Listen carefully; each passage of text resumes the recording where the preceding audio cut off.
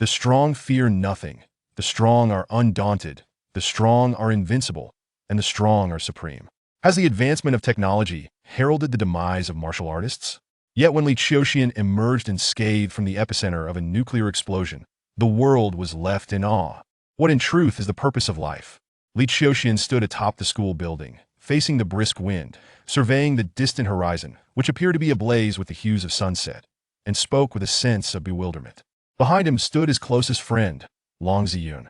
Clad in the uniform of Yaoyang High School, with a youthful visage still retaining traces of innocence, Long Ziyun gazed at Li Qiuxian, who had posed such an unsettling question, with a hint of concern. "Qiuxian, please don't spiral into despair. Although the untimely passing of your mother is profoundly painful, you must gather your strength. In just a month, the college entrance examination will arrive. I believe your mother's spirit would not want to see you falter because of her demise. I'm not in despair, on the contrary. My mind has never been clearer than it is now."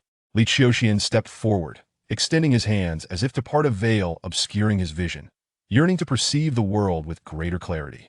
A clarity unprecedented. "Qiuxian, you must not frighten me. You are the leading contender for the science laureate of our province this year. You only need to endure this coming month and gain admission to Zaire University, and you will ascend to the pinnacle of your life, basking in a dazzling future. You must remain composed, by the way. Your OCA's mathematics competition has concluded, and with no upcoming contest for over a month, why don't we take this opportunity to relax?" "Utterly meaningless," Li Qiuxian replied coolly. He regarded Long Ziyun, his gaze deep and unfamiliar, instilling a sense of fear in his friend. That was not the look one would expect from a student yet to reach 18. "Long Ziyun, I sincerely appreciate your guidance over these past few days, but I must leave. I need to take a break from school for a while." "Leave school?" Long Ziyun's eyes widened in disbelief. "You wish to leave school? With just a month until the crucial exams? Are you planning to give up? Have you forgotten what your mother's greatest wish was during her lifetime? To attend a prestigious university and become an exemplary student." "I am aware, and I shall fulfill my mother's wish," Li Qiuxian stated earnestly. "I will return on the day the examinations commence." "You?" Long Ziyun gazed at his friend, who had inexplicably transformed in just a few days, and under the weight of that earnest gaze, he felt an uncharacteristic urge to refrain from arguing, his previously persuasive words faltering, becoming more tactful. "You must have already mastered the knowledge from high school by now. A month away from school could serve as a respite, a chance to recalibrate your mindset." Li Qiuxian nodded, once more solemnly expressing his gratitude to Long Ziyun. "Thank you." With that, he turned and descended the stairs. As Li Qiuxian's figure began to fade from view at the staircase, Long Ziyun suddenly recalled something, his tone laced with concern. "Qiuxian, what will you do next?" Li Qiuxian, about to descend, hesitated briefly. Gazing at the impeccably clean stairwell, he lifted his head, the look of confusion in his eyes gradually fading. Life is exceedingly fragile, akin to newly sprouted blossoms that appear robust and vibrant, yet can be easily shattered by the slightest rain or wind. Reduced to mere dust, I intend to undertake an endeavor that will render my life less fragile. "What endeavor?" "To train in martial arts." "To train in martial arts?" Long Ziyun was utterly taken aback. "To train in martial arts." "Indeed, to train in martial arts." Li Qiuxian resolutely requested a leave of absence from school the administration, understanding that he had undergone a profound familial upheaval due to his mother's accident, and reluctant to lose such a gifted student poised to vie for the science laureate title, ultimately acquiesced to his request. Upon returning to his rented room, Li Qiuxian did not engage in anything else, just as he had confided to Long Ziyun. He trained in martial arts. The sole distinction was that he practiced not the conventional martial arts available in the market, but a mystical form originating from another realm. In that realm existed another Li Qiuxian, their dimension overlapping with a fallen semaphore-dimensional realm known as the Void Realm, where numerous void beasts were born, rampaging across the cosmos. Not just the earth of that realm, but all civilizations and sentient beings throughout the universe were hunted and trampled by these beasts. Only those martial artists who wielded the powers of the void could combat and slay the void beasts, defending their kin and preserving the embers of civilization. In that realm, Earth succumbed to the ravages of the void beasts, and although Li Qiuxian persevered in his cultivation to attain supremacy among the stars, he could not reverse the past nor restore the brilliance of Earth's civilization. To eradicate the crisis posed by this fallen semaphore-dimensional realm, he had wandered the cosmos for a millennium, delving into the depths of the void realm to uncover its origins. After surviving countless perils, he escaped from the heart of the void realm with a remarkable artifact, only to be ambushed by enemies midway. leading to his demise. Since childhood, fragments of memories from that realm self would sporadically surface in Li Qiuxian's mind, tormenting him and rendering him more mature than his peers. It was only when he learned of his mother's tragic accident that, amidst overwhelming sorrow, he finally integrated the memories of his counterpart from another realm. Regardless of whether the void realm existed in his current dimension or whether people faced its threats, the harrowing image of his mother's death, the cruelty of life, its insignificance and fragility, deeply pierced Li Qiuxian's heart. What, indeed, is the purpose of life? After 10 days of silent contemplation, he attained enlightenment. To live is to fulfill the most fundamental desire of existence, to continually strengthen one's life, to undergo transformation, to elevate one's essence, breaking free from personal, spiritual, and cosmic constraints, and then transcendence. Thus, the conversation on the school rooftop transpired. Thus, he commenced his martial training.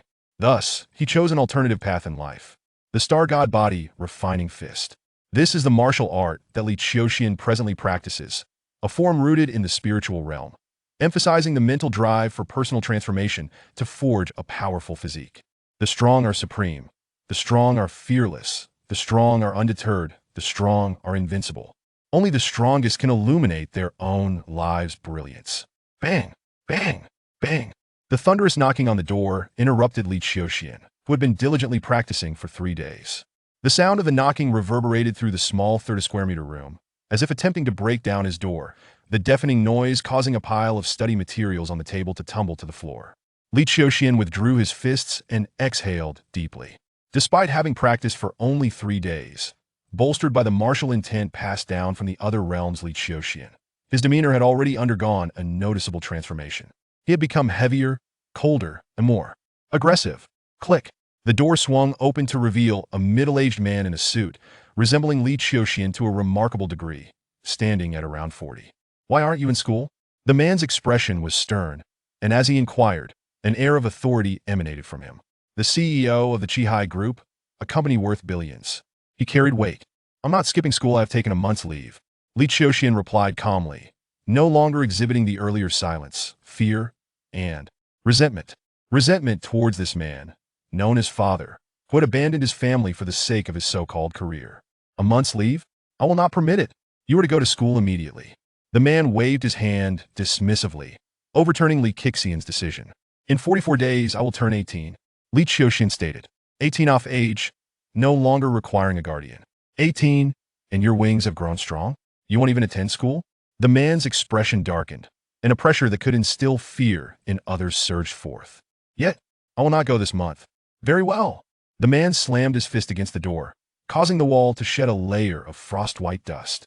"From today onward, I will freeze all funds in your account, and for each day that passes, I will deduct 100 from your average living expenses, until it is depleted. You consume my resources, you must abide by my rules." Having said that, the man turned and left, not lingering for a moment. Just as he had done 10 years prior, when he left everything behind for his career, departing one fateful night and vanishing for 6 years. "Stop!" Li Qiuxian watched the man retreat and shouted with sudden intensity. "Speak! My mother, how did she die? In a car accident, do you not understand? An accident? I refuse to believe it. Whether you believe it or not, you must." Chairman Qi Yutong of the Qihai Group. Li Qiuxian uttered a name. The man's figure trembled slightly. After a moment, he resolutely declared, "Even if you are unwilling to call her mother, you should at least address her as aunt." Li Qiuxian fixed his gaze upon this seemingly unfamiliar man. "My mother has repeatedly stepped back from Qihai, willingly becoming a cashier in a supermarket, living in poverty, yet Qi Yutong still refuses to relent, relentlessly suppressing her to the point of her demise. Is it merely due to her tyranny? Her insatiable possessiveness that she refuses to share with anyone?" Silence. Yet it was but a fleeting moment. In the blink of an eye, I have stated, it was an accident, do you comprehend? Regardless of the outcome of the investigation, it will only be deemed an unfortunate mishap. The law will deliver its final verdict. The man's attitude remained unwaveringly resolute and forceful, leaving no room for dispute. "I understand." Li Qiuxian lowered his head. "Because my mother, she is a victim. As a student, focus on your own responsibilities. I grant you 3 days to contemplate and return to school to study diligently otherwise. Even if you resort to begging on the streets, I shall not give you a single penny more. I Li Xiaoyang. I'm a man of my word." Upon finishing, the man wore an icy expression, exuding a suffocating heaviness as he strode away with purpose. In the corridor, silence reigned, unbroken and profound. Once the man's figure vanished completely around the corner, Li Qiuxian's heart found a strange tranquility. He slightly tilted his head, gazing at the not-soiled ceiling above, as if a gentle breeze swept through his mind, rustling like whispers, carrying away a flurry of leaves toward the horizon. There, peace resides, with blue skies and white clouds. Unconsciously, his eyes seemed to glisten with moisture. Every decision demands more than mere determination. It also requires a rightful cost. He reached out, wiping his eyes, then looked at the tear-stained mark on his fingertip. Even if it involves the essence of life. From this moment forth, the pursuit of martial arts would no longer be mere words. He severed all avenues of retreat. 4. The weak have no path left to tread. Chapter 2. The True Heart, the Radiant Sun Daily. Date: May 9, year 1020 of the Dawn Calendar, 3:30 p.m. Shartime.it. Has been a month since Li Qiuxian left school. At this moment, he stands beside a newsstand, his gaze lowered upon the newspaper in his hands. The headline reads, "Father of the atomic bomb, Roger, has passed away," followed by a series of his notable achievements, including his leadership in the development of nuclear weapons 36 years ago, culminating in the successful detonation of the first nuclear bomb in the Qiuxian Kingdom in the year 988 of the Dawn Calendar after 4 arduous years of research. The secondary news item states that the Qiuxian Kingdom will be fully implementing fiber optic technology, replacing the currently sluggish broadband network in the next 3 years. After a prolonged search, Li Qiuxian finally spots the information he seeks in a corner of the newspaper. Latest developments in the car accident involving Qi Yutong, leader of the Qi Hai group. The incident has been ruled as the fault of the second party. The accident was caused by a series of violations, such as lane changing and crossing barriers. The relatives of the second party have indicated they will not pursue further action. The media urges the public to adhere to traffic regulations and yield to vehicles in fewer than 200 words. The newspaper encapsulates the entire narrative of the tragic incident in which Qi Yutong's reckless driving resulted in a fatality. From beginning to end, it draws a definitive line under the matter. Li Qiuxian lowers the newspaper, raising his gaze to the blinding sunlight above. It is the afternoon, the sun blazing high in the sky, yet it fails to illuminate all the darkness that resides upon the earth. Unlike the parallel world of Earth, here, social media has yet to flourish, and the internet is still in its infancy. The newspaper's report has brought this matter to a close, and thus, it truly ends. No one will give this incident a second thought. A life lost. Li Qiuxian retracts his eyes from the glaring sun, bowing his head. In just over a month, it has been resolved, dead for nothing. Like a withered water plant, swept away by the ripples of a river, it is so fragile. Li Qiuxian strives to maintain his composure, to transform his heart into a block of winter ice. Calm, rational. Yet, his restless heart cannot be quelled. What can I do? Li Qiuxian tells himself. However, as merely a high school senior, he finds himself powerless. Ultimately, he lowers his head, his gaze fixed upon his hands. They are hands that, compared to a month ago when he held a pin, no longer possess their delicacy. What can he do? His meager intellect fails to conceive. No, it is not that he cannot conceive. Rather, he thinks too much, too rationally, for the outcome to steer toward a different conclusion. Well, he absolutely does not desire. Thus, he understands, do not think, do not listen, do not look, remain silent. Follow your true heart, and that is enough. With a decisive motion, Li Qiuxian tosses the newspaper into the nearby trash bin. The paper has utilized less than 200 words to conclude the matter. Yet for Li Qiuxian, the affair is far from over. He strides forward, his expression one of serene tranquility. Yet beneath that youthful visage lies a heart ablaze with fervent flames, burning, ever burning, and burning again. Under the fervent blaze of the flames, he felt an overwhelming heat enveloping him, yet simultaneously a stifling sensation pressed upon him, as if something were lodged within his chest, making it difficult to breathe. It seemed that only by unleashing a resounding cry, shouting towards the heavens, could he dispel this oppression, this congestion, this powerlessness, this suffocation. With a roar that could resonate through the vast expanse above, he could tear apart the gloom hanging overhead, scattering and shattering it completely. As a celestial body with a diameter of 100,000 kilometers, blue star teems with diverse life forms, harboring within its untamed ancient forests, which humanity has yet to explore, creatures such as ogres, tree spirits, ferocious beasts, giants, and malevolent dragons. The planet's immense size, influenced by magnetic fields, renders satellite technology non-existent. Without satellites, global surveillance systems are absent, allowing Li Qiuxian to wander freely through the streets, alleys, and roads without the concern of being captured on camera. As he strolled, he found himself outside the city, arriving at a large, upscale residential community on the outskirts. Subsequently, he came to a halt in front of a villa resembling a small castle, complete with a sprawling yard of several thousand square meters. The clock struck 6 in the evening. The setting sun cast a captivating glow over this picturesque neighborhood. Li Qiuxian gazed upwards, admiring the horizon adorned with a streak of crimson clouds. The sky was clear and bright. As he looked towards the distant clouds, a luxurious sedan approached from a nearby pathway, gradually decelerating as it neared the villa's entrance. Without the need for verification, a well-suited doorman swiftly opened the wrought iron gate as the vehicle was about to enter the yard. Li Qiuxian observed, and through the yet unopened window of the sedan, he caught a glimpse of a woman adorned with tassel earrings and sporting shoulder-length, light golden curls, exuding an air of opulence as she sat in the back seat. Her attention fixed on some documents in front of her. The driver was intently focused on the slowly opening iron gate. Qiuxian.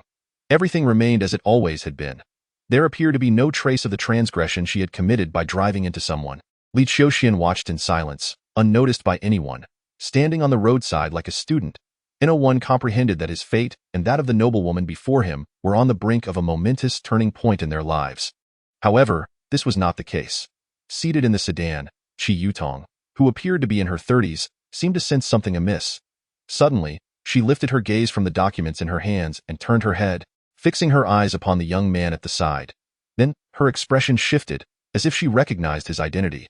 Almost the instant her gaze fell upon the young man, he, who had been standing calmly just a moment before, sprang into action.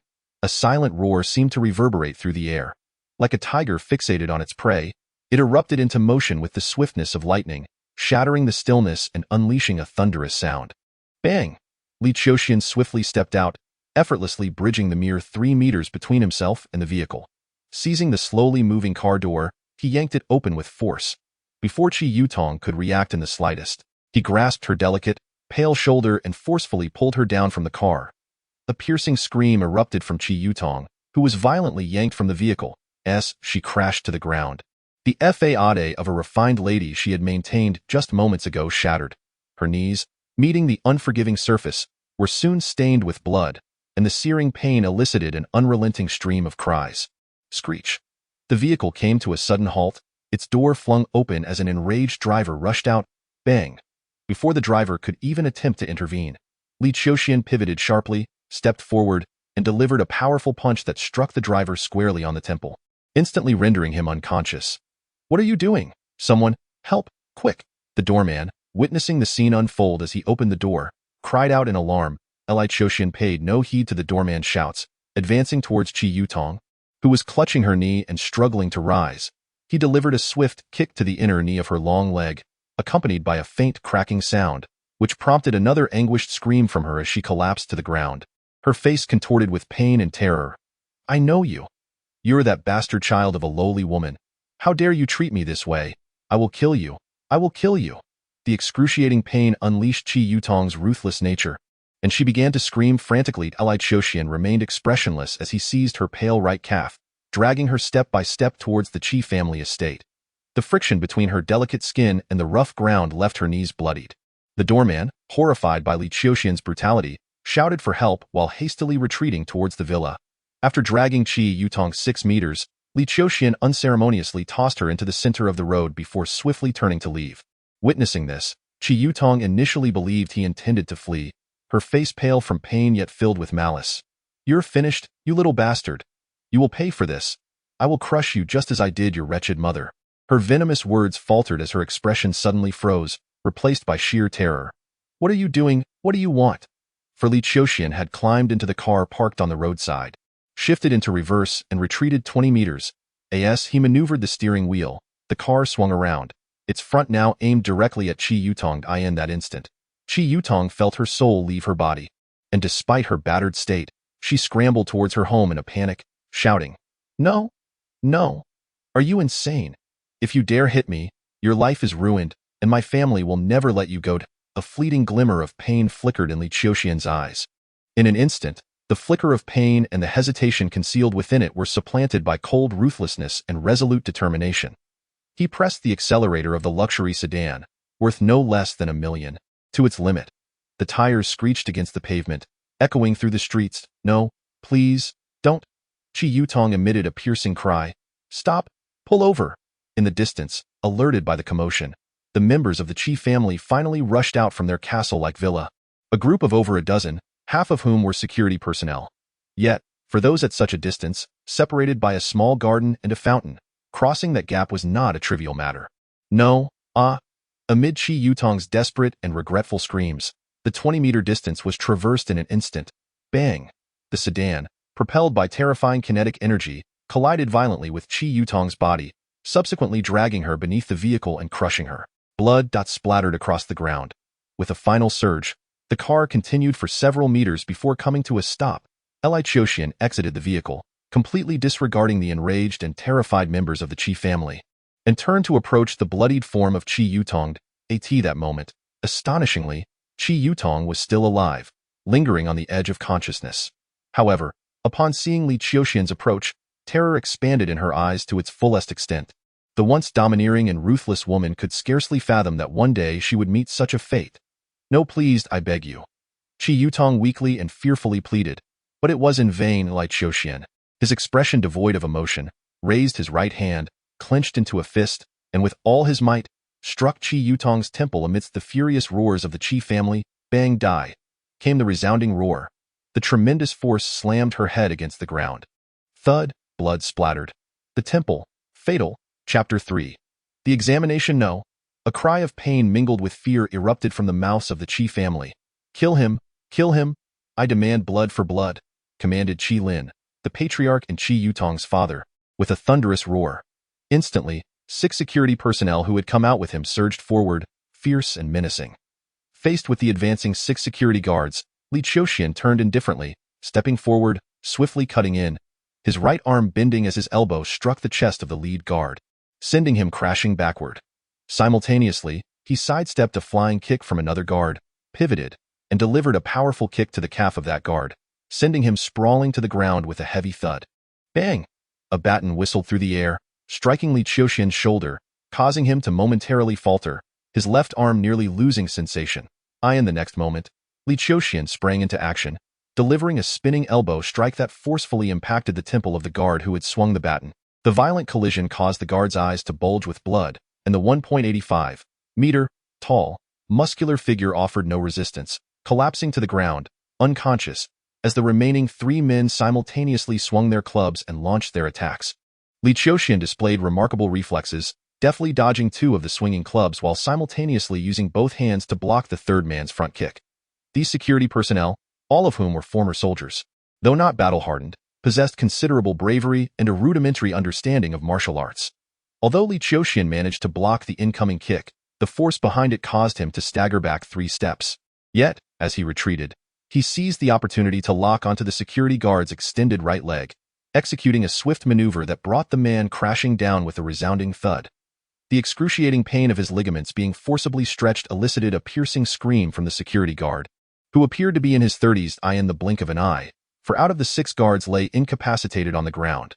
The remaining 2, witnessing Li Qiuxian rise to his full height, exchanged fearful glances and hesitated to advance. Not only the guards, but the previously enraged members of the Qi family also found themselves frozen in place, their faces reflecting sheer terror as they gazed upon him. Li Qiuxian's gaze traversed beyond the 2 guards, landing squarely on the Qi family members. Qi Lin, the patriarch, wore a countenance as dark as storm clouds, while the rest averted their eyes, unable to meet Li Qiuxian's unwavering stare. The atmosphere in the room became palpably tense, suspended in time for a second, 2 seconds, perhaps even 3. Finally, Li Qiuxian withdrew his gaze from the Qi family, uttering not a single word before turning on his heel and striding away, vanishing into the shadows of the foliage ahead. As he departed, a collective sigh of relief escaped many from the Qi family, their hearts still racing from the encounter. Qi Lin's gaze remained fixed on the lifeless form of Qiuxian, his expression dark and brooding. However, a gentleman does not place himself in perilous situations. Until his own safety was assured, he refrained from uttering any threats towards the retreating Li Qiuxian. "Qigo, take a few security personnel to the hospital," After a prolonged silence, once Li Qiuxian had completely disappeared from view, Qi Lin commanded in a subdued tone. Qi Lu, carry your sister's body inside. With that, he turned and walked into the house. Father, are we not calling the police? A somewhat portly woman asked, her voice trembling. Call the police. Qi Lin's aged face contorted with a cold, malevolent glint. He is not yet 18. Not yet 18? The woman looked puzzled. However, Qi Lin offered no further explanation, instead pulling out his phone and dialing a number. Wild Wolf? Boss, what can I do for you? I want someone dead. The sound of water cascaded joyfully from the faucet. Li Qiuxian placed his hands beneath the rushing stream. Allowing the water to wash over him, he closed his eyes, feeling neither joy nor pain, neither sorrow nor elation. After a long while, he withdrew his hands from the water, picked up a towel from the side, and began to dry his hands. As he wiped away the moisture, he lifted his gaze to a photograph hanging on the wall. It was a picture of two individuals, a boy of 12 or 13, proudly holding a certificate, and a woman who appeared to be in her 40s, with wrinkles at the corners of her eyes, yet radiating warmth and kindness, the woman he referred to as his mother. A remarkable figure in his life. Staring at the photograph, Li Qiuxian's hand froze mid-wipe, memories from his youth flooding back, an overwhelming torrent of emotions crashing upon him. In the next instant, moisture threatened to spill from his eyes. However, Li Qiuxian managed to hold back, forcing himself to divert his gaze. This world demands no weakness. He removed his upper garment, revealing a torso subtly adorned with a hint of muscular definition. On his left shoulder, there was a swollen bruise. Li Qiuxian took out some medicinal ointment, meticulously applying it in gentle circles. The sharp pain that radiated from his fingertips upon contacting the wound made it painfully clear to him. His scapula was fractured. Li Qiuxian's movements came to a halt. His mindset was askew. He had yet to recalibrate his mental state, which led him to initially refrain from delivering decisive blows against the 6 battle-hardened veterans. The consequence was a grievous injury to his arm. Had those 6 been ruthless and fearless in the face of death, coupled with the security forces of the community, he might not have returned unscathed from the gates of the Qi family. After applying the ointment, Li Qiuxian donned his shirt and stood in the center of the room, resuming his practice of the star god's body refinement fist. His spirit was insufficiently strong. His body, equally lacking in strength. Weak, still exceedingly weak. Thus, he recognized the necessity to grow stronger, to become even more formidable. The death of Qi Yutong stirred not a ripple in the calm waters. The Qi family refrained from alerting the authorities, nor did they spread the news. Even in the subsequent day, no one intruded upon Li Qiuxian's life. The silence was merely a precursor to a more dreadful tempest brewing beneath the surface. I am not yet 18. The law dictates leniency in sentencing, exempting me from capital punishment or life imprisonment. And should I choose to resolve matters privately without involving the authorities, life and death would be left to fate. Li Qiuxian understood. He comprehended the Qi family's intentions and surmised their plans. Blood debts must be repaid with blood. The following day marked the commencement of the college entrance examination. After a month of absence, Li Qiuxian appeared at the examination venue with his admission ticket. Outside the examination hall, throngs of people gathered. There were examinees and their accompanying parents, along with numerous members of the security detail maintaining order. The cultural framework of the ASEAN community bears a striking resemblance to that of the earthly Xia Empire, and as a member state, the Kingdom of Xia was no exception. The entire kingdom placed tremendous importance on the college entrance examination. Not only merchants, wealthy individuals, celebrities, and officials, but even the nobility with ancient lineages demanded that their younger generations excel in the examination, proving their worth. As Li Qiuxian stepped through the entrance of the examination hall, a stir arose from the crowd behind him, followed by a melodic voice calling out, Li Qiuxian. Moments later, a young woman clad in a white blouse and a stylish waistcoat, radiating youthful vitality, hurriedly approached him. Behind her, a middle-aged woman dressed as a servant, appearing to be in her 30s, trailed closely, carrying various stationery items. Ke Liar. Second in academic performance at Yaoyang High School, first in the city during the last mock examination. The reason for Yaoyang High School's second place standing this year, despite her remarkable achievements, was simply that Li Qiuxian had taken a leave of absence. Miss, called out the servant who was halted at the entrance of the examination hall, presenting a backpack filled with an array of stationery. Ke Liar gestured for Li Qiuxian to wait a moment as she accepted the bag, striding swiftly to catch up with him. Li Qiuxian. I've heard about your situation. Please accept my condolences. It has already passed, Li Qiuxian replied calmly. How have you prepared for the exam? Not too bad, she responded. Have you filled out the volunteer form? Xiar? Very well, Xiao'er, but I shall not relinquish the position of provincial champion to you. Li Qiuxian nodded. A year ago, Claire transferred to Yaoyang High School, igniting the fierce competition between the two of them for the top rank in the school, and even the city. However, this rivalry has almost concluded with Li Qiuxian's complete victory. I am in the first examination room and must take my leave now. Best of luck to you. You as well?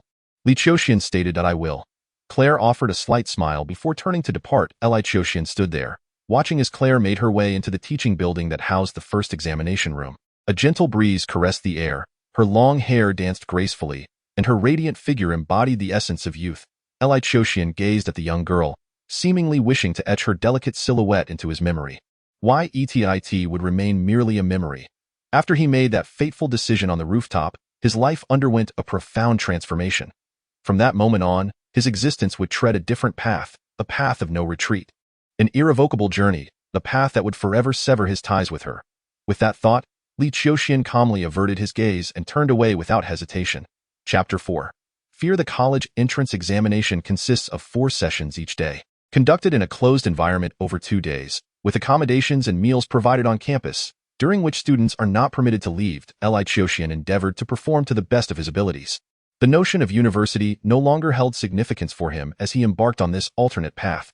However, for the woman known as Mother, it bore a sacred meaning, and now, that sanctity had shifted onto Li Qiuxian.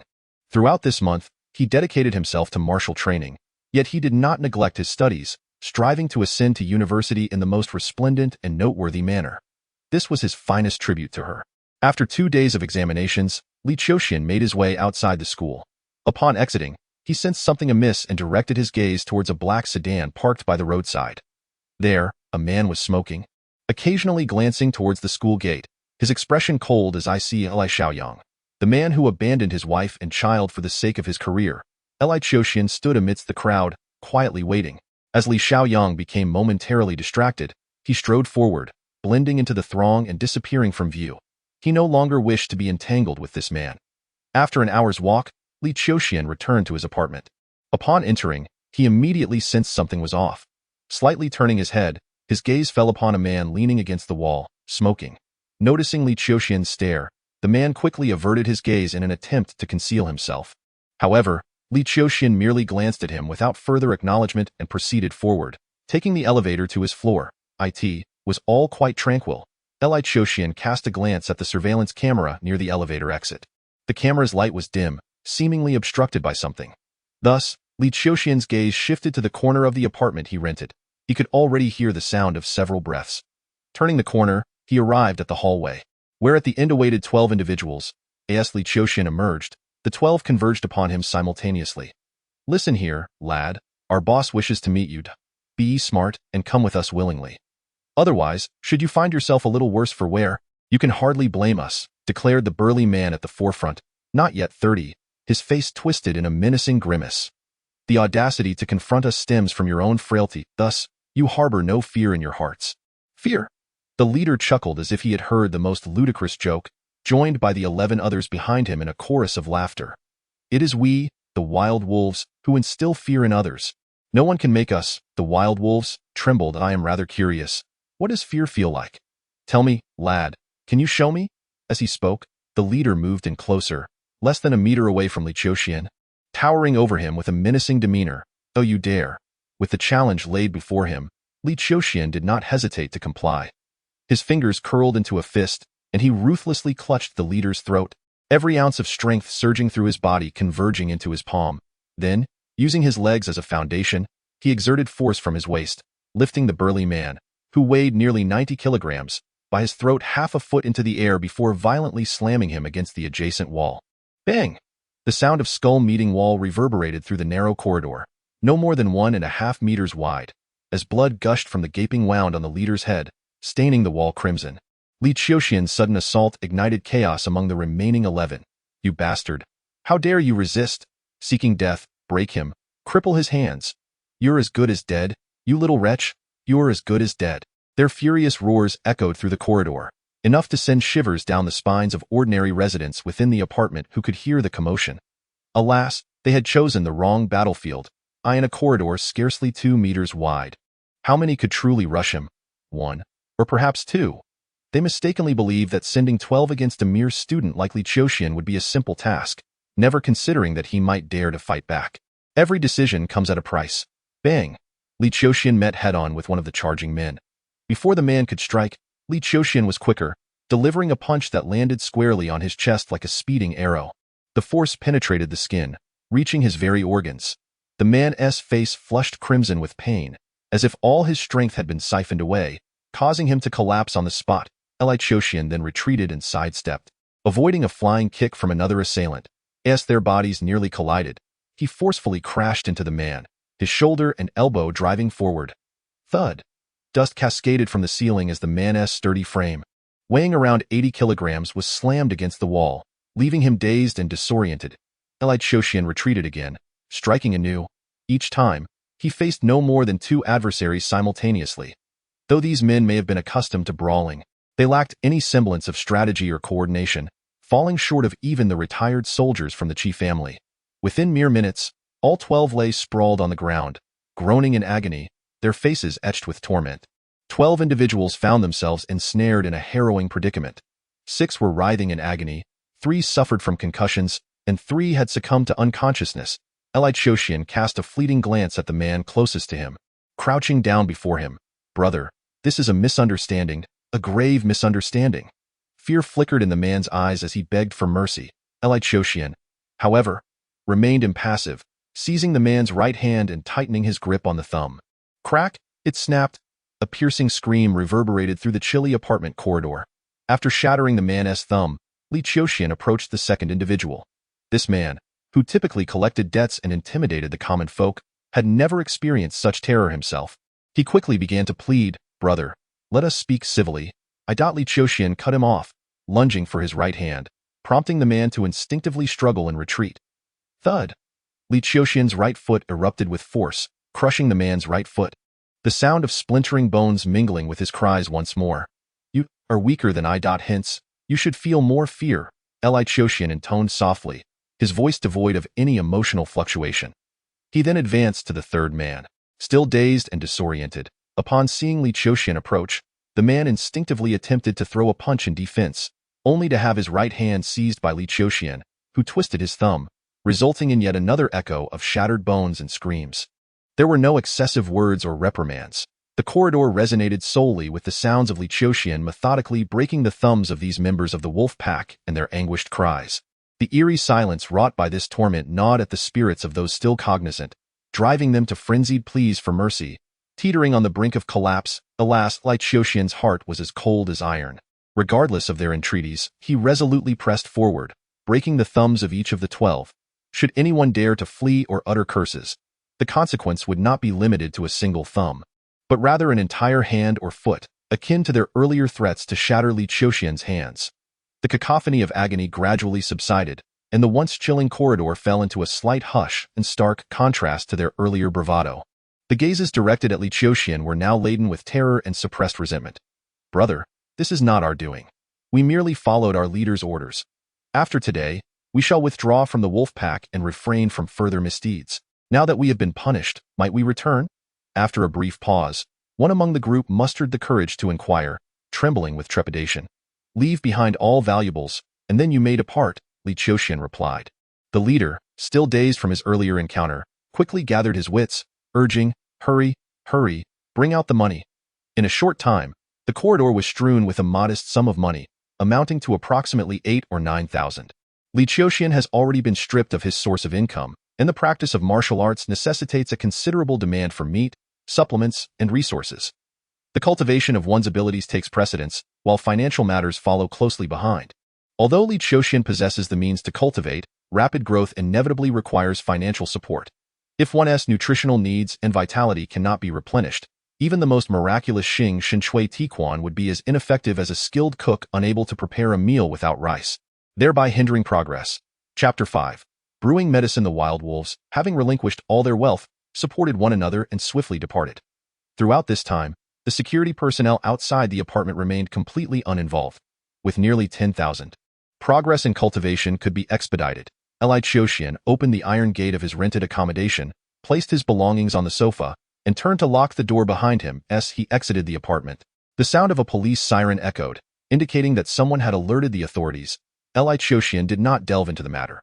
In the corrupt bureaucracy of the Xia Kingdom, as long as he did not file a complaint, the guards would merely go through the motions and would not meddle further. After taking the bus and traveling 6 stops, Li Qiuxian alighted, walking for an additional 2 minutes until he paused in front of a building imbued with an ancient Eastern charm. Sanwei Yaodang, a specialized herbal medicine shop. Approaching the counter, Li Qiuxian presented a purchase list to the clerk. The clerk glanced at the items on the list, surprised, and looked back at Li Qiuxian. You have quite an extensive list. The total will likely exceed 10,000. Li Qiuxian nodded, placing the 9,100 he had just acquired alongside 3,400 withdrawn from the bank onto the counter. Very well, please hold on for a moment, and I shall prepare your order. Upon seeing the cash, the clerk responded with enthusiasm and quickly summoned an apprentice for assistance. In approximately 10 minutes, 4 packages weighing nearly 10 kilograms had been prepared and laid before Li Qiuxian. The total comes to 10,964. Our Sanwei Yaodang is a century-old establishment, ensuring the quality of our herbs and our brand's reputation. This is precisely why I chose Sanwei Yaodang.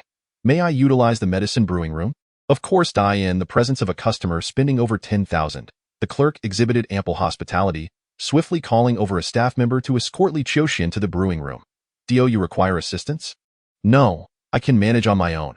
The staff member, upon hearing this, did not press further, providing a brief explanation before departing.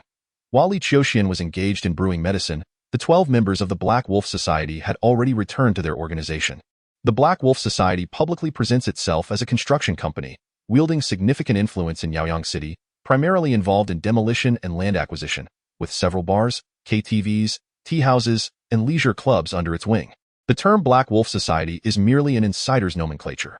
The president of the Black Wolf Society, named Josh, has gradually distanced himself from violent activities over the years. However, to fully cleanse his reputation and transform into a successful businessman, he requires a benefactor's support, and the esteemed figure in his mind is Qi Lin of the Qi family. Upon learning that his benefactor is facing a minor predicament, Josh promptly agreed to assist. Nevertheless, from the words of the small leader, Li, it seems that this minor issue is anything but simple. Are you saying this fellow didn't even flinch when he broke your limbs and snapped your fingers? Indeed, Li shuddered at the thought of Li Qiuxian's brutal methods. Please elaborate on the process of your confrontation with him, he requested. Josh offered Li a cigarette, lighting one for himself as he spoke slowly. Li took a moment to compose himself, gradually recounting the vivid scenes he could still clearly recall. Once he finished his narrative, he exhaled deeply, still haunted by the memory. Boss, this target is not an ordinary individual. Josh gazed upward, exhaling a ring of smoke as he pondered before responding. Indeed, he is far from a simple character. If I am not mistaken, this fellow is a martial artist. A martial artist? Li seemed to grasp the significance of these words, his eyes widening in realization. Is he like Eighth Master? Eighth Master, a titan of the underground world in the Kelly province. It is said that Eighth Master has cultivated his dark energy. He may not yet reach the level of Eighth Master, but he should not be underestimated. Josh mused, pausing thoughtfully. This fellow is likely not far from Long Wu, a lone individual infiltrating the Black Cloud Company, single-handedly slaying the chairman amidst a throng of protectors. This Long Wu was a legendary figure in Li's circle, and his exploits were well known. Josh nodded, placing his cigarette in the ashtray and flicking off the ash. Though the company employs nearly 100 idle individuals, it is impossible for them to be at my side at all times. I do not wish to meet the same fate as Chairman Luo of the Black Cloud Company. So, what do you mean by that? How are the brothers feeling? Li inquired. The boss sent them to the finest orthopedic hospital and provided substantial nutritional support. Their spirits are relatively stable, though it seems they harbor a tinge of fear towards that young man, Li admitted, feeling somewhat embarrassed. It was indeed a source of shame that a group of grown men had been intimidated by a mere youth. I understand. Josh extinguished his cigarette and slowly rose to his feet. When I visited Eighth Master years ago, he spoke of martial artists and their exclusive circles, which are notoriously insular. Since this matter involves a martial artist, it naturally falls to martial artists to handle it. And as far as I know, the Qi family once saved the life of a master from the Long Fist martial arts school. Meanwhile, Li Qiuxian, having finished concocting his medicine, did not return to his apartment. The concoction, worth over 10,000 yuan, required a wooden tub for medicinal baths, which his apartment lacked. He arrived at a renowned bathing establishment, spending 688 yuan from his 1,540 yuan to rent a room for the night to facilitate his medicinal bath. Time swiftly passed, and it was already noon the following day. The process of the medicine transforming into his own vital energy would take 3 to 5 days for absorption. If he diligently practiced his martial arts, not only could he shorten this duration, but he could also enhance the effects of the medicinal bath. Considering that he had merely 800 yuan remaining, Li Qiuxian spent over 600 yuan to purchase an array of wilderness survival supplies. After meticulously organizing his identity card and other belongings, he departed from his apartment, heading towards the Rocky Mountains, located 40 kilometers outside of Yaoyang City. The Rocky Mountains, a subsidiary range of the Ankos Mountains, extend from Yaoyang City, traversing the entire region and reaching into the Kelly province, stretching over 480 kilometers. Within the confines of Yaoyang City, several rivers originate from these very mountains. After a half-day's journey, Li Qiuxian arrived at the foot of the Rocky Mountains, seeking out a particularly suitable area to settle his belongings. Having already squandered considerable time, he could not afford to set up his camping tent. Instead, he commenced practicing the Star God Body Refining Fist. This martial art, rooted in another dimension and more focused on spiritual refinement, he practiced repeatedly. With each iteration, he exerted all his strength, delving into the depths of his cellular potential. Assisted by the settling of medicinal energy, he practiced the fist technique 14 times in a single day, heat radiating from his body, almost manifesting as a cloud of steam above his head. Were a Taoist disciple to witness this scene, they might suspect it to be a manifestation of the 3 flowers gathering at the crown and the 5 qi converging to the origin. The first day passed in tranquility.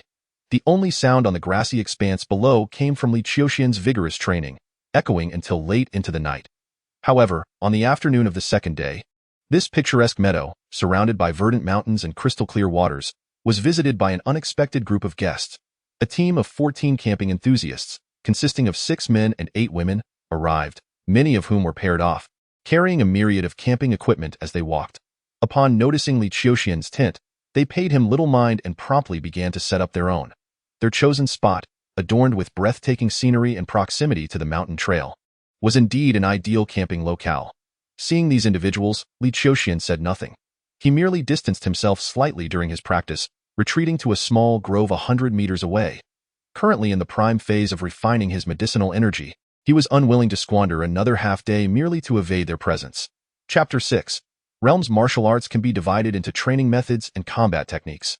Practices such as the 3-body posture, coiling dragon stance, and 5-animal play fall under the category of training methods, aimed at honing oneself, enhancing physical strength, and promoting longevity. The Star God Body Refining Fist, however, is one of the pinnacle training methods, not only pushing the limits of one's potential and refining the body, but also nurturing the spirit and enhancing neural responses, sharpening one's senses. After a month of rigorous training, Li Qiuxian's physical prowess had reached a level comparable to that of a robust adult. With the aid of medicinal energy, his physique was further augmented, rendering him on par with ordinary special forces soldiers. In the realm of martial arts, beyond training methods, the significance of combat techniques cannot be overlooked. With regard to the martial arts practiced in the Kingdom of Shea and throughout the Eastern Alliance, Li Qiuxian's knowledge was limited to hearsay, lacking detailed understanding. He had only vaguely heard of concepts like Ming Jin, and Jin, and Hua Jin, similar to those in another dimension's Earth, though the veracity of these notions remained unverified. However, he deemed such inquiries unnecessary. The memories of Li Qiuxian from his early training days were abundant with various combat techniques, and throughout the past month, he had diligently prepared. It was merely that he had yet to thoroughly practice these techniques with his own body. The lesson learned from showing mercy to 6 security guards during the battle at Qi family had left him with a lingering injury on his left arm. Show mercy to one's enemies is to leave behind future calamities. Thus, he requires a lethal strike. In combat, an instant, decisive blow. The ultimate 9 forms, the infinite 10th form. Li Qiuxian warmed his body. Currently, the strength of his physique can only support the practice of the first form of the ultimate 9 forms, destruction. The term ultimate signifies the exertion of all the power one can currently harness to its utmost limit. Meanwhile, infinite refers to transcending this limit and forging boundless possibilities. The first form of the ultimate, destruction. Fragmented memories of this technique flowed through Li Qiuxian's mind like a gentle brook, repeatedly rehearsing in his consciousness. After a prolonged moment, a sudden realization ignited within him. His vitality surging, he exerted force through his feet, channeling power through his spine, and with a thunderous strike of his right arm, he unleashed it like cannon fire, bang before him. A tree, as thick as a grown man's arm, snapped with a crackling sound under the force of his destructive punch, sending a myriad of leaves cascading in all directions. Observing the fallen half of the tree, Li Qiuxian gradually calmed his blood flow, mentally adjusting every detail of the punch he had just executed. As for the bloodied skin on his right hand, he regarded it with indifference. At this moment, Li Qiuxian, emerging from his contemplative state, seemed to sense something. He abruptly turned his upper body, his gaze sharp as a sword, piercing towards a woman holding a camera 40 meters away. Startled, the woman nearly dropped her camera, her hands trembling. After a moment, a look of excitement spread across her face. Virtual room, living white? Is this the sign of the martial arts realm known as virtual room? Living white that Xiaoya spoke of? It turns out she was telling the truth. There really are individuals who can cultivate martial arts to such a realm. With this thought, she approached with bold steps, curiosity tinged with a hint of hesitation. This handsome gentleman, may I inquire which martial arts school or sect you belong to? Have you truly reached the pinnacle of martial arts, the realm of virtual room? Living white? Could you possibly take me as your disciple? Virtual room, living white. Li Qiuxian had heard of this term, a concept rooted in the local cultivation lexicon of Blue Star, yet it did not exist within the star god body refining fist he practiced. Shaking his head, Li Qiuxian replied, I do not accept disciples. With that, he turned and ventured deeper into the forest. Don't be so hasty to refuse. My name is Qing, hailing from a family of medicine, which makes us kindred spirits, doesn't it? Medicine and martial arts are one and the same, right? I know that esteemed practitioners like you typically charge for instruction. I'm willing to pay tuition, 1,000 a month. May I study for 3 months? The woman insisted, catching up with him, unwilling to relent. Li Qiuxian paused, his gaze landing on her, his expression indifferent yet gradually growing cold, silent and unyielding. Qing, typically quite sociable, had intended to leverage her persuasive skills as a renowned broadcaster to convince him, but under Li Qiuxian's unwavering stare, she felt an inexplicable pressure, her vitality stagnating, her once cheerful demeanor stiffening, struggling to maintain composure. Overwhelmed by the tension, she found herself halting, her voice softening. All right, I won't disturb your training any longer. As she spoke, she averted her eyes from Li Qiuxian and quickly turned to leave. As Li Qiuxian turned away and vanished into the depths of the forest, Qing gradually regained her composure, muttering with a hint of dissatisfaction. If you are unwilling, then why act so fierce? I have encountered martial arts masters before. Given the opportunity, I shall certainly show you what it means to be a true master among masters. In the midst of her murmurs, she found it curious that she had not displayed her usual confident demeanor, one that would not be easily intimidated by a mere glance. Why had she faltered just moments ago? After pondering for a while, unable to arrive at an answer, she simply shook her head, deciding not to waste any more energy on the matter. Little did she know, individuals like Li Qiuxian, who practiced supreme martial arts, exuded a powerful aura that naturally suppressed the weak.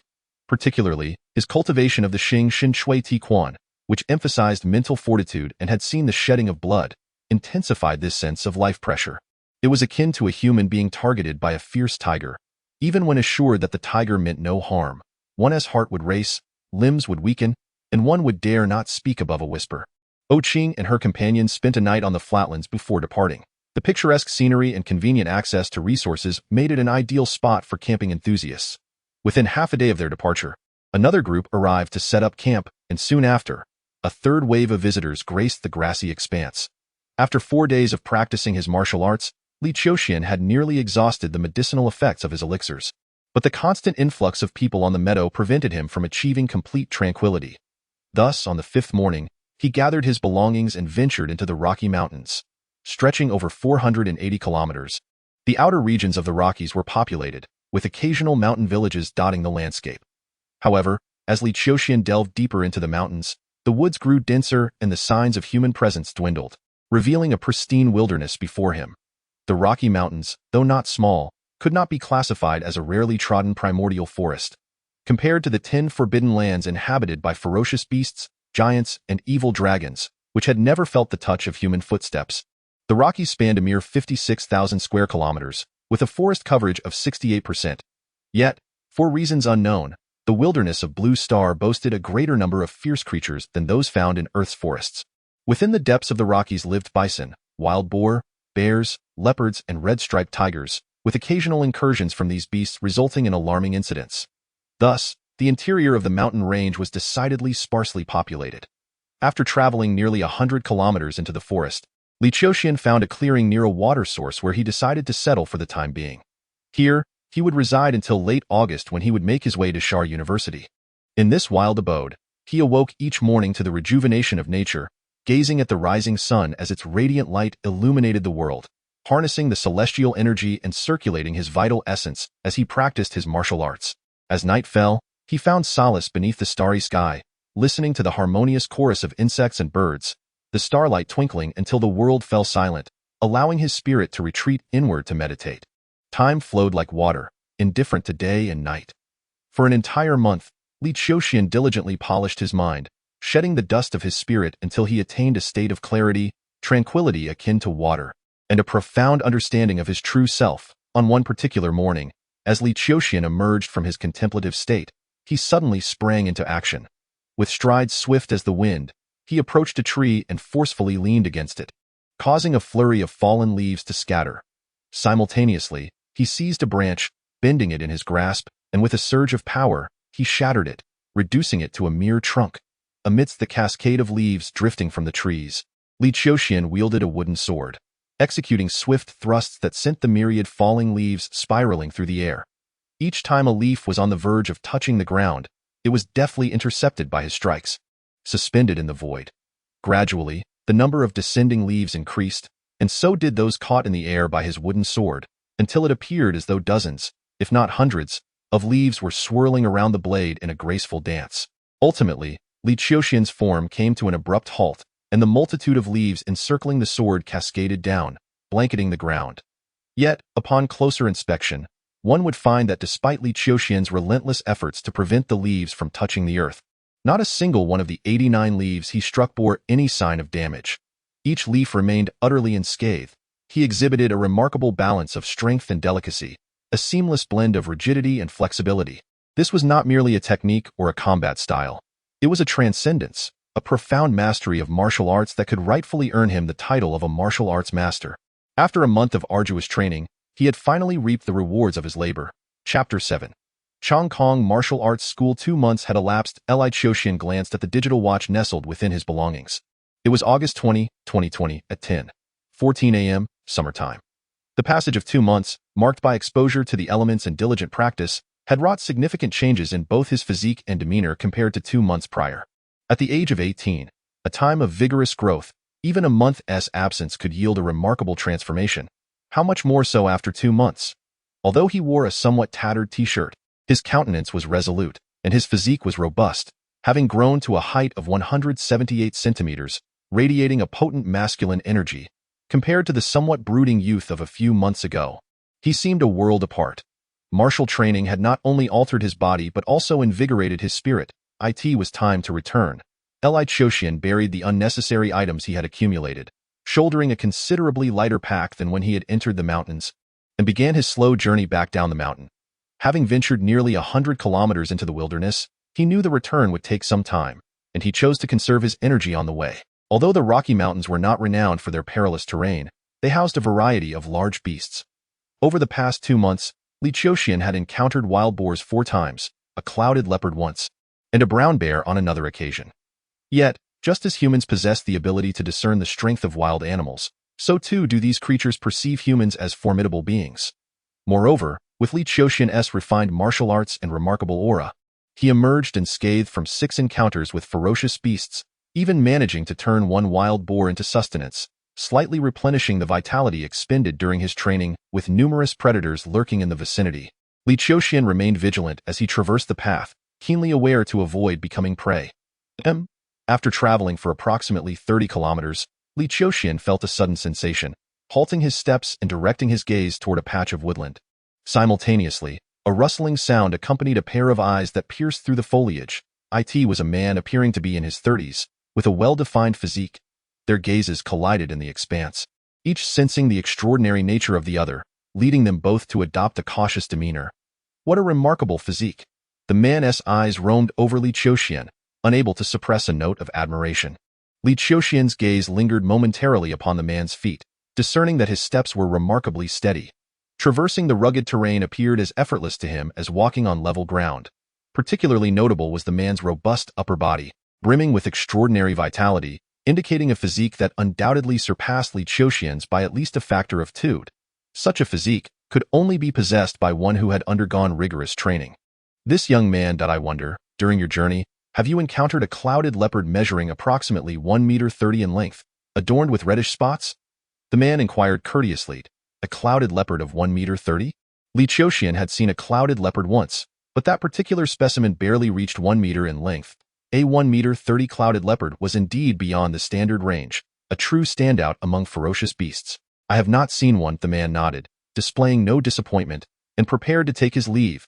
He had been tracking this clouded leopard for 3 days, and a day ago, it had vanished from sight, indicating he had lost its trail.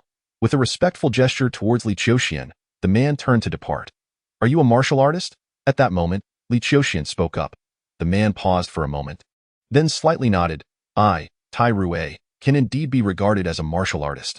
Are you a practitioner of Mingjin, Anjin, or Huajin? Li Qiuxian inquired with curiosity. He had encountered some news regarding martial artists and was aware of their existence, yet most practitioners he had observed were merely showy performers. Upon reflection, he surmised that those he encountered were mere pretenders, but this man before him was distinctly different. There was an undeniable authenticity about him. Even if his fighting style were average, the sheer force of his vitality alone could easily overwhelm a dozen adult men. Hee.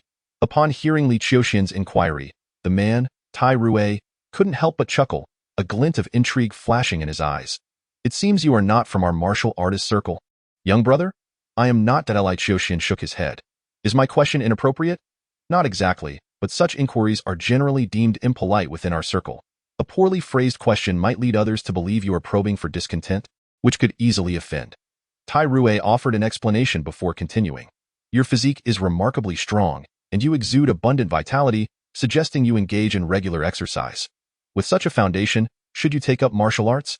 You would undoubtedly achieve great success. I am a lead instructor at the Chongkong Martial Arts School, where I also hold the title of deputy director at our local branch. This time, I am leading a few promising students from our school to undergo rigorous training in the Rocky Mountains. If you are interested, why not join us in exploring the cultural essence of our East Alliance? Chongkong Martial Arts School. Li Qiuxian recalled having seen it mentioned in the news. This school was renowned throughout the Kingdom of Shea, one of the 6 major martial arts schools that span the nation. However, he could not immediately recall the names of the other 5 institutions. Indeed, the Chongkong Martial Arts School offers an opportunity for young brothers like you to join us if you find it to your liking. As long as you achieve proficiency, whether you become a contractual employee or a formal one within our school, it can pave the way for a promising future. Moreover, should your skills prove exceptional, I would be willing to formally accept you as my disciple, allowing you to delve into the essence of martial arts. Li Qiuxian regarded Tai Rui with utmost seriousness and said, I wish to spar with you. Tai Rui was momentarily taken aback. The other's thoughts seemed somewhat unorthodox. You wish to spar with me? Tai Rui shook his head, a hint of amusement creeping in. That would be inappropriate. Our ages place us in different tiers. If you are curious about martial arts, I suggest you visit our Chongkong Martial Arts School, where you will find many practitioners of your age. Li Qiuxian set down his backpack and reiterated, I want to see just how strong the deputy director of Chongkong Martial Arts School truly is. Tai Rui discerned that Li Qiuxian possessed a solid foundation, likely due to regular training, yet he could tell from his demeanor that he was not a practitioner within the martial arts circle. Nevertheless, observing Li Qiuxian's physique, which appeared to be a remarkable asset, Tai Rui pondered and ultimately consented. Very well. Let us engage in a friendly contest, allowing you to experience the marvels of martial arts up close. We shall keep it within reasonable bounds. No. I want to know just how strong you are. Please, show me your utmost prowess. Li Qiuxian fixed his gaze on Tai Rui, and as the latter entered a combat stance, an immediate transformation in energy and spirit was palpable. That I will, and so shall you. Initially harboring a mindset of guiding a junior, Tai Rui's expression shifted when he sensed the overwhelming aura emanating from Li Qiuxian, revealing a hint of astonishment in his eyes. A young man, not yet 20, possessed such formidable vitality? In that instant, the deputy director of Chongkong Martial Arts School could no longer afford to underestimate him. He formally bowed to Li Qiuxian, stating, I am Tai Rui from Chongkong Martial Arts School. Please. My name is Li Qiuxian. After the formalities, Li Qiuxian sprang into action. The previously dormant energy within him surged forth the moment he moved, akin to boiling water coming to a rapid boil. With a single step of feigned movement, a second step of exertion, a third step of advance, and a fourth step breaking through the air, Li Qiuxian traversed the 10-meter distance between them in mere 4 steps, elevating his momentum to its zenith. To Tai Rui's eyes, it appeared as if an unparalleled tiger had emerged, roaring through the forest, sweeping away the winds, and charging forth with ferocity. The overwhelming presence was enough to send chills down the spine of Tai Rui, a martial arts adept who had attained dark energy just half a year prior, causing his hair to stand on end and his blood to surge. Could it be that this was merely a youth who had never before encountered the martial arts community? This thought raced through Tai Rui's mind. Having trained in martial arts for many years, he possessed a wealth of experience. As thoughts flickered in his mind, his hands moved with unwavering swiftness. The surging vitality within him was swiftly mobilized and condensed into formidable strength. In the face of Li Qiuxian's thunderous strike, akin to a tiger descending from the mountain, he thrust his right hand forward, swiftly intercepting the force of the punch. The moment their energies collided, he forcefully swept aside, diverting Li Qiuxian's fierce attack to one side. Simultaneously, his left hand propelled forward, supporting Li Qiuxian's waist, channeling strength with the intention of lifting him off the ground and throwing him backward. Yet, as he steadied Li Qiuxian's waist with his left hand, Li Qiuxian exerted force from his feet, power surging from his thighs into his waist, forcing a violent twist. Utilizing the momentum of his right hand, which had been deflected to the side, he spun rapidly in a complete circle, and as he turned, his left hand struck out, elbow aimed directly at Tai Rui's skull. Seeing Li Qiuxian unexpectedly launch a fierce attack aimed at his head, Tai Rui's expression darkened with anger, compelling him to retreat hastily. However, just as he evaded, Li Qiuxian's right hand, now completed with the turn, descended once more with the force of rotation, the air rushing around it creating a howling wind that threatened to rupture Tai Rui's eardrums, forcing him to abandon any thought of holding back. "Hold your hand," Tai Rui bellowed, his vitality surging, dark energy igniting as he braced himself against Li Qiuxian's tempestuous strike. Bang! The two forces collided ferociously in the void. In the instant of their clash, a bone-piercing pain shot through Li Qiuxian's fist. A wave of power breached the barrier of flesh and skin, penetrating through the surface of his knuckles, threatening to shatter his wrist. In this critical moment, Li Qiuxian retracted all the strength in his fist, his right foot crashing down against the ground, splintering the earth beneath him. The force surged upward from his right side, coalescing in his shoulder. With a powerful shake of his shoulder, he unleashed this momentum through his entire arm, successfully blocking the force that sought to obliterate both his wrist and arm. As he countered this onslaught, his body exhibited no sign of pause. The energy surging from his right foot to his shoulder propelled him sideways, and with his left foot poised, half of his body collided into Tai Rui's embrace. The strength contained in his shoulder erupted like a ferocious beast, exploding upon impact with Tai Rui's chest. Despite Tai Rui's physique being twice as robust as Li Qiuxian's own, he was still sent airborne, his feet lifting off the ground, soaring a foot high and retreating 2 meters. In that moment, Li Qiuxian advanced once more, his right foot slamming into the earth, leveraging the ground's support and the strength of his spine. The surging energy within him resembled a great dragon, rising from his feet and coursing through his entire being. With a tremor of his left hand, he concentrated all of this force into his palm, then aimed it at the still unstable Tai Rui, who had been sent flying. Ultimate destruction, boom! The energy clashed violently with the air, resonating like the roar of a great cannon, echoing through the heavens and earth, striking at Tai Rui's vital point. The specter of life and death loomed ominously. Tai Rui watched in horror as Li Qiuxian's fist approached, feeling as though every fiber of his being was paralyzed by the cataclysmic intent of that punch, rendering him immobile. The terrified scream reverberated through the mountains and forests. Whoosh! Just as Terry believed he was about to meet his demise under that devastating punch, a fierce gust of wind swept towards him, causing his face to sting painfully. When the force subsided, he was astonished to find that he did not experience the excruciating agony of his skull shattering under the impact. Instead, the overwhelming, earth-shattering punch from his opponent was halted mere inches from him, its trajectory so close to the vital point on his forehead that he could feel the intense heat emanating from it. This was the culmination of an extraordinary surge of vitality. The deputy director asked, this truly the extent of his abilities? A hint of disappointment flickered across Li Qiuxian's countenance. Observing the vice director of the Chong Kong Martial Arts Institute, whose eyes still reflected lingering fear and whose mind remained ensnared, Li Qiuxian chose silence. He withdrew his fist, turned away, and hoisted his climbing backpack anew. However, as he grasped the straps, he paused momentarily, casting a glance at his swollen right hand, a note of surprise flickering in his expression. Yet, he uttered no further words, instead shouldering his pack and striding away, swiftly vanishing into the verdant expanse of trees. Throughout the encounter, He had not exchanged another word with the vice director, who remained ensnared in a state of shock. His consciousness seemingly trapped within the horror of that single punch. It was only after half a minute had passed since Li Qiuxian's departure that Terry jolted awake, shaken from the terror of Li Qiuxian's martial prowess.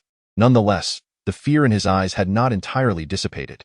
The sheer ferocity of that energy, the terrifying intent behind that punch, was all harnessed by a mere youth not yet 20. Terry's heart quaked as he gasped for breath, attempting to alleviate the mounting pressure on his psyche. Otherwise, he feared he might suffer a grievous injury to his heart. Under the harrowing stimulus of life and death, the spirit trembled, blood surged violently, and even an ordinary person would experience symptoms such as blurred vision, cerebral congestion, weakness, and dizziness. What more for a martial artist with even more formidable vitality? After a considerable time, he finally extricated himself from the grip of Li Qiuxian's martial intent. His emotions settling, that youth. Terry exhaled deeply. Moments later, he suddenly smote his forehead in dismay. Alas, I failed to secure his contact information. I am certain he is yet to master hidden strength, yet he managed to shatter my dark energy with precise control of his own. What an astonishing martial talent! If such a prodigy could be invited into our Chong Kong Martial Arts Institute and recommended to the headquarters, how could we not thrive? How could we not ascend to become the foremost martial arts institution in the nation? At this moment, he comprehended why Li Qiuxian had dared to attack his vital points directly. It was because the other party had already refined his energy to a level where he could manipulate it at will. How pitiful that he mistakenly believed his opponent intended to kill him, inciting him to unleash his dark energy in a fit of rage, seeking a life-and-death struggle, especially considering he had previously boasted of his age, implying that it was unfair to contend with the youth. In retrospect, how profoundly shameful it is imperative that we locate this exceptional prodigy. He must be brought into our Chong Kong Martial Arts Academy, by any means necessary. Whoosh! As Tai Rui resolved himself, a rustling sound emanated from the thicket. Shortly thereafter, a young man, of similar age, strode towards him with the confidence of a dragon and the vigor of a tiger. Upon seeing Tai Rui, he exhaled a sigh of relief, saying, "Director Tai Rui, you are unharmed. I heard your cries from a kilometer away and feared you had been attacked by that clouded leopard. I rushed over at once, relieved to find all is well." Tai Rui felt a tinge of embarrassment. That loud shout had been a reflexive reaction to the shock of being momentarily stunned by Li Qiuxian's punch. As he had mistakenly believed he was facing imminent peril, in retrospect, it was merely a case of scaring oneself. "Director, what transpired just now?" the young man inquired. Tai Rui shook his head, clearly reluctant to delve into such a humiliating matter. After a brief moment, however, an idea struck him, and he turned towards the direction in which Li Qiuxian had departed. "Coach Andy, that direction leads to Yaoyang City, does it not? I recall you hail from there?" The man named Andy nodded. "Indeed, my ancestral home is Yaoyang City. Are you familiar with a young man named Li Qiuxian? He appears somewhat mature, yet should still be under 20. Li Qiuxian?" Andy replied, flashing a grin. "Of course, I know him." "You do?" Tai Rui inquired, puzzled. "Is this Li Qiuxian well known in our circles?" "Well known, indeed, but not within our community. Rather, in another realm altogether. My son is set to enter high school this year and has gained admission to Yaoyang City's finest institution, Yaoyang High School. Consequently, I have become quite acquainted with this young man, Li Qiuxian, who is the top scorer in the college entrance examinations in our province. Yaoyang High School has gained considerable recognition thanks to him, and any parent with children enrolled there cannot help but hear of him." "Li Qiuxian, the top scorer?" Tai Rui exclaimed in disbelief, connecting this revelation with Li Qiuxian's earlier display of ferocity, and now learning of his remarkable academic achievement. Something about this seemed amiss. However, whether the Li Qiuxian he spoke of was indeed the same as the prodigious martial artist described by Andy would soon be revealed through a visit. Finding such a renowned top scorer should not prove difficult. If it turns out that the illustrious Li Qiuxian mentioned by Andy is indeed the martial genius he encountered earlier, then the delegation sent to visit must carry considerable weight, at the very least. The main academy should send someone of significance. Otherwise, if they wish to recruit this young talent, and none among them could match his prowess, it would surely be an awkward situation. Chapter 9. Hidden strength. Along a rural path outside the Rocky Mountains, Li Qiuxian walked slowly. Though he moved forward, his gaze remained fixed upon his right hand. In comparison to his left hand, his right hand was swollen and red, presenting a rather alarming sight. When he touched it with his left hand, a tingling sensation enveloped him, suggesting possible nerve damage. Dark energy? Li Qiuxian speculated, though he remained uncertain. The star god body refinement fist he practiced was fundamentally different from the martial arts system perpetuated on Blue Star, originating instead from an alternate parallel dimension. In that other realm, the process of refining the physical body seemed to be of lesser quality, allowing practitioners to rapidly surpass the phase of blood energy accumulation through the essence of ferocious beasts. The true challenge lay in the insufficient refinement of one's spirit, rendering it impossible to shatter the void with the intent of belief and perceive the Qiuxian. Consequently, the star god body refinement fist emphasizes not only the cultivation of the physical form, but also the nurturing of the spirit. It is precisely for this reason that, when he and Tai Rue engaged in a fierce battle, he was able to manifest his fist intent, instilling fear in the hearts of others. This time, I have not heard of the Qiuxian. There is no information about it in my memory. Perhaps the Qiuxian does not exist. Li Qiuxian gazed at his right hand. Without the Qiuxian, the star god body refinement fist may not be the most suitable martial art for me at present. I need to delve into the martial heritage of Blue Star. As Li Qiuxian traversed the country road, night had already fallen after he descended the mountain. There were no buses returning to Yaoyang City, and this small town was still 30 to 40 kilometers away from the city center. After spending 40 to find a modest inn, Li Qiuxian set down his belongings, tidied himself up, and, taking advantage of the early hour, made his way to a medical clinic he had spotted upon entering the town. This clinic was not located on the main street, but rather nestled within a narrow alley, lacking any grandeur, resembling a private residence, save for the sign indicating it was a medical establishment. As he entered, the aroma of traditional Chinese medicine wafted through the air. He reasoned that even if the practitioners were of mediocre skill, he could procure herbs for himself and brew them, thus stepping inside. Within the clinic, a youthful girl, seemingly not yet 20, adorned in vibrant attire, was engrossed in entertainment news on television. Noticing Li Qiuxian's arrival, she did not rise but rather stared at him intently. After a moment, she appeared to recognize him, exclaiming with surprise, "Li Qiuxian, you are the Li Qiuxian from Class 11, aren't you?" Li Qiuxian regarded the girl, and without needing to inquire, she exuberantly proclaimed, "It's been 2 months, and you've changed so much. If I hadn't remembered the mole near your left brow, I might not have recognized you. I'm Kylie from Class 14. Hello." "Hello," Li Qiuxian replied. As a top scholar at Yaoyang High School, he was well known among his peers, yet he could not place this girl. The moment he spoke, the previously spirited girl suddenly became reserved, a natural suppression that a top student exerted over a struggling one. "Are you here to see a doctor or to buy medicine? Let me call my grandfather." Before Li Qiuxian could respond, Kylie had already dashed into the back room, calling out, "Grandpa, someone is here." Came a voice from within, and an elderly man dressed in a long robe, appearing to be in his 60s, emerged from the room. Li Qiuxian glanced at the old man. The elder, though not young, possessed a remarkable vitality, his eyes sparkling with a luminous energy, indicative of robust health. He appeared to be a person of considerable understanding of wellness, unlikely to be a charlatan seeking fame.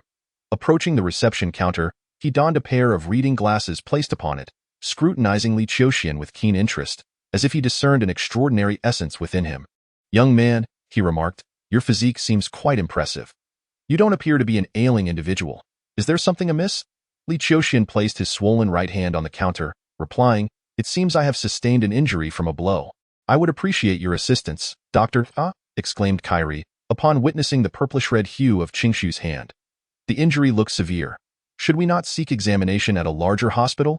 However, the elder meticulously examined Li Qiuxian's right hand before raising his gaze once more. Adopting a serious tone, "Young man, this injury does not appear to be the result of an external blow. Rather, it seems you have been harmed by a subtle force. Does the doctor comprehend subtle force?" Li Qiuxian inquired, somewhat taken aback. "I have treated thousands over the decades," the elder explained, "and I have encountered similar injuries, which prompted me to delve deeper into the subject. Moreover, the realms of medicine and martial arts are intertwined." He paused, then continued, "As far as I know, any master proficient in subtle force is considered elite in their locality. In cities where martial arts are not practiced, such experts are virtually non-existent. At your tender age, how could you have attracted the attention of such formidable individuals and suffered an injury from subtle force?" "Subtle force?"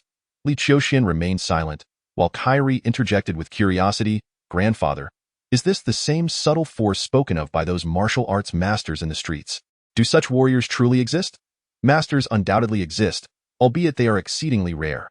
With the rise of technology and firearms, many martial artists have faded into obscurity, becoming increasingly unknown over time," leading to your generation perceiving them as mere myths. Are there truly martial arts masters? You've never mentioned them, grandfather. Kairi's eyes sparkled with newfound curiosity. Are there texts like the 9-in Manual, the Dugu 9 Swords, or the 6 Meridians Divine Sword, even the Sunflower Manual? Where are you going with this?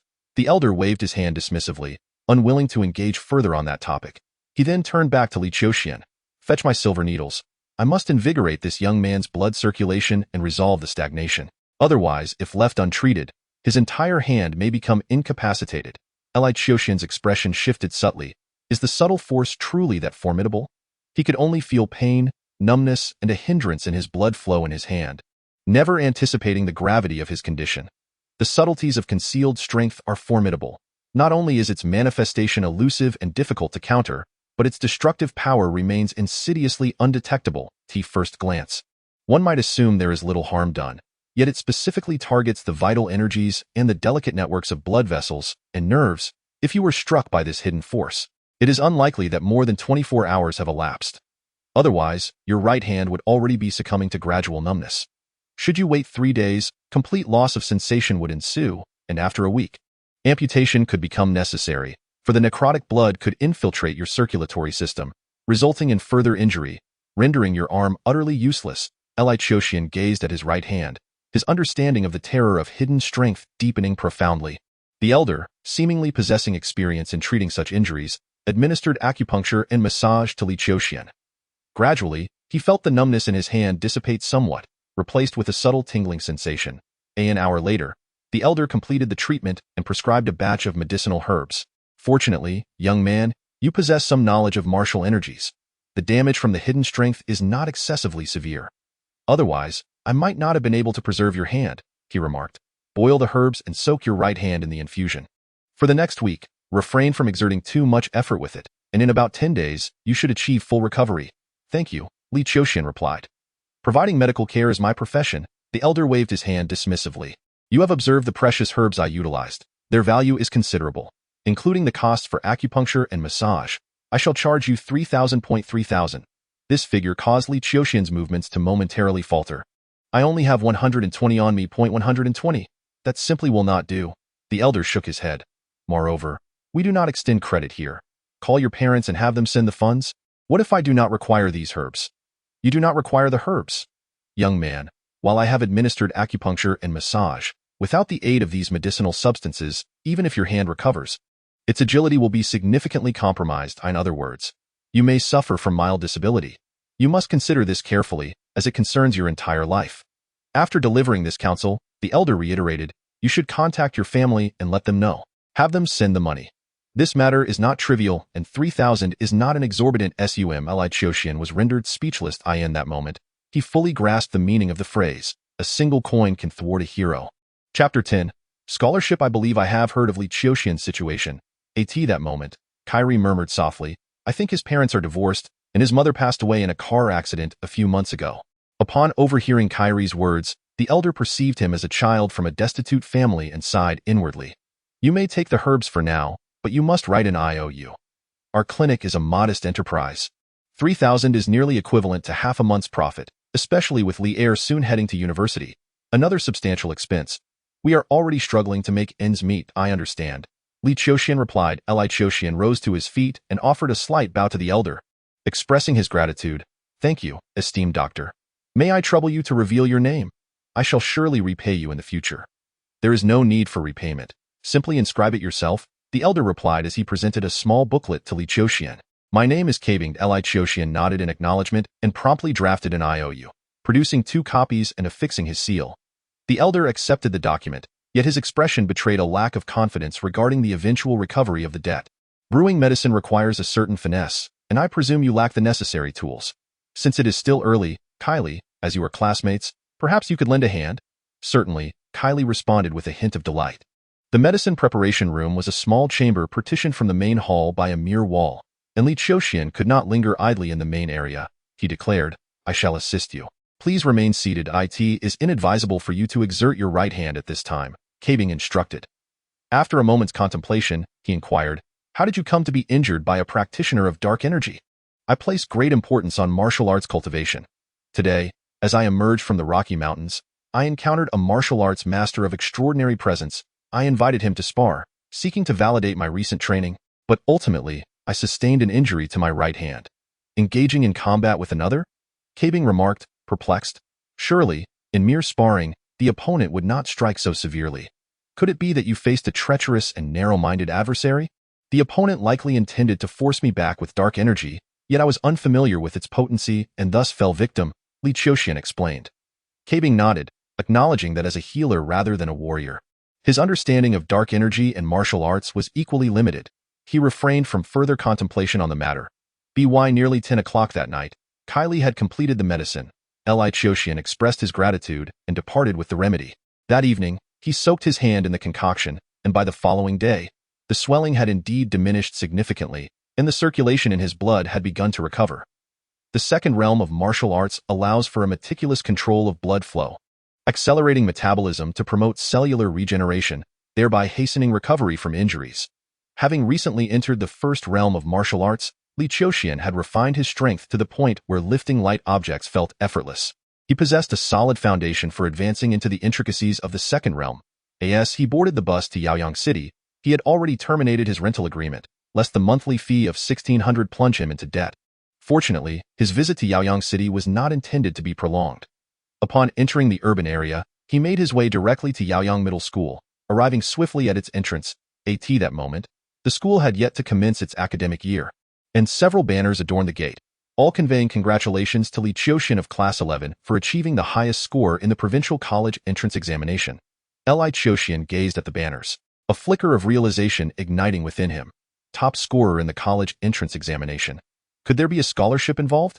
Without hesitation, he made his way to the school, heading straight for the administrative office. Although the school had not yet commenced for the new term, it was already late August, and the students entering their final year had begun their classes early. The school was bustling with numerous teachers and administrative staff. As the provincial top scorer from Yaoyang High School, whose brilliance had become renowned throughout the institution 6 months prior, Li Qiuxian was quickly recognized by a teacher before he could locate any administrative personnel. The teacher exclaimed in delight, "Ah, Li Qiuxian, you've finally returned. The school and government have been searching high and low for you these past months, but your whereabouts remained a mystery. Where have you been?" In the midst of his speech, he hurriedly added, Come, let me take you to meet the on-duty principal right away. Your admission notice is still here at the school. We'll notify the principal and the media to present it to you in front of the reporters. There's no need to trouble yourselves, Li Qiuxian politely replied. Not a trouble at all.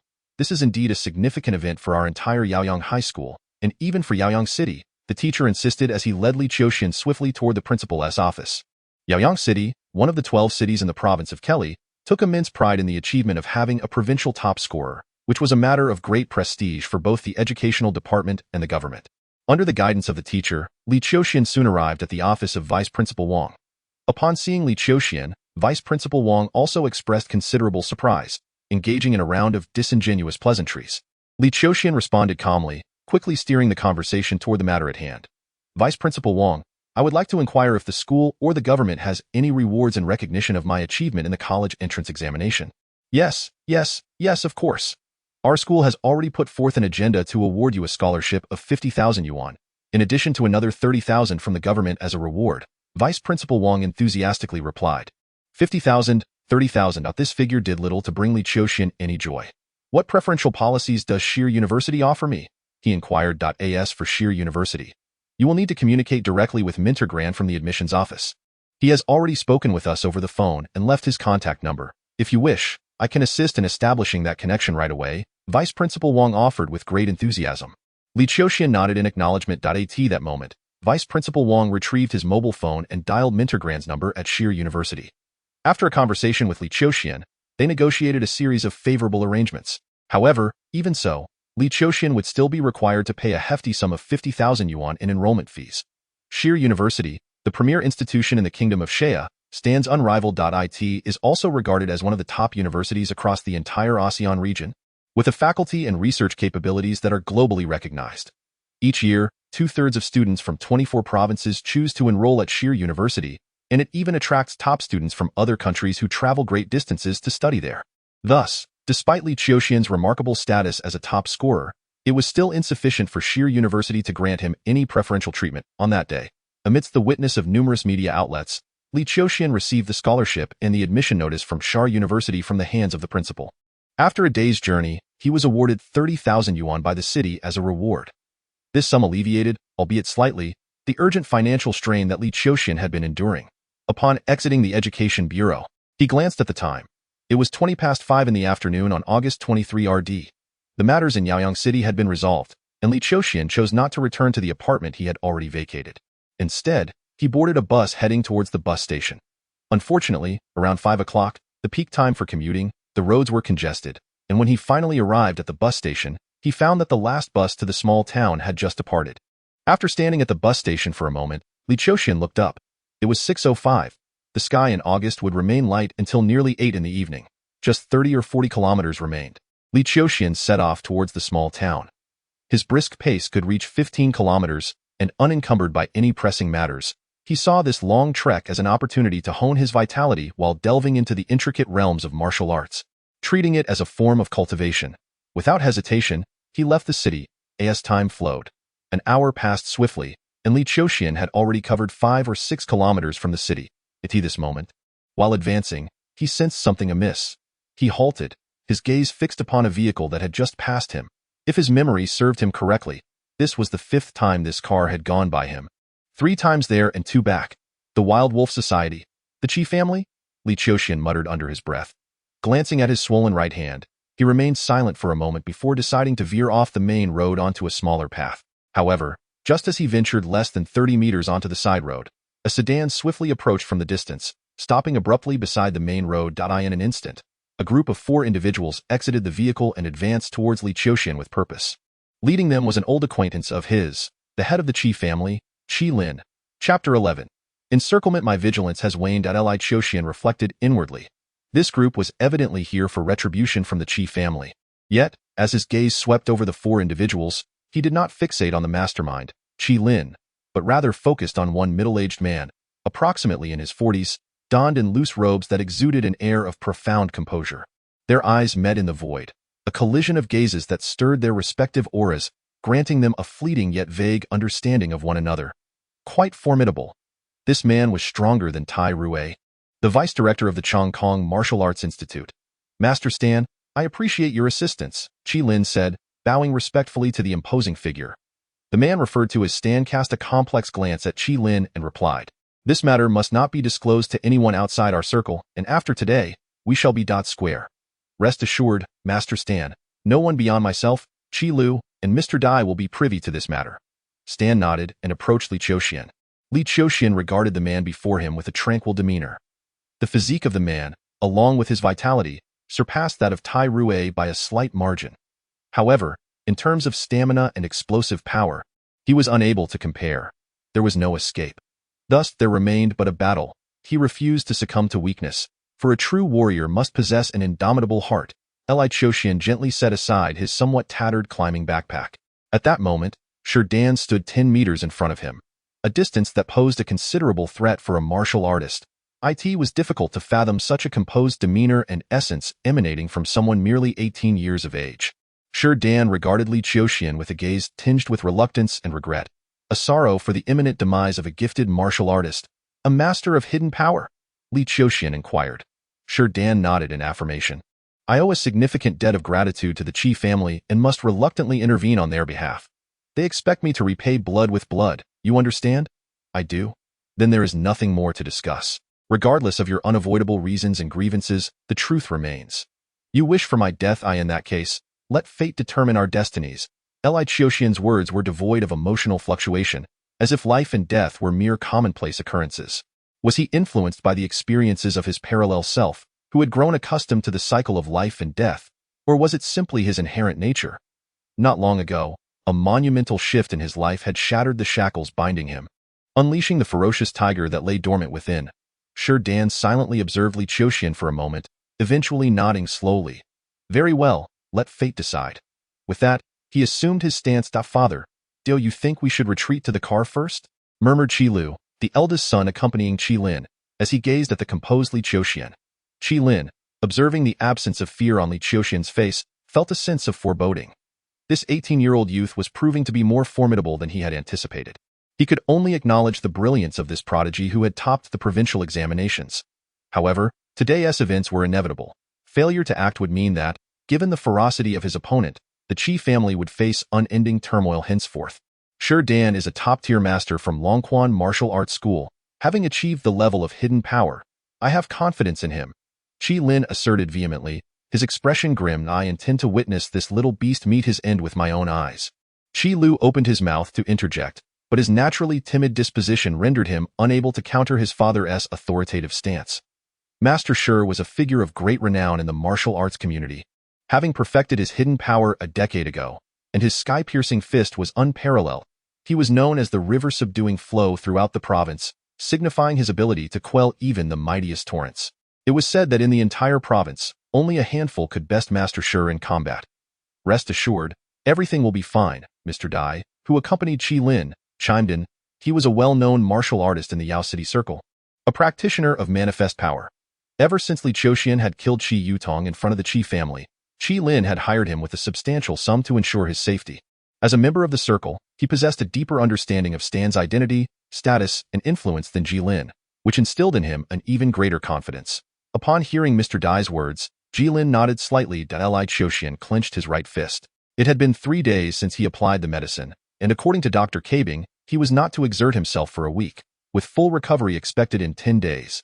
By stimulating his own vital energy and blood. He had made slightly faster progress than Kabing had predicted, yet the redness and swelling were still evident. Using his right hand could result in disability. Not using his right hand could lead to death. With this thought, Li Qiuxian suddenly moved, his energy surging, his strength penetrating as he took a bold step forward, resembling a released arrow, fiercely lunging ahead, his spirit and vitality reaching their zenith in the moment of combat. Before Li Qiuxian made his move, Stan had hesitated at the thought of killing such a young martial artist, but as Li Qiuxian unleashed his full power, the look of reluctance on Stan's face vanished entirely, replaced by a gravity that was laced with a flicker of astonishment at the young man's formidable presence. In the next instant, he dared not allow himself an ounce of complacency. He crouched low, exerting force through his legs, and met Li Qiuxian's charge with a fierce counterattack. The moment of their contact, Stan's body twisted slightly, evading the punch aimed directly at him, while his right hand shot out like lightning, landing squarely on Li Qiuxian's shoulder. The force in his arm surged, and had it not been for the fabric of Li Qiuxian's clothes, one could have seen his biceps swell dramatically. However, before Stan could fully grip Li Qiuxian's shoulder and crush the joint, Li Qiuxian's shoulder jolted violently, slipping away like taffy from Stan's grasp. Seizing this opportunity, his left hand coalesced into a blade, aiming for Stan's vital points with a devastating slash, accompanied by a fierce gust of wind that sent a sharp pain through Stan's brow. Dragon ascends? In response to this ferocious strike, Stan let out a low roar, raising his left hand horizontally to intercept Li Qiuxian's descending blow. The collision of their arms sent a powerful tremor through Stan's body, deflecting Li Qiuxian's strike along the angle of his arm, and without hesitation, he transformed his momentum into a palm strike aimed squarely at Li Qiuxian's midsection. As he executed this strike, his palm turned crimson, as if a wave of heat was rising, and the force of his energy surged violently, boiling over. Hidden strength. This is hidden strength. Li Qiuxian's pupils constricted. It was unstoppable. With his right hand still suffering from the effects of the hidden strength, Li Qiuxian retreated swiftly. In retreating, he lost the initiative. Stan, seasoned from countless battles, would not let such an opportunity slip away. With rapid strides, he closed the distance in an instant, and a punch imbued with overwhelming force followed closely behind the retreating Li Qiuxian. Crashing forth like a torrent unleashed, akin to a tsunami, bang! Li Qiuxian raised his arm in defense, but was immediately jolted back. Stan's vitality surpassed his own, and at that moment, he was using his left palm to block. Even without utilizing hidden strength, the sheer force of Stan's attack penetrated through Li Qiuxian's left palm, reverberating through his arm, causing his defending hand to recoil violently and collide against his chest. Waves collide, break. As Dan's eyes widened with fury, the moment Li Qiuxian's left palm collided with his chest, a force erupted once more from his fist, rivaling the strength of the previous strike. Bang! The power surged through, causing Li Qiuxian's ribs, pressed beneath the left palm, to shatter instantly, his hand becoming drenched in blood. However, the second surge of strength, in comparison to the first, ultimately proved to be somewhat weaker. Paying the price of numbness in his left hand and a fractured rib, he successfully blocked this punch, halting the impending retreat. Chapter 12. Life and death struggle with a broken rib. A moment's carelessness could inflict damage to the internal organs. Yet, at this very moment, Li Qiuxian's mind was crystal clear, wholly unperturbed by his injuries. As he blocked Shi Dan's punch, his body swiftly shifted, pressing against Shi Dan's outstretched right hand, and in one fluid motion, he forcefully crashed into Shi Dan's chest. However, just as he was about to make contact, Shi Dan's chest, under Li Qiuxian's precise control, slightly caved in, causing the ensuing impact to fall short, disrupting Li Qiuxian's balance as well. An opportunity. A glint of brilliance flashed in Shi Dan's eyes. Yet, before he could take any action, the off-balance Li Qiuxian suddenly leaped into the air. With distance so close, his hands could not spread wide. But this did not preclude his feet from moving. In that instant of ascent, Li Qiuxian bent his right knee, launching upward with a ferocious and blazing force, crashing down onto Shi Dan's now unavoidable chest, lifting light as if it were heavy and heavy as if it were light. This realm ensured that a martial artist could react with utmost speed to any change. Boom! A thunderous sound reverberated as they collided. Shi Dan's complexion flushed a deep crimson, a flicker of pain flashing in his eyes, yet his formidable will suppressed the disadvantage. With a sidestep of his right foot, the force penetrated, imprinting a footprint into the solid earth, and without hesitation, he stabilized his body, bracing against Li Qiuxian's knee, encircling him with his upper body, left hand, right foot, and waist. The constriction of a python.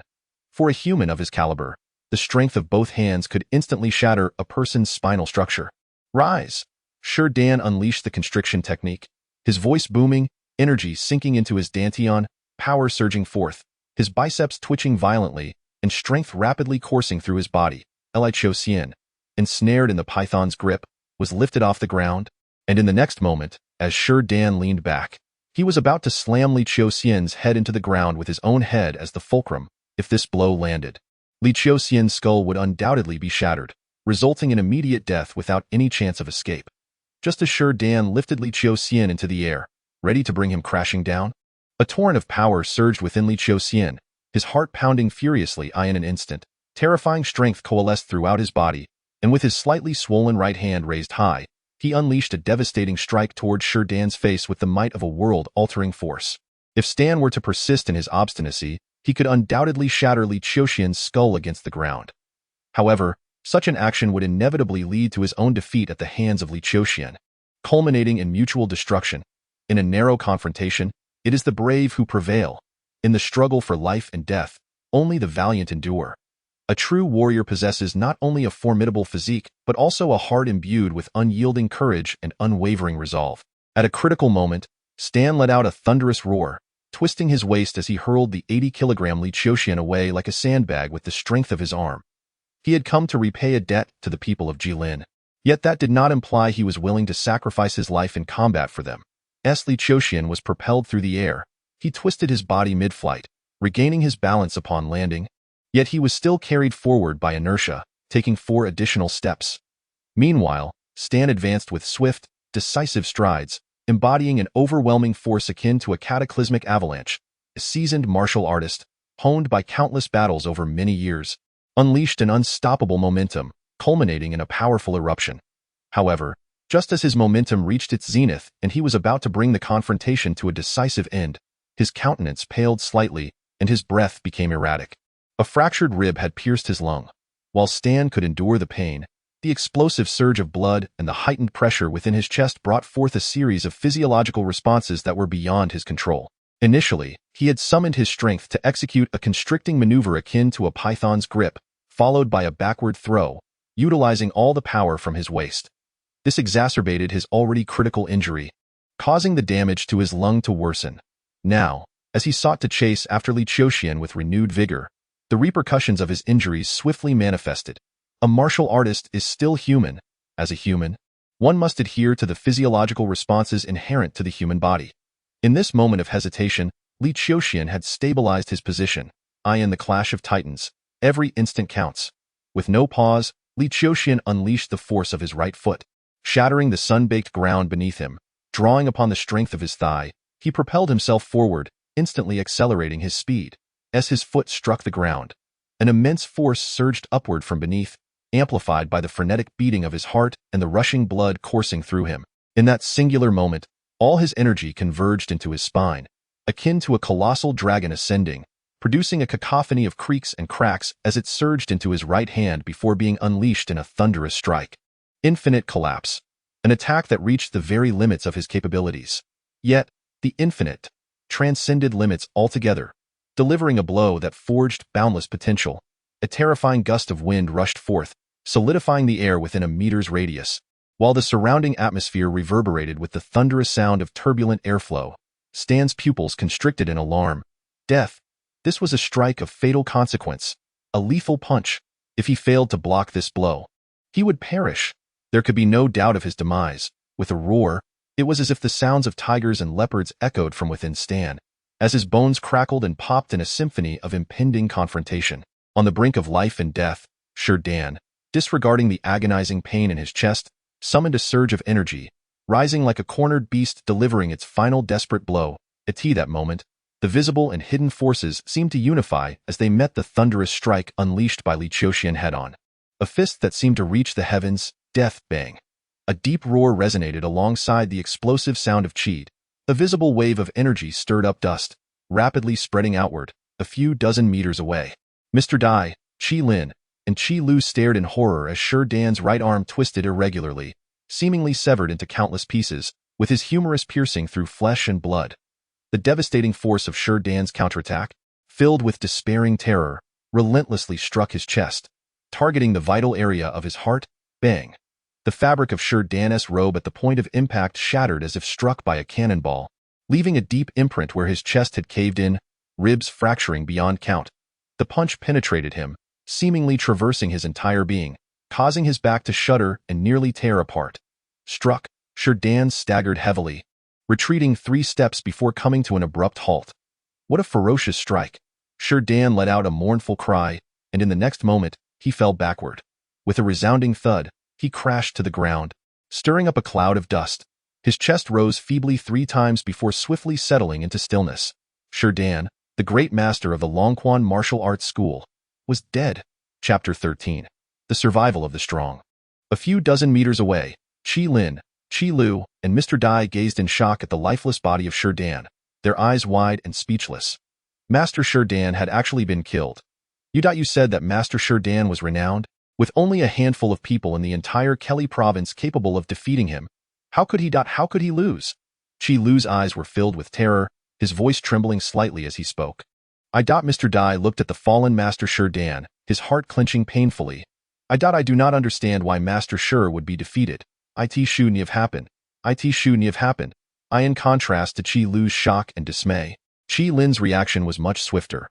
Gazing at Li Qiuxian, who stood unmoving before Dan's corpse, a glint of ruthlessness and determination flashed in his eyes. Mr. Dai, I have treated you well over these past few months. Not only did I assist with your son's housing issue, but we also supported your grandson's elementary school enrollment. While this young man has bested Master, it is evident he is at the end of his tether. Therefore, I implore you, Mr. Dai, to take action and eliminate this threat. In return, I am willing to offer a reward of 10 million. Mr. Dai's pupils constricted slightly. This was no trivial sum. A 100 square meter apartment in Yaoyang City costs around 600,000. 10 million could transform his life dramatically. Mr. Dai glanced at Li Qiuxian, who remained in a meditative state, and after a moment's hesitation, he gritted his teeth and nodded firmly. Very well, I will assist you with this matter. In the moment that Mr. Dai acquiesced to the matter, Li Qiuxian, adjusting his own state, opened his eyes. The instant his eyes fluttered open, a flash of brilliance pierced the void, causing Qi Lu, who was attentively observing him, to involuntarily retreat a few steps in fright. Before Mr. Dai could take any action, Li Qiuxian made his move. The act of slaying Dan seemed to expend no effort at all for him. He strode forward with an air akin to that of towering mountains and deep abysses, advancing relentlessly towards Mr. Dai, Qi Lin, and Qi Lu. In an instant, he plunged the 3 into a terrifying abyss, akin to sinking into a quagmire, leaving them breathless. Particularly for Mr. Dai, who had agreed to confront Li Qiuxian at Qi Lin's behest, the intense gaze of Li Qiuxian felt like 1,000 needles piercing his skin, as if the very essence of his being had been laid bare under the scrutiny of an eagle eye. Even before Li Qiuxian drew near, he felt akin to a defenseless rabbit exposed beneath the gaze of a predatory hawk, dry mouth. labored breathing, and blood stasis rendering him devoid of any strength or courage to resist, except to await his demise in silence, a nightmare. This was indeed a nightmare. Under Li Qiuxian's piercing gaze, Mr. Dai was engulfed by the dread of being ensnared in a waking nightmare. Fortunately, he was ultimately a martial artist who had attained a considerable level of mastery, well known in Yaoyang City. Though he might not rank among the top 5, he was certainly within the top 10. Just as he felt himself being dragged into the depths of despair, he bit down hard on his tongue, jolted awake by the pain. Upon regaining his senses, the allure of wealth vanished entirely. Eclipsed by the terror in his heart, power. This is power. The might of a master. The invincible presence said to be possessed only by the most supreme grandmasters. Mr. Dai trembled internally. Money is a fine thing. Yet what value does it hold if one's life is forfeit? Qizong, I am truly sorry. I still have a wife and children. Forgive me. Mr. Dai uttered a remorseful apology. Then, not daring to cast a glance at Qi Lin and Qi Lu, he turned and fled down the road at a brisk pace. You ungrateful. Qi Lin watched Mr. Dai's hasty retreat, his body trembling with rage. In the next moment, the timid and cowardly Qi Lu, filled with fear, abandoned his father Qi Lin, sprinting at full speed towards the road several dozen meters away. Escape to the road. There, a car was parked. If he could reach it, he could drive away at the fastest speed possible. The selfishness of human nature reveals itself starkly in moments of life and death. Whoosh! Before Qi Lu could reach the road, a stone, whistling through the air, struck his foot with a heavy thud, causing him to scream and tumble to the ground. Immediately, Li Qiuxian soared forward, swiftly pursuing Qi Lu. The lines of sorrow and fury etched on Qi Lin's aged face were about to form words. But as Li Qiuxian passed by, he delivered a kick without hesitation. Crack! Accompanied by the sound of shattering bone, Qi Lin, caught entirely off guard, had his right leg broken by Li Qiuxian's strike, collapsing to the ground in agony. No, please don't kill me. Don't kill me. I promise I will never dare to trouble you again. The fallen Qi Lu, upon seeing the approaching Li Qiuxian, was gripped by fear and hastily pleaded for mercy. His face ashen, Li Qiuxian's expression remained unchanged. With a swift kick, this time targeting not the thigh or calf, but the neck, bang! Qi Lu's head was violently thrown to the left, and his screams abruptly ceased. Having completed these actions, Li Qiuxian turned and returned to Qi Lin's side. At that moment, Qi Lin had managed to stifle his pain, ceasing his cries, and was now gazing at Li Qiuxian. Although he was advanced in age, he felt he had not yet lived enough to die in the face of death. All life holds a profound dread, Li Qiuxian. We are, after all, family. There was no need for it to escalate to this point. If you would agree, I am willing to turn our hostility into peace. Furthermore, our Qi family is the largest shareholder of the Qi Hai Group. I can arrange for you to join us. Even allowing you to inherit the Qi Hai Group in the future would not be a problem at that time. You would possess immense wealth, hundreds of millions, even billions. Qi Lin endeavored to soften his tone, lacing it with temptation. However, due to his agony, his complexion grew increasingly pale. Li Qiuxian regarded him, observing this elder. When he had slain Qi Yutong at the entrance of the Qi residence, he had been aware that this elder would inevitably seek revenge. He understood this, yet he had refrained from striking against Qi Lin. It was a matter of principle. It was Qi Yutong, not Qi Lin, who had killed his mother. Qi Lin bore him no grudge. The father avenging his daughter is a natural order of things, just as he, as a son, sought vengeance for his mother. There was nothing amiss in that.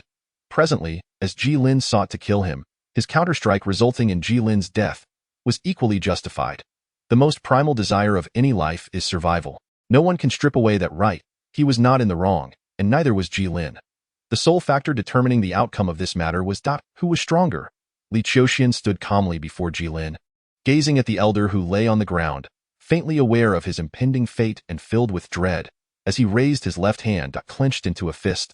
Qi Lin shifted, bellowing, "No, you cannot do this to me.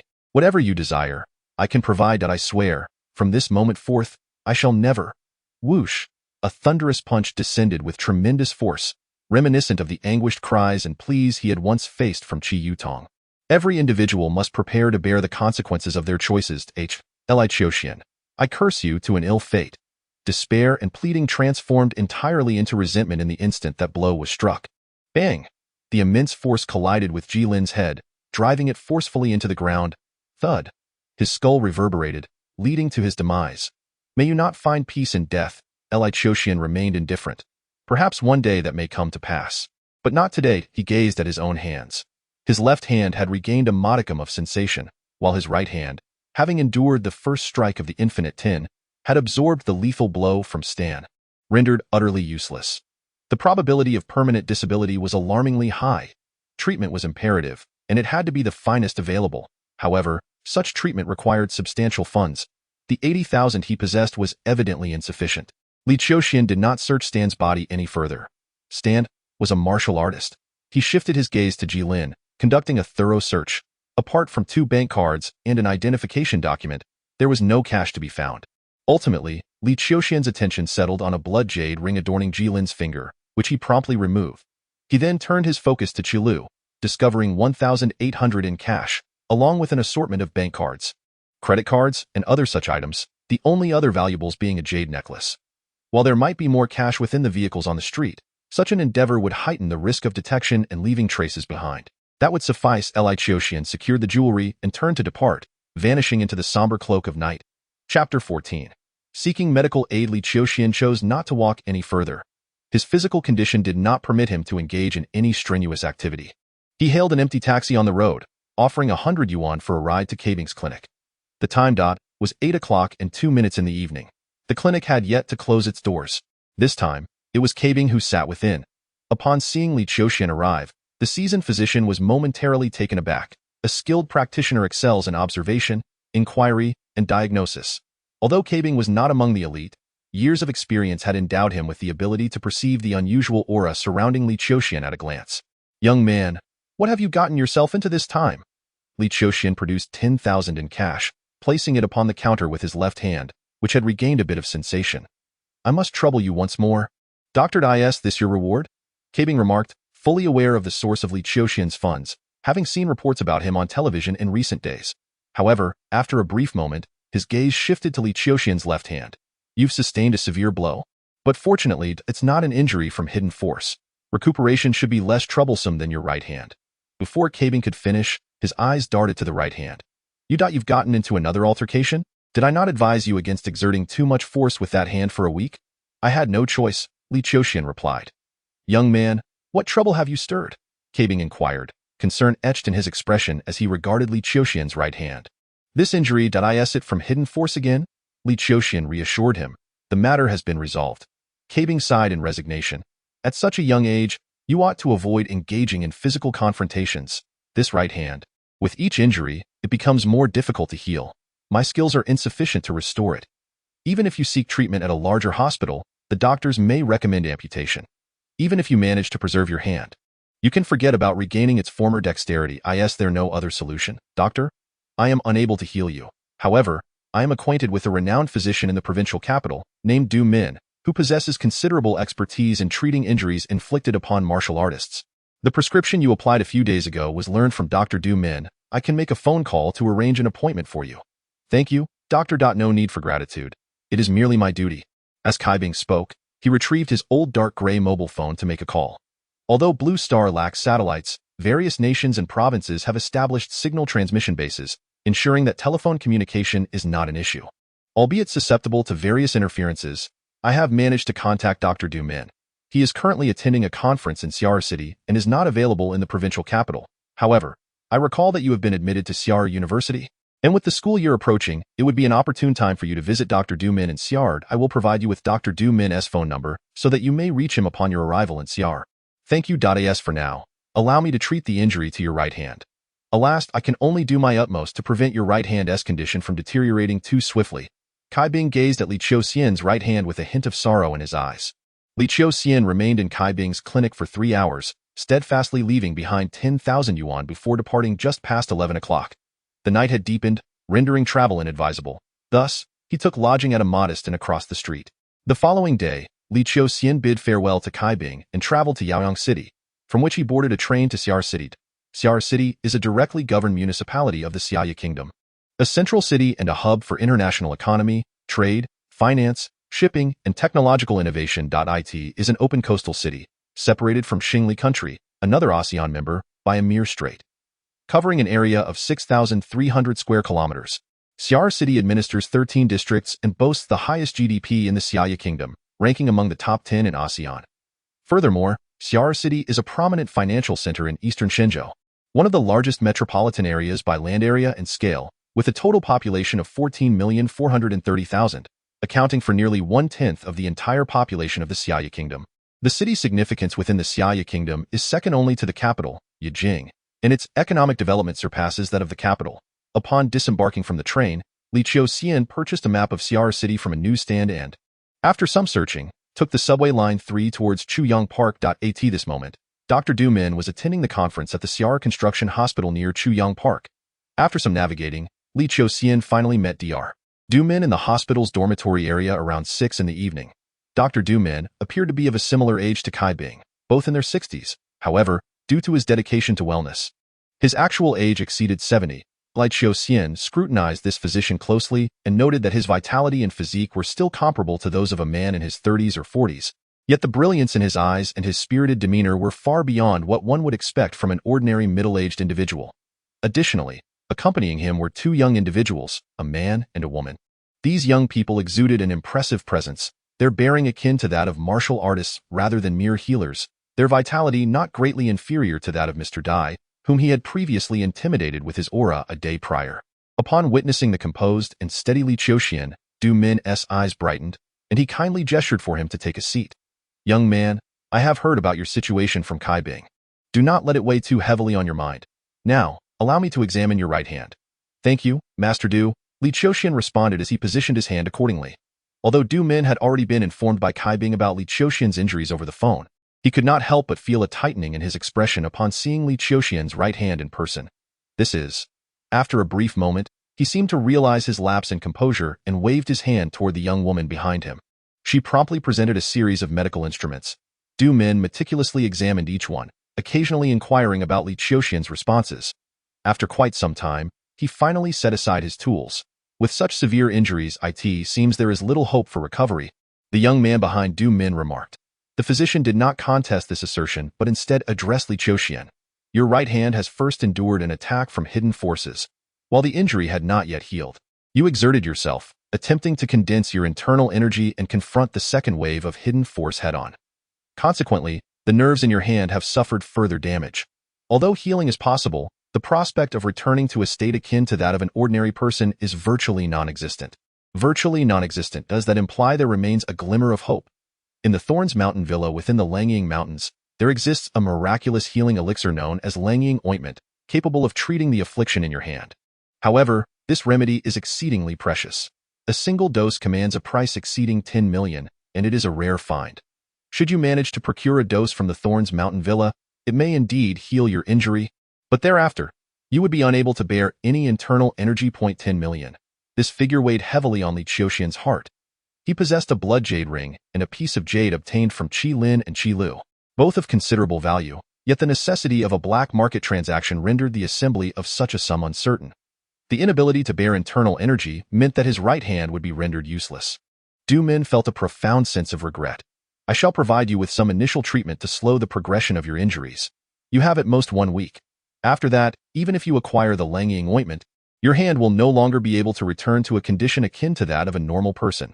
Li Qiuxian nodded in acknowledgement. Thereupon, Du Min administered a brief treatment before instructing his two disciples to prepare a medicinal concoction for him once more.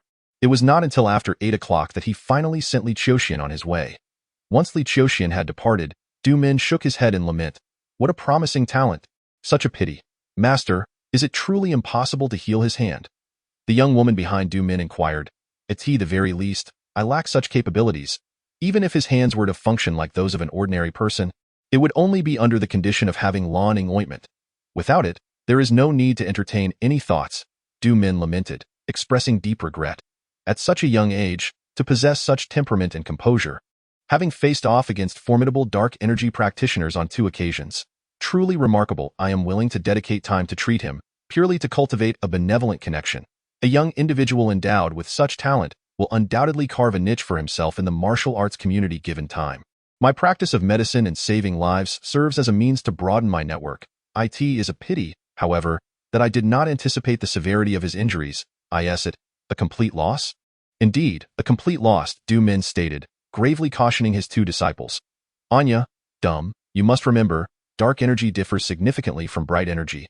Injuries inflicted by bright energy can generally be treated by my medical expertise. But once harmed by dark energy, unless one possesses exceptional medicinal resources, the only recourse is to await a slow demise. Therefore, with such warriors, it is paramount to avoid offending them at all costs. The young girl and boy listened attentively, responding solemnly. We will certainly heed Master S' teachings. Chapter 15. Refusal on August 26, 2020, at 11:40 a.m., Li Qiuxian alighted from a taxi, gazing at the expansive thorny villa before him, akin to a grand garden. Thorny Villa is situated in the Lianying Mountains, 80 kilometers from Xi'ar City. The Lianying Mountains boast a vast expanse, resting atop the Rocky Mountains of Yaoyang City. However, unlike the slowly developing Rockies, the periphery of the Lianying Mountains has long been transformed into a forest park. The Thorny Villa, located within this forest park, is not deep in the ancient wilderness and is accessible by vehicle. After disembarking, Li Qiuxian approached the villa's entrance, only to be intercepted by the gatekeeper. As a formidable presence within the martial arts community, the gatekeeper was robust and skilled in martial arts, capable of handling numerous adversaries single-handedly, not far from achieving bright energy proficiency. This is a private villa. May I inquire if you possess an invitation? I do not, but I had a conversation with Mr. Moore from your esteemed villa. Could you please check? Mr. Moore is the one in charge? The gatekeeper, upon hearing this, gestured for Li Qiuxian to wait a moment before promptly making a call for verification. After a brief interval, the gatekeeper turned to Li Qiuxian. Mr. Moore has not made an appointment with you. However, he has still requested your entry. You may proceed to the fourth courtyard along the main road. Li Qiuxian nodded in acknowledgement. He had spoken with Mr. Moore over the phone, intending to purchase Lianying ointment, yet Mr. Moore had declined. The Lianying ointment at Thorny Villa is a precious commodity, not sold to strangers. However, should Li Qiuxian wish to treat his hand injury, Lianying ointment is indispensable. Thus he had come to Thorny Villa. The villa spans an impressive area of 169 hectares. Should esteemed guests arrive, there are sightseeing vehicles for transportation. Yet, in the minds of the gatekeeper and Mr.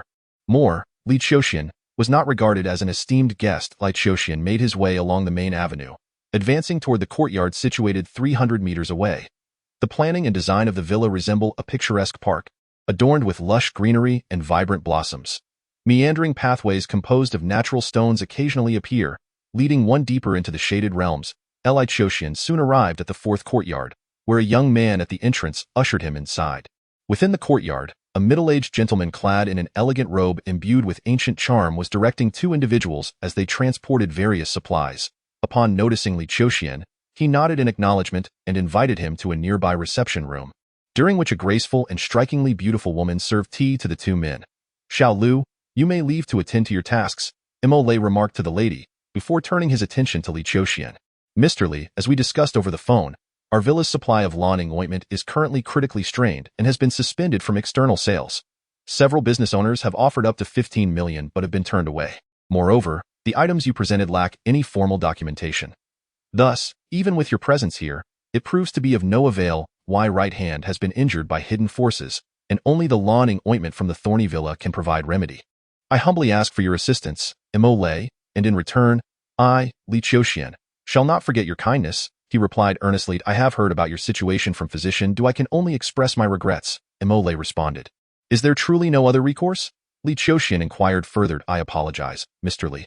Though I oversee the villa's affairs, selling the Lianying ointment under these circumstances would certainly result in punishment from the master of the estate. I hope you can understand my predicament. Mo Lei shook his head. May I request an audience with the master of your villa? I wish to discuss a potential exchange in person, offering a body-refining martial art in return. Li Qiuxian stated. A body-refining martial art? Mo Lei glanced at him curiously. May I inquire about your master and the specific martial art you propose for trade, as well as its efficacy? Would your master be displeased should he learn of your intention to share this technique? This martial art is known as Feng Lei Jin, renowned for its ability to invigorate the bones and strengthen the physique.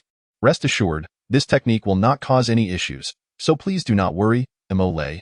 Li Qiuxian reassured him. Lei hesitated, scrutinizing Li Qiuxian with an appraising gaze, seemingly assessing his physical prowess. After a considerable pause, he seemed torn between not wanting to dismiss him unnecessarily and other considerations, finally stating, I will make a call to the master. Mr. Li, please wait a moment. Thank you. Li Qiuxian nodded in gratitude. Lei promptly exited the reception room to make a phone call. Not long after, approximately 5 or 6 minutes later, he returned, his expression tinged with disappointment. Mr. Li, I regret to inform you that the master has no interest in the Feng Leijin martial art. Mo Lei, I implore you to allow me to meet the master. I am confident that upon witnessing the martial art, his opinion will change. Li Qiuxian urged. Mo Lei shook his head. While you possess a commendable demeanor, Mr. Li, you are rather unfamiliar to us. Furthermore, you appear quite youthful. Mr. Li, if I may speak candidly, your physique is indeed remarkable compared to the average person. Even the most common adult male pales in comparison to you. However, our Thorny Mountain Manor, being a premier establishment within the Southern martial arts community, has amassed countless martial arts techniques and secret methods over the years, numbering in the hundreds.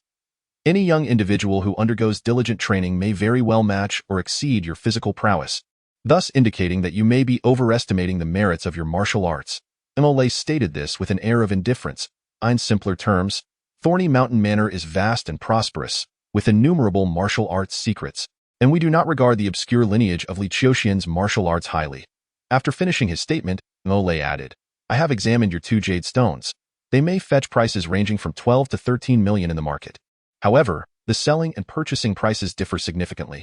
Even with legitimate documentation, the selling price would not exceed 10 million. Moreover, considering the dubious origins of your items, if calculated at black market rates, they would amount to no more than 3 to 4 million. I understand. Li Qiuxian realized that his endeavor had yielded no fruit. His standing was far too insignificant. He rose from his seat and offered a slight bow, stating, I apologize for the intrusion. I express my deep regret. Mo Lei responded, I shall have Xiao Lu see you out. No need for trouble. I bid you farewell, Li Qiuxian replied. Retreating from the premises, Mo Lei merely offered a courteous remark.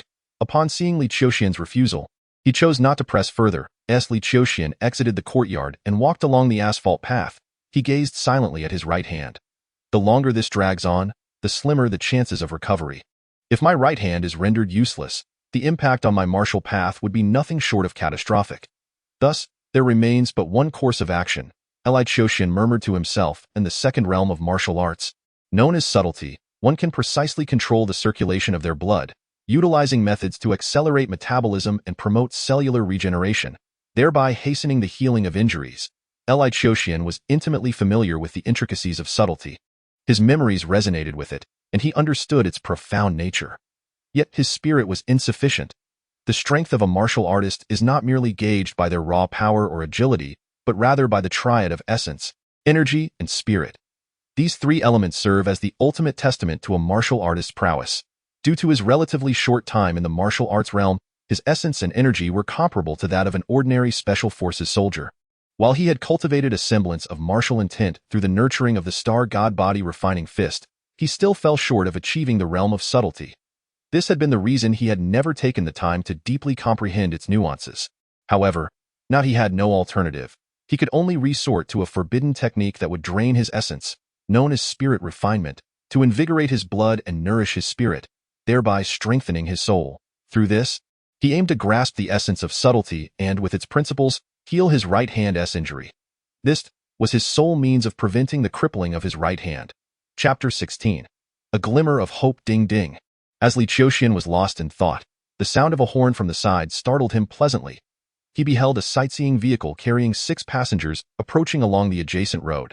Li Qiuxian stepped to the right, allowing the vehicle to pass. The vehicle was about to pass by him. An unexpected voice emanated from within. Li Qiuxian? Li Qiuxian turned his gaze toward the sightseeing bus, where he beheld a young lady clad in a flowing white gown. Her long hair cascading gracefully, exuding an aura of radiant charm. It was Claire. This vibrant and sunny girl was none other than Li Qiuxian's academic rival from Yaoyang High School. He had presumed that after their college entrance examinations, their paths would diverge, and they would never meet again. Yet, to his astonishment, here they were, reunited after more than 2 months in this remote mountain villa far from Yaoyang City. Is it really you? Claire signaled for the vehicle to halt, waving to the others aboard. You all go ahead and explore. I need to have a word with a friend. The others on the bus, all smiles, replied, Oh, no need for that. We are a bit weary from our sightseeing anyway, so we might as well take a break. You chat with your friend. Don't mind us. Seeing this, Claire felt no sense of impropriety. Instead, she turned to Li Qiuxian, her face lighting up with surprise. Li Qiuxian, what brings you here? Are you on a vacation? Today is the 25th. Shouldn't you be heading to school? I have some matters to attend to at Thorny Mountain Villa, Li Qiuxian replied, glancing at her. And you? I came here with my mother for a visit, Claire answered simply. Then, brushing her hair back, she smiled. I didn't expect that I still couldn't surpass you last time. The provincial top scholar ultimately went to you. But upon reflection, it is well deserved. You truly are remarkable. You're too kind, Li Qiuxian responded calmly. Your friends are waiting. It wouldn't be courteous to keep them. Claire glanced at the others on the sightseeing bus, realizing it would indeed be discourteous to make them wait. She nodded slightly. Then, see you later. See you later. Indeed. Claire waved goodbye to Li Qiuxian, and as a young man beside her was about to signal the driver to proceed, she suddenly noticed his right hand and gasped. Li Qiuxian, what happened to your hand? It's just a minor accident, Li Qiuxian replied. Claire, known for her sharp intellect, quickly deduced. You came to buy the orchid paste from Thorny Mountain Villa? Did you not manage to acquire any? Li Qiuxian nodded.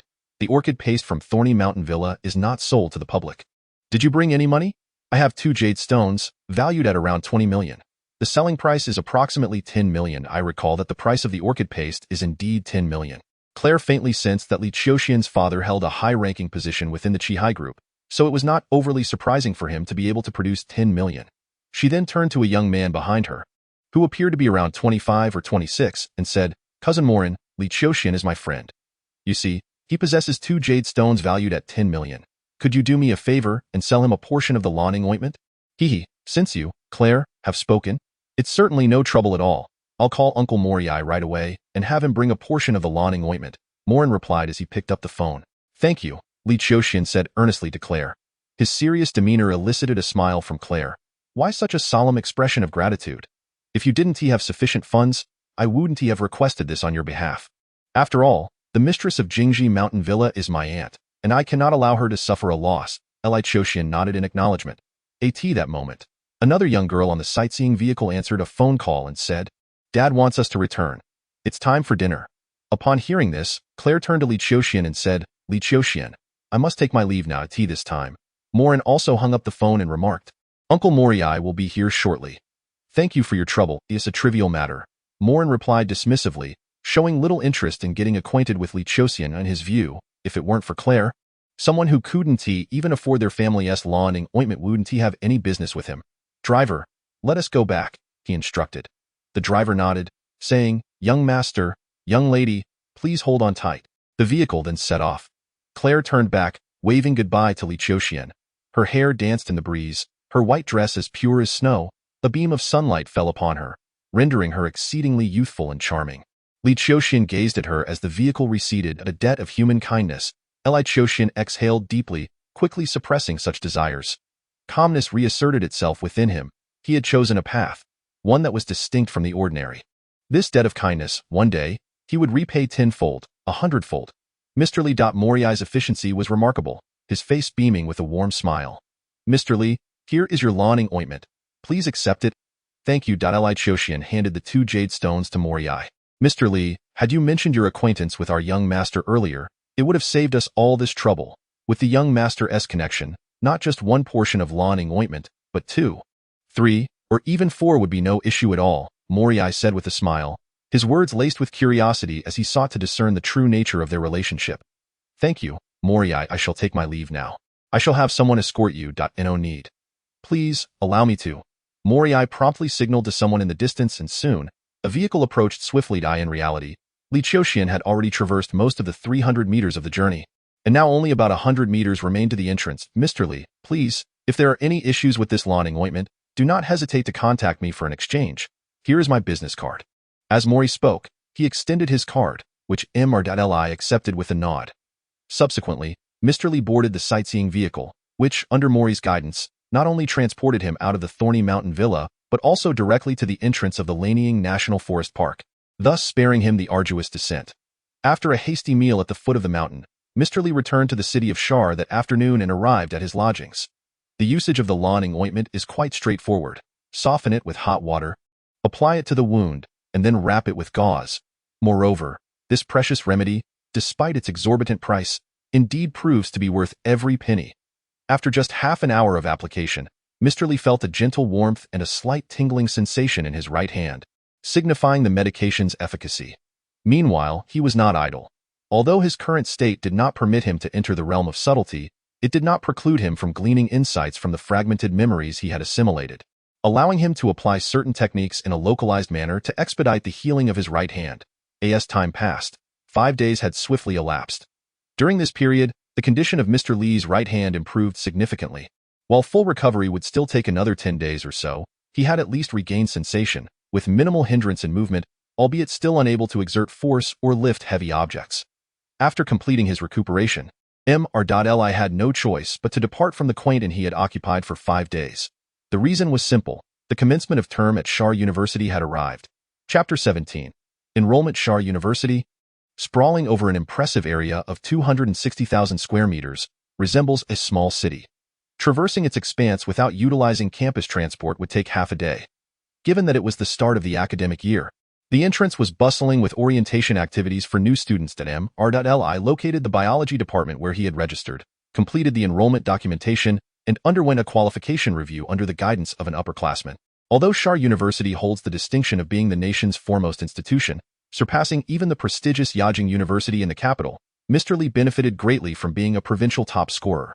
A mentor personally assisted him in acquiring his dormitory room number, enrollment certificate, and directed him to the dormitory management center to fill out the requisite forms, obtain the dormitory key, and proceed to the finance office to settle tuition fees, as well as to the security office for household registration transfer and the student affairs office for insurance arrangements. With the mentor's assistance, the numerous tedious procedures were efficiently completed within an hour, and by the afternoon, Mr. Li had successfully enrolled as the nation's leading university and among the top 10 institutions in the ASEAN region. Shar University boasts world-class facilities and faculty. The student dormitories are equally pristine and orderly. The 30-square-meter dormitory is divided into 2 sections, accommodating 4 students. When Mr.Li arrived, the dormitory was unoccupied, though 2 beds had already been claimed, leaving 2 available in the outer section. He chose the rightmost bed to place his belongings. Before he could finish organizing his things, footsteps echoed from outside, and to his surprise, it was not students who entered, but 3 adult men. Among them, Mr. Li recognized one, Tai Rui from the Chongqing Martial Arts School. Li Qiuxian, at last, I have found you, he exclaimed. Terry, upon seeing Li Qiuxian tidying up the dormitory, let out a subtle sigh of relief. It's you. Li Qiuxian nodded in acknowledgement. Come, Li Qiuxian, allow me to introduce you. This gentleman is Jean Li, the Secretary General of our Chongqing Martial Arts Institute, and this is Li Wei, the Vice Director of our Chongqing Martial Arts Institute in Xiar City. Both of you share the surname Li. Perhaps 5 centuries ago, you were kin. Terry introduced with a smile. Li Qiuxian offered a slight nod to both individuals. Among the two, Jean Li's physique, vitality, and foundation were comparable to Terry's, whereas Vice Director Li Wei could even surpass Shurdan due to his age. Being under 40 and in the prime of life, his overall capabilities might indeed be marginally superior to Shurdan's. However, the true measure would only be revealed through confrontation. There's something you wish to discuss? Li Qiuxian inquired. Terry glanced around the dormitory and replied, as you can see, this place is not conducive for conversation. I noticed a coffee shop outside. Shall we go there for a chat? I just enrolled today and have many matters to attend to. Let us speak here, Li Qiuxian stated. Terry appeared slightly awkward. Yet Li Wei, who accompanied him, stepped forward with a smile, glancing at the bandage still wrapped around Li Qiuxian's right hand, and remarked, Mr. Li Qiuxian, to be frank, upon seeing you in person, I never anticipated you would be so young. To think that such a youthful martial artist could bring down the renowned Master Shurdan from Longquan Martial Arts Institute. Truly, heroes emerge in their youth. Please articulate your purpose for visiting. Li Qiuxian replied flatly. Dian Shea. Despite the bureaucratic corruption and ineffectiveness, murder remains a grave sin. Li Wei's flattery would not be easily accepted. We wish to extend an invitation to Mr.Li to join our Chongqing Martial Arts Institute as a resident martial artist. Li Wei stated candidly, far more straightforward than his fellow vice director.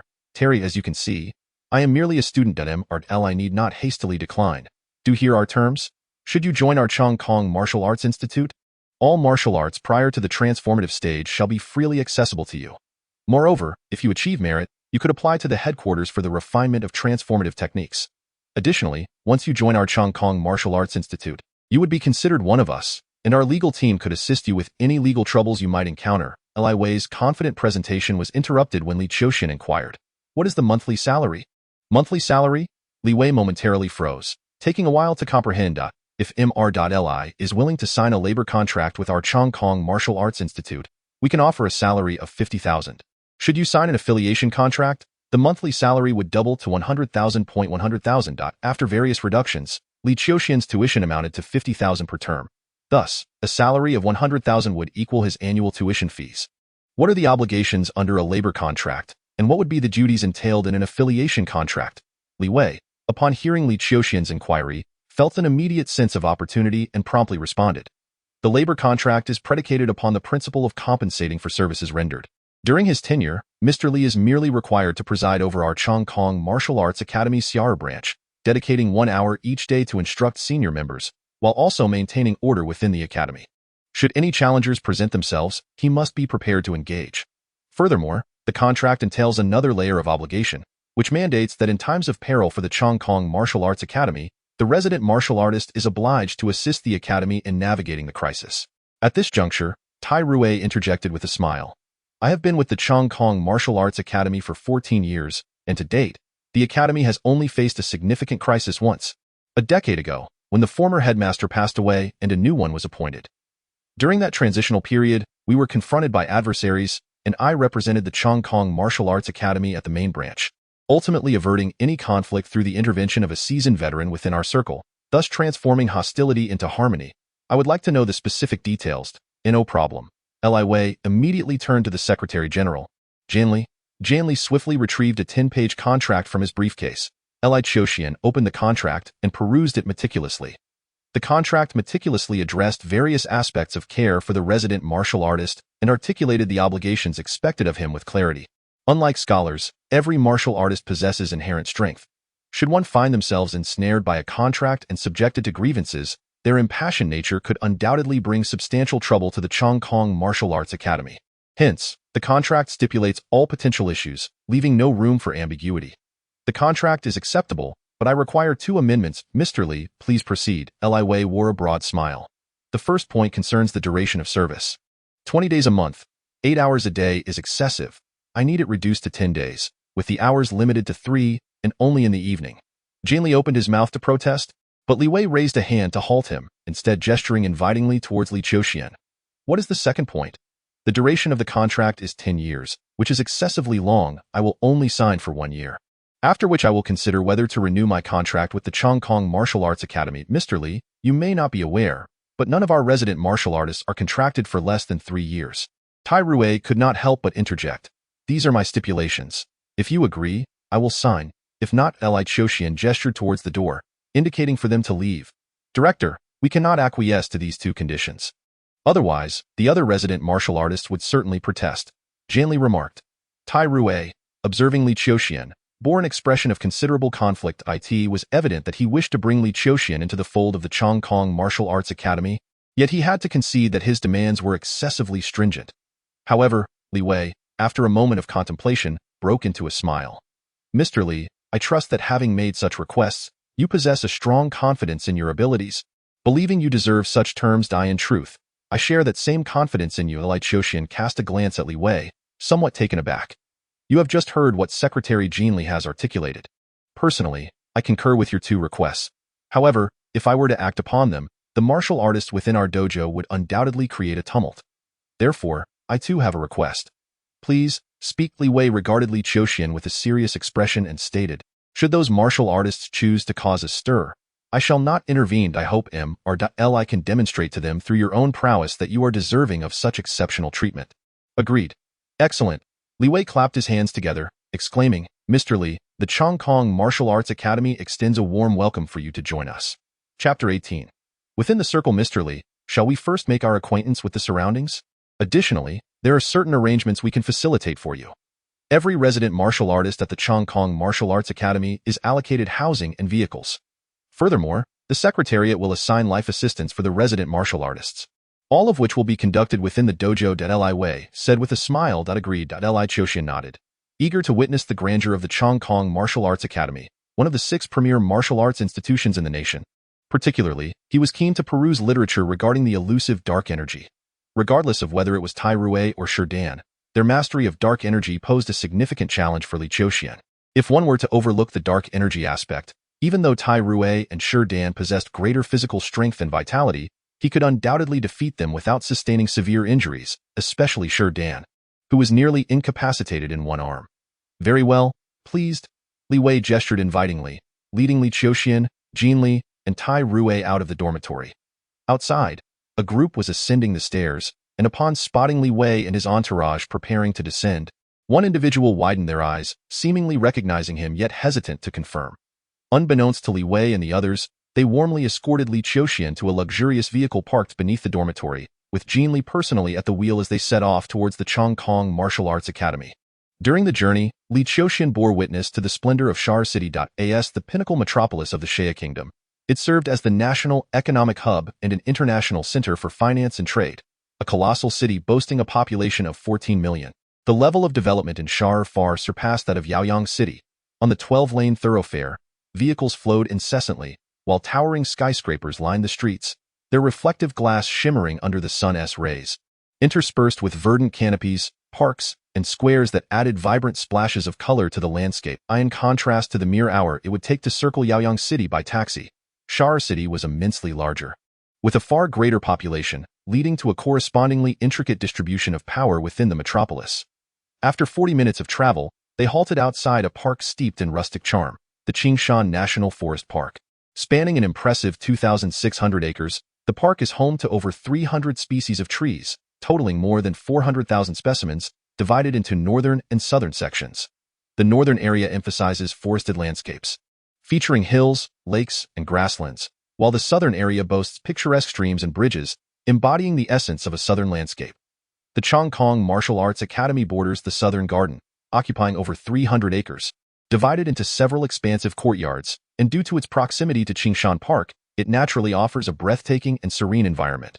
This is the location of our main branch in the city of Xiar. In addition to the main branch, we have a total of 10 subsidiaries evenly distributed across various districts within Xiar. Li Wei escorted Li Qiuxian into the main branch. Along the way, many individuals greeted Li Wei warmly.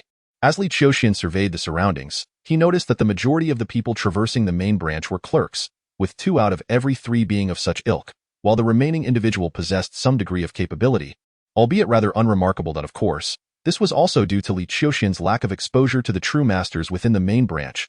Li Wei led Li Qiuxian to a 4-story building resembling an attic, stopping on the 2nd floor in an office spanning around 100 square meters. Inside, a man and a woman were busily engaged in their tasks. The man appeared to be in his 30s, possessing some strength, while the woman, seemingly in her mid-20s, exuded the aura of a white-collar elite. These were Daige and Winnie.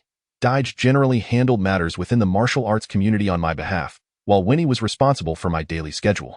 Haha, we practitioners of martial arts are not as astute as those scholars, Li Wei introduced with a smile, adding, Winnie graduated from Xiar University's business school and is, by the way, your senior.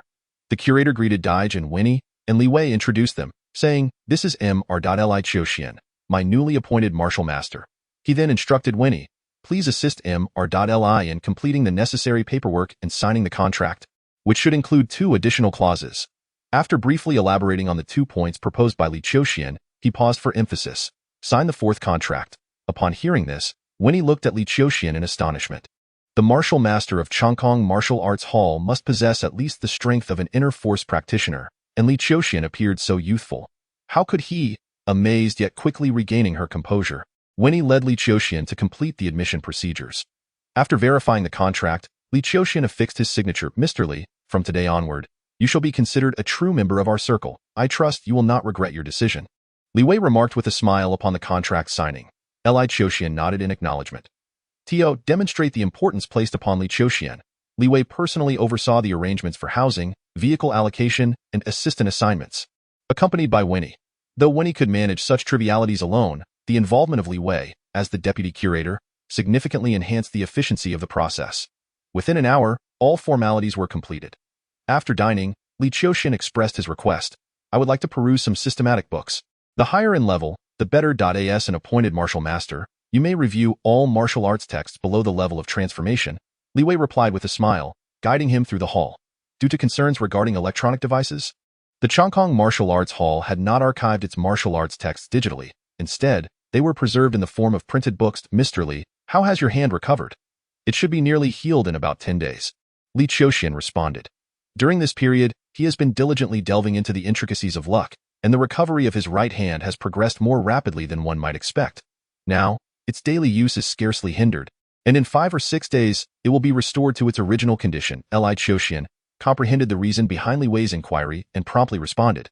How many masters are stationed at the Chongkong Martial Arts Hall?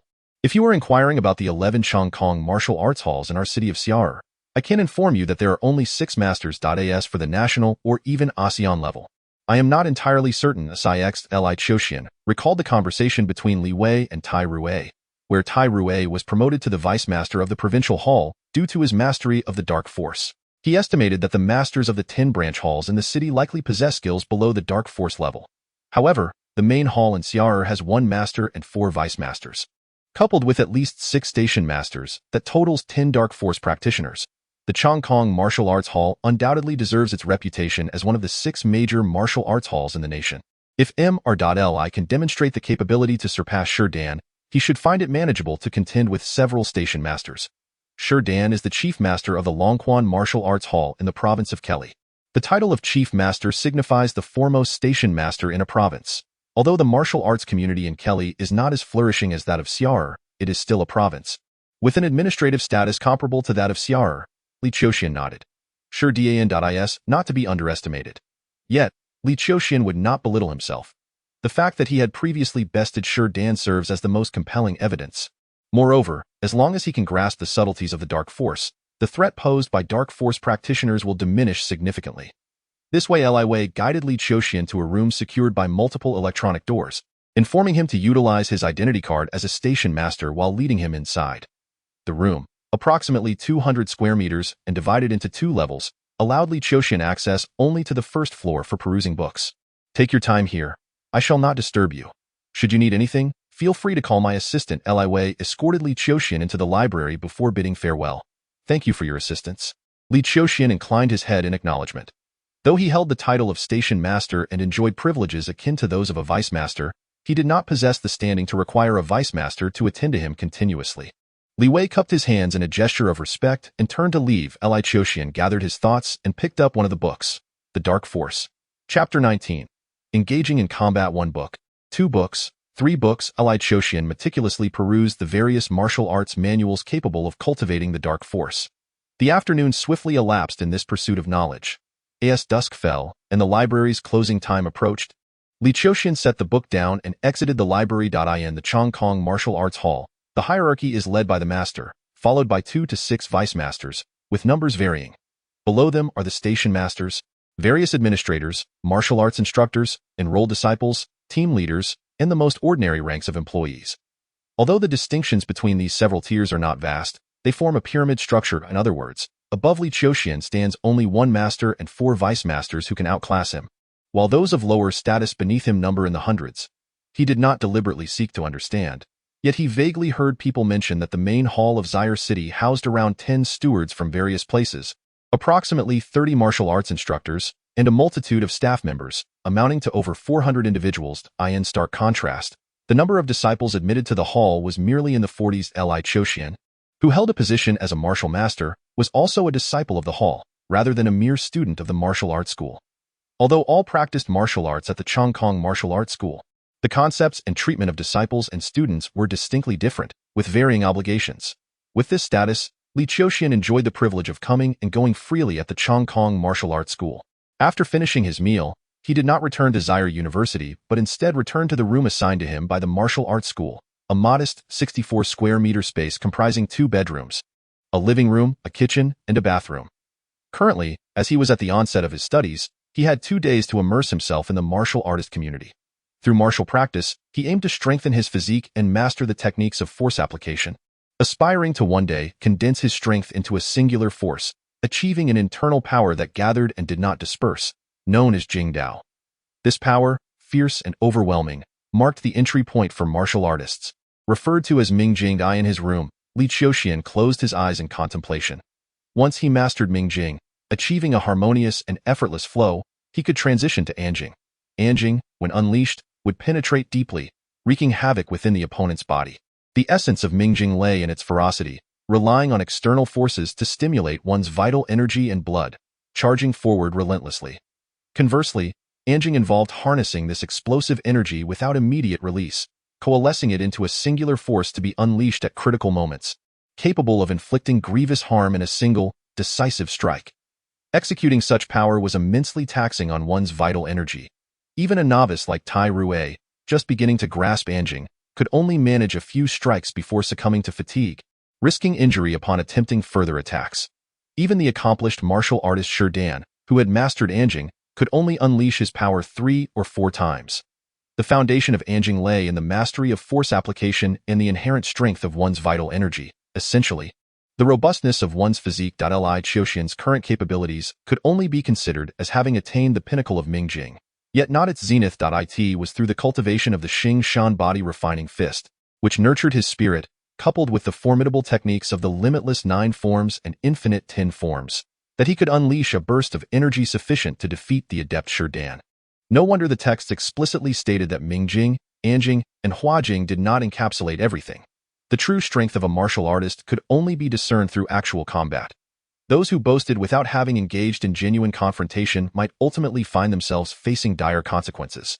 Reflecting on the books he had perused that afternoon, Li Qiuxian felt no sense of pride or complacency from having defeated a master of Anjing. Beyond Anjing lay Huajing. Only by achieving Huajing could one be considered a true master of martial arts, recognized as a top-tier martial artist on the international stage. The individual serving as the deputy head of the main hall, stationed at the Zaire City headquarters, was indeed a master of Huajing. This represented the pinnacle of the martial artist community. As Li Qiuxian pondered these thoughts, the night swiftly passed. The following day, he remained immersed in the library. He practiced the Qiuxian body refining fist, which benefited his spiritual cultivation.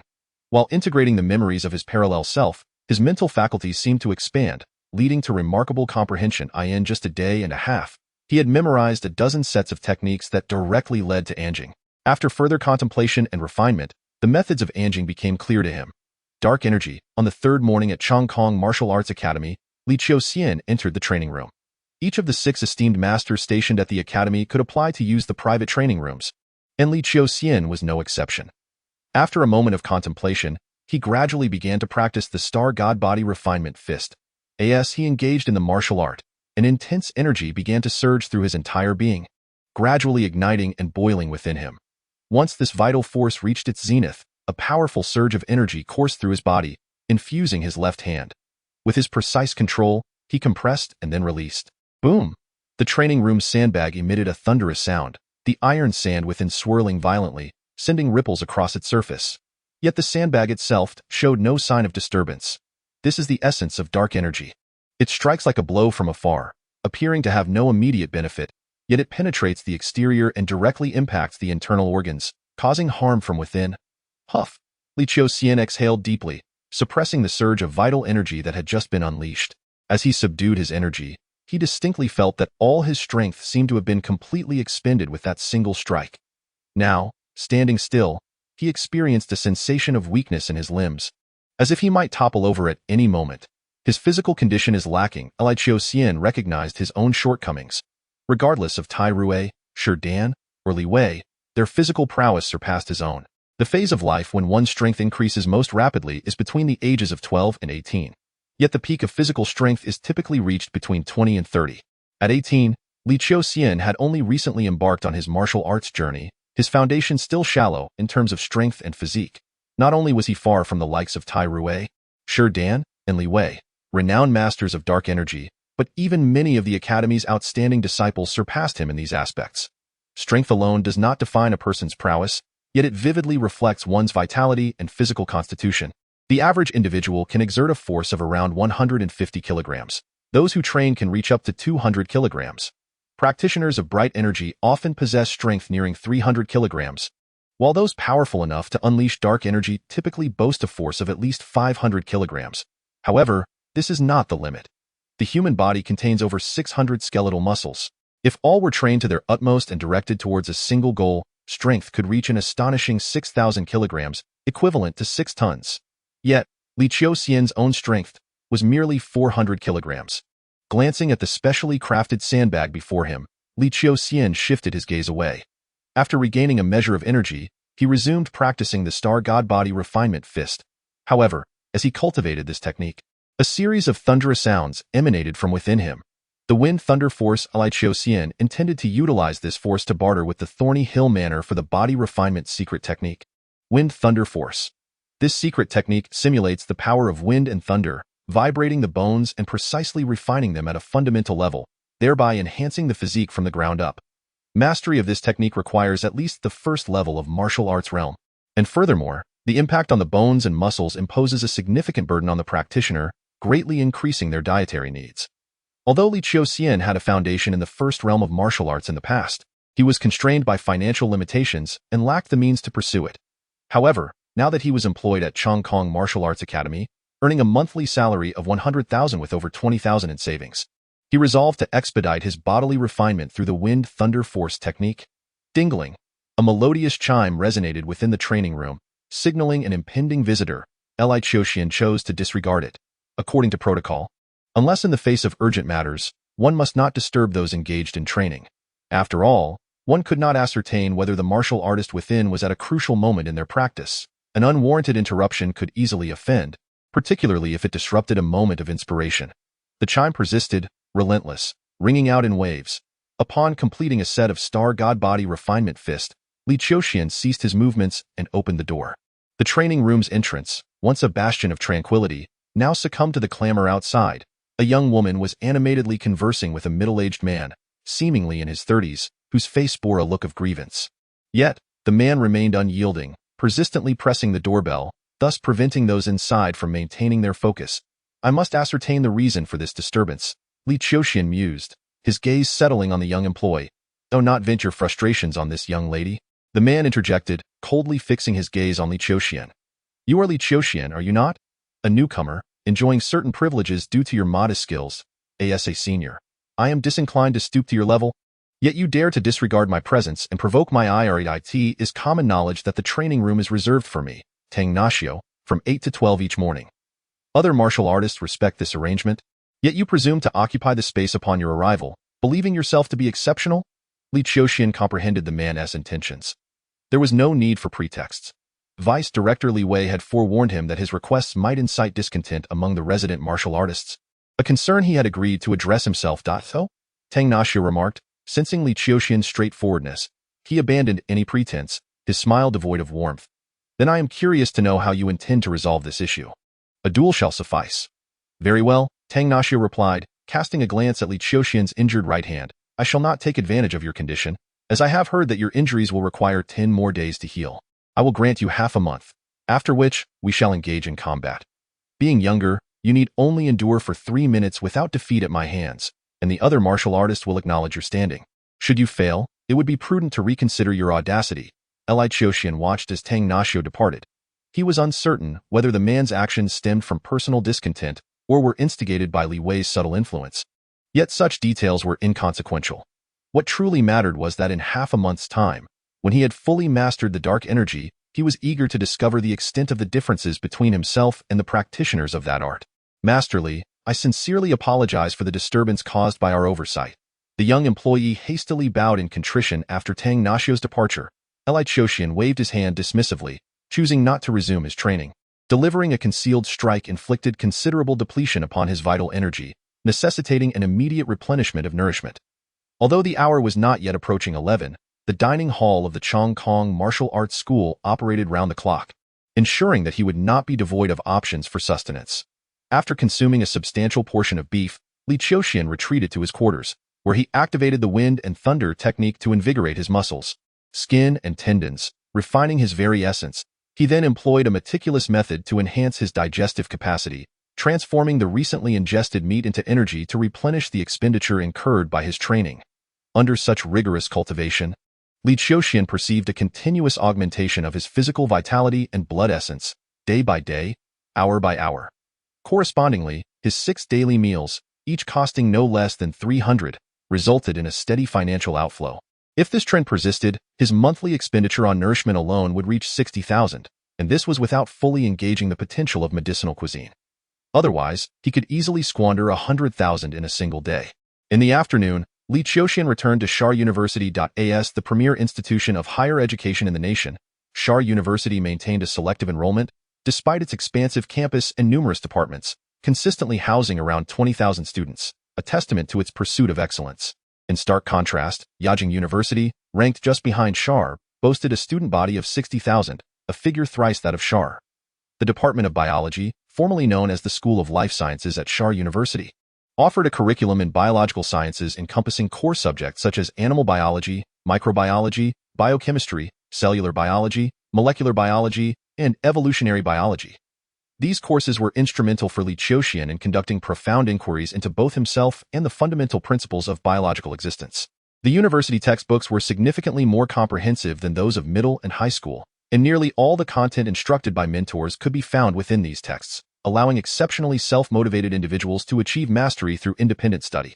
Li Qiuxian, having excelled in the college entrance examination and possessing the mental fortitude nurtured by the star god body refining fist, undeniably belonged to this category of astute self-learners. In light of this, after selecting a mentor who preferred not to take attendance, Li Qiuxian made his way directly to the campus bookstore to peruse its offerings. Cellular limits? I must study this. Rapid development? Definitely important. Neural signal transmission theory? Essential. He continued to gather books, one after another. 10, 20, 30. The entire afternoon was spent in the bookstore, meticulously collecting every title he deemed beneficial.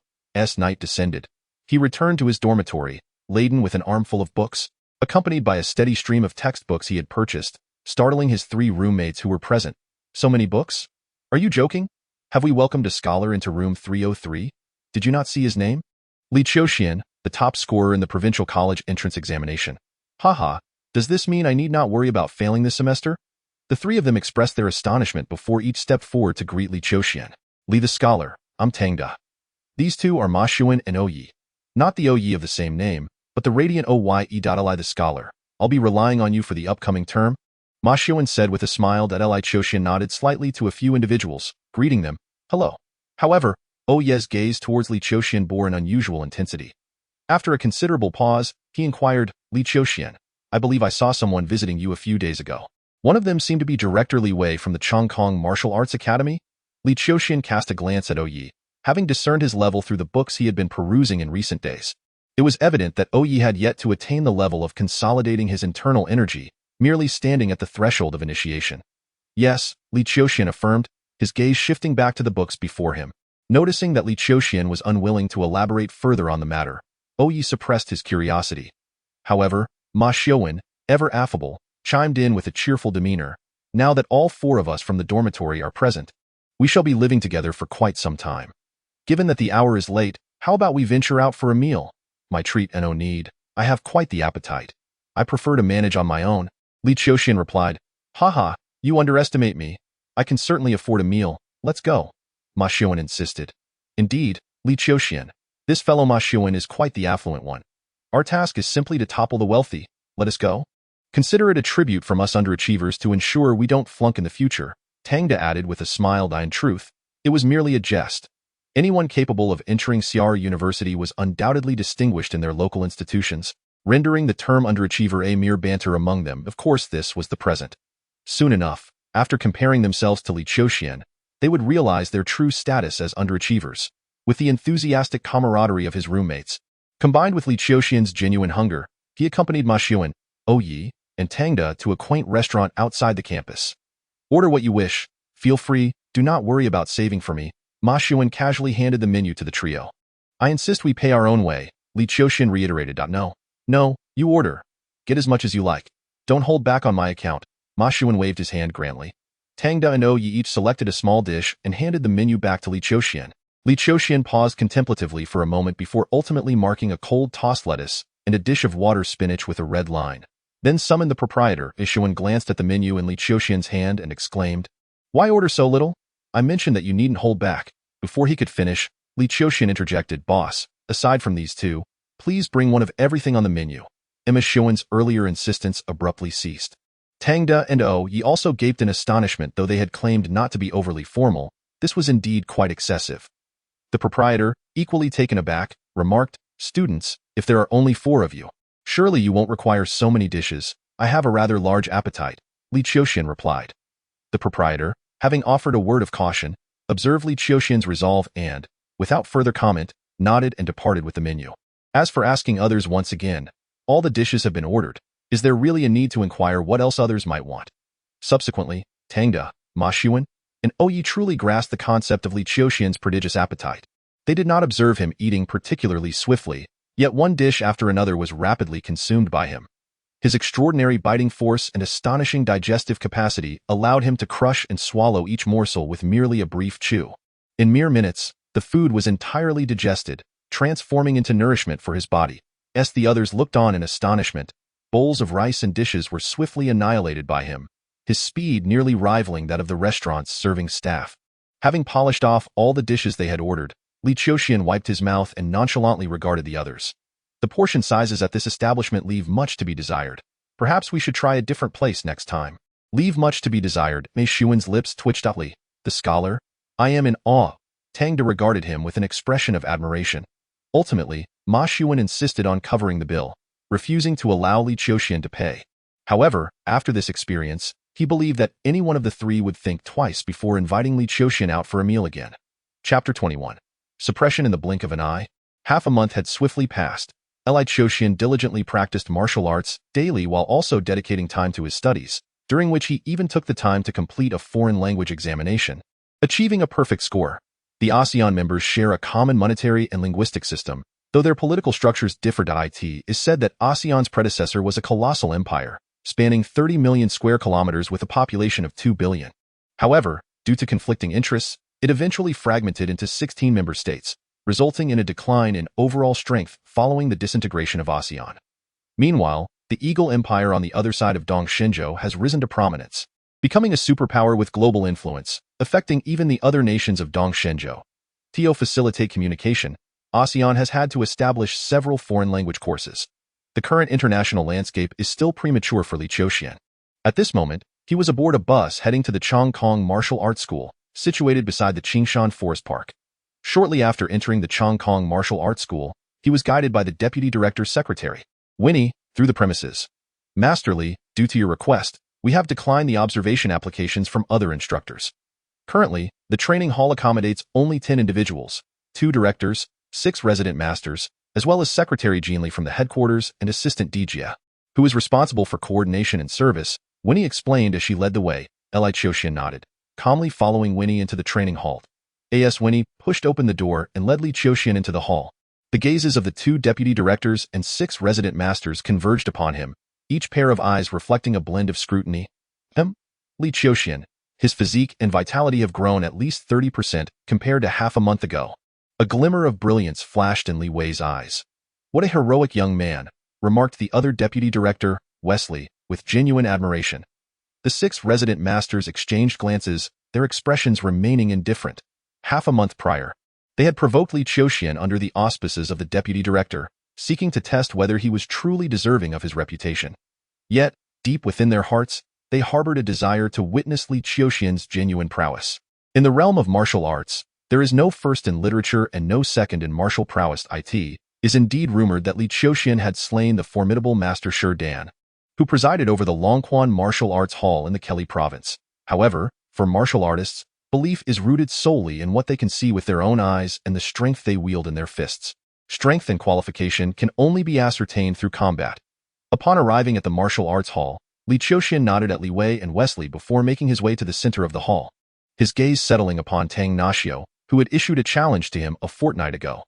Without the need for Li Qiuxian to utter a word, Tang Naxiu rose from his position, his upper body remaining still as he channeled his energy through his feet. Propelling himself into the in mere strides, he traversed 10 meters, standing face to face with Li Qiuxian, who remained 6 meters away. Please, Tang Naxiu declared, his energy coalescing, his voice resonating with authority. Please, Li Qiuxian responded, and then he made the first move. With a powerful push from his feet, he lunged forward, delivering a punch with his fully restored right hand.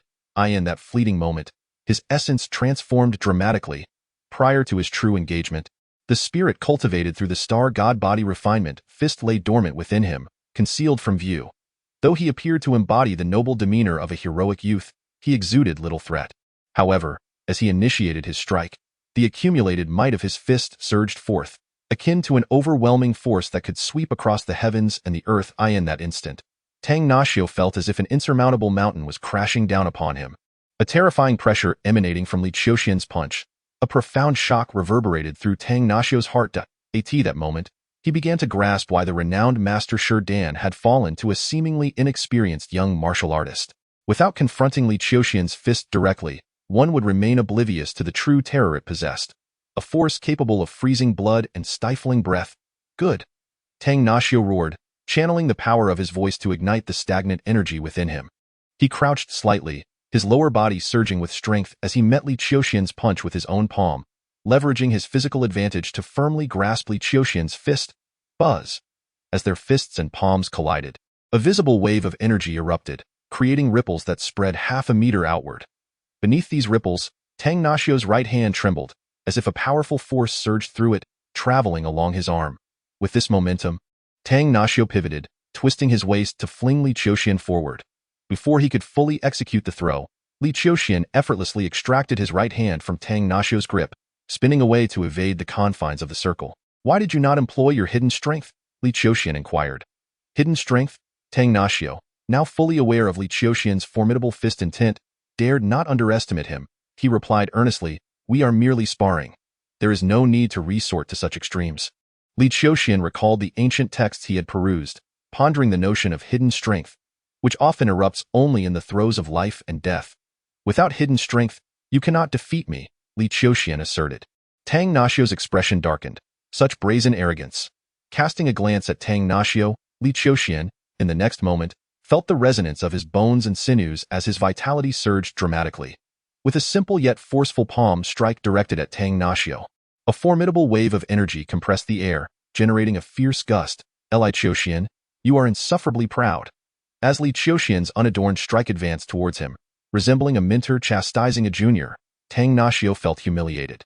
A thunderous sound resonated within him as his right hand lashed out, producing a crackling noise akin to firecrackers in the void, meeting Li Qiuxian's descending palm. However, at the moment of impact, the originally fierce strike of Li Qiuxian transformed from rigidity to fluidity. Akin to flowing water, deftly circumventing Tang Naxiu's counterattack, the forceful strike landed in empty space, resulting in an abrupt void of energy and an imbalance of power that changed Tang Naxiu's complexion. As Li Qiuxian's palm energy circled back towards him, Tang Naxiu once again summoned his vitality, striking out with his left hand in a horizontal intercept. Bang! The collision of his left palm with Li Qiuxian's descending right palm produced a resounding thud. Although Li Qiuxian's right hand was easily repelled, the fierce energy transferred seamlessly to his left hand, continuing its relentless descent towards Tang Naxiu without any alteration or embellishment. The unyielding might, now accompanied by an oppressive atmospheric pressure, bore down upon Tang Naxiu, causing his eyes to widen in disbelief. At this moment, all of Tang Naxiu's strength had been unleashed, yet his second strike faltered, leaving him unable to counter Li Qiuxian's palm.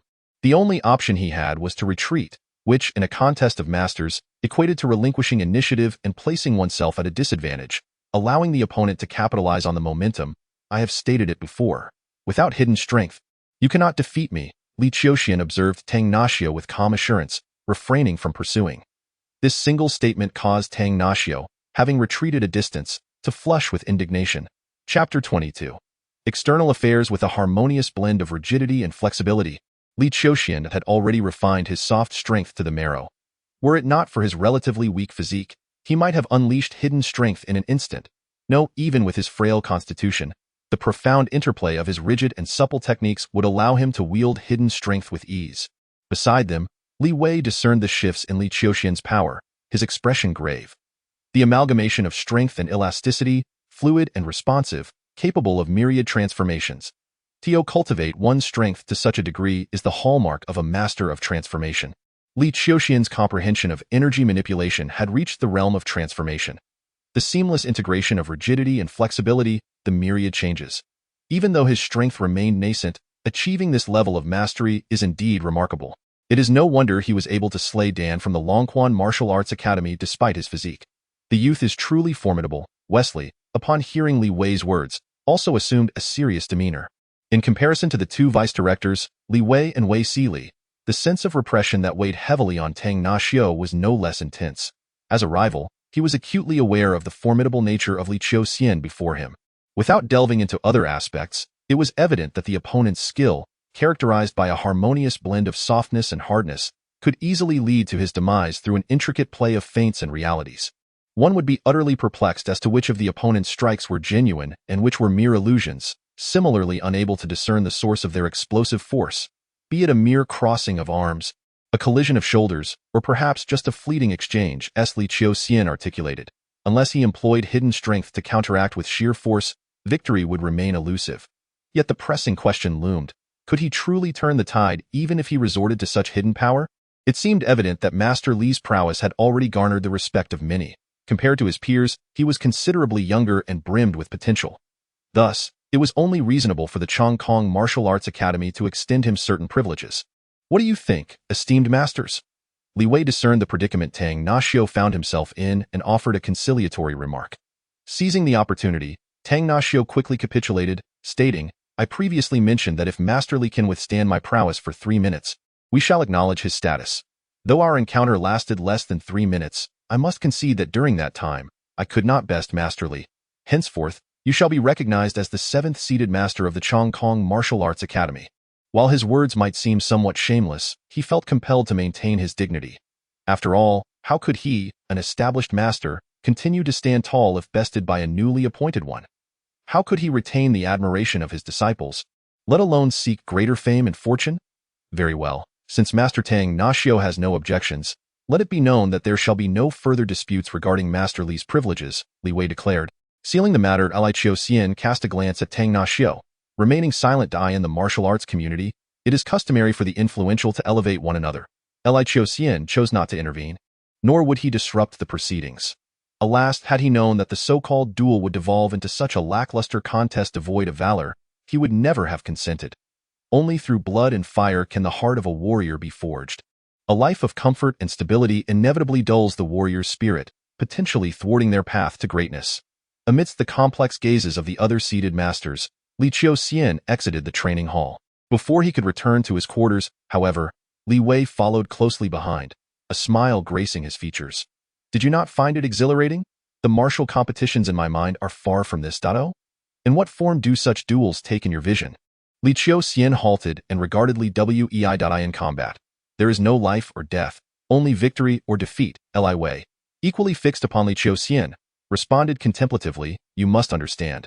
Not every martial artist practices their craft with the same lofty aspirations as you, especially in this era where technology reigns supreme and firearms are ever evolving.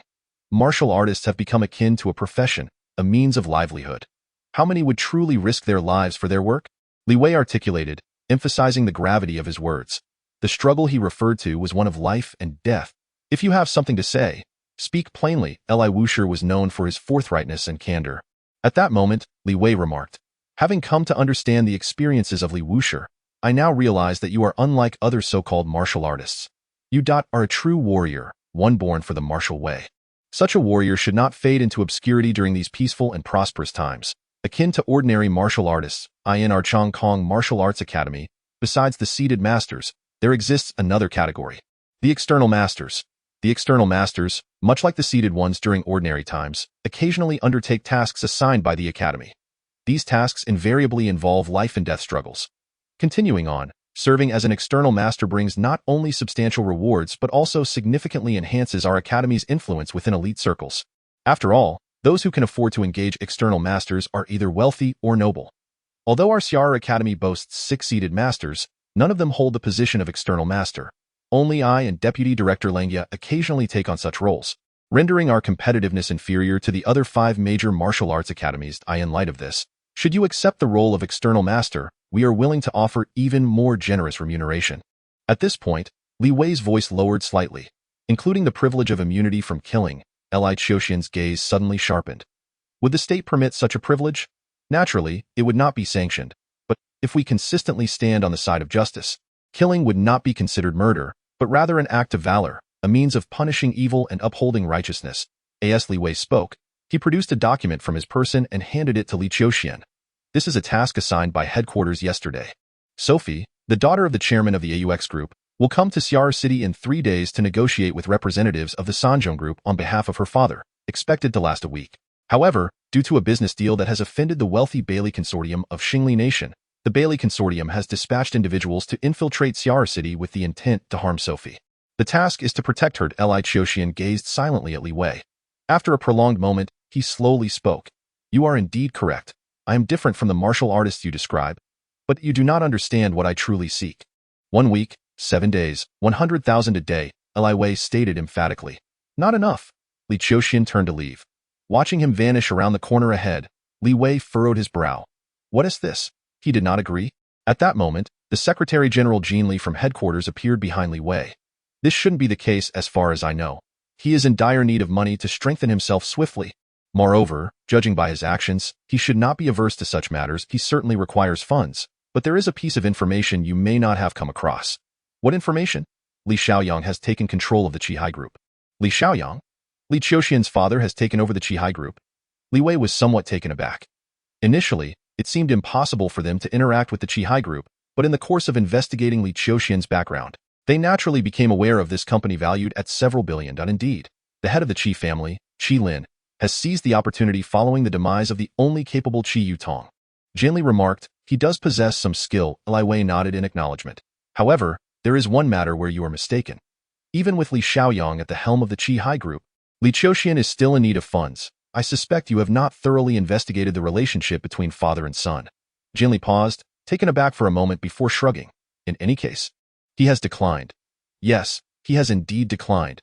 Li Wei gazed towards the direction in which Li Qiuxian had vanished, a faint smile playing on his lips as he mused. However, I believe that one day, he will acquiesce. Unlike those martial artists who bask in comfort, I perceive a wild spark in his eyes, a primal essence that wholly adheres to the laws of nature. Those who embody such wildness will never be content to languish in the mundane steel jungle. Bloodshed and struggle are his ultimate destiny. Chapter 23. 4 hours acquiring the skills of both literature and martial arts, one may serve the imperial family for wealth. Pursuing the protection of others for monetary gain is, after all, justifiable. There exists a path for those who, relying solely on their martial prowess, quietly instruct disciples as martial masters. Conversely, there are those imbued with a fierce spirit, diligently honing their martial arts, daring to engage in battle, and charging to the front lines. This is yet another path. However, none of these resonate with his own way. In fact, to him, martial arts merely serve as a means, a method to transcend weakness and continually grow stronger until he achieves transcendence itself. The fundamental purpose of this transcendence is life. The fragility and insignificance of life compel him to embark on the path of transcendence. The means to this path is martial training. Martial training is life. Prioritizing one's martial arts is synonymous with prioritizing one's existence. Thus, anything that does not propel the evolution of life or elevate the essence of martial arts holds no significance. Li Qiuxian entered the martial arts chamber with calm determination. As of this day, he officially commenced his role, becoming the resident martial master. Naturally, he must shoulder the responsibility of teaching 30 hours each month. Long before Li Qiuxian planned to commence his instruction, his assistant had already disseminated the news to every disciple. Therefore, upon his arrival at the martial arts chamber, 14 disciples awaited him. 14, a mere fraction of the total 48 disciples, is indeed a scant number. Yet, as a newly appointed martial master, the disciples remained unfamiliar with him. Moreover, although the Longkong Martial Academy boasted 48 disciples, some among them were on the verge of graduation, often engrossed in their own studies and training. Additionally, a portion consisted of local dignitaries from Xiar City, whose children were registered at the academy due to their parents' connections. These disciples seldom attended. In truth, only a couple dozen could be regarded as the backbone dedicated to the pursuit of martial arts within the Longkong Martial Academy. Among the 14 present, 12 were earnest disciples devoted to martial pursuits, while 2 were the offspring of affluent families, curious to observe the new master's teachings. What I shall impart to you will be primarily practical, as martial arts training can be intricately divided into nurturing techniques, practice methods, combat strategies, and ultimately, the lethal finishing moves. Li Qiuxian surveyed the 14 disciples before him, choosing not to emphasize his own identity.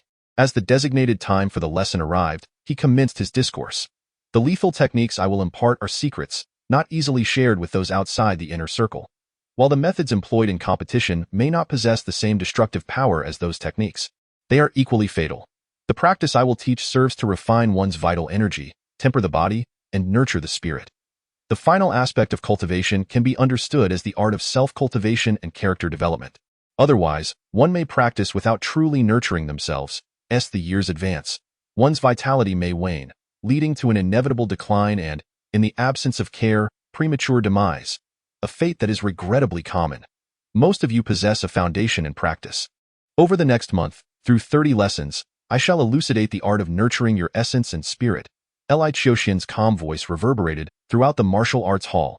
He was indifferent to whether the disciples found the material engaging, whether they listened attentively, or whether they comprehended his teachings. His sole responsibility was to convey the knowledge. The master opens the door, but the cultivation lies within the individual. This truth has endured through the ages. Initially, the 14 disciples, recognizing Li Qiuxian's esteemed position as a martial instructor, listened with earnestness. However, as time progressed, their attention began to wane. The concept of nurturing one's essence and spirit was a technique derived from Li Qiuxian's star god body refinement fist. At first glance, it seemed unremarkable. Only through relentless practice and self-cultivation would one grasp the potency of this method. This martial instructor is rather dull. He neither teaches us how to cultivate power nor demonstrates any formidable techniques. What he speaks of resembles mere health maintenance. We are not elderly folks. Why should we concern ourselves with such matters? One of the disciples, seated slightly behind, murmured to her companion, I believe we should take our leave and refrain from attending this instructor's classes in the future. The one referred to as Bebe appeared to be in her mid-20s, embodying the elegance of a corporate professional. Even clad in the martial attire of the Chongkong Martial Arts School, her beauty was undeniable. What he discusses does seem peculiar, possessing a somewhat superficial quality. Yet, given his position, he must possess some unique insights. Otherwise, how could the Chongkong Martial Arts School justify engaging someone merely seeking fame? Bebe reasoned. Perhaps we should continue to listen for now, however, it is truly monotonous. Look at Judy. She appears to be on the verge of dozing off, and I recall she ranks among the top 5 disciples at the Chongkong Martial Arts School. Xiao Baier hesitated but ultimately stated, I will listen a bit longer. Suit yourself. As for me, I shan't return for the next class. I would rather descend and see if there are any new dashing young instructors. Xiao Baier nodded in agreement. The lesson swiftly concluded, followed by a half-hour intermission. After the break, Li Qiuxian returned to the martial arts hall, only to find that the number of disciples had dwindled to 6. More than half having departed, Li Qiuxian remained unfazed, continuing to elaborate on his teachings regarding the nurturing of essence and spirit. Thus, by the end of this session, as the third lesson commenced, the attendance further diminished, leaving only 3 disciples in the martial arts hall. Among the trio, Joe Baier is one of them, while the remaining individual is the esteemed Judy, ranked among the top 5. The other is a taciturn young man named Kuntz, who has been a disciple of the Chongkong Martial Arts School for less than a month. Among them, Joe Baier wears an expression of deep contemplation, Kuntz remains impassive, while Judy's face reflects a mixture of pain and confusion. Once Li Qiuxian announces the conclusion of the third lesson, Judy is the first to rise. Master Li, I wish to understand the purpose of learning this method. Is it to cultivate our vital energy? Is this not a form of wellness practice? Yet, what we seek to learn is martial arts, combat techniques, the art of victory, and methods of vanquishing foes. Li Qiuxian had no intention of addressing Judy's query, but the thought of conducting a lesson with no students present weighed on him, especially considering the substantial salary he received from the Chongkong Martial Arts School. Earlier, I taught you breathing techniques and meditation practices. If you have taken them to heart and made an effort, after 3 hours, you should have already sensed their effects. Judy reflected briefly on the 2 methods imparted by Li Qiuxian, shaking her head in response. I apologize, Master Li, but I truly cannot perceive any benefit from the breathing techniques or meditation practices you mention. If this is all your course entails, I shall take my leave to pursue instruction from other masters. That is your prerogative, Li Qiuxian replied before turning to depart. Observing his abrupt exit, Judy frowned. I had hoped to draw out some genuine skill from him, yet it seems this Master Li is utterly devoid of understanding. Humph, after 3 sessions with 14 students, not one has remained. If I propagate this, come the next class, you might find yourself without a single pupil. I shall be eager to see how you retain your composure then. As for the remaining Joe Baier and Kuntz in the martial arts hall, one is merely a curious scion of nobility, prone to inconsistency, while the other, having recently joined the Chongkong Martial Arts School, likely lacks a true comprehension of martial arts. Thus, he is hardly concerned. Breathing techniques. Meditation practices. After Judy's departure, Joe Baier found herself enveloped in curiosity, although she too struggled to grasp the essence of what Li Qiuxian had taught. For reasons unknown, each word he uttered seemed to resonate with an enchanting quality that lingered in her mind. To unravel the mysteries of his words, she instinctively requested a quiet room from the martial arts school. Once settled in the quiet room, she swiftly began practicing the breathing and meditation techniques provided by Li Qiuxian. Unbeknownst to her, she gradually slipped into a state that was neither fully asleep nor awake. After some time, Jo Bayer was roused from her reverie by the sound of a doorbell. Shaking off her daze, she surveyed the quiet room's surroundings, and a sudden realization washed over her, causing her cheeks to flush. Had she really fallen asleep while practicing? Momentarily, she found herself in silent amusement, a method that could induce slumber during training. She had thought there was some profound mystery to it. At that moment, the doorbell rang again, prompting Jo Bayer to rise hastily and open the door. As the door swung open, the girl who had attended the class with her exhaled a sigh of relief. "Goodness, Bebe, I was truly worried about you. Where have you been?" Jo Bayer found it rather peculiar to witness her best friend's astonished demeanor. "What's the matter? You dare to ask me what's wrong? It's been at least 4 hours. You haven't answered your phone, and no one knows where you've gone, yet you still inquire about my state. You nearly gave me a heart attack. 4 hours." Jo Bayer was momentarily taken aback, her gaze swiftly shifting to her exquisite lady's watch. It was 9:13 in the evening. With just that breathing technique and meditation, she felt as if she had only practiced for a brief moment. How could 4 hours have passed? 4 hours. Jo Bayer found it hard to believe.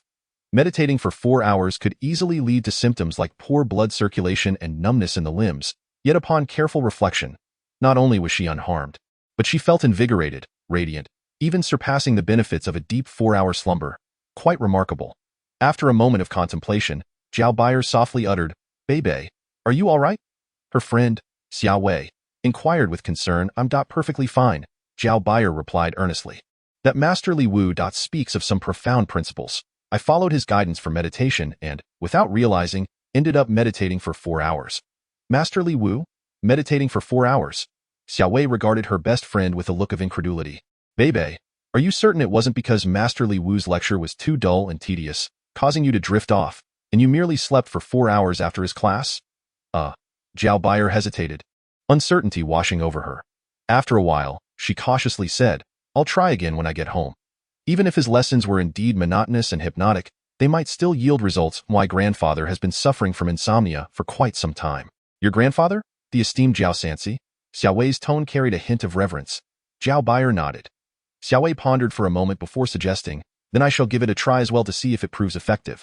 If it does, I could also help promote it. Zhao Bayer smiled and beckoned to a staff member. Miss Zhao, how may we assist you? I would like to know when Master Li Wu's next lecture is scheduled. Master Li Wu has not yet appointed a time for his next lecture.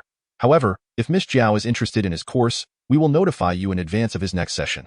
Zhao Bayer inclined her head slightly. Thank you for your assistance. You are most welcome. It is our duty to Li Qiuxian finished his meal and departed from the Chongqing Martial Arts Academy. The hour nearing 9 in the evening. Xiar City was a metropolis that never slept. Even at night, vibrant lights were omnipresent, with countless weary workers weaving through the bustling cityscape, embellishing the tapestry of life. Li Qiuxian observed this as he made his way towards Xiar University. On the road, groups of 3 to 5 pedestrians laughed and chatted merrily, while on a nearby verdant wooden bench, a couple nestled closely together. Not far away, a pair of young parents were guiding their little daughter, seemingly having just concluded a delightful family gathering. The sound of jingling echoed behind them as Li Qiuxian stepped aside, allowing a bicycle to glide past him. He lifted his gaze to the rows of street lamps emanating a warm orange glow. This was the night of Shar. Suddenly, an unusual footfall came to a halt before Li Qiuxian. He looked up to see an elderly man, perhaps in his 60s, whose vitality had begun to wane. Despite his diminished vigor, the man's eyes sparkled with an intense brilliance, reflecting the streetlights like flickering fireflies, coldly fixated on Li Qiuxian. Li Qiuxian paused in his tracks. There's something you wish to discuss? I am sure Li, the old man spoke slowly. Sure Dan was my disciple. Therefore, your purpose in this matter. Sure Dan bears another identity. The old man's gaze pierced through Li Qiuxian with the sharpness of a sword, as if attempting to penetrate his very soul. He is my adopted son. The son who will perform my last rites when my vitality is entirely depleted in 10 years. I understand. Li Qiuxian nodded thoughtfully. It is only natural for you to seek me. Sure Li observed Li Qiuxian, noting the nonchalant expression on his face, devoid of fear or remorse, which ignited a peculiar fury within him. You deserve to die. Li Qiuxian cast a glance around. He walked along the bustling street, where life flowed incessantly. To his left, 3 meters away, was the busy thoroughfare of Chongning Road, and to his right, 2 meters away, stood a row of brilliantly lit storefronts. Among them, he could see a tobacco and liquor shop, a convenience store, a clothing store, a milk tea shop, and a bank. Let us change our location, he suggested. The legal teams of the Chongkong Martial Arts School and the Longquan Martial Arts School, no matter how formidable, would find it difficult to manage should matters escalate. With that, Li Qiuxian turned and headed towards a relatively quiet park he had just passed. That was a living being. Do you not feel a shred of guilt in your heart? Do you not harbor even the slightest regret for your actions? Li exclaimed angrily. Li Qiuxian halted his departure, turning to face the furious Li. Feeling a sense of incomprehension, Dan was invited by the Qi family to kill me. I killed him. What is wrong with that? Your enemy is the Qi family, Wai's son. Dan merely sought to repay a debt of gratitude to them, demonstrating loyalty and righteousness, yet you ruthlessly took his life. If you came seeking vengeance, we could have met at a designated place to determine our fates. If I am outmatched and fall at your hands, I would accept it. However, if you do not seek vengeance, Li Qiuxian regarded Li with indifference, continuing onward, exuding an air that suggested he had no time to waste if vengeance was not his intent. Vengeance. Li gazed at Li Qiuxian, a bitter smile twisting upon his lips, as his most esteemed disciple. Dan had already surpassed his mentor, yet even at the height of his prowess, he was still somewhat inferior to Dan. Now, having crossed the threshold of 60, with both vitality and spirit waning, how could he possibly contend with Li Qiuxian, a man capable of slaying Dan? Moreover, he was not even qualified to intervene on behalf of the Qiu Longquan Martial Arts School. The martial arts community abides by its own set of rules, as Li Qiuxian stated. Dan was invited by the Qi family to be ambushed and subsequently perished at his hands. This was entirely justifiable. Should Dan's closest kin seek vengeance, it would be equally reasonable. In this realm, those who lack skill meet their deserved fate.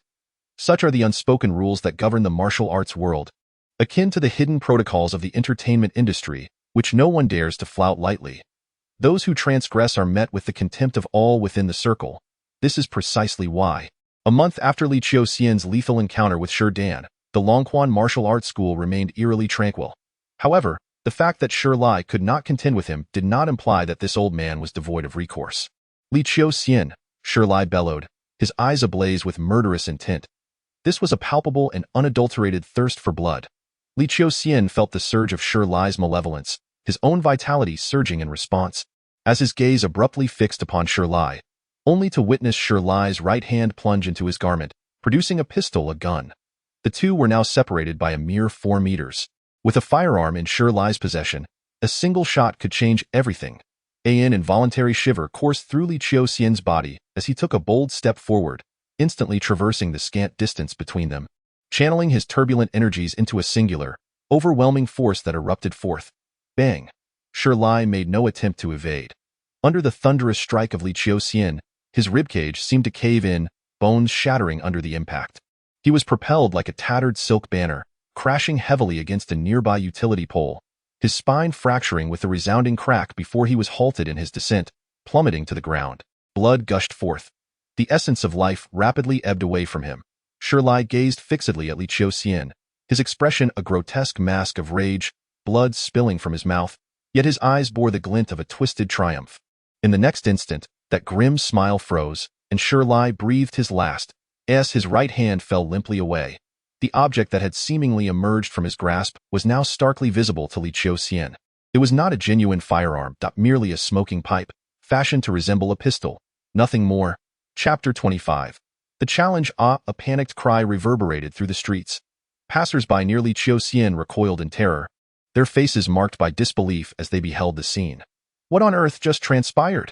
That youthful figure had effortlessly sent the elderly man hurtling 3 or 4 meters away, even accounting for the elder's advanced age and frailty.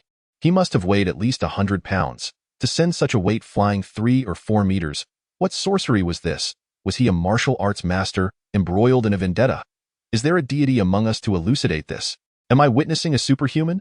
Some courageous souls, after retreating to a safe distance, lingered to observe, shouting and gesturing yet unwilling to depart. Meanwhile, many others pulled out their phones to dial emergency services.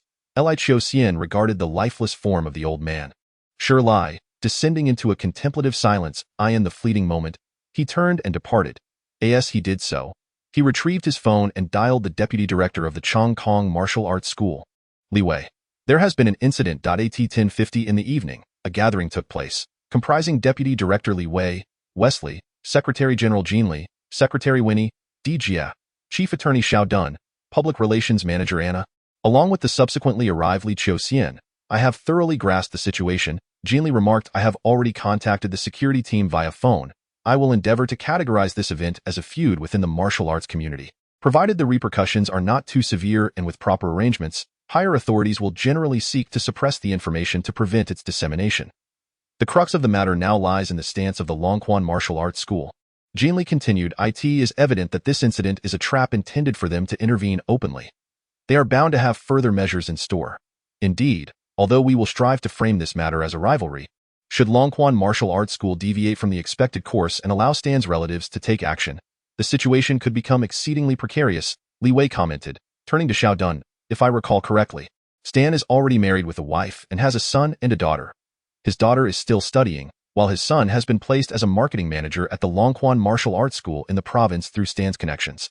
His wife, daughter, and son are not part of our circle. If they persist in pursuing this issue and take it outside our community, we will find ourselves in a considerably disadvantageous position. Moreover, if the Longquan Martial Arts School were to incite matters from behind the scenes. Wesley furrowed his brow, taken aback by the ramifications of Li Qiuxian's involvement with the Chongqing Martial Arts School within just over half a month. Even if the matter were contained within the community, it would still pose significant complications. Previously, due to the personal grievances between Stan and Master Li, the Longquan Martial Arts School refrained from intervening, abiding by the customs of our circle, and did not seek vengeance for Stan's demise, which had left them the subject of ridicule. However, the circumstances have now shifted. Li, who joined the Longquan Martial Arts School at the tender age of 20, had dedicated 44 years of his life, pouring his heart and soul into the school.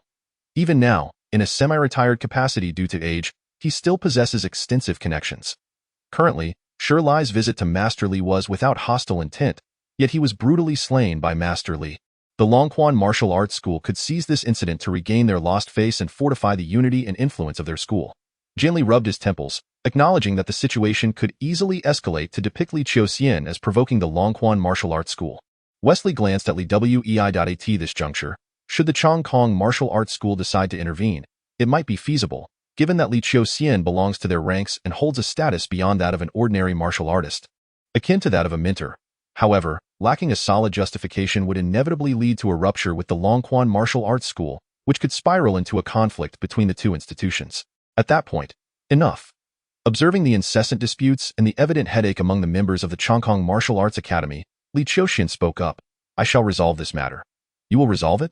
What can you possibly do? Vice Director wisely expressed his discontent, as this predicament was indeed brought upon them by Qingxiu.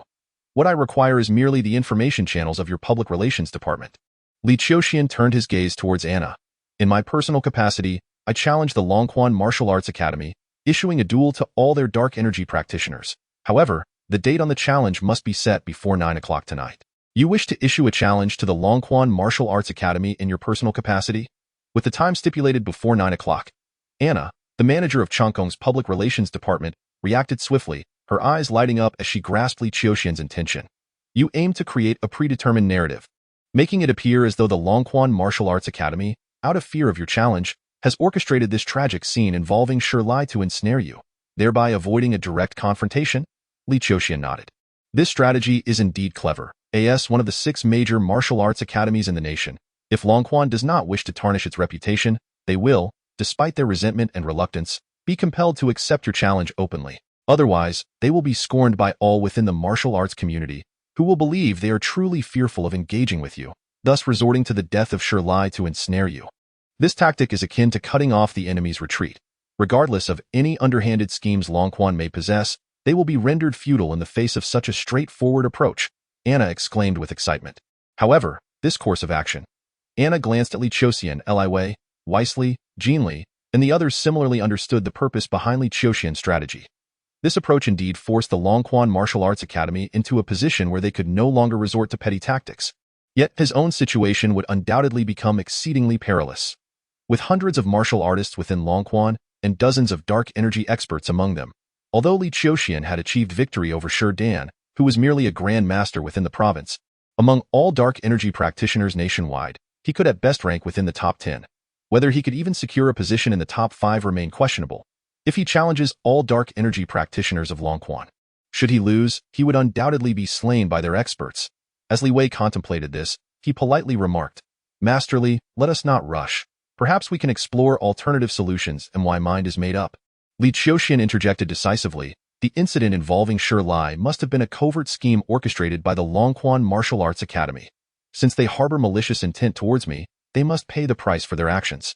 Anna, proceed to issue the challenge through the channels of the Chongkong Martial Arts Academy, ensuring that the entirety of the CR community is made aware." Anna hesitated for a moment, then turned her gaze towards Li Wei, Wisely, and Jinli.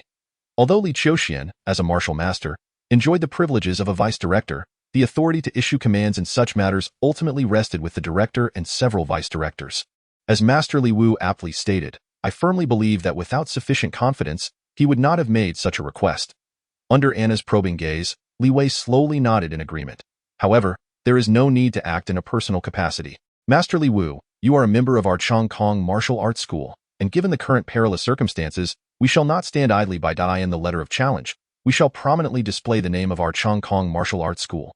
Additionally, let us endeavor to postpone the time frame slightly, allowing Master Li Wu ample opportunity to prepare, perhaps half a month." Wesley cast a glance at Li Wei, appearing somewhat displeased with his unilateral decision to involve the Chongkong Martial Arts School in this matter.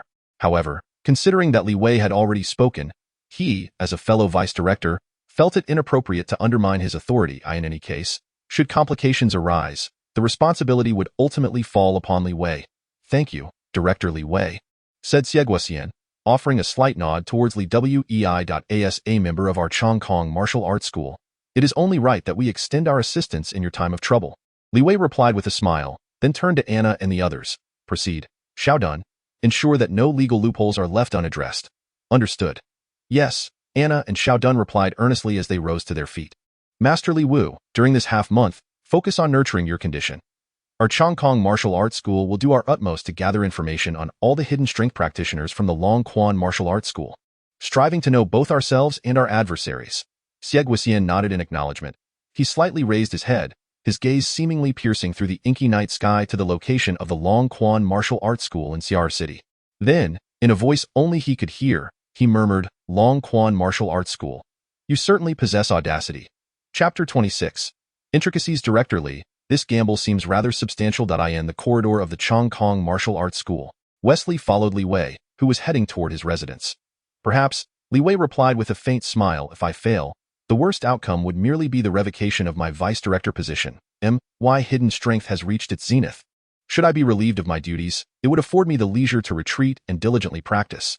And if you succeed, you may not necessarily reap great benefits either. While our Chongkong Martial Arts School's reputation may overshadow that of the Longquan Martial Arts School, it would irrevocably offend them. We are all part of the same circle, and this may not bode well for you personally." Li Wei chuckled softly. "You only perceive the drawbacks of offending the Longquan Martial Arts School. But do not forget the crux of the matter." "The crux of the matter?" Wesley's interest was piqued. Li Qiuxian. Li Wei neither confirmed nor denied, merely casting a meaningful glance at Wesley. "Director Wei, do not overlook Li Qiuxian's age. He is still not yet 20. With that, Li Wei ceased further discourse and turned, vanishing around the corridor's corner. "Not yet 20. Wesley immediately grasped the implication of Li Wei's words. A martial artist, scarcely in his 20s, yet capable of slaying the formidable Grandmaster Shi Dan, a practitioner whose mastery of internal energy manipulation rivals that of the esteemed masters of transformation. With these revelations, a window seemed to open in Wei Sili's mind, illuminating the true intentions of Li Qiuxian. What he wagered was not merely his own future, but rather the fate of Li Qiuxian himself. As long as Li Qiuxian does not perish in the challenges posed at the Longquan Martial Arts Academy, his future gains could very well entail the goodwill of a master of transformation. Once this realization dawned upon him, a flicker of regret passed through Wei Sili's eyes. He was a step too late. Had he been able to discern this truth in that moment, perhaps he too might have partaken in this investment of goodwill. Revenge? You could simply come and take my life. I am weak, inferior in skill, and would harbor no grievances. But to scheme against me, go gamble with my very life. Li Qiuxian sat cross-legged in his chamber, tilting his head as he gazed upon the luminous moonlight outside. Dio, it appears so easily calculable? Li Qiuxian turned his gaze to his hands. These hands, now more robust than when they had felled Qi Yu Tong, no longer delicate and fair as when they had held a PNY path, unimpeded. Li Qiuxian closed his eyes. Although he had yet to attain a state of effortless perfection, IT was no longer a significant concern. You mean to say that Master Li has drawn a month's salary from you, Li Wei? Upon hearing Winnie's report, expressed surprised IT was already the day following Li Qiuxian's defeat of Shi Lai and his challenge to the Longquan Martial Arts Academy. Keeping a vigilant watch on Li Qiuxian's movements, Li Wei received Winnie's information at the earliest opportunity. Yes, technically, he has only been employed at our Chongkong Martial Arts Academy for just over half a month, and it is not yet time for salary disbursement. However, considering his current predicament, I took the liberty of advancing his salary for this month. I hope the director will understand. No, you acted rightly. At such a critical juncture, you must make every effort to accommodate any reasonable request he may have. As Li Wei spoke, his tone faltered. Is your sister Wan working in the secretary's office? For the time being, let her report to Master Li, on one hand, to assist him with mundane matters, and on the other, to better understand his needs. Certainly, Director, I shall summon Wan at once. Very well, Li Wei nodded. By the way, regarding Miss Sophie. At this moment, we are unable to dispatch personnel that would satisfy Miss Sophie. They have opted for the Shi Ri Martial Arts Academy, and to ensure her safety, the Academy has dispatched Vice Director Shi Lan and Grandmaster AI. Bloodsword Salon, Grandmaster AI at Li Wei's side. The Oaks Group has always been a significant patron of our Chongkong Martial Arts Academy. This time, however, we have disappointed them. The external martial artists of Chongkong Academy are far too few. It seems Li Wushi is in need of funds. We could certainly seize this opportunity. Li Wei understood what Wen and I was hinting at and shook his head. Such an approach would only evoke his disdain. We must proceed step by step. Nevertheless, I am confident he is not the type to resign himself to mediocrity. At this point, he pondered for a moment. When the next task arises, we could assign it to him first, with an increased monetary reward. As for whether he accepts or declines, that is up to him. Understood. Li Qiuxian took a half-month leave. Before selecting a mentor, he deliberately chose those with more lenient management. And with the recent arrival of the Gentle One, taking leave was hardly a challenge. On the very first day his salary of 100,000 was received, he squandered it all on 2 types of medicinal substances. Once the medicines were procured, Li Qiuxian concocted them into a paste, applying it to 36 acupuncture points, subsequently piercing the skin at those locations. 36 wounds, appearing somewhat bloodied. Yet Li Qiuxian skillfully controlled the flow of his vital energy, ensuring minimal detriment to his body. The spirit was insufficient, yet could be invigorated through certain esoteric techniques, transforming vital energy into spiritual essence. Over half a month prior, Li Qiuxian had suffered a disability in his right hand, contemplating this method to amplify his spirit, aiming to elevate his martial arts to the second realm, subtle perception. However, at that time, his physique was still frail, and the potential repercussions of reckless application were too great, leading him to temporarily suppress the idea. Now, after more than half a month of refinement, with enhancements in vitality, energy, and spirit, although his pure spirit still fell short of the second realm of martial arts, it had reached a critical juncture. Even without the esoteric method to stimulate his vital energy for nurturing his spirit, with another month or 2, he would be close. Utilizing this method now would merely expedite the process. Prepared and ready, Li Qiuxian focused his mind and calmed his spirit. As the technique commenced, his vital energy surged, causing his body temperature to rise steadily, his blood roaring like boiling water, continuously swirling and converging pure energy towards his brain. As the essence gathered in his mind, Li Qiuxian swiftly initiated the Star God Body Refinement Fist, bypassing the process of refining vital energy, emphasizing the nurturing of spirit. Under this nurturing, Li Qiuxian's spirit felt as if it were immersed in a hot spring, the world before him gradually becoming hazy, dreamlike. After a considerable time, the hazy, dreamlike sensation began to dissipate. Li Qiuxian felt as if he were an individual utterly exhausted, awakening after 3 days and nights of slumber. A profound sense of ease and clarity enveloping his mind, sharpening his sensitivity to the external world. It was completed.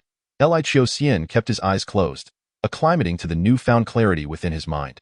As he closed his eyes and quieted his mind, the subtle changes within his body gradually surged to the forefront of his consciousness. Though invisible and intangible, he felt as if he could distinctly sense the rhythm of his heartbeat. With each pulse, his heart slightly swelled, causing the blood vessels to subtly expand, and with every beat, the blood flowed along the vessels with a cascading sound, coursing through his limbs and throughout his entire being. To the minutest detail, this was the second realm of martial arts, the realm of subtlety. He could precisely control every muscle and bone within himself. Whenever he desired, he could unleash a punch that bore the maximum load his physical form could endure. It is essential to understand that humans possess a mechanism that prevents them from exceeding their limits. Once the capacity for strength is reached, this mechanism activates, halting any further exertion. It is akin to the impossibility of holding one's breath until death. Yet in the realm of subtlety, the practitioner could transcend this limitation. In this state, the notion of a limit is rendered obsolete, and life begins to unfold infinite possibilities. Although his vital energy was severely depleted, I have already prepared the necessary herbs. Within a week, I shall restore myself to peak condition. Li Qiuxian stabilized his realm. After half a day, he commenced a medicinal bath, utilizing the power of the herbs to compensate for the vital energy consumed by secret methods that transformed essence into spirit. As Li Qiuxian readied himself for battle, the Longquan Martial Arts Hall also received his challenge, and after some deliberation, they promptly provided a response. An anticipated answer. Battle. Chapter 27. Father and Son. Master Li. The director has come and wishes to meet you. On the fourth day of Li Qiuxian reaching the realm of subtlety, Wanwan informed him while delivering a meal. The director? Li Qiuxian paused his training. Yes. A municipality and an international financial hub. The director of Xiar City holds significant weight, second only to the Grand Director. This director Fan, not yet 40, had already reached an extraordinary level of mastery, untouched by the trifles of the mundane. Standing at the pinnacle of the transformation stage, one of the three exceptional masters of the Chongkong Martial Arts Hall, and the youngest among them, with the greatest potential to advance further, to cultivate the essence and become a Generation S master. When? Anytime. Then let it be now. As Li Qiuxian spoke, he exited the training room. Wanwan led the way, guiding him swiftly to the courtyard where the director and deputy directors resided, within a quaint and archaic courtyard. Upon entering, Li Qiuxian's gaze immediately fell upon Director Fan. He was not particularly tall, standing around 172 centimeters, with a relaxed demeanor, exuding an air of nonchalance. Yet, despite his casual stance, he gave Li Qiuxian the impression that he could strike from any direction at any moment. At that moment, he was conversing with a young woman who appeared to be no more than 20. Accompanied by Deputy Director Li Wei. As Li Qiuxian's footsteps approached, Director Fan turned to face him, their gazes colliding in the void, the shimmering spirit causing both to momentarily freeze their stare. The divine presence of the curator from the Van Museum is not diminished by the methods he has yet to employ. Li Wuxia and Curator Fan exchanged greetings. Li Qiuxian. Your essence. As Li Wei observed Li Qiuxian upon his entrance into the courtyard. His gaze scrutinized him intently. In his keen perception, he noted that Li Qiuxian's essence had not only failed to increase compared to a few days prior, but had, in fact, diminished further. No matter, merely a trifling issue. Li Qiuxian responded calmly. Fortunately, had Li Wei not seen him in this very state 4 days ago, he would have discovered that Li Qiuxian's essence had suffered even more severely. Over the past 4 days, through the nourishment of medicinal herbs, he had managed to recuperate his essence, and with just one more day, he would return to his former self. The progress had outstripped his expectations by 2 days. All of this was made possible by the assistance derived from his meticulous cultivation. Li Qiuxian, you must be unaware, having secluded yourself in the training room these past few days, but the news of your challenge to the Longquan Martial Arts Academy has stirred quite a commotion. Not only martial artists from our Xiar City circle have taken notice, but many from outside have also come to witness your solitary challenge. This contest has come to represent a battle for the honor of our two families, and it is imperative that we do not falter. Hence, the curator has concluded his training guidance for the special forces of the Central South Military District and returned early. You must not disappoint him. Li Wei stated solemnly. Curator Fan, with a smile, reassured, do not feel overly pressured. I have invited renowned martial arts masters, Elder An and Elder O, from Yajing to serve as witnesses for you. When the time comes, simply unleash your prowess and showcase the might of our Chongkong Martial Arts Academy. Li Qiuxian nodded slightly. Should you require any assistance, do not hesitate to express it. There is nothing of concern. Li Qiuxian replied. Fan regarded Li Qiuxian, unfazed by his somewhat aloof demeanor, and cheerfully proposed. How about we engage in a friendly spar? No, thank you. The young girl beside them furrowed her delicate brows upon hearing Li Qiuxian's rejection. Li Wuxia, my master meant to offer you guidance, to identify any deficiencies and provide improvement suggestions, lest you face defeat against the hidden strength masters of the Longquan Martial Arts Academy, thereby tarnishing the reputation of our Chongkong Martial Arts Academy. You must understand, although you issued the challenge in your personal capacity, who among martial artists would dare to confront an entire academy's hidden strength practitioners? Those in the circle will assume this is a covert directive from our Chong Kong Martial Arts Academy, and it will be difficult to disassociate ourselves from it. Xiao Luo, do not be rude, Fan admonished the girl before turning to Li Qiuxian. This girl has been spoiled by me. I hope Li Wushi will not take offense. I can understand, but I am not skilled in sparring with others. In that case, let me speak of the formidable opponents you shall face at the Longquan Martial Arts Academy. You have triumphed over Stan and defeated Donishu. They can be disregarded, but you are challenging all the hidden strength practitioners of the Longquan Martial Arts Academy. It is possible they may employ a wheel strategy, Li Wei. Overhearing this, furrowed his brow. Surely, the Longquan Martial Arts Academy would not stoop to such dishonor. Concerning the honor and reputation of the Longquan Martial Arts School, it is not entirely inconceivable that they might send forth their champions to battle. Fan shook his head and remarked, while the Longquan Martial Arts School boasts numerous practitioners of hidden strength, there are only about 20 or 30 who are truly willing to fight for its honor in life-and-death struggles. Among these, you must exercise particular caution around Tieta, Zhou Denhua, and Lang Lang. Without the need for Fan to speak further, Li Wei had already placed a dossier before Li Qiuxian, accompanied by a compact disc. This contains the profiles and battle records of Tieta, Zhou Denhua, and Lang Lang over the years. Study it well to prepare yourself. Li Qiuxian's gaze fell upon the dossier, and he nodded. What he currently lacked most was experience. Witnessing the clashes of formidable fighters and participating firsthand were incomparable in value, yet it would undoubtedly broaden his perspective and deepen his understanding of martial artists. Time is of the essence, so I shall not elaborate further. Should you require anything, do not hesitate to speak up. Your primary task is to adjust your state of mind in preparation for the challenge 10 days hence. Thank you, Li Qiuxian responded, accepting the materials and turning to depart. Director, what are your thoughts? Only after Li Qiuxian had left did Li Wei venture to ask. What Donishu said holds true. He has indeed cultivated an intent for his strikes. Li Wei was taken aback. How did he achieve that? Such a phenomenon relates closely to a martial artist's own experiences and insights, embodying an abstract concept that is difficult to articulate. Though he has developed an intent for his strikes, he is by no means a match for you, Master. Beside them, the young girl Su Luo scoffed. Master has kindly sought to guide him, yet he remains ungrateful, truly arrogant. You? Fan cast a somewhat exasperated glance at Su Luo. Perhaps Li Qiuxian refrains from engaging with me because his martial philosophy is simply not suited for combat. After all, every individual's martial path is distinct. Consider that renowned swordsman known as the First Sword of the East, Luo Jin. His sword is one of slaughter. When his blade is drawn, it is to kill. Should he refrain from doing so, his sword intent falters, and his swordsmanship loses its edge and ferocity, rendering him indistinguishable from the masses. The sword Saint Luo Jin is someone I admire greatly, second only to you, Master.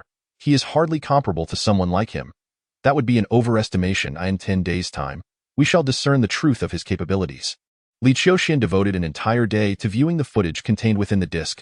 Tieta, Zhou Denhua, and Lang Lang were all distinguished masters of hidden strength, unmatched even by the esteemed martial artist Shi Dan of the Kelly province. The disparity between them was not merely one of hidden strength or physical prowess, but rather, the distinction in their martial techniques. Shi Dan practiced a style geared towards overcoming adversaries, whereas the three of them honed lethal martial arts designed for killing. In a competitive arena, the three might marginally surpass Shi Dan, but in a life-and-death confrontation, Shi Dan would not stand a chance against any of them. Just as Li Qiuxian was engrossed in viewing the recordings of the Longquan Martial Arts School's dark strength practitioners clashing with others, an unknown call came through to him. Upon answering, Li Qiuxian remained silent for a full half-hour. Li Xiaoyang. Li Qiuxian's eyes, devoid of focus, gradually narrowed as he regained his senses. There were matters he believed he had severed and relinquished. Yet, in truth, they remained unresolved. That individual still had the power to disrupt his state of mind. Therefore, let it be concluded once and for all. Subsequently, he departed from the Chong Kong Martial Arts School, heading towards the rendezvous point agreed upon over the phone. Chapter 28. The Anomaly Mia Coffee, a premier brand renowned throughout the ASEAN region, is nestled on the northern side of Green Park. Following the ancient cobblestone path along the park's edge for 30 meters, one arrives at the bustling thoroughfare of Sharp Road in Siar City, where tranquility amidst chaos is perfectly exemplified. Ding ding. The chime of the doorbell rang as he entered. Immediately, a smiling woman in uniform approached. Good day, sir. May I assist you? The private room number 14. Certainly, please follow me. Li Qiuxian followed the woman upstairs to the private room, where another individual awaited him, one he had not seen for over 3 months. Li Xiaoyang, the current head of the Qihai group. Upon seeing Li Qiuxian, Li Qiuxian rose, as if to speak, but after a moment, he suppressed his words and endeavored to maintain a calm demeanor. What would you like to drink? No need. Please state your business. Li Qiuxian regarded the man before him with an unsettling calm, as if gazing at a stranger. This scrutiny pierced Li Qiuxian, who, in his former temperament, would have been incensed by such a demeanor. Yet he seemed to comprehend that this son was no longer the same as before. He no longer looked at him with a mix of resentment and subservience, but had matured, cultivating his own thoughts that were beyond his control. After a considerable pause, Li Qiuxian finally spoke. I have dealt with those from the Qi family. You need not worry about Qi Yutong, Qi Lin, or Qi Lu's demise. Even if you do not intervene, I do not believe the Qi family possesses the courage to seek vengeance against me. Li Qiuxian scrutinized Li Qiuxian, seemingly attempting to fathom this son he had never truly sought to understand. Please, have a seat, or is it that you dare not face me? Li Qiuxian met Li Qiuxian's gaze. That question should be posed to you, Li Qiuxian chuckled lightly. Everyone has their own path. I have no regrets regarding my choices. If your purpose for coming here today is to validate that you were not in the wrong, then from this moment forth, do not seek me out again. Focus on being the chairman of your Qi Hai group. Li Qiuxian fixed his gaze steadily upon Li Qiuxian. An unusual absence of anger reflected in his eyes. Instead, there was a sense of wistfulness, a realization that his child had finally matured, spreading their wings and no longer requiring his care. However, beneath that sentiment lay a deeper loneliness, the solitude of being left behind. I do not regret the path I have chosen, but I am filled with remorse towards you and your mother. Li Qiuxian's serene expression was for the first time tinged with other emotions, an icy sneer, and concealed behind that chilling grin, an unexpressed fury lurked. We do not require your remorse. Li Qiuxian remained silent, leaning back slightly as he produced a cigarette and lit it. After a moment's contemplation, he offered the cigarette pack to Li Qiuxian, only to receive no response. He then chuckled and remarked, "It's better not to smoke. Smoking is detrimental to health." Lily taught you well. Li Qiuxian regarded him with indifference. I wish to share a tale with you, a rather tedious one. If it is tedious, then best not to speak of it. No. You ought to be aware, Li Qiuxian continued. You have likely never seen your grandfather, have you? Li Qiuxian remained silent. Li Qiuxian, undeterred by his lack of response, continued to speak for himself. Since childhood, my father was exceedingly strict with me, so stringent that I was granted no respite. Countless times, I yearned for a mother whose identity I was oblivious to. Longing for the rumored benevolence of my grandparents, I wished for them to provide me with a sanctuary where I could indulge in my whims and enjoy a blissful childhood. These words did little to alter Li Qiuxian's aloof demeanor. I vividly recall on April 10, 1995, the year I turned 10, I fell gravely ill. To cover the medical expenses, I first set foot in that place called home, where my uncles, aunts, and grandparents supposedly resided. Yet, it was on that occasion that I witnessed my father, your grandfather, the man I held in such high regard, seemingly invincible, bowing before those arrogant individuals for a mere $2 million in treatment costs. I remember distinctly, that day, rain poured down, turning the yard into a small stream, and as my heroic father repeatedly prostrated himself, blood streamed from his forehead, mingling with the water, staining the entire yard crimson. Li Qiuxian recounted this indelible memory with a relatively calm tone. That moment, my world collapsed. Yet, as he uttered these words, his right hand, still clutching the cigarette, trembled uncontrollably. Li Qiuxian remained silent. From that day forth, I ceased to complain, to suffer, to fantasize, for I understood that one person bore a burden far heavier than mine. His strictness and relentless work were all for the hope of one day standing tall before those so-called family members, to make them see the pride that belonged to us, father and son. But not until the moment he passed away in despair. I never fulfilled his wish. Li Qiuxian's gaze bore into Li Qiuxian, his cold stare seemingly piercing through him. This is my fate. This is our fate. Our destinies are such that we are denied the joys of a normal childhood, leisure, love, and selfhood. None of this serves as your justification. Li Qiuxian spoke slowly. I understand. Li Qiuxian trembled as he extinguished the cigarette, but in the ashtray. Thus, I harbor no regrets for my actions. I am merely fulfilling my duty as a son. Yet, I feel a profound sense of guilt towards you and your son. Guilt that I have failed in my responsibilities as a father and husband. Since you feel such remorse in your heart, what have you done? I have spent merely a few months to completely seize control of the Qi Hai group, because all the groundwork has been meticulously laid. Just one more year, and both Chutong and Jilin will be ousted from the Qi Hai group by me. That time. You and your son will be able to enter the Qi group openly and enjoy its splendor. However, I never anticipated that Chu Tong would be so deranged. Having finished speaking, Li Qiuxian rose slowly. Be it resentment or hatred, I shall confront it. When one errs, one must bear the consequences of their misdeeds. Li Qiuxian gazed at Li Qiuxian, who met her gaze with unwavering defiance. Whether you accept it or not, one thing remains unchangeable. You, Li Qiuxian, are the progeny of Li Qiuxian. You are my son. With that, he placed a bank card on the table. The password is your birthday. Then he turned and departed. Bang! The door to the private room slammed shut. The excellent soundproofing rendered the interior of the room eerily silent. Li Qiuxian stood in the room, enveloped by an unspoken oppression, the cost. After a long pause, she slowly uttered these two words. A fleeting mention of the cost was gone. Yet she had died, truly died, completely dead. Ah! Suddenly, the CAF erupted into chaos. Shouts echoed from outside the room, and the soundproofing could not entirely muffle the cacophony. Abruptly, bang! The sound of a gunshot escalated the turmoil and terror within the CAF to its zenith. In Xiaya, and indeed throughout the entire ASEAN, gun control is exceedingly strict. Any escalation to the use of firearms inevitably causes an uproar.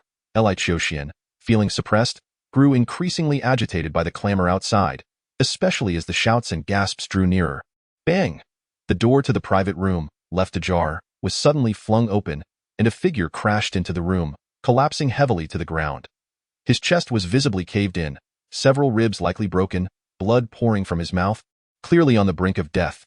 Hey, is this the level of a master from the Shiri martial arts school? At the entrance, a robust man with a fierce demeanor glanced at the one who had stumbled into the room. A disdainful sneer etched on his face. At the same time, he noticed Li Qiuxian, a patron currently indulging in the MSAF. Kneel against the wall and don't move. Otherwise, I will kill you. The formidable man pressed down with an imperious gesture. Li Qiuxian remained silent. Observing her apparent indifference, the man glared fiercely, his expression one of brutal malice. I command you to kneel. Are you deaf? Swish! Li Qiuxian suddenly raised his head, his eyes radiating a fierce light. Already in a foul mood, he was instantly provoked. Chapter 29. The Master Boom. Li Qiuxian moved. With a single step, he seemed to transcend reality, his entire body coiling with energy, akin to an arrow released from its bow, shooting forth with explosive speed, covering the scant distance of less than 4 meters in an instant. The formidable man's expression shifted dramatically at Li Qiuxian's movement. Yet he did not retreat an inch, his face a mask of wrath. What audacity! A mere ordinary individual, encountered casually in a CAF, dares to strike at him with just a glare, to challenge a renowned figure like him, the infamous saber-toothed tiger of the blacklist, who bestowed upon you such audacious courage. Li clenched his right fist, power surging forth, his biceps swelling as if inflated, an immense force coursing through his arm, unleashing a thunderous strike aimed to obliterate not just the young man before him, but the very air behind him. In response to Li Yu's formidable blow, Li Qiuxian met it with his right hand, shaking, vibrating, and then flinging it aside, sending Li Yu's entire arm crashing to the side. In the next moment, Li Qiuxian's figure surged forward, without any embellishments, his shoulder crashing heavily into Li Yu's chest. Bang! The collision of flesh against flesh echoed with a deep thud. The violent impact sent Li staggering back 3 steps, his right foot slamming down onto the ground, dissipating the force, and the carpet beneath him shredded with a resounding rip. Almost as soon as he regained his footing, Li Qiuxian was upon him. The power erupted from his feet, a robust force coursing through his body, igniting from his spine like a great dragon, rising as Li Qiuxian charged forth, his right hand raised high, clenched into a fist, aimed squarely at Li Yu's skull. Should that punch land, it would surely shatter his brain. Whoosh! Li Yu's hair was flattened by the terrifying wind generated by the punch, his clothes rustling violently. In a critical moment, he let out a fierce roar, his head twisting swiftly, allowing Li Qiuxian's fist to whiz past his left ear, the tremendous force shattering his eardrum, blood gushing forth. Before he could muster any form of retaliation, Li Qiuxian's right elbow descended with unyielding force, crashing into his shoulder, rendering him immobile. Simultaneously, with the momentum of his charge, his knee, slightly bent, struck like thunder against Li Yu's chest. Bang! The impact was magnitude stronger than the previous strike, erupting at the moment of collision, penetrating within, almost tearing apart Li Yu's chest, his ribs breaking instantly. The robust and fierce figure of Li was launched off the ground, soaring a foot into the air. His center of gravity completely lost. Li Qiuxian, following through with his momentum, landed without pause, his left foot bending slightly upon contact, then suddenly straightening, exploding with power, sending shockwaves through his spine, ultimately reconvening in his right hand, poised to deliver a fierce blow to Li's face. Ultimate destruction. Who are you commanding to kneel? Ah, with a fierce roar, Li unleashed a surge of vitality, and in the critical moment of life and death, he crossed his hands fiercely in a protective gesture, resolutely guarding his fade. Crack. The sound of shattering bones reverberated through the private room. Li's right arm was directly shattered on the spot, twisted and broken. The overwhelming force, akin to the might of thunder, coursed through his outstretched hands and crashed into his body, sending his already airborne form crashing to the ground. The immense force caused his right leg to bend unnaturally, his knee slamming heavily onto the floor, blood splattering forth, and the explosive impact shattered the carpet beneath him, revealing the tiled floor below, which fractured into pieces. This formidable saber-toothed tiger, known for having slain a master of the Shiri martial arts school, was brought to his knees by Li Qiuxian. Cough, cough. Who are you? Li bellowed, blood surging forth, his face twisted in agony. His left ear was torn, ribs fractured, right arm shattered, and kneecap pulverized. He was nearly rendered a wreck by Li Qiuxian in this fleeting moment of violence. You want me to kneel? You lack the qualifications? Li Qiuxian fixed a cold, penetrating gaze upon Li, speaking each word with chilling clarity. He had already deduced the identities of these individuals. Citizens of Xingli Nation, members of the Billy Consortium. Li looked at Li Qiuxian, yet upon meeting his icy stare, he couldn't help but shudder, fully aware that if he dared to speak insolently again, the other party would undoubtedly end his life on the spot. Ah? Captain Li? At that moment, a figure suddenly approached, and upon seeing the defeated Li, his expression shifted dramatically. The next instant, he raised his handgun, aiming it at Li Qiuxian. Just as he prepared to fire, Li Qiuxian swiftly lowered his body, his right hand sweeping across the table to grasp a bone disc, and with lightning speed, he hurled it at the man aiming his gun.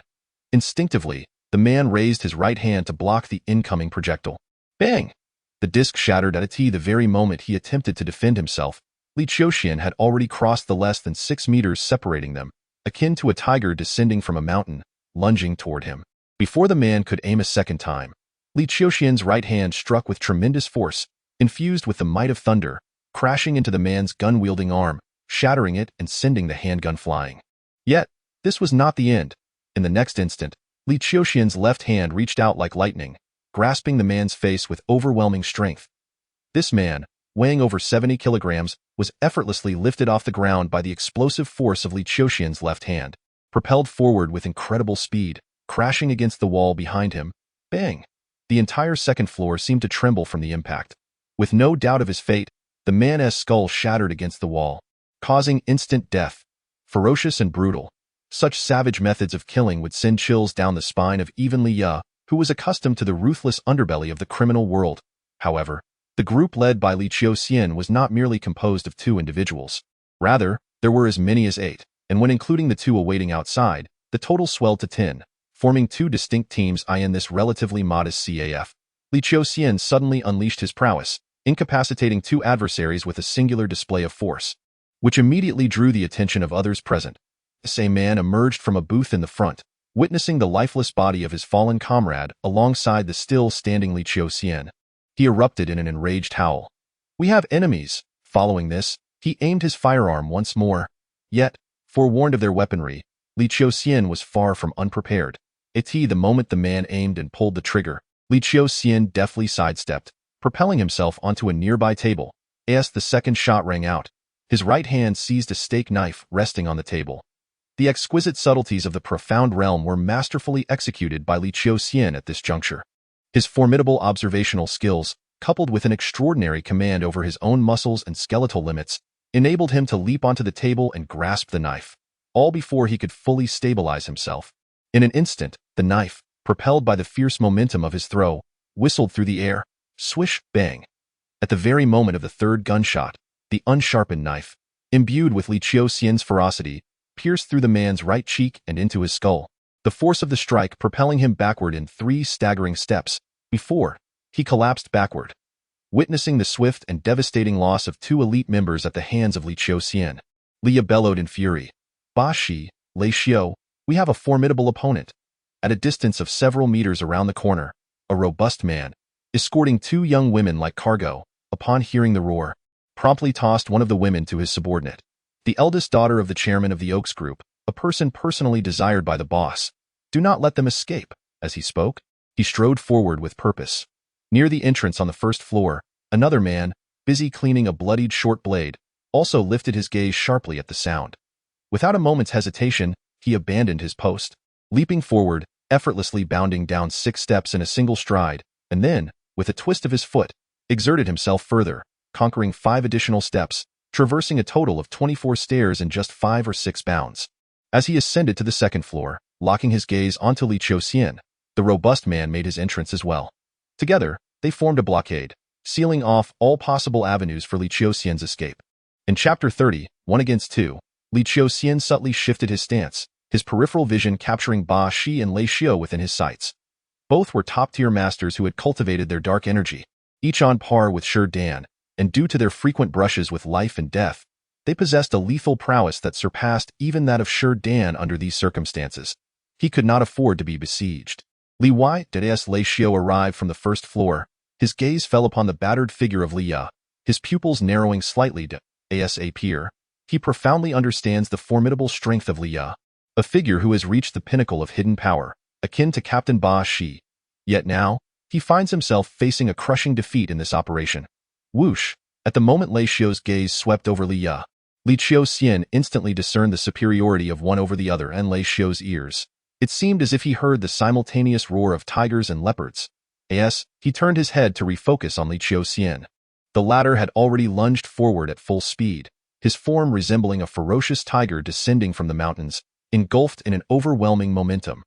Channeling all his energy into the tip of his fist, he unleashed a thunderous strike.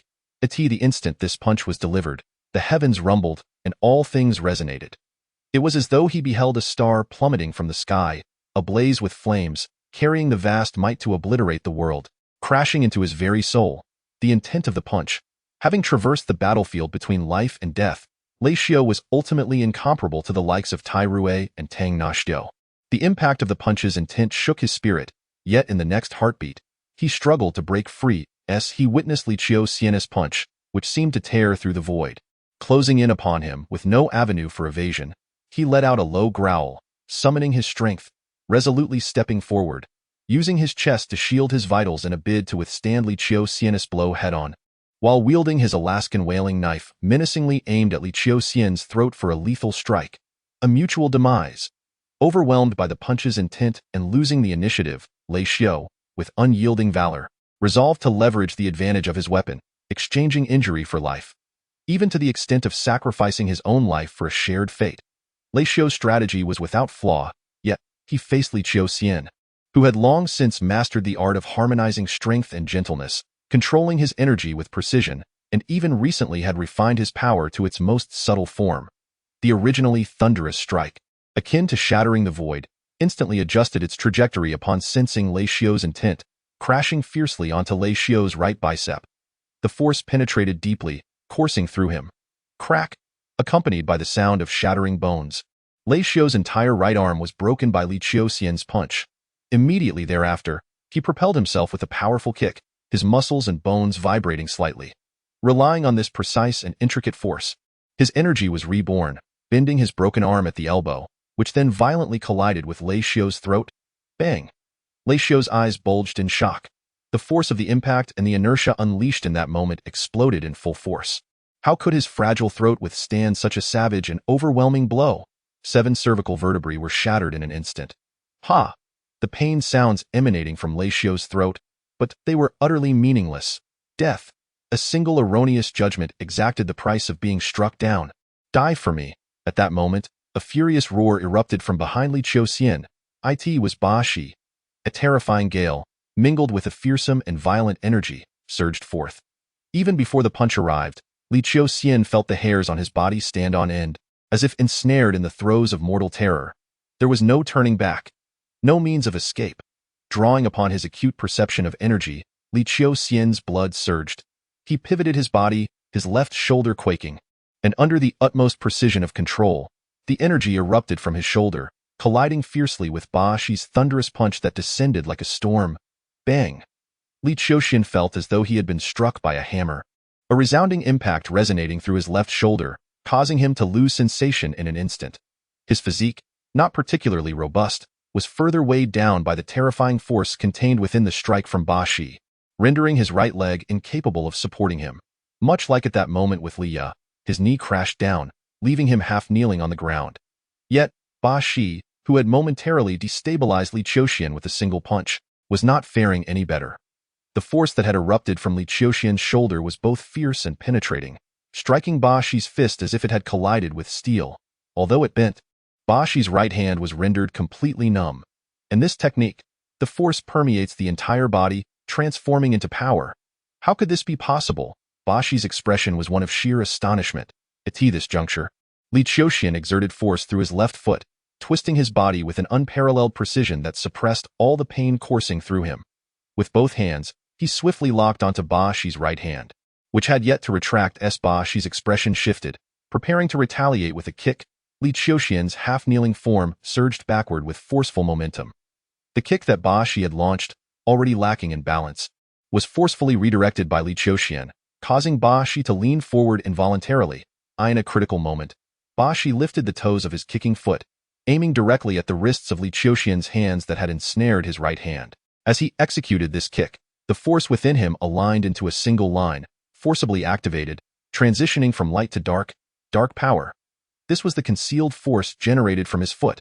Though his mastery over this technique was still nascent, it was evident that Ba Shi had begun to grasp the intricacies of channeling his energy throughout his body. Given time, his abilities could evolve into something wondrous. Sensing the threat embedded within this kick, Li Qiuxian unhesitatingly relinquished his grip on Ba Shi's right hand.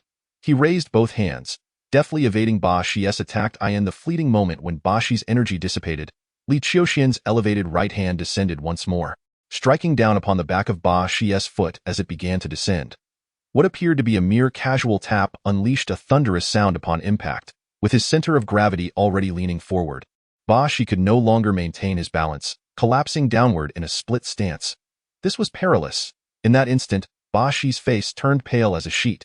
With a slight angle of his right foot's toes, Li Qiuxian executed a simple yet decisive action, shattering the carpet beneath him as if the soles of his shoes had ignited a fierce friction, rising in plumes of smoke. In the next moment, leveraging the force of his push-off, his right foot lifted off the ground, delivering a fierce, sweeping kick. The howling wind surged forth, twisting the air into a terrifying vortex, sweeping up remnants of the carpet, and crashing violently against Ba Shi's head, which was caught in a vulnerable, grounded position. The sound was deafening. Even though Ba Shi attempted to block with his arm, the ferocity of Li Qiuxian's sidekick was nothing short of brutal. Crack! In an instant, the horizontal bar on his arm, positioned at the side of his skull, was struck with such force that it bent and broke, the residual momentum crashing down upon his own head.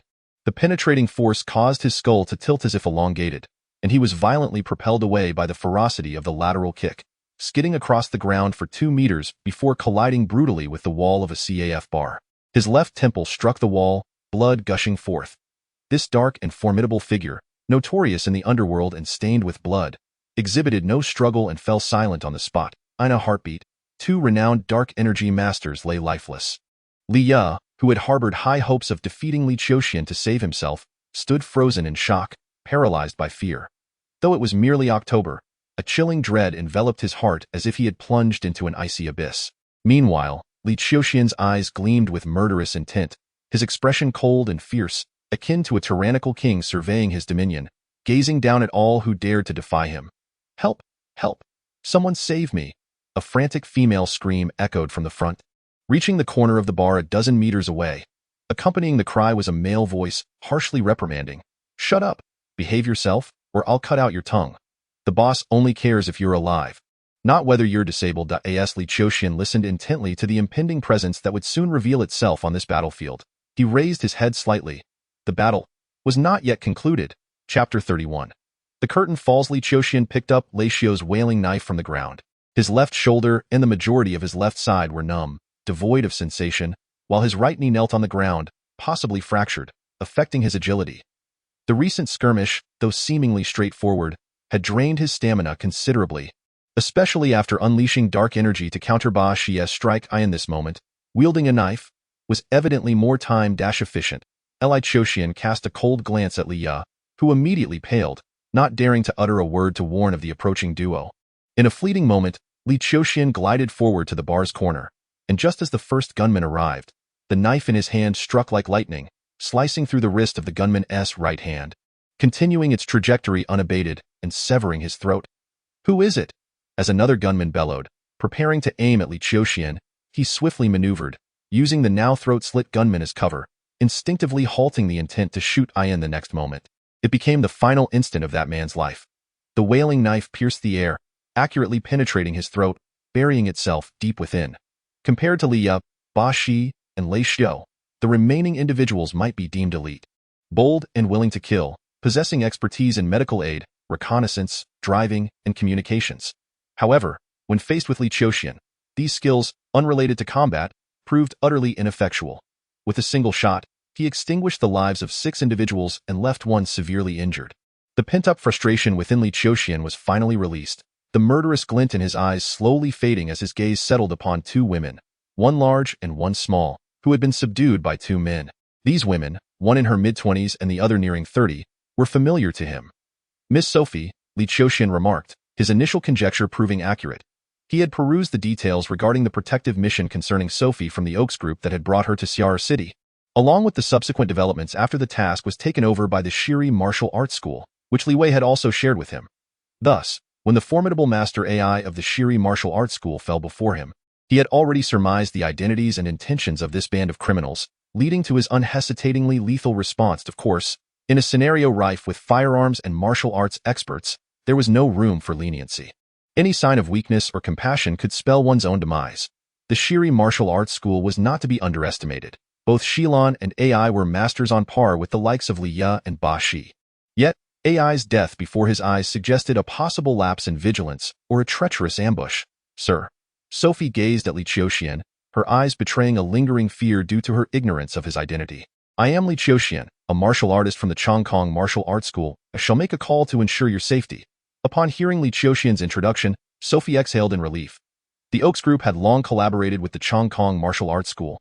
However, this time, the latter was unable to muster sufficient personnel, leaving the protection of Sophie and her companions in the hands of the Shiri Martial Arts School. From the looks of it, the Shiri Martial Arts School had evidently faltered, potentially losing both experts to these assailants. "Do you possess any information about these individuals? How many of them are there?" Li Qiuxian inquired. "I do not know. I was waiting for someone when they suddenly emerged. Miss Xilan and Mr. Dingqi were shot dead by them. If not for Mr. AI's protection, we would have been trapped on the 2nd floor, and had it not been for your timely arrival, Sophie recounted, a flicker of anguish crossing her features. Fortunately, as the eldest daughter of the Oaks group, her composure and insight were far beyond that of the average person, and she quickly managed to regain her emotional equilibrium.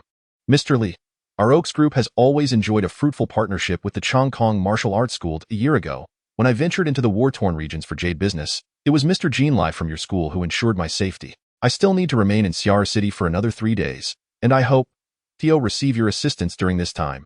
I am not an operative martial artist of the Chongkong Martial Arts School," Li Qiuxian replied, causing Sophie to look on in surprise. Li Qiuxian, along with Li Ya, Li Qiuxian, Ba Shi, and their companions, engaged in a fierce battle, employing lethal techniques, all while exuding an aura of formidable killing intent, an embodiment of a martial artist frequently treading the fine line between life and death.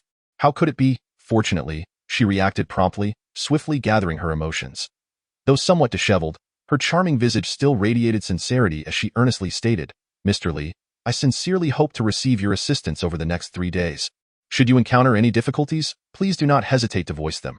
I shall do everything in my power to accommodate you. Furthermore, during these 3 days, I am willing to offer a reward of 1 million for your protection each day. I kindly request, Mr. Li, that you consider the amicable relationship between our AUX group and the Chongkong Martial Arts School and extend your support to me. 1 million a day, a substantial figure indeed." Moreover, Sophie, as the eldest daughter of the AUX group's chairman, conveyed her request in a manner devoid of any intention of merely hiring him as a bodyguard. Instead, she approached him as a vulnerable party, appealing to the emotional ties between the AUX group and the Chongkong Martial Arts School. thus demonstrating their profound respect for a martial artist of Li Qiuxian's caliber. However, while Li Qiuxian was willing to confront fellow martial artists, he was not eager to face firearms, instruments of lethal force. Prematurely, I have already sustained injuries, and my strength is diminished. You need not worry. The personnel from the Chongkong Martial Arts School will arrive shortly, ensuring your safety is sufficiently secured. Upon hearing Li Qiuxian mention his injuries, Sophie refrained from pressuring him further and replied, Mr. Li, you were injured while saving us. I have brought a doctor along. I kindly ask for your permission to let the doctor tend to your wounds.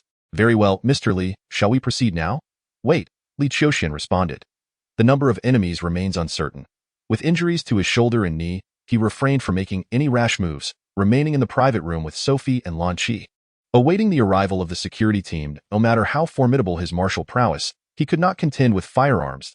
As Sophie had pointed out, the deputy director of the Shi Ri Martial Arts School, Shi Lan, had fallen victim to an ambush and was shot dead, his skills rendered utterly useless, and he'd have struck by a firearm in a vital area, would likewise meet an untimely demise, unless he were to attain the third realm of martial arts, awakening his primal instincts, igniting the light of his spirit, and developing an innate sense of energy. He would not be able to sense hostile gazes or deadly aim in time to evade. Li Qiuxian's thoughts whirled. Regrettably, he had just recently broken through to the second realm of martial arts, the subtle realm. The prospect of further advancement, awakening primal instincts, igniting the light of the spirit, and cultivating an innate sense of energy was still far from his grasp. He lacked the necessary spiritual essence. After 4 or 5 minutes, the security team finally arrived, albeit belatedly. Also present were the members from the Chongkong Martial Arts School, who had been nearby. Considering the chaotic series of events, it had been approximately 10 minutes since the turmoil began, and since this was a serious incident involving gunfire, it would not have been surprising if the security team had taken half an hour to arrive had there been no shooting. Miss Sophie, are you unharmed? Deputy Director Li Wei and a middle-aged man resembling a sheriff approached with concern. I am unscathed, thanks to the valiant intervention of Mr. Li, who saved me from peril. Otherwise, I fear I would have been abducted by these miscreants. Left to face an uncertain fate, a number of security personnel have arrived, and Sophie has slightly regained her composure as the esteemed eldest daughter of the Aox group. We sincerely apologize for causing Miss Sophie any distress. This is indeed our oversight. Just as the sheriff was about to speak further, the woman beside Sophie, Lan Qi, who had also regained her composure, interjected coolly. Sheriff, Miss Sophie has been alarmed and wishes to return home promptly to rest. We would appreciate it if you and the members of the Chongkong Martial Arts School could escort us back. We may converse in detail at a later time.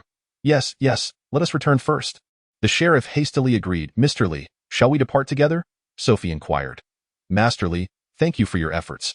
Regarding your injuries, at that moment, Li Wei's gaze fell upon Li Qiuxian's knee and shoulder, while he meticulously recalled the few individuals he had seen ascending the stairs. 6 have perished, and 1 is left crippled. Among the deceased, 2 and the maimed individual were well-known felons on the blacklist, Bash, Li Xiu, and Li Ya. And these individuals, without exception, were slain by Li Qiuxian himself, single-handedly. Contemplating this, his concern for Li Qiuxian's injuries deepened. Master Li, I happen to possess a bone-healing ointment from the Kuda Temple in the snowy region, and I shall bring it to you shortly. It should aid your recovery. Thank you for your kindness, Mr. Li. Please, I have already instructed the physician to be prepared. Sophie remarked. Li Qiuxian nodded and walked alongside Sophie toward the CAF exit. Chapter 32. 5 million Mr.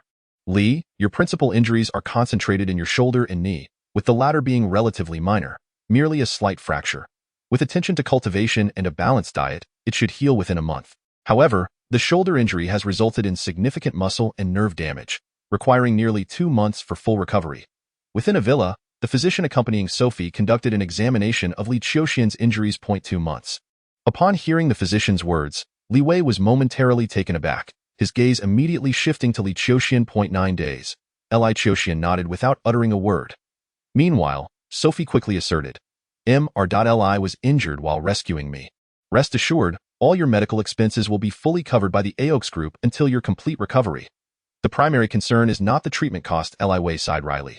Master Li is scheduled to compete against the martial artists of the Longquan Martial Arts School in 9 days. A contest that could go either way. Should Li Qiuxian sustain further injuries at a contest? Sophie furrowed her brow. Is there any possibility of postponement? Longquan Martial Arts School is unlikely to agree. This I will represent the Aox group in negotiations with Longquan Martial Arts School. Li Wei shook his head. Had Li Qiuxian not demonstrated his formidable prowess by defeating Li Xiu, Ba Shi, and Li Ya, the Longquan Martial Arts School might have considered giving the AUX Group some leeway. For the AUX Group, with its market value in the hundreds of billions, wields considerable influence. However, Li Xiu, Ba Shi, and Li Ya are renowned experts on the blacklist, each capable of contending with the likes of Tai Ta, Qiu de Nuo, and Lang Lang. Li Qiuxian's ability to vanquish and severely injure these three serves as a testament to his strength. Few in the realm of dark energy could rival him. To preserve the reputation of the Longquan Martial Arts School, they would undoubtedly seize the opportunity to strike him down while he is vulnerable. I will find a way to resolve this matter, Li Qiuxian stated. Upon hearing this, Sophie felt an even deeper sense of remorse. She promptly retrieved a checkbook and inscribed the number 3 in the first position. However, after a moment, seemingly influenced by her guilt, she turned a page and changed the 3 to a 5, ultimately writing a check for 5 million and presenting it to Li Qiuxian. Mr. Li, this is a token of my appreciation. Furthermore, please rest assured that AUX Group will cover all your medical expenses. We will also vigorously negotiate with the Longquan Martial Arts School to postpone the competition by 2 months. 5 million. That is no trifling sum. An ordinary white-collar worker might never amass 5 million in a lifetime. As the economic center of the nation and the ASEAN trade hub, the real estate prices in Sierra City have soared in the past 5 years, yet 5 million could still purchase a spacious house of over 100 square meters. Li Qiuxian did not decline and accepted the check. This compensation was rightfully his 2 months for recovery. That is an excessively long duration. The realms of medicine and martial arts are intertwined. I possess some knowledge regarding bone injuries. I will provide you with a prescription, and if you can procure the necessary herbs, 9 days will suffice for me to recover significantly. Mr. Li, rest assured, we will ensure that all the medicinal materials are gathered for you. Li Qiuxian nodded. Sophie, representing the AUX Group, readily agreed to cover the treatment costs. He, too, was unreserved in his response, writing down the previously hesitated materials due to their steep prices. While many of these herbs had minimal effect on healing injuries, they were remarkably effective in strengthening the body and enhancing vital energy. Currently, he was at a level where even a master of transformation could not compare. What he lacked was merely the physical condition to keep pace. With the aid of these herbs to bolster his foundation, the time required for him to ascend to a higher level would surely be significantly reduced. The herbs listed in the prescription were not inexpensive, and gathering all the required materials would amount to a staggering 4 million, a cost mitigated by the AUX Group's numerous channels. Otherwise, prices would soar by 50%. Given such exorbitant costs, Assistant Lan Qi naturally needed to consult Sophie. After sending someone to negotiate with the Longquan Martial Arts School and learning of the irreconcilable enmity between him and the school, Sophie, motivated by her desire to compensate Li Qiuxian and honor her earlier promise, unhesitatingly agreed to cover the expenses. After all, Li Qiuxian was injured while saving her. If he were to be defeated in the competition against the Longquan Martial Arts School, he would undoubtedly be killed by them in the ensuing chaos. Both emotionally and logically, she felt compelled to offer additional compensation. With this mindset and the channels provided by the Oshi Group, by the afternoon of the following day, the medicinal herbs had already been delivered to Li Qiuxian. Upon receiving the herbs, Li Qiuxian wasted no time and completed the preparation of the medicinal concoction that very day, employing both internal and external applications. By skillfully controlling his vital energy and blood flow, he accelerated his metabolism, harnessing the medicinal properties to not only heal his injuries, but also continuously strengthen his physical body. In just 6 days, an injury that would typically require 2 months for recovery was fully healed. This exemplifies the extraordinary power of refined mastery.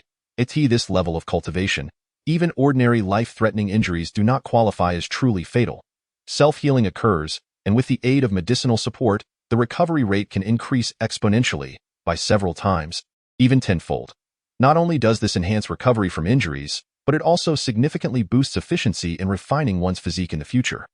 This is also the reason why, despite being half a step away from the realm of refined mastery, he was eager to utilize secret methods to elevate his martial prowess.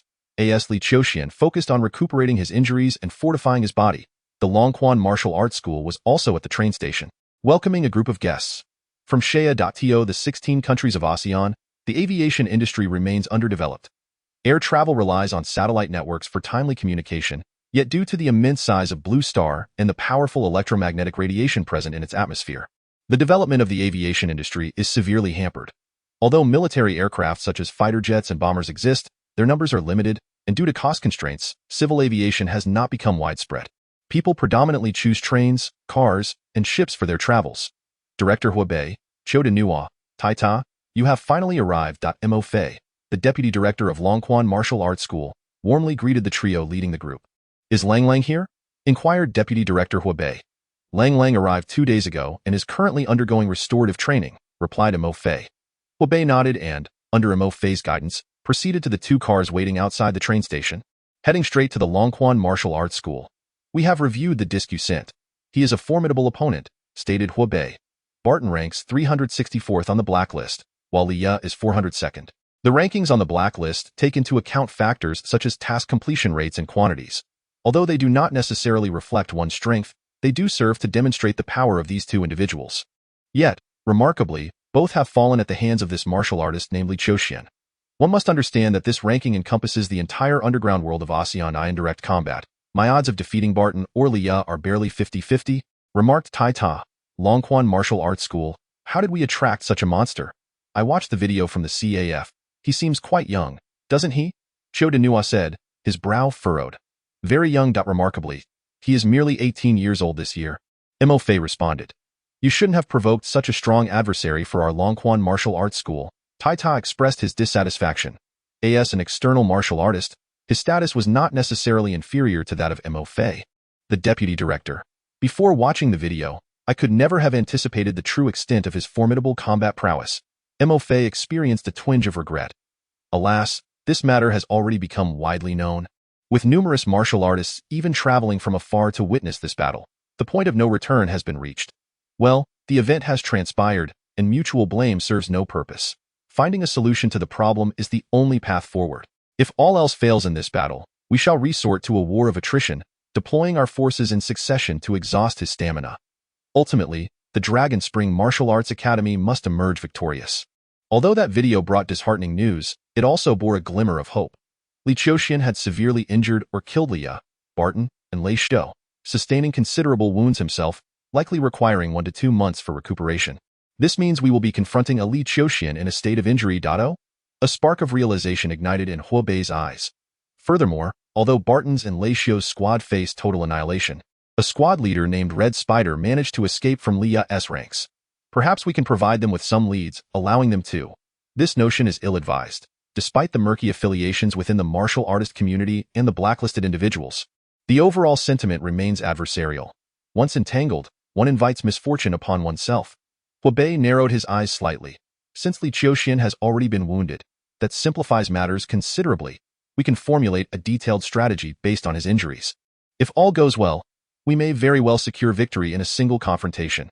Chapter 33, Dragon Spring. Who? At the Longquan Martial Arts Academy, Li Qiuxian exhaled deeply, his breath long and resonant, a testament to his enduring vitality. This signified the energy penetrating his lungs. With this prolonged breath, he could hold his breath for 10 minutes even if submerged at the riverbed. His vitality and physique have significantly strengthened. Li Qiuxian engaged in a slight physical exercise. Though only 9 days had elapsed during this time, he had secured medicinal materials worth millions from the Oaks Group, and over $1 million from his own funds had been expended. The sheer volume of wealth and the accumulation of these herbs have contributed to his physical refinement, yielding results that rival the arduous training he has undergone for over 4 months. Currently, in terms of physical vitality, he has surpassed Terry, who has merely entered the initial stage of dark energy, and stands just a notch below Stan, who perished at his hands, and Dinashiu, who was defeated by him. With the enhancement of his physique, his overall vitality has undergone a remarkable transformation. In his usual state, relying on subtle force and precise control, he appears no different from an ordinary person, albeit more robust and radiant. However, once he channels his vitality and ignites his essence, an aura of divine brilliance envelopes him. Ordinary individuals who have yet to embark on the path of cultivation will be struck by a profound sense of dread at a mere glance, leaving them with lingering psychological scars.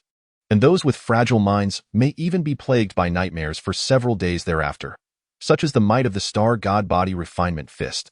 The simultaneous advancement of essence, vitality, and spirit results in a geometric enhancement of his overall capabilities.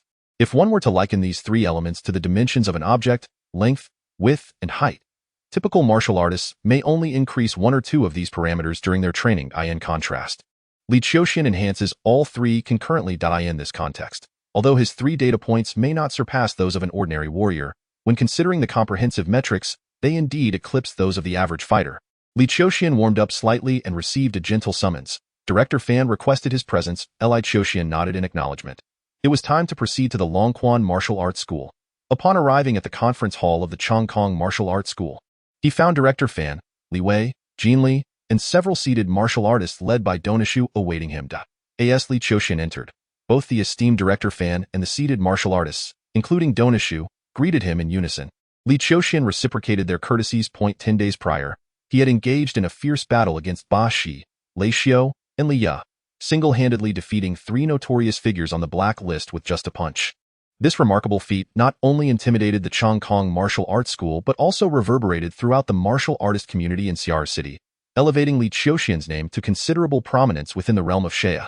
In the presence of such a formidable individual, the seated martial artists, particularly Donishu, no longer dared to regard him with the same disdain as before. A glimmer of trepidation occasionally flickered in Donishu's gaze. Li Qiuxian's ability to vanquish Ba Shi and severely injure Li Ya demonstrated that he possessed the capacity to eliminate any of the 6 seated martial artists before him. While numerous martial artists believed that achieving fame, amassing wealth, and gaining status were hallmarks of true capability, the majority still adhered to the principle that strength commanded respect. Li Wuxia appeared to have significantly recovered compared to 10 days ago, suggesting that his injuries had healed considerably, likely due to the quality of the medicinal herbs provided by the Oaks Group. Li Qiuxian nodded slightly, expressing his relief at Li Wuxia's improved condition. As it was already 9 o'clock, and despite it not being peak commuting hours, it would be prudent to head to the Longquan Martial Arts School early to avoid potential traffic congestion. That seems wise, Li Wuxia replied. This battle shall hinge upon the prestige of the Chongkong Martial Arts School, and I will exert my utmost effort, especially considering the stakes involved. Very well, please, Director Fan gestured graciously.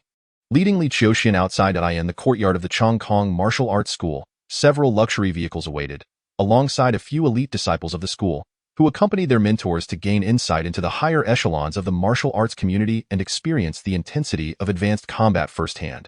Among these individuals, 2 stood out to Li Qiuxian unexpectedly.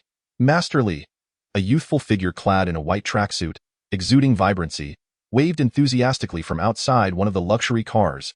It was Qiao Baier, who had been a steadfast attendee of his classes, one of his most devoted students. Master Li, do your best. I believe you will surely triumph, she encouraged. Li Qiuxian acknowledged her with a slight nod, noting her attire. You are attending as well? Yes, not just me.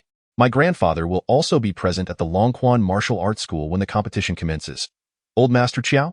Li Wei, accompanying Li Qiuxian, was taken aback by Qiao Baier's revelation. Old Master Qiao will be attending as well? Indeed. The breathing techniques and meditation methods imparted by Master Li proved to be immensely beneficial. Thus, I shared these 2 practices with my grandfather, significantly alleviating his insomnia and enhancing his overall vitality. The clash between Longquan Martial Arts School and Chongkong Martial Arts School has generated considerable momentum, which my grandfather has also caught wind of, prompting him to set aside time to witness the event. If old Master Qiao is interested, we could pay him a visit instead of making him come to us, suggested Qiao Baier. And my grandfather is merely curious, replied Li Wei with a beaming smile. It seems the Director Fan has had a thought, he whispered to Li Wei. Is old Master Qiao the one from the aristocratic council? Li Wei nodded in affirmation. Upon hearing this, Director Fan glanced at Li Qiuxian. Master Li is indeed fortunate. Should he gain the favor of that esteemed gentleman, his future success would likely be assured. Given Master Li's youth and dedication to martial arts, he may not be well versed in the intricacies of human relationships. If he truly earns old Master Qiao's favor, it is difficult to say how things will unfold, but in Xi'er City, there are only a few who could influence him, which would in turn benefit our martial arts school significantly. I shall mention this to Master Li after this matter concludes, Director Fan nodded. For Li Qiuxian, the immediate priority is to overcome the current challenge. Once he does, the horizon will open wide before him. And from that point onward, he will surely secure a place within the martial arts community of Xi'er City, if not gain a reputation on a national level. Should he fail, everything would come to an end. As the convoy continued its journey along the smooth roads, under the blue sky and white clouds, the atmosphere was considerably uplifted. After approximately 40 minutes, the convoy, consisting of 6 vehicles, came to a halt beside a grand lake, Li Qiuxian, one of the more renowned attractions in Xi'er City. Spanning an impressive area of 3,900 acres, with 1,400 acres dedicated to water bodies, Li Qiuxian is adorned with over 100 species of trees, shrubs, and ground cover plants. It features vineyards, mulberry orchards, bamboo groves, ginkgo forests, camphor woodlands, and over 30 botanical parks, making it a truly elegant wetland forest. The Longquan Martial Arts School is situated adjacent to Li Qiuxian, occupying nearly 300 acres, boasting various facilities and a lively flow of visitors that rivals that of Chongqing Martial Arts School. Especially today, as it marks the day for Li Qiuxian from Chongqing Martial Arts School to challenge numerous martial artists from Longquan. The atmosphere is particularly bustling. Naturally, much of the news within the martial arts community remains confined to its circles. Although many socially inclined individuals intrigued by martial arts have gathered upon hearing the news, only a select few possess the qualifications to enter. After some insincere pleasantries exchanged between the directors of Longquan and Chongqing Martial Arts Schools, our group was guided by members of Longquan Martial Arts School to a grand hall capable of accommodating nearly 1,000 people, where a platform spanning 400 square meters had already been set up in the center. Li Qiuxian surveyed his surroundings. The 1,000-person hall was filled to more than half its capacity, with approximately 600 attendees. Among the 600 individuals present, nearly half were remarkable martial artists, radiating an extraordinary spirit, totaling over 200. The majority of the attendees were either members of society or enthusiasts of martial arts whose skills were rudimentary at best, having yet to cultivate even the foundational strength. Notably absent among these individuals were representatives from the media. The art of combat is no mere spectacle. While the martial community in Xiaya and even within ASEAN tends to be somewhat indulgent, it does not imply that a potentially life-and-death battle before them could be widely disseminated. A lack of control in such matters could easily lead to numerous public safety incidents. Furthermore, aside from those who treat martial arts as a profession for fame, wealth, and status, most practitioners prefer to keep their identities and knowledge discreet. Chapter 34. The elders flanking the venue were several small rooms designated for rest. With a mere 10 minutes remaining before the competition commenced, Director Fan and his entourage escorted Li Qiuxian to one of these rooms. Despite being within a martial arts hall, the decor of the room was rather elegant, featuring mahogany chairs, bonsai trees, and traditional landscape paintings. Every detail meticulously arranged. Between two long recliners stood a tea table, upon which burned a stick of long hun incense, its wispy smoke curling gracefully, imparting a sense of tranquility to tea that moment. 5 individuals were seated, engaged in casual conversation. Upon the arrival of Director Fan, Li Wei, and Li Qiuxian, the 5 rose to their feet. Before they could utter a word, Fan stepped forward, performing a gesture of respect to the 2 elder gentlemen among them, both appearing to be in their 60s, Elder Un, Elder O. These 2 distinguished individuals were none other than the witnesses to Li Qiuxian's challenge to the Longquan Martial Arts Hall, renowned figures in the martial arts community, Elder Daoxing and Elder Obi Wang. Prior to this meeting, Li Wei had privately introduced them to Li Qiuxian in their youth. They were legendary figures in the martial arts circles of Xiaer City, commanding respect akin to that of the North Star on Mount Tai. Their skills refined to an extraordinary degree, truly masters in their own right. Even in their advanced years, as their vitality began to wane and they retreated to the sidelines, they still wielded immeasurable prestige and influence within the Xiaer martial community. Any practitioner wishing to establish a martial arts hall or sect within Xiaer City must first seek permission from these 2 elders. Failure to do so would inevitably incite a collective backlash from the local martial artists. Director Fan greeted them with a smile, and Elder Daoxing and Elder Obi Wang nodded politely in acknowledgement. As a master of transformation yet to reach 40, with the potential to attain the status of a Grand Master, the 2 elders treated him with considerable respect. After a brief exchange of glances, their attention shifted to Li Qiuxian. So, you are Master Li Qiuxian of the Chongqing Martial Arts Hall, are you? Indeed, a hero among the youth. We have already learned of your battle at the Sharpulimia CAF. Splendidly done. You have showcased the valor of our Xiaer City martial artists. Those petty criminals from the underground world who dare to wreak havoc in our city, disrupting its prosperity and stability, shall surely pay the price for their actions, Elder Daoxing remarked with a smile. Li Qiuxian inclined his head slightly in acknowledgement of Elder An's words. Young man, I have watched your video of the battle, and your strikes are exceptionally fierce, leaving no room for mercy. The aura of lethality emanates from you, making you seem more like a warrior from the underground world than even Patton or his ilk. It is no wonder that you have drawn the attention of the Longquan Martial Arts School, challenging all our masters of hidden strength. At that moment, a middle-aged man who had previously been conversing with Daoxing and Obi Wang rose to his feet. Although he did not intentionally exert his energy, the moment his gaze fell upon Li Qiuxian, the latter sensed a faint yet palpable threat. This sense of menace resonated similarly to that of Director Fan, another master of transformative energy. Martial arts schools often share a common characteristic.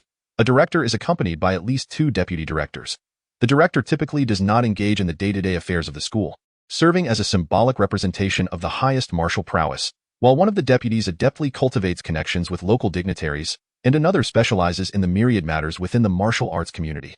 Naturally, most martial arts schools have more than 2 deputy directors, as one is needed for external duties and another for diplomatic relations. As it stands today, 4 deputy directors have become a standard configuration among the top martial arts schools. Director Jia's assertion is misguided. Our Chongkong Martial Arts School has always embraced goodwill. Had it not been for the aggressive and relentless approach of the Longquan Martial Arts School, Master Li from our school would not have resorted to such measures. Yet, under Director Jia's words, it appears as though we are the ones instigating provocation. If not, Master Li from our Chongkong Martial Arts School is willing to cease this challenge, and we may transform our hostilities into amicable relations. If that suits you, Director Fan spoke calmly. Director Jia's found himself at a loss, unable to respond to Director Fan's words. At that moment, Bei, who had come from the headquarters, stood up and stated nonchalantly, "Given that matters have escalated to this point, if we do not determine a victor, how can the Longquan Martial Arts School maintain its dignity? However, I can assure Director Fan that regardless of the outcome of this battle, we at the Longquan Martial Arts School are willing to reconcile with the Chongkong Martial Arts School, henceforth dedicating ourselves to the peaceful development of the martial arts community in CR City. It is better to resolve enmities than to escalate them. All of you are renowned figures within our martial arts community in CR City, so why must we create irreparable rifts?" And Daoxing, the elder, interjected with a measured tone. "Elder, given the situation, it is only necessary to take the stage and determine a winner. Any grievances can be easily resolved thereafter." Jiaz replied, a glint of coldness flashing in his eyes. Director Fan's words of concession undoubtedly indicated that Li Qiuxian's injuries had not fully healed. At such a moment, if they did not take advantage of their opportunity to eliminate this talented martial artist, who had joined the Chongkong Martial Arts School and harbored hostility towards the Longquan Martial Arts School, they would regret it once he matured. Hope that all of you will honor your word. After this battle, regardless of the outcome, there shall be no seeking of revenge.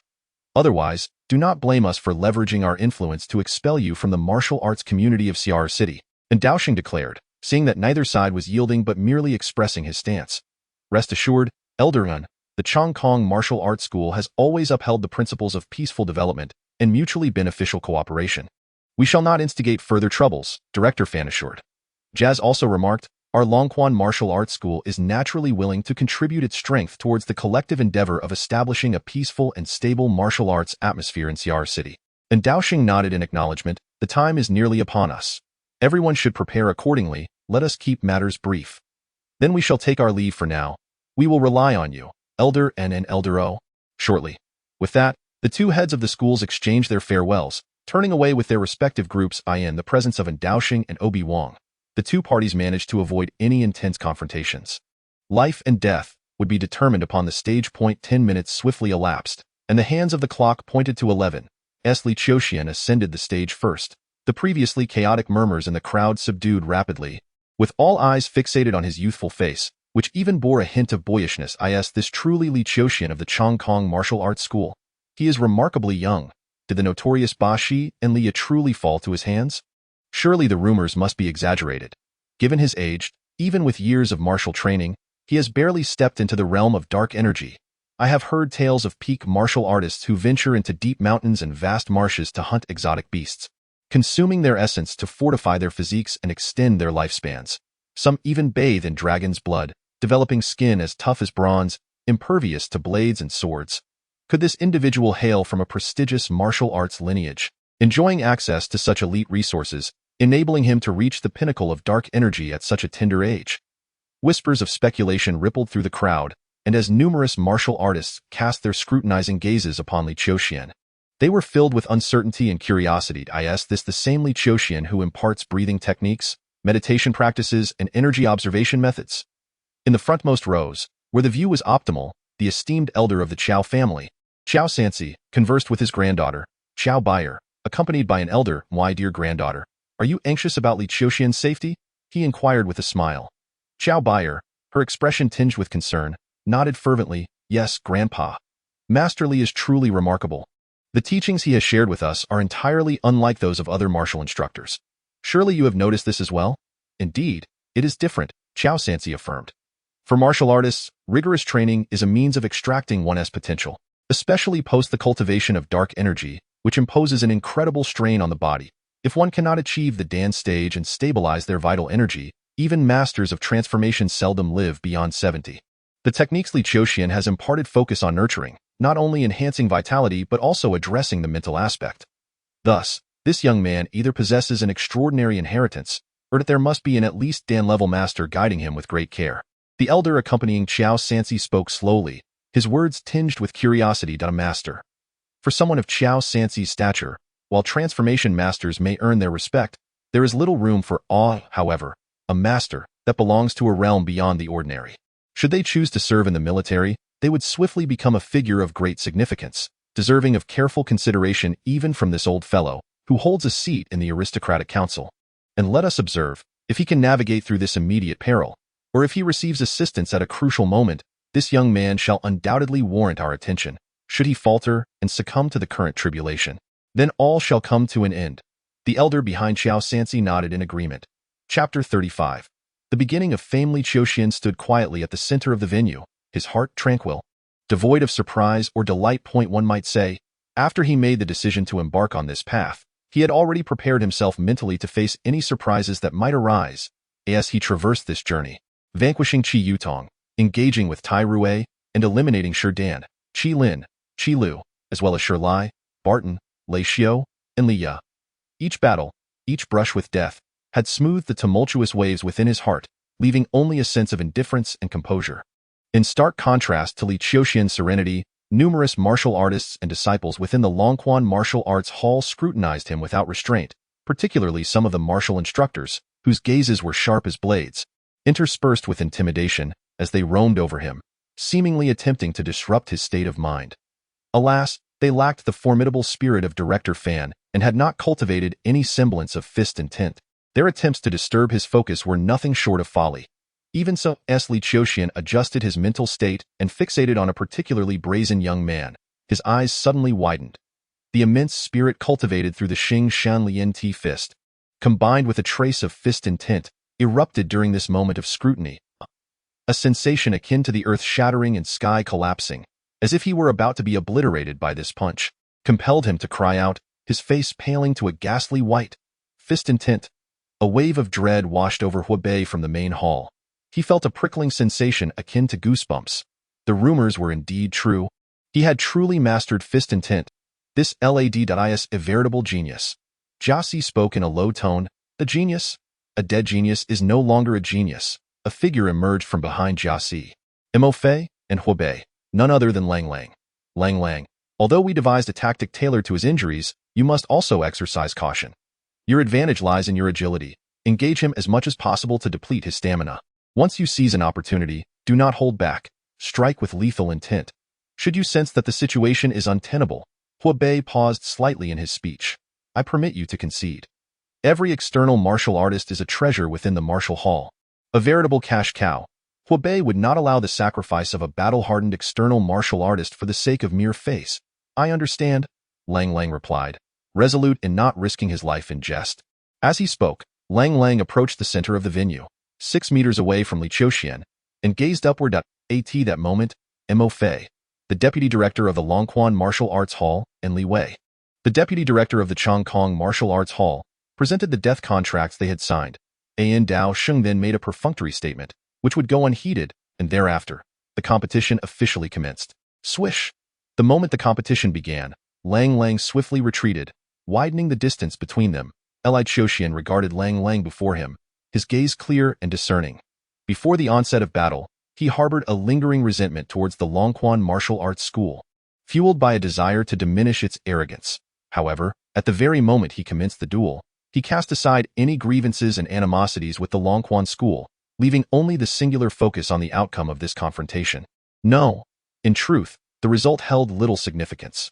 What he sought was merely the pressure exerted by Lang Lang, a means to push his limits and to grasp the extent of his current abilities. Beyond that threshold, he pondered how to continue training, to further exploit his latent potential, with the aim of swiftly reaching greater heights, and then transcending those limits repeatedly until he reached his final destination. Thus, regarding the distance created by Lang Lang, Li Qiuxian maintained a serene composure and declared, out of respect for any opponent, I shall give my all. Please proceed with caution. In the next instant, he moved. With a step forward, the bones throughout his body emitted a cacophony of cracking sounds. As muscles and bones resonated in harmony, the dormant body from a moment ago was instantaneously awakened, with blood and energy surging violently, then coalescing under the guidance of his consciousness into formidable force.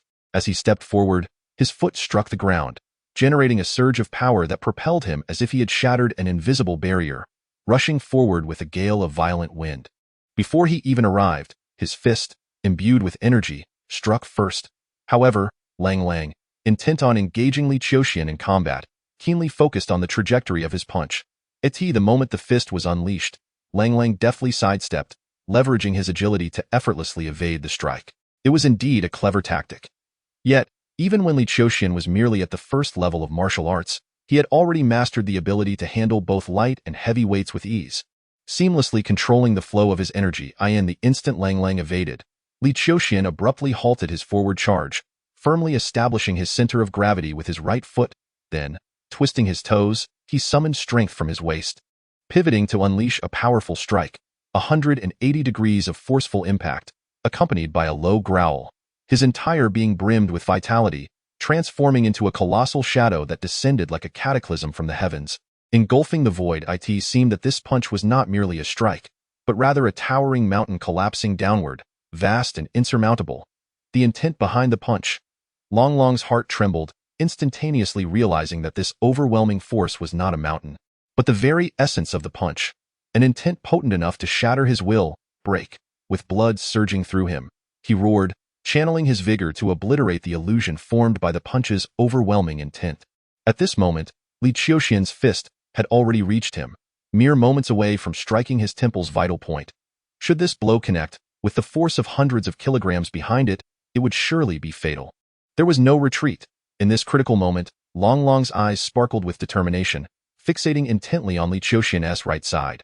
More precisely on his shoulder, rumored to have been severely injured, serpent's coil. As Lang's head tilted to the side, he deftly evaded Li Qiuxian's thunderous punch. In that instant, his left hand struck with the precision of a venomous serpent, appearing to lack any skeletal structure, curling and piercing with an unexpected cunning, reaching Li Qiuxian's vulnerable shoulder first. How foolish to resort to such cunning instead of facing him directly. Li Qiuxian's expression grew icy. He did not flinch or evade, but instead summoned a surge of power from within. With a slight tremor of his shoulder, a hidden force erupted, colliding with Lang's thrust. Bang! Li Qiuxian's shoulder sank slightly, yet Lang's serpentine strike seemed to be met with the force of a boulder, his fingertips bending and shattering at the impact. With a connection to his very core, Lang could not suppress a wail of agony. At that moment, the punch he believed he had dodged surged violently, correcting its trajectory, delivering a blow with a ferocity equal to its initial strike, crashing into Lang's temple. Bang! The sheer force of the strike shattered Lang's skull, causing countless blood vessels in his brain to rupture under the violent impact. The blood within his cranium surging from the right hemisphere to the left, painting the exterior a vivid crimson. His entire form was violently propelled away, soaring a meter through the air, his upper body tilting as he crashed to the ground. There was no doubt, he was dead on the spot. Chapter 36, Iron Tower. One punch, a single punch to seal his fate.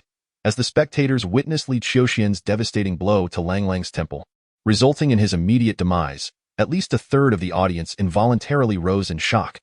Those of lesser composure among the crowd could not help but scream, as if they were encountering the brutal reality of life-and-death combat for the first time. Even among the martial circles, some youthful admirers who had eagerly anticipated this battle, wishing to take Li Qiuxian's place and bask in the limelight, turned pale at the sight of Lang's lifeless form sprawled on the ground. Lang. How could it be he actually killed Lang?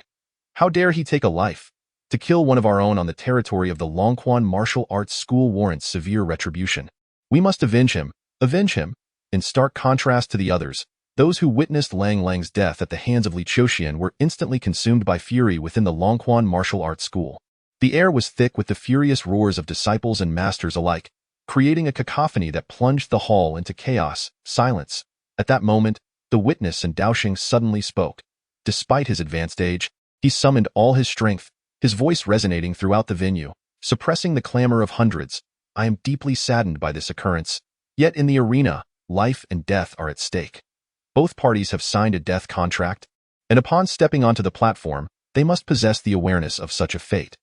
Therefore, I implore Director Jia from the Longquan Martial Arts School to restrain his disciples and maintain the order of the competition, or I shall have no choice but to declare the contest prematurely concluded. Under his stern admonition, the personnel of the Longquan Martial Arts Hall gradually calmed, yet their gazes towards Li Qiuxian on the stage remained ablaze with fury. Beyond their wrath, however, a seed of trepidation had begun to take root in some hearts.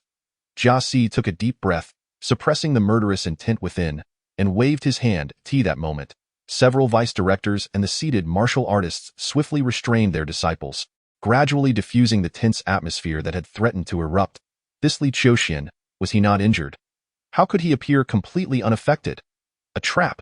This was undoubtedly a cunning ruse. He had feigned his injury to ensnare Lang Lang into a false sense of security, allowing him to seize the opportunity for a fatal strike. Such an insidious fiend deserves condemnation. Mo Fei and the seated martial artists of Longquan silently cursed. Yet, Hebei reflected on the footage he had seen. Li Qiuxian's injury was indeed real, but it was not as severe as rumored. Furthermore, with the Longquan Martial Arts Hall or the Oaks Group providing him with miraculous healing potions, he had managed to recover rapidly. Hebei spoke solemnly. As for our plan. Hebei said nothing further, instead directing his gaze towards the Iron Tower. True to his name, Iron Tower was a massive figure, standing at 1.98 meters tall and weighing 109 kilograms, with bulging muscles that made him appear akin to a prehistoric behemoth. Raised in the Tarolan mountain region amidst poverty and wild beasts, he had faced numerous perils. 16 years prior, the Tarolan area was plagued by ferocious beasts, tigers, wolf packs, and bears descending upon the populace, resulting in fatalities. During this turmoil, the local military was dispatched to exterminate the beasts for the safety of the residents, only to be met with an even more fearsome predator. Hundreds of fully armed elite soldiers perished in the mountains, forcing the military to resort to aerial bombardment of the beast's territory, igniting thousands of square kilometers of the Tarolan region in flames. In the midst of this devastation, Iron Tower survived, subsisting on the flesh and blood of the beasts for an entire month, forging his formidable physique, complemented by his innate strength. Under the careful tutelage of the Longquan Martial Arts Hall, he had transformed into a veritable monster of slaughter, undeniably ranking among the top 3 of the 20 to 30 external martial artists of Longquan. Leave it to me, Iron Tower declared in a deep voice as he rose. The Longquan Martial Arts Hall had granted him the gift of life, and he was resolute in fighting for its honor. Li Qiuxian. This young man is truly remarkable. Obiwang observed Li Qiuxian, who had just slain Lang Lang on the arena, remaining silent and sighed earnestly. The Yangtze River's waves push forward the waves. A new generation surpasses the old. This young man is rather cold-blooded. He seems utterly indifferent to life and death, striking without mercy. Daoxing nodded in agreement, sharing the sentiment that Li Qiuxian's actions were excessively ruthless. Such a youth, he harbored discontent within. Yet, having accepted Director Fan's invitation to serve as a witness, he had no choice but to uphold impartiality and allow the contest to continue. Director Fan, a remarkable individual, has emerged from the Chong Kong Martial Arts Academy, yet you must ensure his guidance.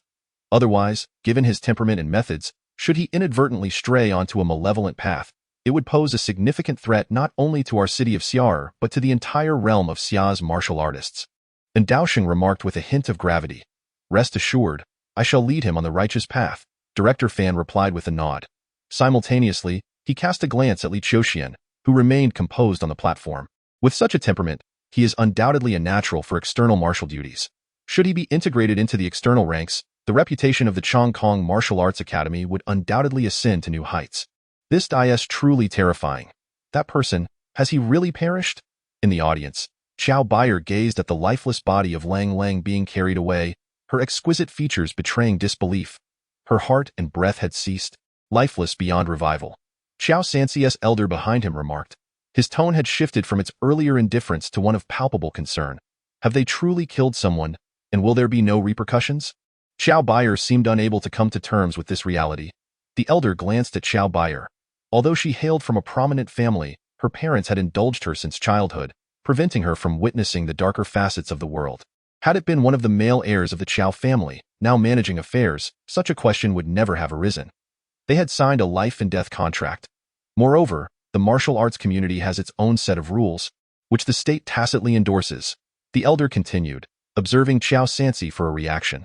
Seeing none, he resumed, With the advancement of technology, the significance of martial artists has undeniably diminished. Even a master of internal energy cannot withstand the impact of a mere peanut. Yet, many mystical creatures and plants reside in the depths of the mountains, inaccessible to ordinary soldiers, even the most elite forces, who cannot contend with the forces of nature. In such circumstances, reliance on martial artists becomes imperative. Xiao Bayer listened, her understanding wavering. Thud, thud. At this moment, a heavy footfall approached, drawing the attention of all present to the center of the hall. Iron Tower had made his entrance. The Longquan Martial Arts Academy had not indulged in any pleasantries, such as inquiring if Li Qiuxian required a break or some water.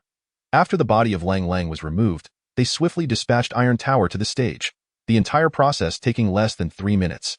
As Iron Tower stepped onto the stage, his imposing figure, cast as if from bronze, emanated a suffocating pressure that momentarily stilled the atmosphere within the hall, particularly the terrifying aura he exuded, reminiscent of one who has taken countless lives, left even the adept martial artists of Chong Kong, such as Tang Naxiu, paling in comparison. This was not merely a matter of strength. It was an awe stemming from the very magnetic field of life itself.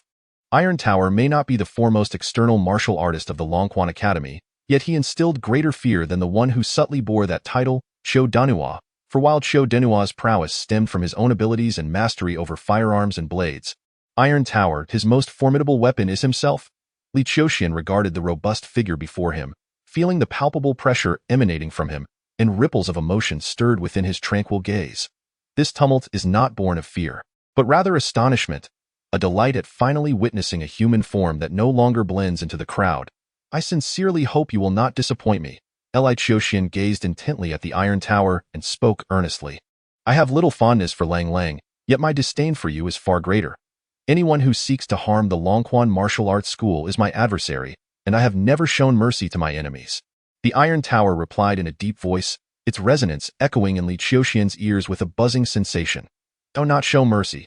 This is also what I wish to convey to you. Li Qiuxian responded, that moment. The audience once again presented the life and death contract signed by the two, and as the announcement of the contest commencement rang out, the formidable Iron Tower, resembling a small mountain in stature, made the first move. His fingers curled, reaching out like a ferocious beast of the wilderness, an overwhelming aura surging around him. Chapter 37. Martial Combat. The Iron Tower, towering and robust, stood before Li Qiuxian, who, while not a child, was still considerably smaller in stature. He lunged forward, leveraging his height and the length of his arms, his hand descending upon Li Qiuxian with astonishing speed, targeting his very head. With arms as thick as an adult's thigh, should he land this strike, the outcome would undoubtedly result in a shattered skull. Excellent. Li Qiuxian did not flinch in the face of the Iron Tower's seemingly world-shattering assault. He advanced, swiftly bridging the brief distance of several meters between them, and as he moved forward, he harnessed the momentum of his charge, condensing all his strength into one force, akin to a taut bowstring. The punch he unleashed was like an arrow released from that bow. Thud! The punch, propelled like an arrow, collided violently with the Iron Tower's claw, which seemed capable of sealing the heavens and shattering all that existed. The impact produced a muffled roar that resonated outward, stirring the air around them and causing their garments to flutter as their fists and claws met. Both Li Qiuxian and the Iron Tower's arms surged with a ferocious energy, a torrent of power coursing through their limbs. The Iron Tower let out a low growl, his grasp transforming into an iron cage, as immense force erupted from his fingers, contracting furiously, as if intent on crushing Li Qiuxian's right hand into oblivion. Buzzing, at that moment, just as Li Qiuxian's strength appeared to wane, as though he were on the verge of succumbing to the Iron Tower's grasp, a new surge of power erupted from within him.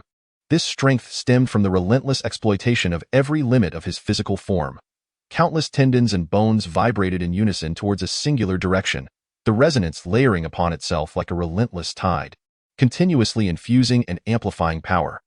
Ultimately, when this force coalesced, it matched the potency of the previous punch, and when it collided with the Iron Tower's palm, it pierced through, the residual force penetrating his fingers and driving into his wrist, as if his hand had been struck by a hammer, a pain so intense it bordered on numbness.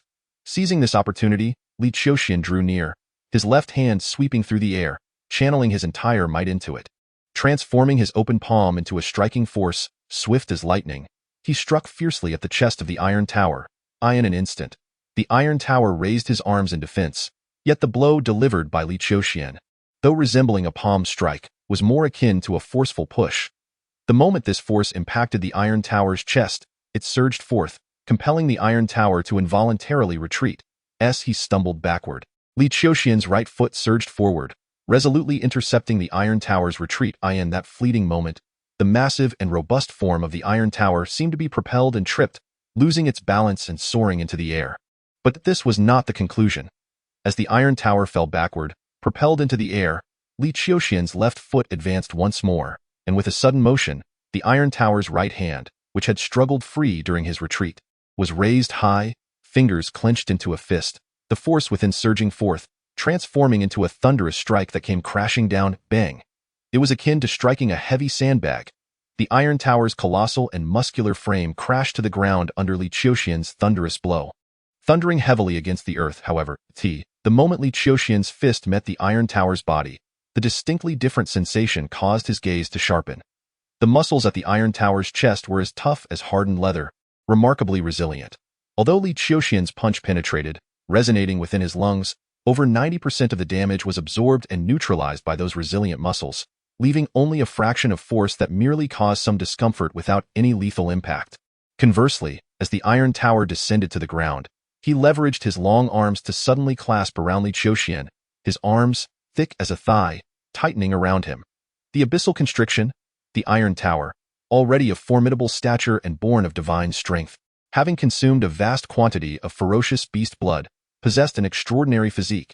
If placed in ancient times, he would undoubtedly be a legendary warrior capable of cleaving through 1,000 men. Now, if he managed to ensnare Li Qiuxian, his arms would surely crush every bone in his body within mere breaths in a moment of dire peril. As the Iron Tower's arms were about to completely constrict him, Li Qiuxian's left hand moved horizontally, forcibly creating an inch of space. Then, his entire body felt as if it had turned supple and boneless, adopting a serpentine technique to extricate himself from the Iron Tower's abyssal constriction. The Iron Tower's reaction was swift. Although the constriction failed, both their forms leaned toward the ground, with Li Qiuxian pressed upon his arms. Seizing this chance, the Iron Tower let out a furious roar, the muscles in his constricting hands bulging. Power surging forth, and with a mighty heave, he lifted Li Qiuxian's 70 to 80 kilogram frame, hurling him skyward as if he were a mere rag doll, soaring 3 meters into the air. Upon launching Li Qiuxian, the Iron Tower planted his left foot firmly on the ground, his lower body rising with vigor, while his hands pushed against the earth beside his ears, exerting tremendous force. Using the angle of his lower body's upward thrust, he propelled himself like a javelin, fiercely kicking towards Li Qiuxian, who was beginning to descend from his 3-meter flight. The formidable thighs of the Iron Tower surged with immense force, and Li Qiuxian found himself helplessly suspended in the void, unable to evade the impending strike. Even though the kick came swiftly and lacked full power, his form was nonetheless propelled anew, landing 6 meters away. Upon touching the ground, he continued to slide backward, propelled by inertia. Roar! At that moment, the Iron Tower, having regained its balance, charged forward with a ferocious roar. It resembled an enraged grizzly bear, exuding an aura of savage ferocity. Not only was Li Qiuxian, who had yet to stabilize his body, caught in the initial onslaught, but even the warriors standing a dozen meters behind him paled in fear at the sight of the Iron Tower charging forth like a prehistoric beast. Had they been positioned in its path, a mere collision would likely leave nothing but scattered bones. With a deep exhale, Li Qiuxian forcefully stamped his right foot down, resolutely stabilizing his retreating form. Confronting the ferocious charge of the Iron Tower, his blood surged, his center of gravity lowered as he crouched slightly, honing his focus to its utmost. He fixed his gaze intently on every movement of the Iron Tower. Much like a valiant matador preparing to face a rampaging bull, the Iron Tower swung its fist towards Li Qiuxian with the force of a raging bear. Li Qiuxian lowered himself, bending his knees and crouching at the waist, allowing the terrifying wind generated by the ferocious punch to whistle past his head. Simultaneously, he shifted his left foot sideways, firmly positioning it before the Iron Tower's charge, and with fierce determination, his shoulder and half of his body collided with the left side of the Iron Tower. Boom! A deep, thunderous sound erupted at the moment of their collision. This clash was exponentially more powerful than the previous head-on encounter. Even though Li Qiuxian concentrated all his strength to impact the Iron Tower's robust frame, upon collision, it felt akin to striking a steel fortress. The violent recoil surged through his entire being. shattering his accumulated force, and the residual impact threatened to crush his shoulder, as if to pulverize his very bones. Yet, at this critical juncture, Li Qiuxian's right foot remained steadfastly planted on the ground, as if it had taken root, defiantly absorbing the tremendous force carried by the iron tower. With the iron tower's right fist missing its mark and its form tilting involuntarily, coupled with a trip from his left foot, Li Qiuxian let out a low shout. It was as though the power within him shattered its own limits, propelling the iron tower's 109-kilogram frame entirely off the ground, sending it soaring sideways.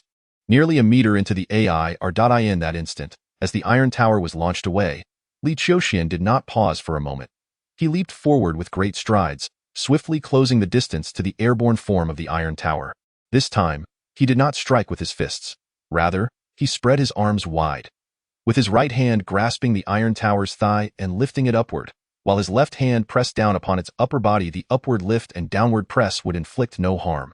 However, the trajectory of the iron tower, which would have merely crashed shoulder first to the ground, was irrevocably altered by these two maneuvers this time. The point of impact with the earth would be its head. Chapter 38. The assassination stop. At the sight of this scene, Director Jiaz let out a thunderous roar, shattering his wooden chair into splinters. His form sprang from the seat, and with a powerful push from his right foot, he charged towards Li Qiuxian, propelled by a fierce gust of wind. Yet, his movements were ultimately a fraction too slow. Boom. The ground seemed to tremble as the immensely robust figure of Tieta crashed down under the force of Li Qiuxian's hands. His head striking the earth with a violent impact, neck vertebrae fracturing, nerves rupturing. Such injuries were hardly unexpected. Tieta struggled momentarily before succumbing to death, seeing two of his formidable champions fall in an instant within his dojo. Jiaz, consumed by fury, ascended the platform without hesitation. With a roar, he unleashed a ferocious punch aimed squarely at Li Qiuxian's head. An eye for an eye, blood for blood. At that moment, Director Fan, On Daoshang, and Ubi Wang rose in alarm. Stop, Director Jiaz. What are you doing? This is a fair duel.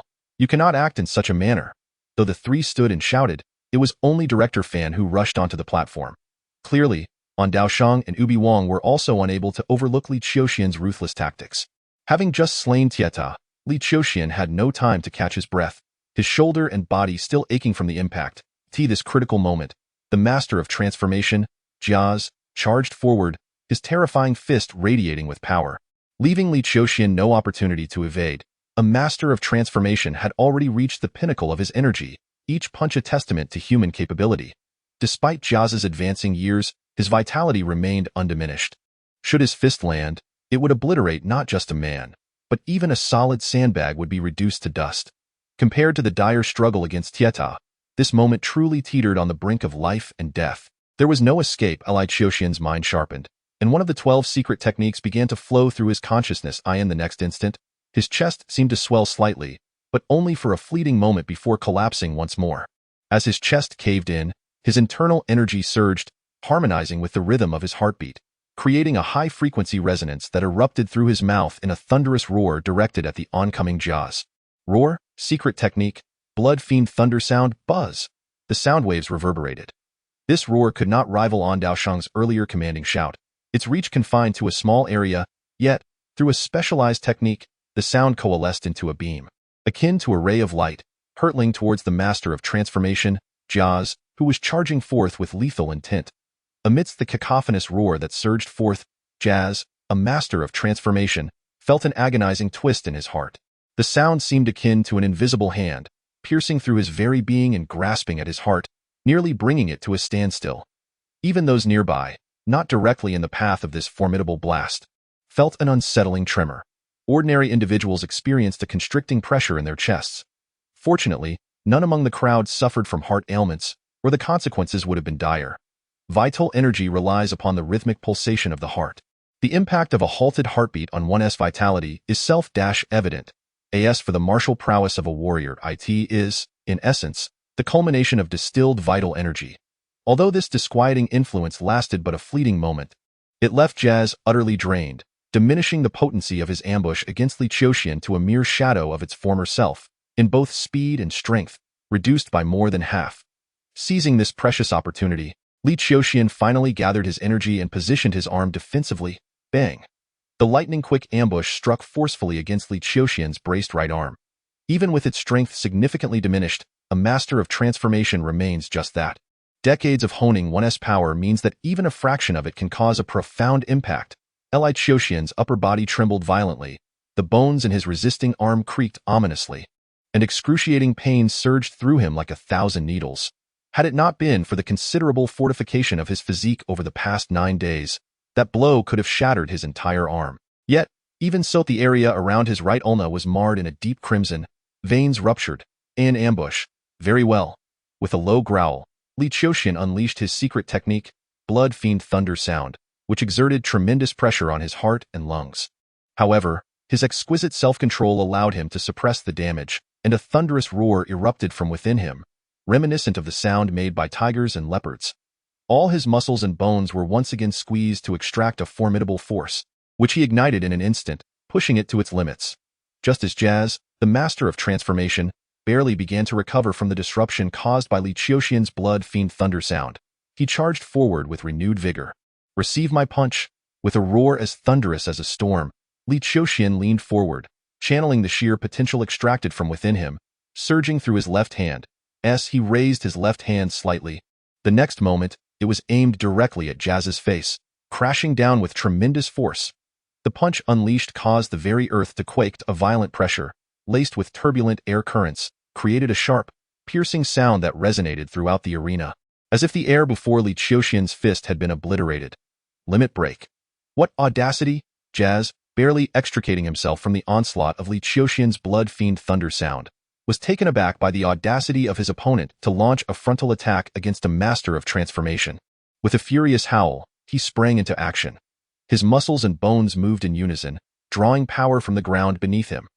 This energy cascaded through his joints, accumulating layer upon layer, until it surged forth like a towering tsunami. Meeting Li Qiuxian's descending fist head-on, the two forces colliding in a spectacular display of raw power, devoid of any embellishment, killing technique. Tsunami star punch, bang. As the power of their strikes collided, a whirlwind of pressure erupted, forming a shockwave that spiraled outward from the two combatants, causing their garments to flutter fiercely. In the midst of the assault, Jiasu's body quivered violently at the moment of impact, his muscles surging like tumultuous waves. All the force penetrating his frame was redirected downward into the ground, and in an instant, the exquisite shoes adorning his feet could no longer withstand the strain, shattering to reveal 5 toes. His form, too, bent slightly under the onslaught of this formidable power, his vitality scattering as if he were on the verge of being felled by Li Qiuxian's punch, especially his heart, which felt as if it were being shaken and torn apart by an unrelenting force. In stark contrast to Jiasu, who struggled to catch his breath, Li Qiuxian, facing a direct confrontation with the master of transformation, also suffered significant injury. The ultimate collapse was a manifestation of pushing oneself to the absolute limit. However, having already been ambushed by Jiasu, Li Qiuxian had previously ignited his own vitality. The attack that followed was entirely contingent upon his precise control derived from the second realm of martial arts, allowing him to reignite and unleash the force within, though its potency paled in comparison to his peak condition. Moreover, this decisive strike was delivered not by his dominant right hand, but rather by his weaker left, further diminishing its impact. Though this blow nearly toppled Jiasu, the retaliatory force unleashed by Jiasu surged forth like a relentless tsunami, crashing into Li Qiuxian's body, shattering the nerves and blood vessels of his entire left arm, causing blood to seep from his pores, rendering his arm a crimson spectacle, utterly incapacitated. Cease this at once. At that moment, Director Fan finally arrived. After a brief hesitation, and Daoxing and Ubi Wang, though reluctant, could not bear to remain entirely passive any longer. Rushing onto the arena alongside Huobei, the deputy director from the Longquan Martial Arts Institute. Jiasu, you truly are something else. As the esteemed director of Longquan and a master of transformation, how dare you launch a sneak attack on a junior engaged in a fair contest? Do you possess no sense of shame, no regard for our impartial witnesses, elder and an elder? Oh, Director Fan admonished sternly. This wretch has repeatedly inflicted grievous harm upon the practitioners of Longquan. His actions are nothing short of diabolical, Jiasu retorted vehemently. Yet, as his voice rose in intensity, he felt a surge of pain within, a torment that grew ever more acute. Ha! What a farce! The moment they stepped onto the stage, they signed a contract of life and death, and thus, there can be no mercy in their actions. Moreover, It is clear to any discerning eye that which practitioner of Longquan has not repeatedly dealt lethal blows? Had Li Qiuxian shown mercy, he would have been the one to perish. Would you still expect him to stand here? Director Fan continued, turning to Daoxing and Ubi Wang, imploring, Elder O, I beseech you to uphold justice. If, from this day forth, even elders can intervene in fair competitions with treacherous attacks, what chaos shall ensue in the realm of martial artists? Enough of this. At this moment, Bei stepped forward and spoke in a grave tone, reprimanding Director Jiaz. Director Jiaz, your actions are indeed lacking in fairness.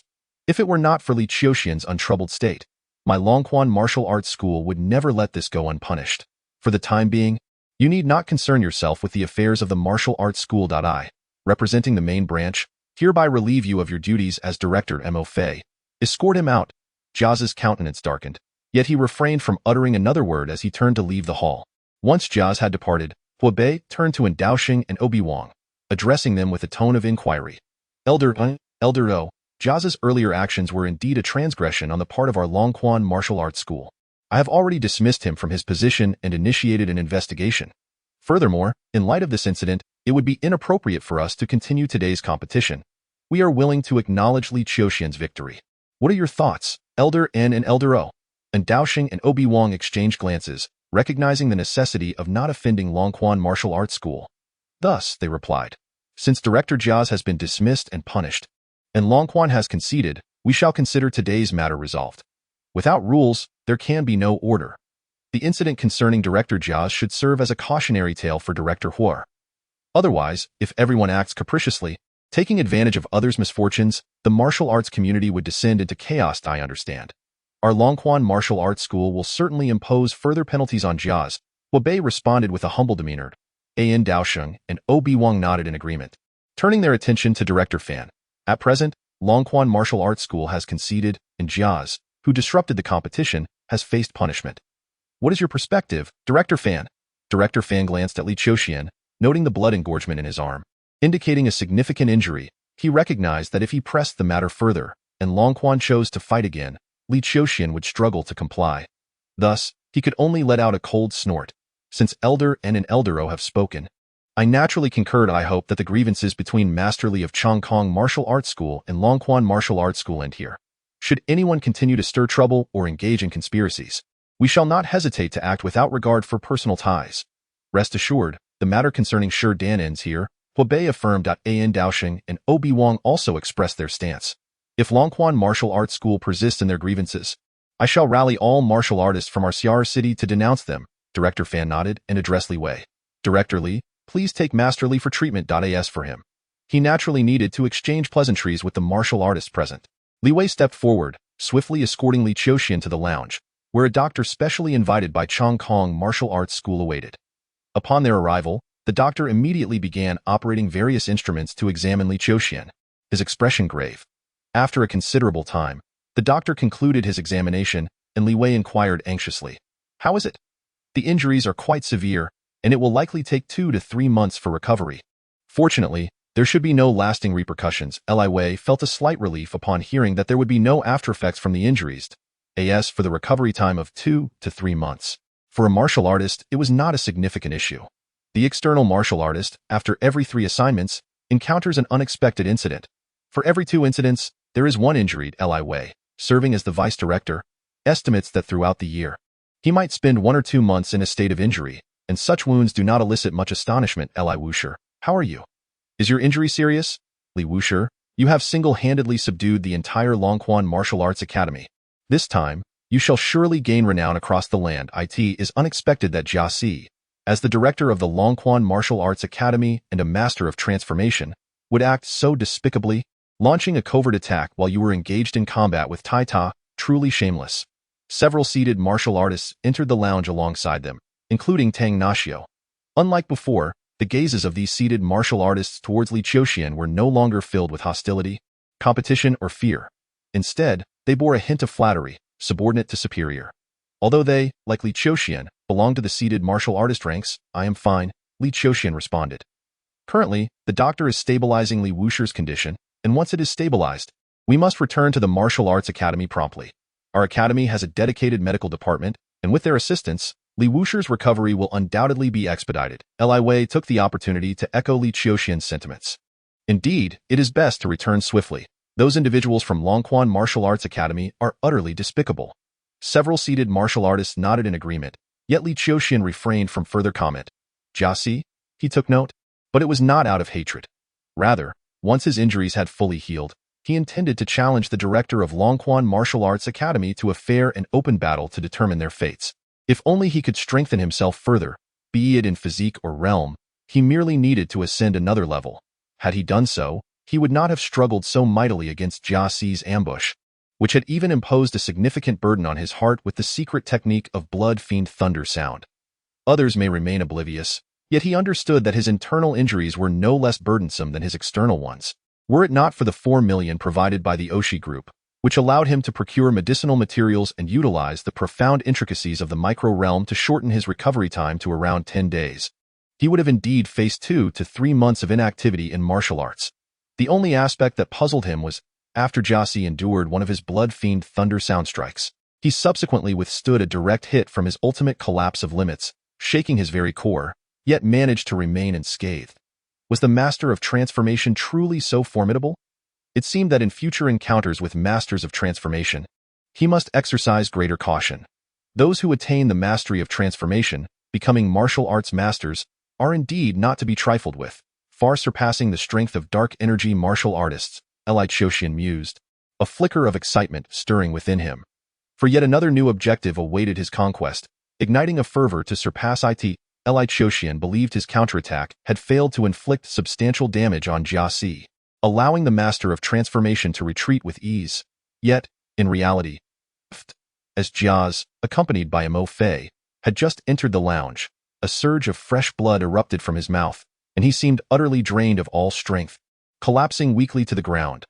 Fortunately, with Mo Fei by his side, he was promptly supported, preventing the director, who had been valiantly holding on, from falling to the floor. The director, the 2 assistants in the lounge, along with the doctor, were taken aback by this scene, their expressions shifting in alarm as they rushed forward. The doctor, exhibiting utmost professionalism, immediately directed his gaze towards Jiaz's arm, but that was not the source of the issue. Jiaz clutched his chest, his 5 fingers digging painfully into his flesh. Here the doctor quickly retrieved an array of medical instruments, positioning them over Jiaz's heart to listen intently. After a moment, his expression darkened. We need to transport him to the hospital immediately. So severe? Mo Fei was momentarily taken aback. He was well aware of the entire sequence of events surrounding Jiaz's confrontation with Li Qiuxian. As the assailant, Jiaz had only received a single retaliatory blow from Li Qiuxian. Although that punch appeared formidable, it hardly seemed capable of incapacitating a master of transformation like Jiaz. If even the clinic within the martial arts hall could not address the situation, and they were required to send him to the hospital, it would become exceedingly difficult to conceal the matter. Based on my diagnosis, I have a hypothesis. If this hypothesis holds true, it is more serious than we imagined. It involves cardiac injury, the heart. The heart is one of the most vital organs in the human body. Any injury related to the heart is of utmost concern. Upon this realization, Mo Fei could no longer afford to be complacent and hastily declared, "You and I shall go together. It is safer on the way, and we will escort Director Jiaz to the hospital." The previous book has concluded, and I feel a tinge of nostalgia. Chapter 40. Nobility Li Wuxi. This is an invitation from Guangsheguan, Taihang Fort, Xiaohua Mountain, Xingyun Sect, and the Thorns Villa inviting Li Wuxi for a meeting at his convenience. When Wan, attired in a white blouse and a black skirt, presented a stack of invitations before Li Qiuxian. It had already been the 3rd day since Li Qiuxian returned from Longquan Martial Arts Hall. Thorns Villa? Li Qiuxian picked up one of the invitations. Indeed, Thorns Villa is one of the largest martial arts forces near Xiar City, akin to a local power within the martial artist circle, wielding considerable influence in the region. Furthermore, due to their production of the precious healing balm, Lan Gao, they boast extensive connections and are renowned throughout the Xiaya martial arts community. When Wan promptly elaborated, Li Qiuxian gazed at the invitation from Thorns Villa when he first arrived in Xiar City. He had sought to visit Thorns Villa, attempting to procure a portion of Lan Gao for a hefty sum, but was met with refusal. Now Thorns Villa had sent an invitation, requesting him to visit as a guest. The repercussions of the battle at Longquan Martial Arts Hall were beginning to manifest. Li Qiuxian set the invitation down. Inform outsiders that I am injured and will not be available for 3 months. Understood. When Wan replied respectfully, before me stands a youth, seemingly young, Yet from the lips of his sister Winnie, I have learned of his audacious act of ruthlessly slaying two prominent external martial artists of the Longquan Martial Arts Hall in front of all its practitioners. Hence, I can no longer regard this young man with even the slightest disdain. With respect, intertwined with awe. Master Li, the medicinal herbs you instructed me to procure have been delivered. The total expenditure amounts to over 294,300. Have the subsequent herbs arrived? Li Qiuxian slightly opened his eyes and nodded. Very well. However, shouldn't the price of these herbs be around 350,000? How is it that it amounts to less than 300,000? What you mentioned, Master Li, regarding 350,000, pertains to the prices at pharmacies.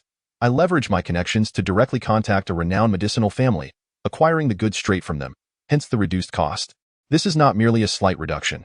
It is a substantial discount of over 50,000. Li Qiuxian nodded in acknowledgement. Master Li, should you frequently require medicinal herbs, I can establish a channel with that medicinal family, which would allow for even greater discounts in the future. Wait a moment, Li Qiuxian interjected. 3 days prior, he had purchased a batch of herbs from within the Chongqing Martial Arts Hall, spending over 30,000. Now, with an additional expenditure nearing 300,000, his account had dwindled to a mere 60,000, rendering him incapable of extensive procurement in the short term. After Wen Wan departed, Li Qiuxian took it upon himself to concoct the medicine. In the afternoon, Deputy Director Li Wei came to pay a visit, presenting a new contract to Li Qiuxian. Master Li, your battle against the two hidden strength martial artists of the Longquan Martial Arts Hall has elevated the reputation of our Chongqing Martial Arts Hall. The directors of the main hall are quite pleased to learn of this and wish to invite you to assume the position of Deputy Director of our Zaire General Hall, overseeing external martial affairs. What say you, Master Li? Li Qiuxian glanced at the contract handed to him by Li Wei. TOB stationed as a martial master already places him under the banner of the Chongqing Martial Arts Hall. Albeit subtly in daily life, he conducts himself like an ordinary martial artist, teaching disciples and fulfilling his duties, only stepping forth in times of need. Yet, should he accept the role of Deputy Director of the Zaire General Hall, Zaire City, being the foremost economic city second only to the capital Yajing, would render the position equivalent to that of a provincial hall director, marking him as a core figure of the Chongqing Martial Arts Hall. Making it difficult to shed that label thereafter, I joined Chongqing solely for the pursuit of martial arts. With no time to manage trivial matters, I appreciate the goodwill from the main hall. Seeing this, Li Wei understood Li Qiuxian's true intent and felt a pang of regret, thus retracting the contract and stating, should this not come to fruition, it matters not. However, we are quite interested in that recipe of yours capable of hastening recovery from injuries, and we are willing to offer a handsome price for it. What say you, Master Li? Li Qiuxian had anticipated this inquiry regarding the medicinal recipe during his time of concocting medicine for injuries within the Chongqing Martial Arts Hall. The recipe, while indeed valuable, is only effective for external injuries and cannot be deemed excessively rare. He nodded slightly. What is the offer from the Chongqing Martial Arts Hall? 30 million. Li Wei held up 3 fingers. The Chongqing Martial Arts Hall is willing to offer 30 million to acquire the recipe outright. Although Li Qiuxian is not a student of the School of Economics, he has nonetheless dabbled in the subject. As he delves deeper into the world of martial artists, he discovers that this realm is far more expansive than he had previously imagined, thus rendering the market significantly more promising. 30 million is insufficient. This matter can be approached through a collaborative effort, with the Chongqing Martial Arts School responsible for investment, pharmaceuticals, and operations, while I contribute my medicinal formula as equity, claiming 30% of the profits. 30%. Li Wei had evidently anticipated that Li Qiuxian would make such a request, and he promptly responded.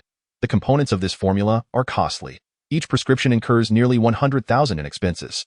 Excluding operational costs, sales, and Li Wuxer's share of the profits, we would need to set the price at a minimum of 200,000 for the Chongqing Martial Arts School to see any profit, and its efficacy merely accelerates the recovery speed of injuries by 1 or 2 times. For the average person, it may not be worth the expenditure of at least 200,000. Even among martial artists, only those from affluent families could afford such a formula. Li Wuxer's demand for 30% of the profits. I fear the main branch may not acquiesce. I can at most promise Li Wuxer 20%, and then I will negotiate with the main branch on this basis. Whether we can reach an agreement remains uncertain. 30% is my requirement. If the main branch refuses to cooperate, they may consider a private partnership with Xiar, and Director Fan should possess the necessary resolve. Upon hearing this, Li Wei could only manage a wry smile. Allow me to discuss this with the main branch, and I shall provide Li Wuxer with a response once there is a conclusion. Li Qiuxian nodded in acknowledgement. The accelerated recovery of injuries by 1 or 2 times, with costs nearing 100,000, is trivial for the average individual. Yet for those of high status, saving half the time on a 100-day recovery could yield substantial profits. Were it not for Li Qiuxian's consideration that the Chongkong Martial Arts School would benefit from the Longquan Martial Arts School, and his willingness to offer a concession, even if he sought a 40% share, the Chongkong Martial Arts School would eventually agree after deliberation. Li Wei's offer of 20% appears somewhat greedy. The atmosphere buzzed with excitement. Less than an hour after Li Wei departed, a figure claiming to be a disciple of Li Qiuxian, Xiao Baier, discreetly approached him and invited him to a CAF not far from the Chongkong Martial Arts School. Inside the CAF, apart from Xiao Baier, there was an elderly gentleman. This man was Grandpa Sinan. Xiao Baier made the introduction before gracefully excusing herself. "Good day, Mr. Li," Sinan greeted Li Qiuxian with a smile, gesturing for him to take a seat. "Allow me to introduce myself. I am Sinan, the steward of the esteemed Viscount Xiao Sansi of the Empire. I apologize for the intrusion, but I am here at the behest of the Viscount to invite Master Li to become a patron of our Qiao family." Nobility? Li Qiuxian regarded Sinan with curiosity. He was aware that nobility existed in both Xiaya and the Eastern Alliance. Each noble family boasts a profoundly rich historical heritage. It is rumored in the outside world that the presidency in the Kingdom of Xiaya is controlled by the Noble Council, holding a status comparable to that of the super tycoons in the parallel world of America. It is merely hearsay that should not be wholly trusted. Moreover, the nation's development has reached a point where it is governed by the rule of law. Nobles who commit crimes are held to the same standards as commoners. While people may express envy towards the immense wealth of the nobility, it is akin to their perception of the ultra-wealthy in society, nothing more than that. "I did not misjudge or Sinan is indeed a master of transformation?" Li Qiuxian offered no reply. "Although I fortuitously attained a certain level of mastery in the past, I am now in the twilight of my years, likely inferior even to a seasoned martial artist," Sinan remarked. Li Qiuxian, of course, found this hard to believe. Though Sinan was advanced in age, his vitality had not significantly waned, and he would not fall from his level of mastery within the next 3 to 5 years. Furthermore, the aura of threat he exuded surpassed that of Jia Si, the director of Longquan Martial Arts Academy. Since the esteemed Xiao Sansi already had a master of transformation to protect him, my presence would hardly make a difference. Besides, my pursuit of martial arts was never aimed at serving others in the future. Master Li has misunderstood. Our Qiao family wishes to invite Master Li to serve as an esteemed protector rather than compel you to serve our family. Your stay at Xiara University and Chongkong Martial Arts Academy will remain unaffected, while your colleague, Director Fan, will serve as a protector at the Sai family. As Sinan spoke, he added with a smile, "Moreover, does Master Li not wish to know the benefits of becoming a protector? For instance, not long ago, when Master Li found himself in a precarious position, forced to confront Shirlai from Longquan Martial Arts Academy. At that moment, if Master Li had possessed a right to immunity from murder, would not all problems have been effortlessly resolved? Immunity from murder." Li Qiuxian's gaze immediately fixed upon CNA and Sinan smiled and said, "In Xiaya, and indeed throughout the entire East Alliance, there exists an unwritten regulation. When a noble commits a crime, only the Noble Council may render judgment. Mr. Li, do you comprehend?" Chapter 41. The Pioneer. Only the Noble Council may judge the nobility. Nobles are above the law. Li Qiuxian, possessing memories from another parallel dimension, found himself quite receptive to such matters. Yet, even so, his worldview was profoundly altered. What of those nobles who were executed?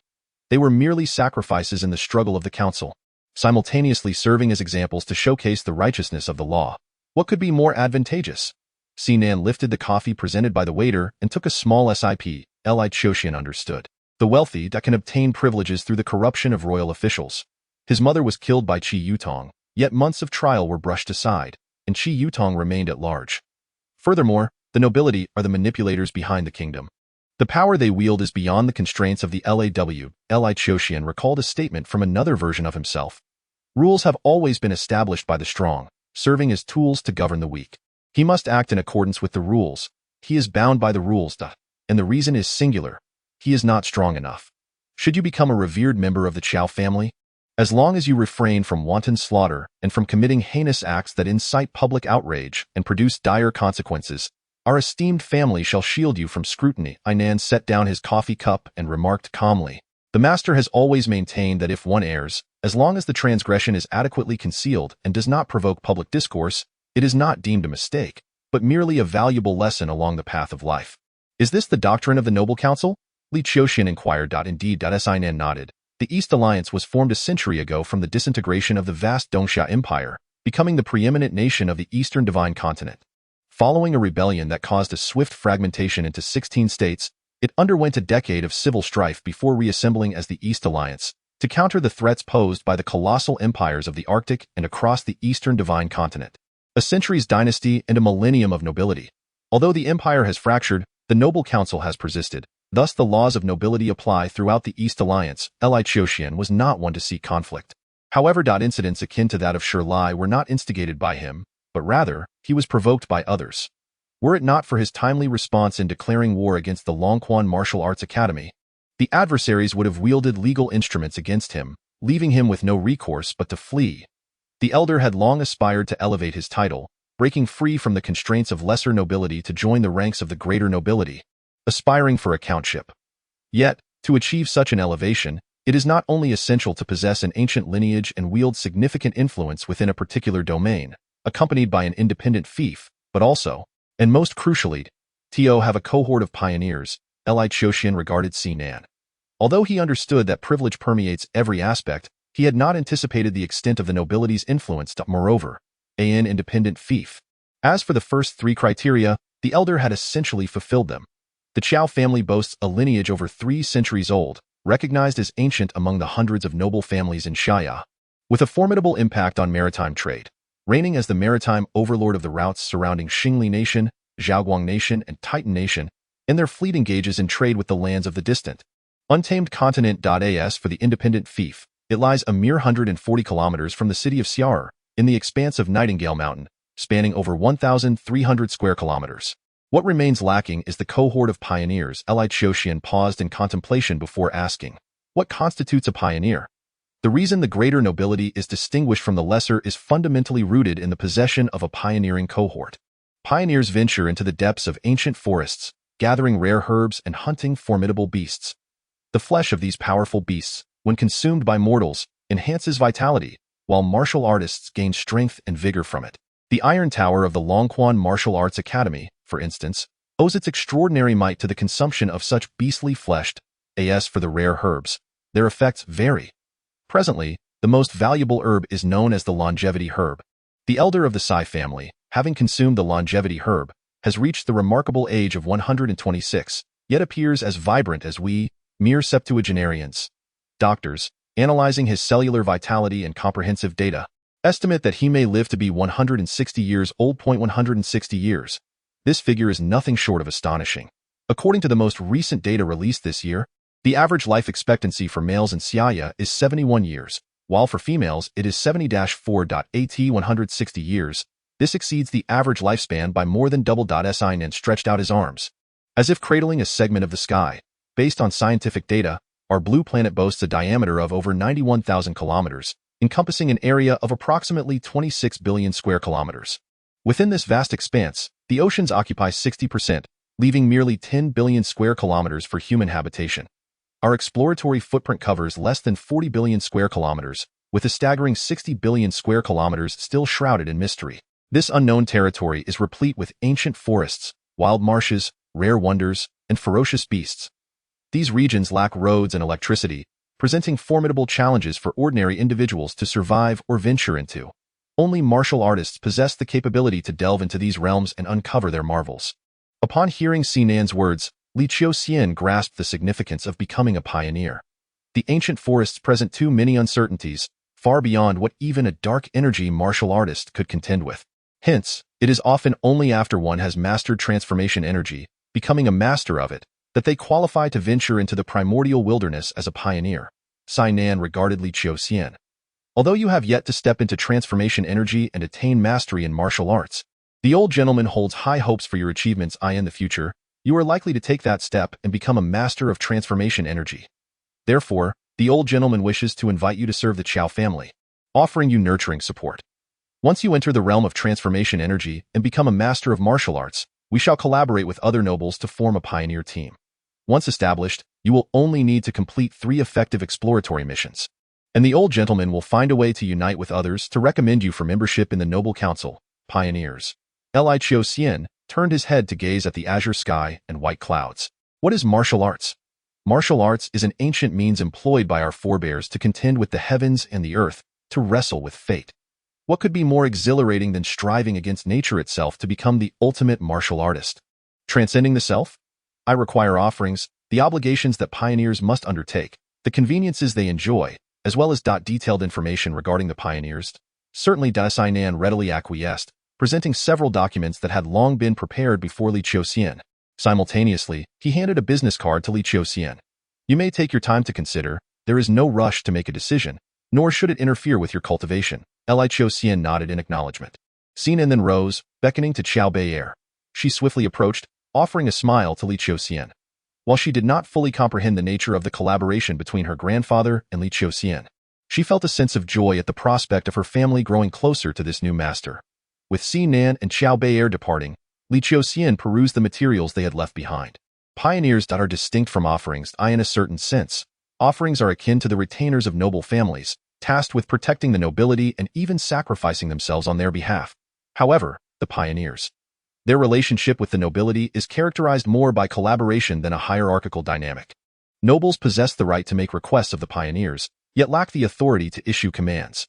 The deep mountains and ancient forests serve as lawless territories. Some formidable pioneers are esteemed guests among all nobles. Even the most prominent ones must strive to maintain their favor. They are truly the epitome of what warriors can attain in terms of identity, status, and power. As for ascending further, entering the noble council to become a noble. That represents an entirely different echelon. After perusing the materials, Li Qiuxian closed the dossier. The life at the Chongqing Martial Arts Academy was indeed vibrant, granting him a glimpse into the world of warriors. However, this constrained identity of a warrior was not what he desired. The pioneers reveling in the primordial, battling heaven and earth, transcending oneself in the struggle against nature, that was the life he truly yearned for. That was the path that genuinely suited him. Nevertheless, the pioneers, transforming their essence. Chapter 42. Bounty. The subtlety of one's energy not only significantly enhances combat effectiveness, but also proves exceptionally beneficial in healing and cultivating strength. The injuries that the physician estimated would take Li Qiuxian 2 to 3 months to fully recover from had already healed 90% by the 10th day, requiring only a few more days of nurturing to achieve complete recovery without any lingering effects. After requesting nearly a month's leave, Li Qiuxian felt it was inappropriate to linger any longer at the Chongqing Martial Arts Academy, summer university that held special significance for him. This journey fulfilled his responsibilities and wishes towards his mother. As Li Qiuxian prepared to depart from the Chongqing Martial Arts Academy, Winnie and Jean Li arrived to pay a visit. Among them, the Secretary General from the headquarters politely presented a contract to Li Qiuxian. Beaming as he spoke, Master Li, concerning the collaboration on the medicinal formula you mentioned, the headquarters has agreed. Please review the next contract. If there are no issues, we can finalize the signing today. Li Qiuxian picked up the contract and glanced over it. His studies had not encompassed law, thus he could not discern any potential traps within the document. He held no distrust nor fear of the Chongqing Martial Arts Academy's integrity. Consequently, he affixed his signature. Where is Director Li? Upon hearing Li Qiuxian's inquiry, Jian Li offered a wry smile and replied, Master Li, he has been recuperating from his injuries, so there are matters we have not discussed with you during this time. 2 days ago, the International Criminal Police informed us that a notorious master of energy transformation has escaped to the vicinity of our summer area. This master has already killed several skilled fighters and caused the deaths of numerous police officers during his flight. Authorities have called upon local martial artists for assistance in apprehending him, and as one of the major martial arts academies in the area, we naturally bear this responsibility. Director Li has been cooperating with the efforts over there for the past couple of days. Li Qiuxian nodded, refraining from further inquiries. His encounter with Jiaz had made him realize that he was still some distance away from becoming a true master of energy transformation. However, it would be soon. Li Qiuxian emerged from the martial arts school, where he found Wenwan, elegantly attired in professional attire, patiently waiting in the courtyard. You? Li Qiuxian inquired, gazing at Wenwan with a hint of puzzlement. Given the conclusion of matters at Longquan Martial Arts School, she was expected to report to the secretary's office. Mr. Li, the director has appointed me as your personal secretary, tasked with assisting you in daily affairs and also liaising with you regarding pharmaceutical matters.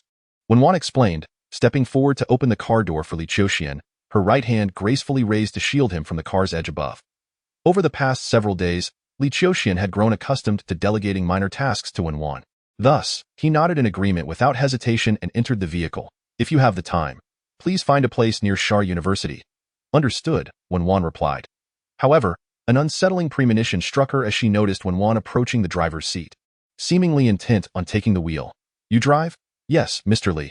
"Are you aware of which is the accelerator and which is the clutch?" Li Qiuxian asked earnestly.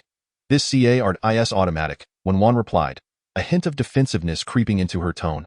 "Please rest assured, Mr. Li, I have 3 years of driving experience, exceeding 1,000 hours behind the wheel, and I have maintained an impeccable accident record." "Oh?" Li Qiuxian acknowledged, hesitating for a moment before making his way to the passenger seat. By sitting in the front row, he could keep a watchful eye, ready to leap from the vehicle should any issues arise. Ultimately, Wenwan navigated the journey to Shar University without incident, and upon arrival, Li Qiuxian felt a sense of tranquility wash over him. Despite his esteemed position within the Chongkong Martial Arts School, where he commanded respect from both the instructors and fellow students, an inexplicable weight had lingered there. In contrast, at Shar University, surrounded by the vibrant faces of youth and strolling along the fragrant, bird-song-filled pathways, he found solace. This tranquility allowed his mind to wander to various contemplations, such as the 3 key research laboratories within the School of Biology. One focused on ion channels, another on information genetics, and the last on biological mutations. He recalled glimpsing information pertaining to formidable beasts while perusing the records of this laboratory. Did this lab conduct research on such creatures? Li Qiuxian noted this down.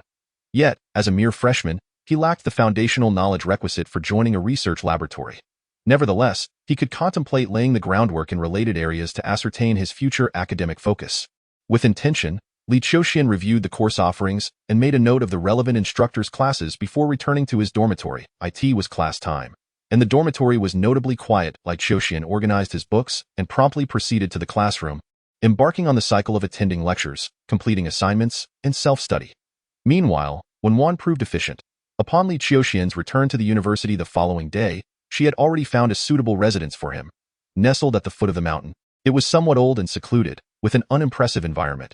However, it met all his criteria perfectly, spacious and tranquil, located a mere 20-minute walk from Shar University at Li Qiuxian's pace.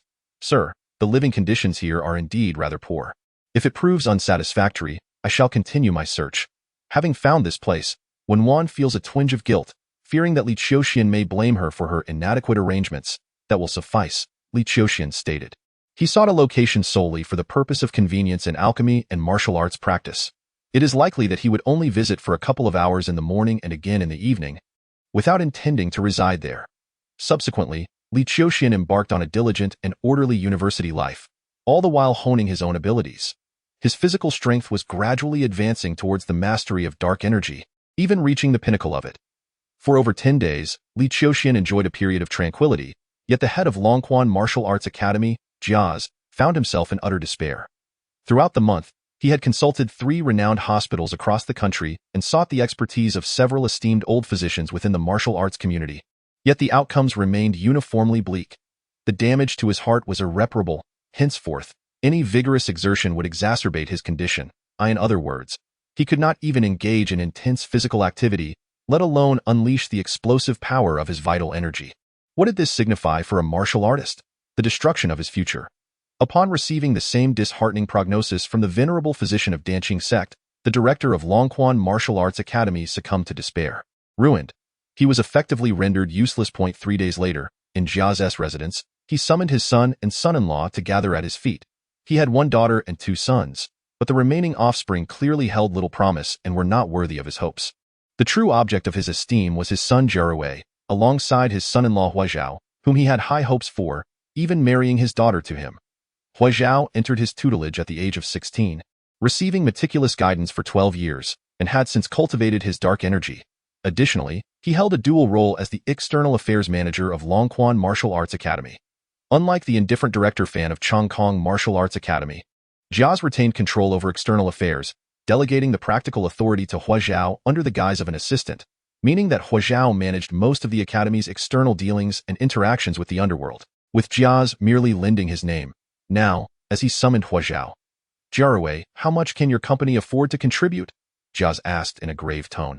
After a month of relentless effort, he had visibly withered, losing the refinement characteristic of a martial artist.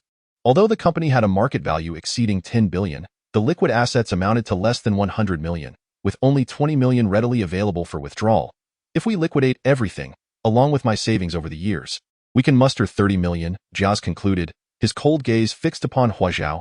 "I need you to leverage your connections to issue a bounty on the black market, ensuring we remain untangled in this matter. The bounty shall be 30 million for Li Qiuxian. I want his life." "Li Qiuxian, father-in-law, haven't we already settled our grievances? Thus, I request that you issue a bounty on the blacklist and ensure that we remain uninvolved." After speaking, Jiasi coldly fixed his gaze upon Huazhao, stating, "Do not tell me that after managing the external affairs department for so many years, you cannot even handle such a trivial matter." Huazhao felt a weight in his heart and promptly replied with solemnity, "I understand.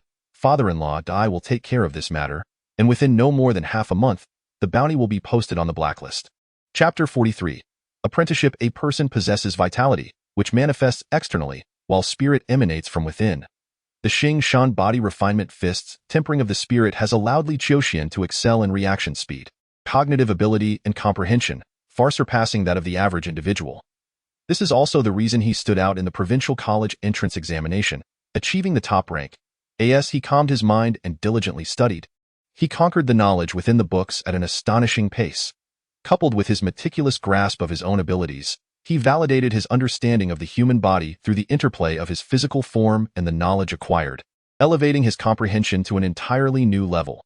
Simultaneously, he concentrated his thoughts, meticulously examining the invaluable memories he had retained from parallel dimensions. Although many of these memories pertained to a force known as Su, which proved of little use, fragments of knowledge regarding the human body were treasures he greatly cherished. It is worth noting that in that parallel realm, he had already transcended the limits of the human body, fully unleashing its potential, and his lifespan had stretched to an astonishing 1,000 years. Any remnants of information, if disclosed, could potentially trigger a seismic shift within the biological community. With the accumulation of this knowledge, Li Qiuxian's understanding of biology, particularly in the realm of biological mutation, was rapidly expanding in just a month's time. Even the mentor, who usually showed little interest in attendance or student performance, had taken notice of his presence. "Li Qiuxian, I am in need of a class representative. Might you have the time?" At the conclusion of the class, the mentor singled him out with an invitation. The class representative was responsible for liaising with teachers across subjects, coordinating exam schedules, and providing feedback on teaching conditions, which was no small task. Li Qiuxian, focused on his martial training, had little time to spare, and thus had to politely decline. The mentor, though disappointed, did not press the matter further. However, this invitation had left an impression of Li Qiuxian in his mind. University courses differ from those of high school, with a rapid pace of instruction demanding high levels of learning and comprehension from students. For astute learners, completing their studies with ease affords them ample time to pursue their interests, while for the average student, even dedicating all their time to study does not guarantee success. Clearly, Li Qiuxian belonged to the former category. With a snap, in the dormitory, Li Qiuxian closed a book and tossed it aside. That moment, a figure hurriedly burst through the door. It was Yi. Upon seeing Li Qiuxian engrossed in his studies, Yi exclaimed in a tone of utter reverence, "Scholarly, masterly, you are truly formidable. I wish to become your apprentice." Li Qiuxian lifted his gaze to regard him. "In my household, we deal in medicinal herbs, and I possess a modicum of knowledge regarding your affairs. I have heard of your exploits at the Longquan Martial Arts School. Initially, I was skeptical, believing it to be a case of sharing the same name. It was only after watching a video that I realized it was indeed you. A single individual has managed to subdue all the concealed strength masters at Longquan. It is utterly brutal." After speaking, Yi clasped his hands together and addressed Li Qiuxian, saying, "Masterly, I have harbored a passion for martial arts since my youth, yet I have never encountered a true master. Please, bestow upon me your teachings. You wish to pursue martial arts? I recommend you go to the Chongkong Martial Arts School, where several masters of concealed strength reside. The director, Master Fan, is an eminent figure whose expertise is profound, and their methodical instruction would be more suitable for you," replied Li Qiuxian. "They cannot possibly impart any commendable skills. I have observed the true disciples of these grand schools. Even with rigorous training from a young age, young martial artists of our age are still far from mastering concealed strength. How much more so for those of us who are mere latecomers? Yet, Masterly, you are different. Having achieved concealed strength and become a master in your own right, you must possess exceptional skills. I do not ask for much. If I could attain concealed strength like you within 3 years, I would be satisfied. Please, I beg of you, if you agree, I am willing to offer anything." Upon finishing, Yi's expression turned grave, and he nearly bowed in reverence. Li Qiuxian stepped forward to halt his motion, preparing to decline. After a moment's contemplation, He seemed to recall something. Your family deals in medicinal herbs? Yes, master. Considering Wen Wan's words regarding the price differences of herbs with and without connections, Li Qiuxian responded, becoming a disciple is no trivial matter. Once you embark on this path, even if you toil to the point of death, you must not complain. Consult your family first. My family will undoubtedly support me. They are quite encouraging of my martial arts aspirations. Li Qiuxian shook his head. Inquire first, if I am to teach you earnestly, you must also offer a commitment. Seeing the resolute tone in Li Qiuxian's words, Yi replied, very well, I shall speak with my father and grandfather at once. Li Qiuxian nodded. His aim has always been to transcend himself, to elevate his existence. Martial arts is but a means to that end. Medicinal herbs can replenish one's essence, utilizing the celestial energies for personal transcendence and elevation, which he would not refuse, should Yi be earnest. And the O family sincerely provide the herbs he needs for his training, Li Qiuxian would not mind imparting his knowledge, treating it as a transaction to resolve his own supply issues.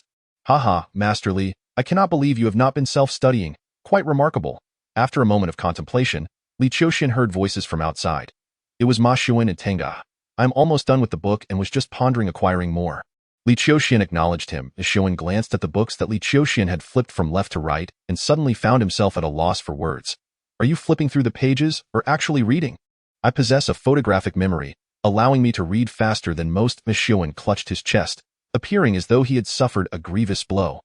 Tangda wore a similar expression, though he appeared somewhat more composed than Ma Xuan. His ability to adapt was commendable. He quickly adjusted his mindset. Since we've finished watching, shall we go grab a bite? No, it's unnecessary, came the reply. Yes, it is essential. I am utterly heartbroken and require a copious amount of food to soothe my wounded soul, cried Ma Xuan. Tangda chuckled and added, don't skimp on this lad. All his money goes towards women. It's quite unclear whether he is here to study or to flirt. Old Tang, are you not aware that besides courting, no other courses in university are mandatory? I'm channeling my energy into serious matters, grasping the essentials, emphasizing key points, and delving into my studies. Tangda responded with a rude gesture. Dining out is acceptable. This time, I shall treat. Li Qiuxian declared. Ma Xuan shrugged. Tangda did not press further. Then let us prepare for a grand feast. Li Qiuxian never dined in the cafeteria or even at roadside eateries. It wasn't out of a desire for extravagance, but rather because only restaurants of a certain caliber could provide the substantial quantity of food he required, with the energy and the meals matching the demands of his martial training. Li Shueba, your standards seem to have risen recently, Ma Xuan remarked as he observed Li Qiuxian leading them to a restaurant named Si Hailu, astonished. This establishment was not the highest rated in Xiao'er, yet it possessed considerable prestige. Given Li Qiuxian's appetite, a single meal could easily exceed 2,000 or 3,000. Li Qiuxian smiled but refrained from responding. Si Hailu was a part of the Qiao family's enterprises. Although he had not agreed to serve the Qiao family, he had promised to become a pioneer for them upon reaching a certain level of mastery, venturing into the depths of ancient forests. The Qiao family, in turn, was remarkably generous, immediately granting Li Qiuxian all the privileges befitting a patron, including what he deemed the most beneficial perk at present, exemption from dining expenses at Si Hailu. Mr. Li, upon his arrival, the lobby manager of Si Hailu greeted him promptly. The usual arrangement? As before, and please take orders for my 2 classmates, Li Qiuxian instructed. Ma Xuan. At that moment, a clear voice resonated from behind Li Qiuxian's group. 3 young women hurriedly approached, one of them expressing mild surprise. It's really you. Lu Cici, Xiao'er, Qing, are you not from Xiao'er Multimedia Academy? What brings you here? We're conducting street interviews. Before Xiao'er could reply, another girl accompanying her seemed to recognize Li Qiuxian, exclaiming, is it you? Li Qiuxian's gaze fell upon her. This girl was none other than Qing, whom he had encountered outside the Rocky Mountains. Chapter 44. Interview. Li Qiuxian nodded at Qing. Shall we go in and sit together? Xiao'er was quite the sociable character, promptly nodding in agreement, just in time. Our mentor has tasked us with conducting an interview, and we have decided to focus on you, Matthew 1, the distinguished student from Charles University, the pride of all scholars, the elite among elites. I am certain everyone is quite intrigued by you. No, please don't interview me. I am hardly a paragon of excellence. Matthew 1 hastily waved his hands. Without hesitation, he shifted his gaze towards Li Qiuxian. Li, the academic prodigy, now, he is truly the epitome of scholarly achievement. Although the semester has only commenced for 2 months, and he has spent a good portion of that time socializing, I can assure you he has already completed all the coursework for his freshman year. And I suspect he is nearing completion of the sophomore curriculum as well. Ali, the academic prodigy. Xie gazed at Li Qiuxian, her eyes suddenly sparkling. Li, you are the top scorer from the Kelly province this year. Li Qiuxian? It is indeed him, that very individual. How splendid. This is bound to be a sensational topic. Cici, Qingqing, we are interviewing a star, Xie exclaimed, pulling Li Qiuxian towards the hotel. Oh? Xie, are you also here for an interview? At that moment, 3 young women of similar age to Xie arrived at the Sihai building, accompanied by a bespectacled gentleman who appeared quite refined. Zhu Ruo. Xie furrowed her brow at the speaking young woman. Are these esteemed students from Charles University? I am planning to conduct an interview specifically targeting the distinguished students of Charles University. Is that coincidental? Zhu Ruo smiled as she leaned against the bespectacled gentleman's right arm. Shall we collaborate? Xie initially intended to decline, but Li Qiuxian interjected. Let us have something to eat first. As he spoke, he was the first to step inside. Seeing this, Xie had no choice but to follow Li Qiuxian. Meanwhile, Matthew 1, recognizing Xie, promptly said, Li, allow me to treat this time. Li Qiuxian did not refute this, and under Matthew 1's lead, they settled into a circular booth. To their surprise, after they had seated themselves, Zhu Ruo and another gentleman took a seat next to them, mere meters apart. Senior Hufwa, shall we commence? Zhu Ruo inquired after they had ordered their dishes. Yes, please proceed, but do refrain from posing overly difficult questions, for although I scored 706 points upon entering Charles University, intelligence and emotional quotient are not interchangeable, replied the bespectacled gentleman, Hufwa, with a gentle smile. Wow, 706 points, Zhu Ruo exclaimed. Whether intentionally or not, her face a mixture of shock and admiration as she gazed at the gentleman. Senior Hufwa, you are simply remarkable. 706 points is a figure we mere mortals dare not even dream of. Though I exerted myself during the exams, I ultimately scored only 588, leading me to enroll at the Multimedia Academy adjacent to Charles University, where I can only envy the likes of you, the elite.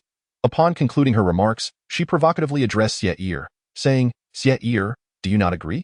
It was evident that Xie harbored a strong aversion towards Zhu Ruo, as she refrained from engaging in the conversation.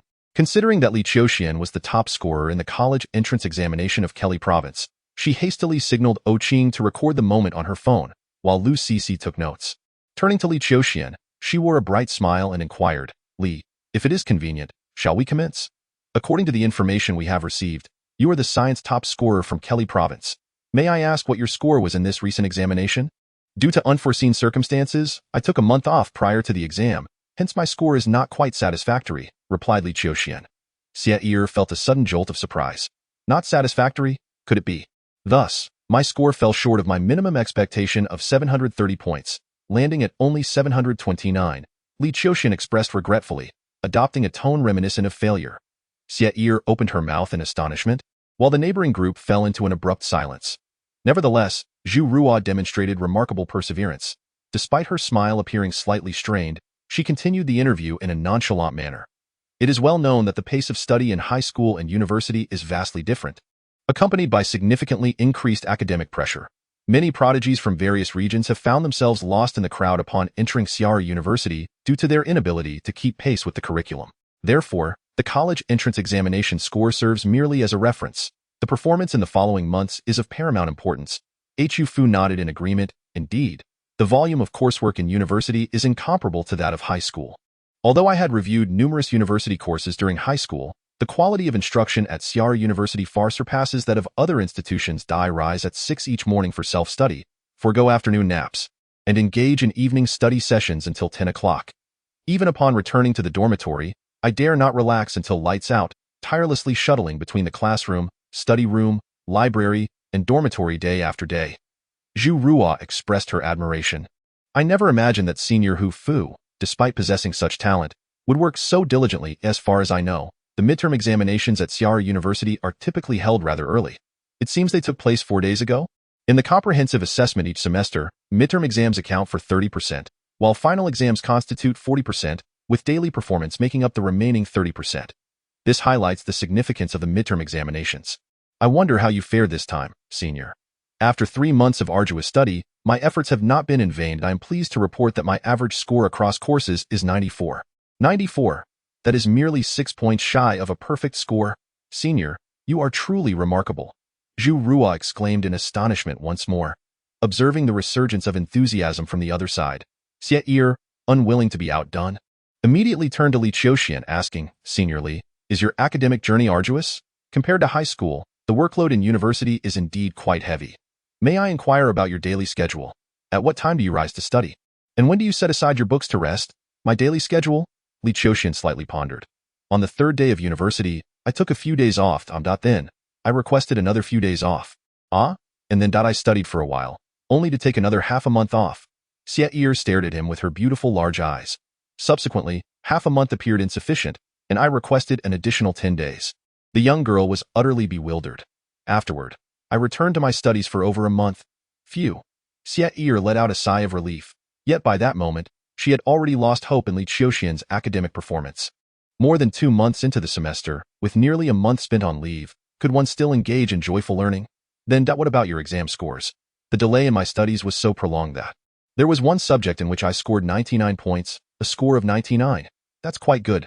Xie patted her chest. What about the remaining subjects? Inquisitively pressed Yuking from the side. The rest? Naturally, they were all perfect scores. Li Qiuxian cast her a peculiar glance, as if questioning why she would pose such a trivial query. However, Xie, Lu Cixi, and Yuking fell silent. Next door, Zhu Ruo, Hu Fo, and others also quieted down. Chapter 45. Setbacks. It must be said, Zhu Ruo indeed possessed a remarkably resilient spirit. She quickly regained her composure after failure, exhibiting a tenacity that seemed to thrive on adversity. In university, academics are not the sole focus.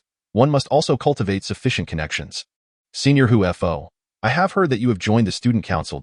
And are currently vying for the position of Minister of the Publicity Department. May I inquire about your current situation? This time, Zhu Ruo chose to emphasize her strengths while downplaying her weaknesses. Just last night, I dined with Minister Lei of the Publicity Department, and he has assured me that upon his graduation this year, he will endorse my candidacy. As far as I know, Minister Lei wields considerable influence within the student council and maintains excellent relations with several vice presidents. Since he has spoken on my behalf, I reckon this matter is nearly settled. Hufo spoke with a smile, adding at the end, well, please don't spread this around. Just cut this part out later. I understand. Zhu Ruo nodded repeatedly. The student council at Xi'er University holds significantly more weight than those in other universities. The administrative level of Xi'er University is comparable to that of a provincial leadership team, uniquely established in the entirety of Xie. Holding a key position in the Xi'er Student Council will undoubtedly pave the way for a bright future, whether in employment or civil service. If Senior can ascend to the position of Student Council President within the next 4 years, graduating into politics, he would undoubtedly start at the director level. The Student Council presidency is still far from my reach. But I am only a freshman this year. There is ample time ahead. I firmly believe that if I perform exceptionally in the coming years, I may very well stand out among numerous competitors vying for the position of Student Council President. Dingling, as Hu Fu's words, laced with a smile, lingered in the air, Li Qiuxian's phone rang. He answered the call. It's me, Dano. The Director of Special Operations? No need. Security Consultant? Sure, I'm at the Sihai building outside of Xi'er University. All right. Li Qiuxian concluded the call succinctly and set his phone down. However, upon uttering the title of the Director of Special Operations, both Xie, Lu Cixi, and even Matthew and Tangda fell into a hushed silence. It was not until a considerable time after Li Qiuxian hung up that Xie cautiously inquired, Senior Li, was that? Nothing much, just someone helping me with an identity for convenience's sake, Li Qiuxian replied, unwilling to elaborate further. Seeing his reluctance to discuss the matter, Xie, Lu Cixi, and the others refrained from pressing further, wary that their inquiries might inadvertently delve into state secrets, thereby inviting unnecessary trouble. At that moment, Zhu Ruo also showed little interest in pursuing the topic of connections and identity. After a lengthy pause, she shifted the conversation. Senior Hu Fu, may I ask, aside from your studies, do you have any other hobbies? Regarding Hu Fu's interests this time, there should be no issues. Certainly, I have hobbies. Although our academic workload is quite heavy, the more demanding the studies, the more essential it is to maintain good health. Otherwise, a single hospital visit could disrupt a significant amount of study time. Therefore, in addition to my studies, I enjoy practicing martial arts. To that end, I specifically enrolled in the renowned Longquan Martial Arts Academy in Xi'er City, paying 6,000 in tuition for 120 hours of martial arts training. Longquan Martial Arts Academy? Zhu Ruo's eyes gleamed with interest. Li Qiuxian, you excel in both academics and martial arts, don't you? Truly worthy of being Senior Hu Fu. This is impressive. Her voice rose once more. Longquan Martial Arts Academy? I've heard of it too. It is said to be one of the largest martial arts academies in Sierra City, renowned even on a national scale. The instructors there possess genuine skills. Some can bend steel pipes with a single kick. Often, when prominent figures visit our city, they seek the protection of the instructors from Longquan. For you to study under such masters, you must be acquiring authentic skills. Hu Fu waved his hand modestly. It's merely for fitness. However, one of the instructors at Longquan has indeed recognized my potential and expressed interest in recommending me as a disciple to learn true skills. It seems my information has already reached the director of Longquan Academy, and I am currently contemplating whether to accept. Wow, the director of Longquan Academy? His name is Mr. Jia Si, right? He is quite a celebrity in Sierra City, holding a senior council position in the National Martial Artists Association. His usual acquaintances include corporate magnates, mayors, and high-ranking officials. Indeed, Hu Fu nodded composedly, neither boastful nor anxious. It appeared that such an achievement was merely a commonplace matter to him. Truly deserving of admiration, Hoover not only excels academically with remarkable prowess, but astonishingly possesses an extraordinary talent in martial arts as well, earning the respect of eminent figures such as Director Jia. He embodies the perfect blend of literary and martial skills. One can only surmise that had he not diverted his focus towards martial pursuits, his academic achievements would have undoubtedly soared, and attaining perfect scores in his courses would have posed no challenge. You flatter me, you flatter me. Hoover humbly waved his hand. As for practicing martial arts, Oching's impression of Li Qiuxian during their first encounter was profoundly vivid. At that time, it seemed he was immersed in his martial training, demonstrating astonishing techniques akin to the ethereal clarity of Su Shi Shangbai. Just as she was about to speak, the dishes from Sihai Tower began to arrive one by one. Due to the substantial order placed by Li Qiuxian, the table quickly filled to its brim. Li Qiuxian gestured for them to begin, disregarding the need to maintain a gentlemanly demeanor in the presence of several ladies, and commenced his meal with an air of indifference. Though his pace of eating appeared leisurely, every morsel of food, whether rice or meat, was swiftly crushed between his teeth as though it were mere dust. His movements were nonchalant, yet his speed was nothing short of extraordinary. Had it not been for Sihai Tower's awareness of his dining habits and their prompt service, the dishes would have rapidly diminished. While Li Qiuxian continued to enjoy his meal, Hoover, Zhu Ruo, and the others who had arrived simultaneously could only wait and observe. As time passed, this scenario inevitably stirred dissatisfaction within Hoover, who exclaimed, "Waitstaff, where are our dishes? Why have they not yet arrived?" A female staff member promptly approached, offering her apologies. "Sir, please do not be anxious. Sihai Tower's policy ensures that no guest waits longer than 15 minutes from ordering to serving. Your dishes are currently being prepared by the chef and will certainly be delivered within 10 minutes. 10 minutes? Hoover retorted, his displeasure evident. "We ordered at the same time. Why have they already received 6 or 7 dishes while we have yet to see a single one? Is this how you treat your guests? I am a platinum member of your establishment, and this is the service I receive. I sincerely apologize, sir. We will promptly urge the chef to expedite your order.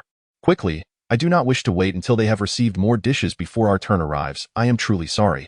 Sir, we serve dishes table by table. I will go and remind the chef once more. Why should this be so? I recall that Sihai Tower maintains a service hierarchy, and as a platinum member, I should be afforded certain privileges." Before Hoover could finish his sentence, the staff member, with a forced smile, interjected, "That gentleman's status is equivalent to that of our chairman." Li Qiuxian savored his meal at Sihai Tower, treating the ensuing trivial matters as mere idle chatter to pass the time. Upon finishing, it was essential to engage in some physical activity.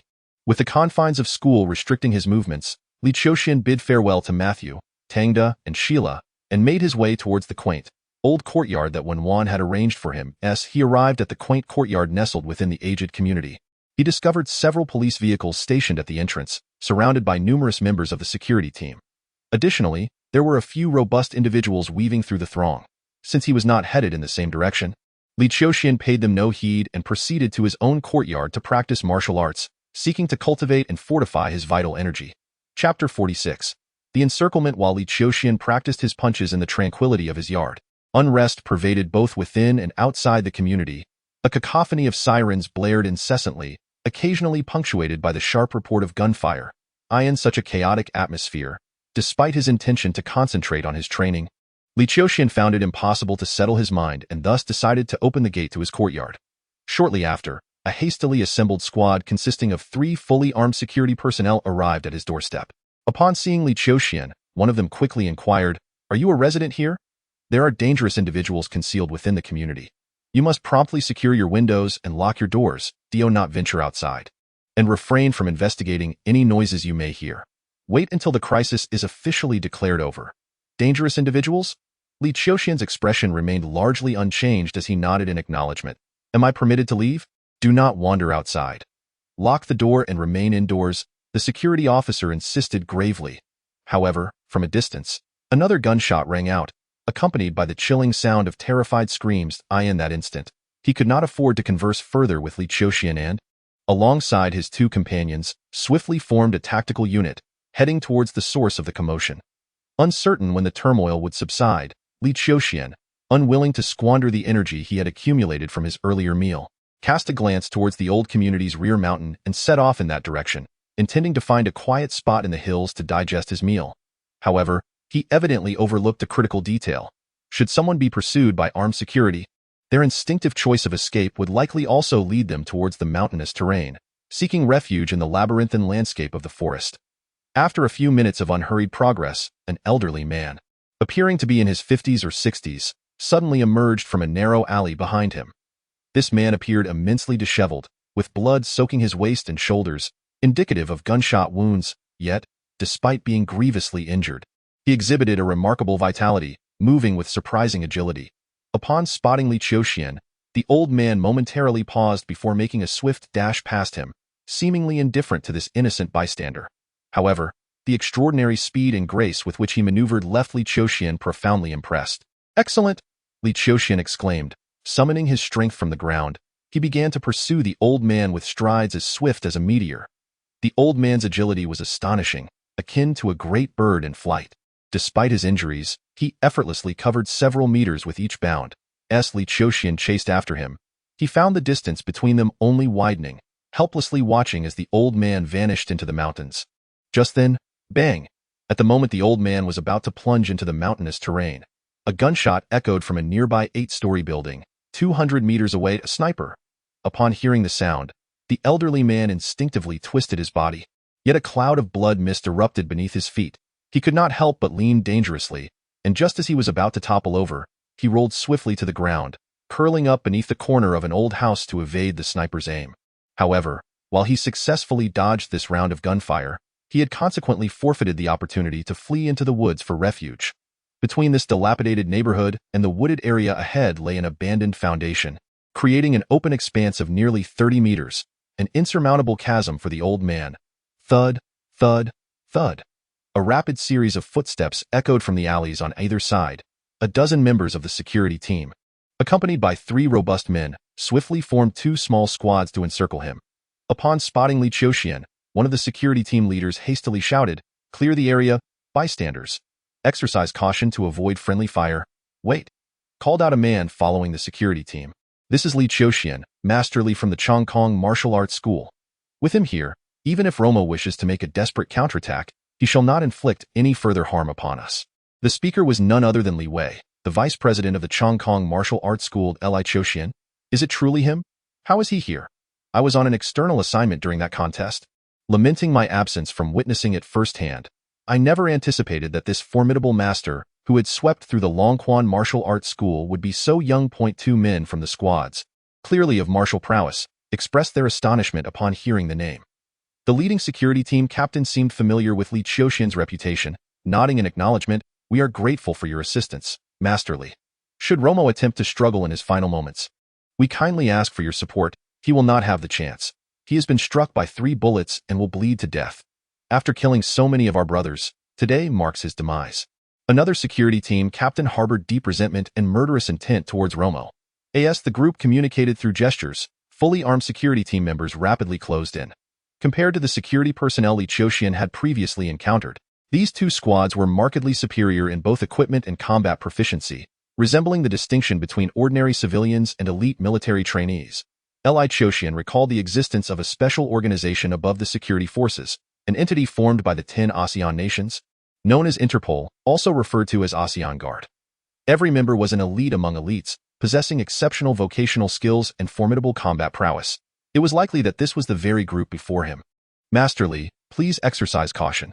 Romo is a battle-hardened martial arts master, having long been active along the borders, steeped in warfare and bloodshed. He ranks among the top-tier practitioners within our entire Xiaoya kingdom.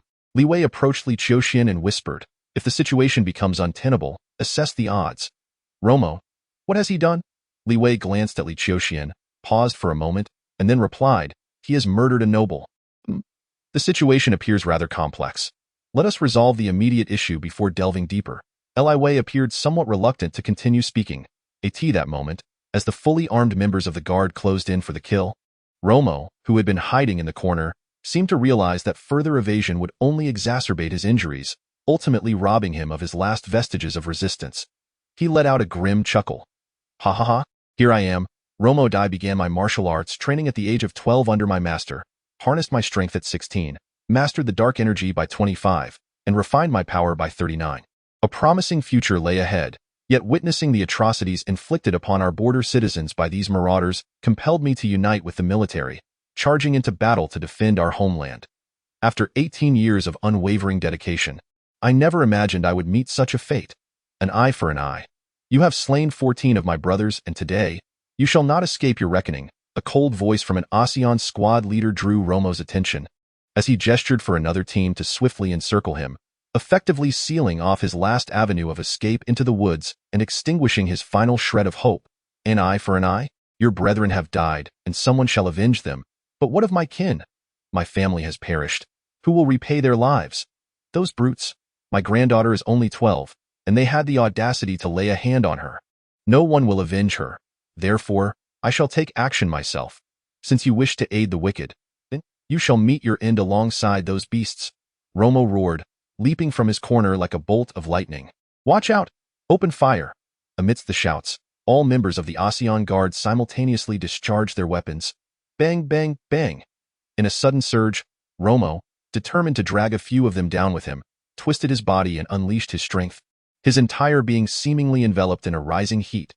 He evaded the initial rounds of gunfire, and with a swift motion, his vital energy surged as he traversed the less than 10 meters between them in a flash, roaring as he launched a fist at the nearest ASEAN member. The terrifying pressure of the wind bore down upon the man, stinging his cheek. Anyone struck by a blow from one who could be deemed a master of energy manipulation would find it nearly impossible to escape death. However, this punch ultimately never made contact with the ASEAN member. Bang! The moment the sound of a sniper rifle echoed from 200 meters away, it felt as though Romo's chest had been obliterated by a bullet, blood erupting in a mist around him. His descending figure was violently propelled backward by the bullet's tremendous force, akin to a shattered porcelain doll. Bang, bang, bang. The gunfire continued unabated, as Romo remained standing. Blood erupted from his body in sprays, and in an instant, he was riddled with bullets, reduced to a grotesque form. Ultimately, he fell to the ground, face up. Chapter 47. Amateur. Bang, bang, bang. The fierce gunfire echoed relentlessly, and the ASEAN squad leader continued to fire, unleashing a barrage upon Romo's lifeless body. "Die, die, die. You will perish," he shouted, his expression twisted with rage. "Jack, enough. Stop wasting bullets," another leader said sternly. Upon hearing his words, the leader of the ASEAN Guard, known as Jack, took a deep breath and, with a grim expression, fired 3 more shots at Romer's lifeless body before stowing his weapon away. However, as he did so, he deliberately swept the muzzle of his gun across Li Qiuxian and the others, a cold glint in his eyes as he remarked, "The martial practitioners who violate laws have long been recognized by the nation's rulers as the root of societal chaos. These individuals, who boast of their martial prowess and disregard the law, have evaded capture for far too long. If such martial practitioners were eliminated, our duty to protect ASEAN would be considerably lighter, and the number of fallen comrades among us would be drastically reduced." "Enough, Jack, do not speak further," another captain interjected hastily, addressing Li Wei and the others with a nonchalant tone. "Captain Jack has lost 14 of his men, and his captain, who served alongside him for 4 years, was also slain in this mission by Romert I. In his moment of grief, he has spoken out of turn, so I ask Vice Director Li, Vice Director Hong, and the 2 martial artists here to bear with him." Though Li Wei's expression darkened, he dared not reveal his discontent in the presence of the ASEAN guards, who had just dispatched a seasoned master of martial arts. He could only respond, "We understand." "Very well, Captain Night Owl. Since the fugitive who fled to our city has been dealt with, we shall not linger and impede your mission any further. We will take our leave now." The man, known as Night Owl, nodded in acknowledgement. "Thank you for your assistance. I will relay my gratitude to the higher-ups regarding the martial artists of Xiaoart. It was our duty. Li Wei replied courteously, then called to Li Qiuxian and, along with him and Vice Director Hong, departed the scene. It must be said that the death of Romer, a veteran master of martial arts, profoundly impacted Li Qiuxian. He sensed that Romer's strength had undoubtedly reached an unparalleled pinnacle. Even the esteemed director of Longquan Martial Arts School, Jia, paled in comparison, and even the renowned Fan, who had once collaborated with the military and was rumored to be on the verge of achieving a profound breakthrough, was weaker than Romer. Yet now, such a formidable master had been brutally slain by a group of individuals whose martial prowess barely surpassed that of ordinary people, using firearms and tactical training to execute their ambush. This scene illuminated for Li Qiuxian the terrifying reality of firearms. In his parallel existence, he had faced calamity before achieving any martial prowess and had never encountered firearms when he was weak. By the time he matured, firearms posed no threat, leading him to underestimate their danger. However, in this world, the threat of firearms was lethal. In that moment, he realized that had he been in Romer's place, the outcome would have been no different. A volley of automatic fire from a dozen rifles would spell doom for even the swiftest and most powerful of martial artists. After nearly a month of tranquility, Li Qiuxian sensed an impending crisis, a life-threatening danger looming ominously before him. To avert such a predicament, no matter how swift or powerful one may be, it is futile. One must possess the foresight to sense impending danger and evade it before the opponent fires, or at the very moment the shot is discharged. To achieve this, his martial arts mastery must advance further, stepping into the third realm. Masterly, do not take it to heart. Although even a master of transformation energy or a grandmaster of essence could fall in such a besieged situation, the advantages we martial artists possess in one-on-one combat are unparalleled by any other fighting profession, particularly in intricate terrains and dense wilderness, which are truly the domains of our kind. Deputy Director Li Wei seemed to notice the weight of concern on Li Qiuxian's demeanor. Fearing that this promising martial artist on the verge of transformation might develop a mental block due to the events of today, and promptly offered encouragement. I understand, Li Qiuxian replied with a nod. Come, allow me to introduce you. This gentleman is Vice Director Hong Bo from the Shiri Martial Arts School, and this is their field master, Senji Masterly. Both Hong Bo and Senji extended courteous greetings to Li Qiuxian, with Hong Bo expressing, Masterly, thank you for your assistance regarding the Mia CAF incident. Without your help, we would not only have struggled to avenge Salon and AI, but even preserving the reputation of the Zaire City headquarters would have been in jeopardy. Vice Director Hong is too kind, Li Qiuxian replied modestly. Noticing Li Qiuxian's lack of interest in further conversation, Hong Bo refrained from forcing a dialogue, causing the atmosphere to grow tense. The vehicle from the Shiri Martial Arts School awaited outside the community, and upon stepping out, Hong Bo and his companion politely invited Li Qiuxian to visit their school before departing. Following Li Wei's invitation, Li Qiuxian boarded the vehicle heading for the Chongkong Martial Arts School. Isn't there anything you wish to inquire about the incident involving Luoma? Li Wei asked. Li Qiuxian shook his head. Although he had not been fully informed beforehand, he could surmise the events from Luoma's brief words. Yet, what a pity, a master of transformation energy. Li Qiuxian felt a twinge of regret. This master must have been hiding in the community for some time, and it was unfortunate that he had failed to notice. Otherwise, engaging him would have provided clarity on how long he could withstand being surrounded. Li Wei, misunderstanding Li Qiuxian's lament as sorrow for Luoma, echoed, indeed, it is a pity. Although Master Luoma is not from our Shea kingdom, he held considerable renown within the ASEAN martial artist circles and was a leading figure among transformation energy masters in our realm. There are scarcely a handful who could triumph over him at the same level. Such a formidable master of transformation energy, perishing in this manner, is truly a loss. Li Qiuxian shook his head, choosing not to respond further. Li Wei, having gained an understanding of Li Qiuxian's character, regarded the matter with indifference, merely stating, this situation is of considerable consequence. Although those grand nobles rely on the might of top-tier warriors to acquire that which eludes them, their primary concern remains their own lives. The death of a baron is likely to stir quite a commotion. We martial artists must exercise greater caution in the days to come, lest we incur the ire of some influential figure and suffer an unwarranted calamity. Li Qiuxian glanced at Li Wei and inquired, does Director Li also know of the pioneers? Li Wei smiled lightly. I am but a step away from achieving the transformation of energy. Though this step has stymied the vast majority of dark energy martial artists, given my status, I am indeed aware of the existence of the pioneers. Li Qiuxian, upon posing this question, recognized it as futile. Li Wei could not possibly be ignorant of such matters, and his response confirmed this. Martial Master Li, speaking of pioneers, soon, a A circle of friends from my acquaintance will embark on an exploration mission. I wonder if Martial Master Li would be interested in joining? An exploration mission? Into the depths of ancient forests? Is it not said that only masters of energy transformation may venture into such remote wilderness? We are but dark energy practitioners. Our destination will not be the deep wilderness beyond the exploration circle, but rather areas where ferocious beasts roam. The natural treasures within these regions have largely been unearthed, yet remnants of valuable items occasionally remain. Moreover, such locales are inhabited by fierce beasts, deterring ordinary elites from daring to tread there.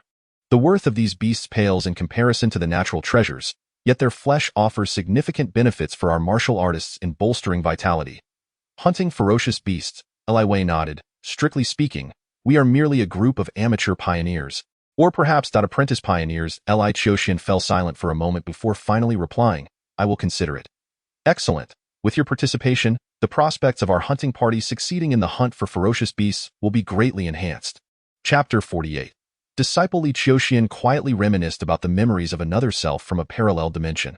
That version of himself had departed from the earthly realm far too early, drifting amidst the void and the myriad celestial realms, with little recollection of the lowly civilization. Even the formidable secret arts and martial techniques he had mastered relied upon a force known as the void. It was akin to how an ordinary person might struggle to recall the toys they played with at the tender age of 2 or 3. Fortunately, while the more mundane martial techniques and secret arts had slipped from his memory, some of the inherited martial arts and secret methods remained etched in his mind. Previously, his limited circumstances had compelled him to select the most stable and refined Star God Essence Fist. Yet now Li Qiuxian cast his gaze upon a unique secret art, the Divine Bulwark technique, which emphasizes strength against strength, honing oneself to the utmost limit, excelling in direct collisions and impacts.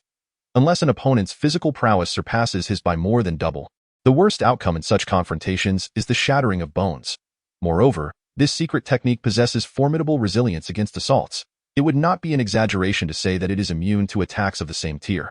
Had he attained the Divine Gang's body during Jia Xi's ambush, not only would a fractured right hand be inconsequential, but the very possibility of sustaining injuries would also be in question. When this martial body reaches its pinnacle, the internal essence and blood condense to perfection, forming a layer of divine gangs. This layer, refined through countless trials, wields an astonishing power, capable of severing heads within a mere 3 feet as effortlessly as plucking from a pouch. Mastery of the Divine Gang's body is essential, and it is also time to commence training in the second stance of the Ultimate 9 techniques. Li Qiuxian meticulously charted his path of cultivation. The training of the Divine Gang's body demands a substantial consumption of medicinal materials, and its drawback lies in its impact on speed, whereas the greatest advantage of the Ultimate second stance, Xian Guang, is its swiftness. Xian, representing the profound and the unseen, eludes perception and comprehension. Xian Guang strikes with the velocity of flowing light from an inconceivable and imperceptible angle. As there had been no response from Yi, Li Qiuxian lacked sufficient medicinal materials to serve as the capital for initiation. Thus he devoted the ensuing period to the practice of ultimate Xian Guang. After exhausting his physical strength through rigorous training, he sought out Wenwan. How is the collaboration regarding the medicinal formula progressing? Currently, the main office has completed all the necessary procedures and has established contact with a pharmaceutical company. It is expected that sales will commence in 2 months. 2 more months? Li Qiuxian furrowed his brow, finding the timeline longer than he had anticipated. 2 months may seem swift, yet Li Qiuxian waved his hand, opting not to linger on this matter. The launch of a new medication is inherently a complex endeavor. Even the quartet of clinical trials can delay the process by 1 or 2 years. Although the Xiaya kingdom is rife with bureaucratic corruption, where wealth can pave the way, 3 months still qualifies as remarkably swift. With the funds from the Chongkong Martial Arts School not forthcoming, Li Qiuxian had no choice but to await news from Yi. Fortunately, Yi did not keep him waiting long. The following morning, after finishing a major lecture, Li Qiuxian found Yi waiting outside, accompanied by 2 middle-aged men in their 40s or 50s. Upon seeing Li Qiuxian, Yi hurriedly approached. Master, this is my father, Ming, and this is my uncle, Luo. They have come specifically to discuss apprenticeship with you. Master Li, I have long admired your esteemed reputation. Your legendary battle at the Longquan Martial Arts School has resonated throughout the realm, subtly establishing you as the foremost figure in the Xiaya martial arts community. For Yi to be able to recognize such a remarkable person as yourself and seek to become your disciple is truly a stroke of fortune. Following the introductions, Ming promptly stepped forward to greet him courteously. Li Qiuxian nodded at the 2 men. Master Li, this is not the place for discussions. Shall we move to a nearby CAF? No need. I have another major lecture shortly, so let us keep this brief. Indeed, Master Li is as decisive as ever. Please. Very well, Li Qiuxian articulated his conditions. I am willing to patiently guide Yi, nurturing his potential to the fullest, but his apprenticeship must be completed within a year, during which the O family is required to provide all the medicinal materials necessary for my cultivation. This is not an issue. Just as O Ming was about to acquiesce, his uncle O Luo interjected. Do you have any idea about the total amount of medicinal herbs that Master Li mentioned? Li Qiuxian cast a glance at O Luo and nonchalantly listed several names of herbs, concluding, this represents the first batch of herbs I require, which will last approximately 3 months. After 3 months, the quantity will double, and after 6 months, it will double once more. Upon hearing Li Qiuxian's words, both O Luo and O Ming simultaneously altered their expressions. The value of the herbs Li Qiuxian had mentioned amounted to 3 million. Even though the O family was renowned in the herbal trade, they would still face costs ranging from 150,000 to 200,000, with a monthly expenditure of 200,000, and a subsequent doubling every 3 months, within a year. 90 million. If calculated at market price, that would reach a staggering 135 million. A mere apprenticeship fee exceeding 100 million. Are you out of your mind? O Luo exclaimed as if he had been made a fool of. Beside him, O Ming wore a similarly grim expression, expressing his discontent. Master Li, I recall that a year ago, the esteemed Master Li Qiuxian from our Xia kingdom charged less than 10 million for his discipleship. Your demands, are they not excessively high? And what is the current strength of Master Li's disciple? Li Qiuxian inquired. As far as I know, he only took half a year to attain Mingjin, and now, he is likely at a small accomplishment of Mingjin. O Ming replied. Li Qiuxian glanced at O Yi. If he were to follow my training regimen, within a year, he could reach Anjin. O Luo regarded Li Qiuxian with a tone of derision. Achieving Anjin in a year? Even the most esteemed masters of our Xia kingdom would not dare claim they could train their disciples to become Anjin experts within that time frame. You, Master Li, a mere Anjin warrior, presume to accomplish what even the masters cannot? Truly remarkable. He had already surmised that Li Qiuxian would inevitably attribute any shortcomings to O Ye's lack of diligence and find excuses to evade responsibility. It seemed that Li Qiuxian paid no heed to O Luo's mockery, glancing at the electronic watch he had purchased for $35. My next class is about to commence. You may deliberate on whether to accept my terms and provide me with a response before sunset tomorrow. Farewell. With that, he turned to leave. Arrogant. Has he gone mad with greed? Who does he think he is? A martial arts master. Just because he triumphed over a few Anjin warriors from the Longquan martial arts school. He believes himself invincible? How laughable. Watching Li Qiuxian depart, O Luo's dissatisfaction was palpable. O Yi, too, bore a semblance of disappointment. In his mind, those revered figures should regard wealth as trivial. If they recognized extraordinary talent, they ought to invest their efforts wholeheartedly. Yet, Li Qiuxian's opening demand was an exorbitant sum exceeding 100 million. Even if he yearned to follow Li Qiuxian in martial training, such a monumental cost was beyond his means. Humph, if Li Qiuxian is unwilling to accept you, we shall seek out other martial artists. No, we will directly approach a master of Hualing. I shall invest 10 million. I refuse to believe they can resist such an offer. O Ming harbored a sense of indignation as he watched Li Qiuxian's retreating figure. Indeed, father, rest assured, I shall diligently cultivate my skills and soon master the dark energy, ensuring that I do not bring you disappointment. O Yi spoke with unwavering conviction. Li Qiuxian returned to the classroom to continue the lesson. The following day, although he encountered O Yi in the dormitory, O Yi regarded him with indifference. Realizing their decision, Li Qiuxian chose to remain silent, harboring a tinge of disappointment. It seemed that full-speed cultivation would only yield results after 2 or 3 months of profit from the medicinal supplies. However, just as Li Qiuxian had cast aside thoughts of accepting disciples, Xiao Sanxi's steward, Sinan, sought him out. Mr. Li, I have heard of your willingness to mentor disciples. The elder has a junior who wishes to become your apprentice, and as for your conditions, the elder has graciously consented to all of them. Due to the ongoing ranking for new books, updates are currently slow. Once the new book rankings conclude, updates will accelerate, ensuring they will not lag behind the Hunyuan Sword Emperor. Chapter 49. The initiation under Sinan's guidance. Li Qiuxian arrived at the Qiao residence. Despite having reached an agreement with the Qiao family, this was, in fact, his first visit to their grand estate. The Qiao family was situated on the outskirts of Xiar City, and the estate resembled a sprawling garden rather than a mere courtyard, its expanse rivaling that of half the Qingshan Forest Park. Within, there existed not only numerous pavilions, palaces, and gardens, but also a private golf course, each element a testament to the ancient nobility's heritage. As the vehicle entered the estate under Si Nan's direction, it came to a halt in a courtyard imbued with an air of antiquity. Along the way, Li Qiuxian sensed several areas fraught with danger. Even in plain sight, he observed numerous security personnel wielding firearms, patrolling diligently, ready to eliminate any intruder at a moment's notice. Into the regulation of firearms in Xiaya, and indeed throughout the entire ASEAN region, exceedingly strict. He cast a glance at the security personnel openly brandishing submachine guns, and turned to Si Nan with a query. Si Nan responded with a slight smile. Although the 16 nations of ASEAN enforce stringent firearm regulations, the nobility possesses the right to establish private armies. Take the elder's title for instance. He is entitled to maintain 30 private soldiers, who act solely under his command. Should anyone pose a threat to the elder's safety, these soldiers are authorized to use lethal force without facing any repercussions. Li Qiuxian surveyed the surroundings.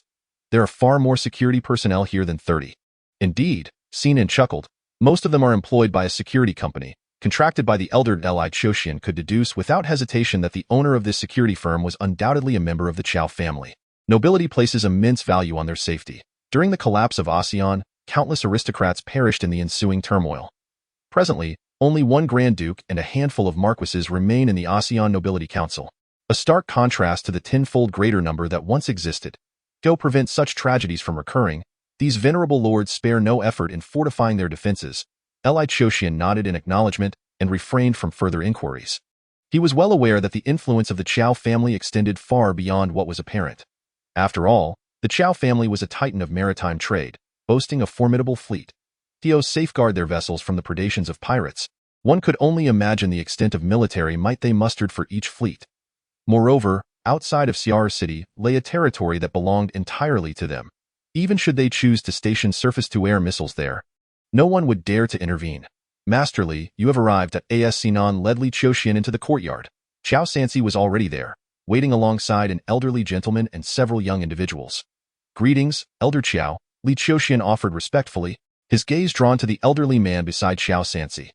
Remarkably, this elder was also a master of the transformative arts, akin to Si Nan.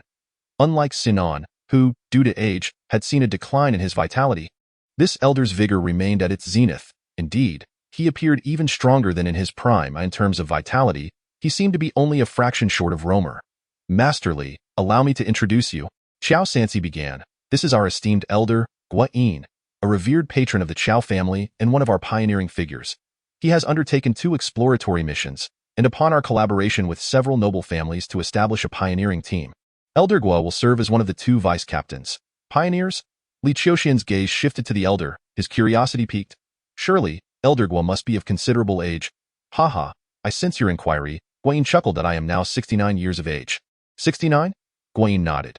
Typically, without the aid of a precious elixir, a master of the transformative arts struggles to surpass 70 years. Many of my contemporaries see their vitality wane rapidly in their 50s, with few surviving past 55. However, during my expeditions, I fortuitously consumed a Juro fruit, which has not only bolstered my vitality beyond the norm, but has also extended my lifespan far beyond that of an ordinary master. I estimate that my peak condition can be sustained for at least another decade. The Juro fruit, a legendary item indeed. The existence of such a fruit, now substantiated by rumor, suggested that it must indeed be real, and it was only natural for someone to have retrieved it from the depths of the wilderness. Haha, come now, Mr. Li, allow me to introduce you to this young lady. At that moment, Qiao Sansi stepped forward, smiling as he beckoned one of the young men over. This is our apprentice for this occasion, Qiaoan. Qiaoan promptly approached and bowed respectfully. Disciple Qiaoan pays his respects to Master Li. Li Qiuxian's attention fell upon Qiaoan. The youth appeared quite young, around 17, likely his junior, yet he had already achieved the integration of his strength and cultivated his Ming gene. He is the child of the 3rd son, having demonstrated a fervent passion for martial arts from a young age. Under Si Nan's guidance, he has successfully honed his skills and is now on the verge of transitioning to the cultivation of Engine. A year to cultivate Engine, Li Qiuxian remarked. Very well, Qiao Sansi readily agreed. From this day forth, all your training expenses shall be covered by us. Li Qiuxian nodded in acknowledgement. Qiao Sansi also turned to Qiao and instructed. In the coming year, you shall diligently follow Master Li Wu in your training. You must not show any slackness in any of Master Li's tasks. Do you understand? Rest assured, grandfather, as long as Master Li can truly help me cultivate to the level of dark energy within a year, I am prepared to endure any hardship, Qiuxian replied earnestly. Excellent. Qiao Sansi appeared quite pleased with Qiuxian's determination. After nodding, he turned to Li Qiuxian, saying, Master Li, please do not hold back. Feel free to push this young lad to his limits. Li Qiuxian acknowledged with a nod. Shortly thereafter, Qiao Sansi clapped his hands, prompting the servants to swiftly bring forth an array of dishes to the dining table. Although the table was laden with food, the group remained still, seemingly awaiting something. About 10 minutes later, a chef finally presented a large dish, an impressive portion of meat weighing 3 to 4 jin. Upon seeing this meat, Xinan, Qiao Sansi, and Guo remained relatively composed. But Qiuxian was clearly agitated, his eyes glinting with anticipation. Master Li, please, Qiao Sansi gestured, leading the way in partaking of the meal. Observing the unusual expressions on everyone's faces, Li Qiuxian sensed that this meat was indeed extraordinary. He joined Qiao Sansi and the others in savoring the dish. As Li Qiuxian slowly consumed the food, he activated his stomach's energy to aid digestion and immediately felt the remarkable essence of the meat. The energy contained within this exquisite flesh far surpassed that of ordinary meat, and it appeared to be exceptionally absorbable. After just a few bites, he felt a noticeable surge in his vitality. At this rate, if he could enjoy similar meals at every sitting, an ordinary person could likely attain the physical strength of the peak dark energy level in a mere 3 months. Is this the flesh of a fierce beast? Li Qiuxian inquired. Indeed, it is the flesh of a fierce beast, Guo replied. Regrettably, our expedition did not encounter any high-tier fierce beasts. Otherwise, the energy within this exquisite meat would have greatly aided my vitality enhancement. Xinan shook his head, saying, their team lacked a master of Dan energy to oversee them. Should they have encountered a high-tier fierce beast, it would have been questionable whether they could escape unscathed, let alone defeat it. Ordinary fierce beasts, high-tier fierce beasts? Li Qiuxian asked. Qiao Sansi smiled and explained, just as human martial artists are categorized into various ranks, fierce beasts are no exception. A squad of pioneers composed of master-level practitioners can hunt ordinary fierce beasts, but confronting high-tier ones is perilous. You will naturally learn all of this as you become a pioneer. However, whether it be ordinary or high-tier fierce beasts, their exquisite flesh is merely the tip of the iceberg. The true treasures lie in the wondrous and rare herbs and fruits, akin to the zhu fruit that Guo offered. If it were to be sold, it would fetch no less than 1 billion. 1 billion. Guo chuckled, remarking, having cultivated to this point, I have already enjoyed the pleasures that come with it. What I seek now is merely to consolidate my energy into a pill and advance further. Though 1 billion is considerable, it pales in comparison to the value of a single zhu fruit. Upon finishing his meal, he cast a glance at Li Qiuxian, who had also completed his dining experience, and promptly remarked, Master Li, I have heard that you are the foremost practitioner of the dark energy realm. Once you achieve the transformation into the radiant energy realm, we must undoubtedly join forces to form a vanguard team. Now that we have concluded our meal, why not engage in some physical activity to foster mutual understanding? Chapter 50. The divine might of the dominant body. Li Qiuxian regarded Guo. Sensing the formidable strength of this master of the radiant energy realm, even the director of the Longquan Martial Arts Academy, Jia Si, was somewhat inferior in comparison. It was akin to the presence of mediocrities like Tai Rui among dark energy practitioners, contrasted with the extraordinary talents exemplified by a figure like Tai Ta. Should Li Qiuxian choose to engage in a life-and-death battle with Guo, the outcome remained uncertain. Yet, in a contest of skill, his defeat was inevitable and no need. Li Qiuxian replied, the style of my martial arts is not suited for competition. Is that so? Guo responded non-committally, refraining from further insistence. At this juncture, Qiao Sansi stepped forward with a smile, stating, since Li Qiuxian is unwilling to spar, let us leave it be. Master Li, I shall entrust Qiuxian to you henceforth. Additionally, I have heard you are seeking accommodation near Shar University. Conveniently, I possess a small courtyard in that vicinity. Located on the back mountain of the university. It is quite spacious and the environment is satisfactory. I shall have Qiuxian accompany you there, and he will reside in that courtyard, ready to heed your commands at any time. Li Qiuxian understood that Qiao Sansi's intention was to ensure that he would provide earnest instruction, thus assigning Qiuxian to follow him. He nodded in agreement, acknowledging the inadequacy of the environment in the small courtyard found by Wan. Subsequently, Li Qiuxian engaged in light conversation with Qiao Sansi and the others before taking his leave alongside Qiuxian, while Qiao Sansi arranged for Xinan to see them off. Once Xinan returned, he inquired, have they departed? Xinan nodded. Master Li and young Master Qiuxian have already left. Qiuxian is indeed among the most outstanding of the old master's disciples. Having him accompany Li Qiuxian in his martial training, it seems the old master has placed considerable bets on him. Guoyin remarked with a smile. This Li Qiuxian truly stands as the finest talent I have encountered in many years, Qiao Sanci added. Master, my subordinate has already conducted an investigation into him. It appears he lacks any formidable masters backing him. Given this situation, our investment of nearly 100 million over the next year may be a bit audacious, don't you think? Haha. It is precisely because he lacks a master to support him that I am willing to invest such a significant sum. The distinction between an established master and one we cultivate ourselves is entirely different, and the potential transformations for our Qiao family will be incomparable.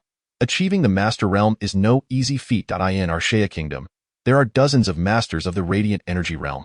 If we include those hidden in the underground world and those kept secret by the nobility, the number exceeds 100. Yet, among so many masters, how many can truly attain the status of a master? Guoyin stated matter-of-factly. The title of master among all present, he perhaps has the most authority to speak on this matter. I hold a firm belief in Li Qiuxian's potential to ascend to the status of a grand master.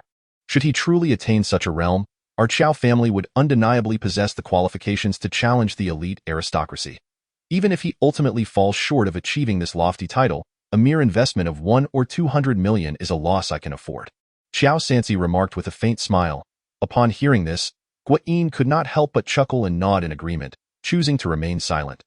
Given the substantial wealth of Qiao Sanci, wagering 100 or 200 million for a promising future is indeed a trifling matter. This distinction highlights the fundamental difference between true magnates and ordinary affluent individuals. While ordinary wealthy individuals may possess considerable assets, every penny has been painstakingly earned, leading them to exercise caution in their investments. In contrast, those who are genuinely prominent possess a profound foundation. Even multiple investment failures would not significantly impact them. Once they succeed, they can swiftly elevate their families to an entirely new echelon. Li Qiuxian was unaware that he was merely a pawn in Qiao Sanci's strategic game. Even if he were to realize this, he would likely remain indifferent, as both parties merely sought their respective gains. Under Qiao's guidance, the driver navigated the vehicle directly to the back mountain of Xiara University, a 4-star tourist attraction. During the journey, Li Qiuxian was somewhat surprised, remarking, I thought the properties within the scenic area could not be privately owned. It was merely a matter of money and social influence, as Qiao explained, treating Li Qiuxian with considerable respect, devoid of any arrogance typical of someone from a prominent family. Li Qiuxian found this demeanor quite satisfactory. The vehicle finally came to a halt in a picturesque courtyard filled with the sounds of birds and the fragrance of flowers. Although Qiao Sanci referred to it as a modest courtyard, it was, in fact, quite spacious, consisting entirely of 4 ancient-style buildings, each 2 to 3 stories high. The courtyard boasted not only rockeries, arch bridges, and gardens, but also a lotus pond on the eastern side, complete with a small island and a pavilion at its center, far from being small in nature. The courtyard was meticulously maintained, appearing exceedingly tidy, and Qiao insisted that the 3-story main building, spanning approximately 400 square meters, be designated for Li Qiuxian's residence, while he occupied the annex. The remaining 2 buildings housed service personnel, chefs, and drivers who were dedicated to attending to Li Qiuxian and Qiao's needs. I shall first teach you a breathing technique. You must remember this breathing frequency at all times, ideally practicing it until it becomes instinctual. Once settled in, Li Qiuxian swiftly immersed himself in his role. Qiao listened attentively, his expression solemn. Li Qiuxian demonstrated considerable talent, mastering the breathing technique within half a day, after which he was free to practice independently. During this time, Qiao Sanci had already arranged for the first batch of medicinal herbs to be delivered, and Li Qiuxian began the process of concocting them himself. The elixir for the divine body differs from other herbs. It requires one's own essence as a catalyst. If crafted well, it serves as a beneficial aid for cultivation. If poorly executed, it could become a lethal poison that undermines one's foundation. In the following month, aside from the primary lessons for absorbing the medicinal properties, Li Qiuxian devoted all his time to rigorous training in the courtyard, even visiting the Chongkong martial arts school less frequently. The Chongkong school, having gained considerable renown for Li Qiuxian's triumph over the Longquan martial arts school, had expanded significantly and dared not impose excessive demands on him. As long as he occasionally made an appearance, it sufficed. In this context, after a month of arduous effort, a faint aura of blood energy finally flickered across Li Qiuxian's physique. The divine gang dominance had been initiated. He had taken a crucial step forward. Li Qiuxian couldn't help but reflect wistfully. He had not anticipated that, bolstered by the memories of another version of himself and the unwavering support of Qiao Sanci with various medicinal herbs, It still took him an entire month of relentless practice to master the divine gang dominance. It was no wonder that his other self had remained stagnant for a whole year during this phase. Having slightly stabilized his mastery of the divine gang dominance, Li Qiuxian cast a glance at a fruit knife resting on the table, promptly grasping it and pressing it against his wrist.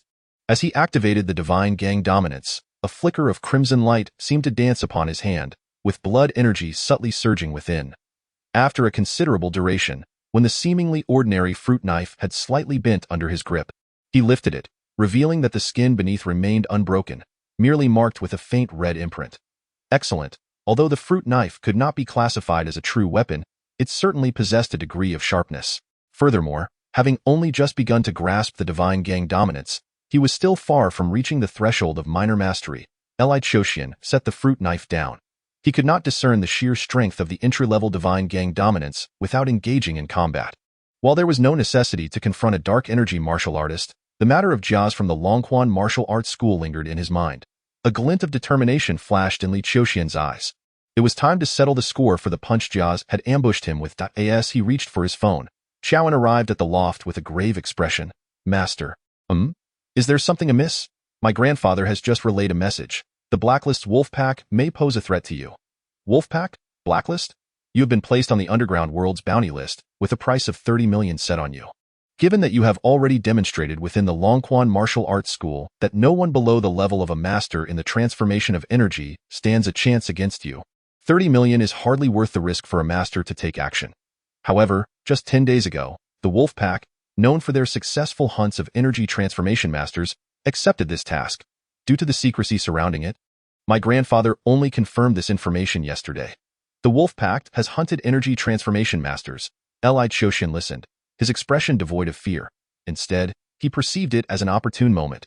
Have the members of the wolf pack arrived in Xiar? They likely arrived a few days ago. Fortunately, during this time, you have been residing in seclusion, making it difficult for them to ascertain your whereabouts, thus preventing any attempts on your life. Why grandfather advises that you should refrain from making any public appearances during this period. The wolf pack would not delay their plans for this task for months on end, and eventually, they will abandon it. I understand, Li Qiuxian acknowledged. Upon witnessing his agreeable demeanor, Qiuxian felt a slight sense of relief. However, less than 3 hours later, the staff delivered news that Li Qiuxian had descended from the mountain. Chapter 51. Luring Li Qiuxian strode confidently down the bustling streets. Evidently concerned that the wolf pack might struggle to locate him, he opted for a commercial district teeming with foot traffic. After wandering through the commercial district for a full hour, Li Qiuxian suddenly sensed something amiss. It was an enigmatic and ineffable sensation. A vague impression that someone was watching him. Ever since he witnessed the tragic demise of the esteemed martial arts master, Romer, at the hands of a dozen soldiers from the ASEAN Alliance, he had placed great emphasis on the cultivation of the third level of martial arts. This stage required relentless refinement of one's spirit, enhancing the sensitivity of the soul. Once the spirit reached a certain magnitude, it would ignite the light of the heart, enabling one to perceive the hostility and gaze of any living being. Li Qiuxian's spirit was still some distance from igniting this inner light and achieving the level of spiritual perception. Yet another facet of himself had experienced the third level of martial arts. Coupled with his month-long meticulous study of the subtleties of spiritual perception, he had occasionally manifested a similar ability. Albeit inconsistently. That moment, the sensation that arose within him strongly suggested that the members of the Wolf Squadron had set their sights on him. The efficacy of firearms was greatly diminished in complex terrains. The optimal battleground would be the dilapidated urban areas. However, considering the possibility of retreat, the Wolf Squadron might hesitate to strike at him in the old city. Thus, the forested region remained as the only alternative. Li Qiuxian recalled the mountainous area where Romer had intended to break through, and he promptly turned ahead in that direction.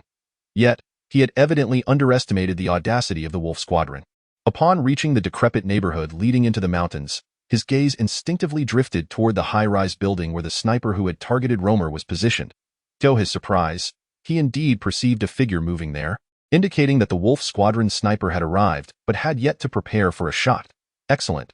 Li Qiuxian swiftly pivoted and vanished into the narrow alley, evading the sniper's line of sight. Witnessing this scene, the squad leader, White Wolf, quickly grasped the situation. We have been compromised. Sniping is no longer an option.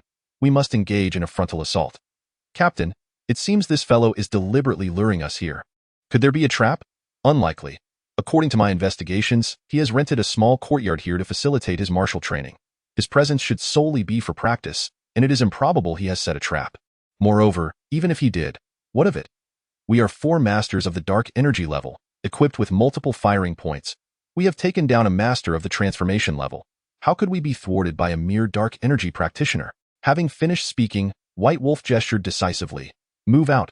Red Wolf, Black Wolf, take your teams to intercept his escape route to prevent him from fleeing. Wild Wolf, you and I will confront him head-on. Understood, Captain.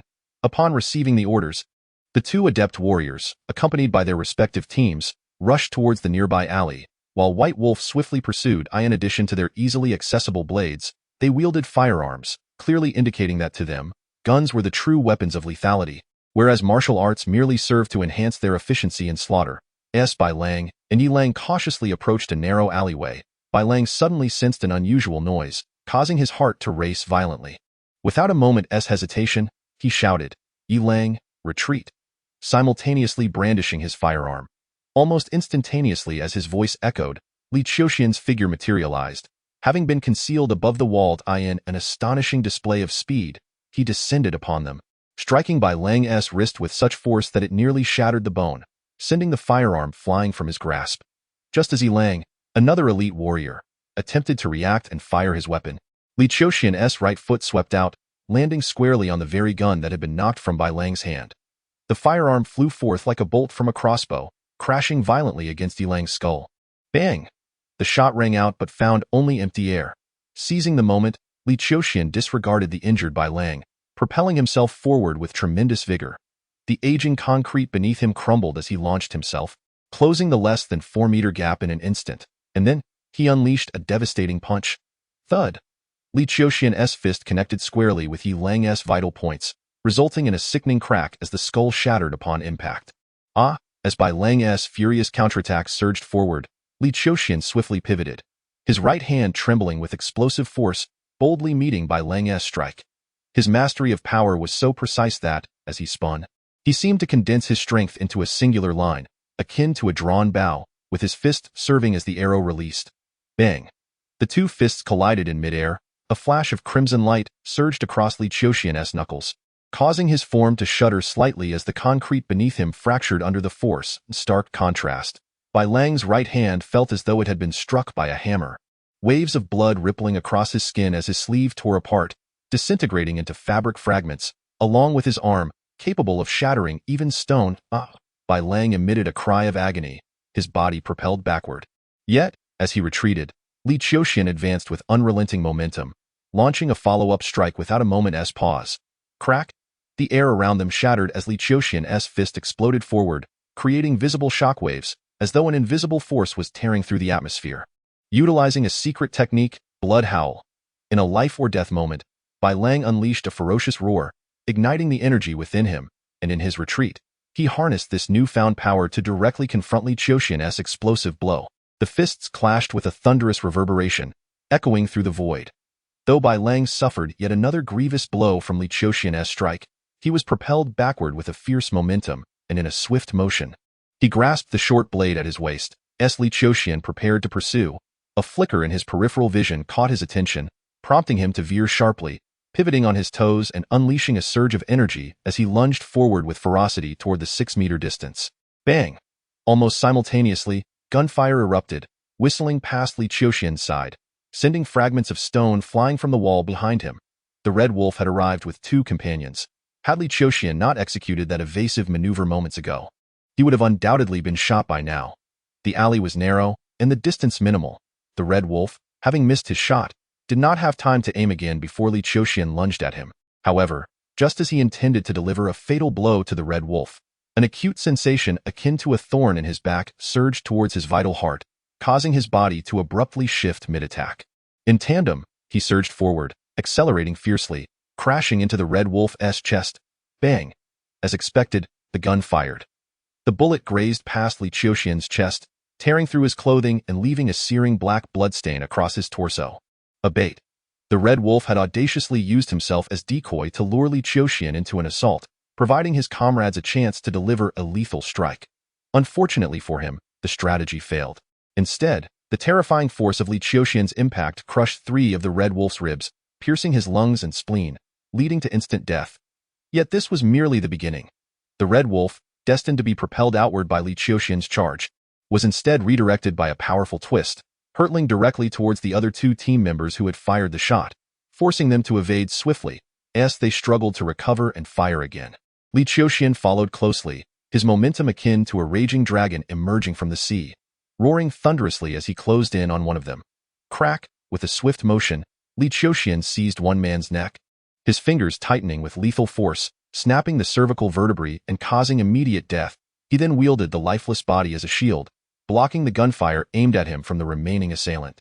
In the distance, the white wolf, suppressing his own injuries, observed the scene with narrowed eyes. Ghost wolf, retreat, retreat, quickly. Meanwhile, he lunged forward with a ferocious roar, his left hand brandishing a blade in a desperate attempt to halt Li Qiuxian's slaughter. However, it was utterly futile. Li Qiuxian advanced towards the remaining team member, delivering a palm strike that drove the man's head deep into his neck, then pivoted swiftly, seizing the dagger that the white wolf had thrust towards him with lightning speed. Is it true that your so-called encirclement of a master of combat relies solely on firearms? What of your own strength? Crack! As he spoke, Li Qiuxian crushed the wrist of the white wolf's left hand with merciless precision. Chapter 52. The underworld. The white wolf gazed at Li Qiuxian before him, his eyes brimming with terror. He had never anticipated that hunting a martial artist barely in his 20s would exact such a grievous toll. In mere moments, the Tianlang team had suffered devastating losses, and even he, their captain, might perish here. Had he known the opponent was of such formidable caliber, he would never have accepted this mission for 30 million. Li Qiuxian shattered the arm of the white wolf and was poised to deliver a devastating blow to his cervical vertebrae. At that moment, as if sensing something, he abruptly shook his right hand, gripping the white wolf.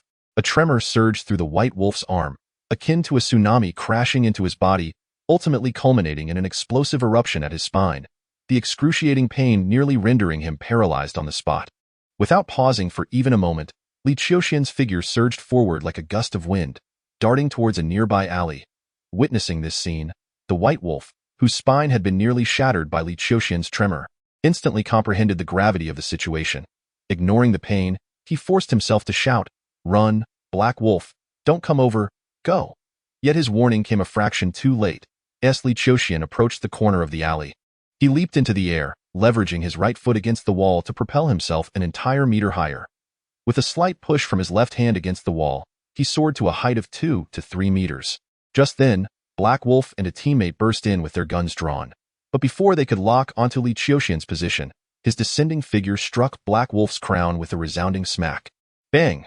Not far away, the white wolf closed his eyes in anguish. In the fleeting moments he dared not witness, Li Qiuxian had already dispatched Black Wolf and his companions with lightning speed. Throughout the entire encounter, this squad, notorious for having once besieged even masters of transformation, posed no threat to Li Qiuxian whatsoever. Presently, only the sniper, the logistics officer, and the incapacitated leader, the white wolf, remained alive in the Tianlang squad. As the white wolf beheld the annihilation of his team, he closed his eyes in despair, wishing fervently for a potion of regret that he would willingly bankrupt himself to procure, if only to return to before accepting this mission. Alas. After waiting for a brief 10 seconds without witnessing the anticipated carnage, the white wolf reluctantly opened his eyes. As his gaze fell upon Li Qiuxian, who was examining a card, a profound yearning for survival surged within him. It appears we have offended you through our ignorance, but we are merely trying to make a living.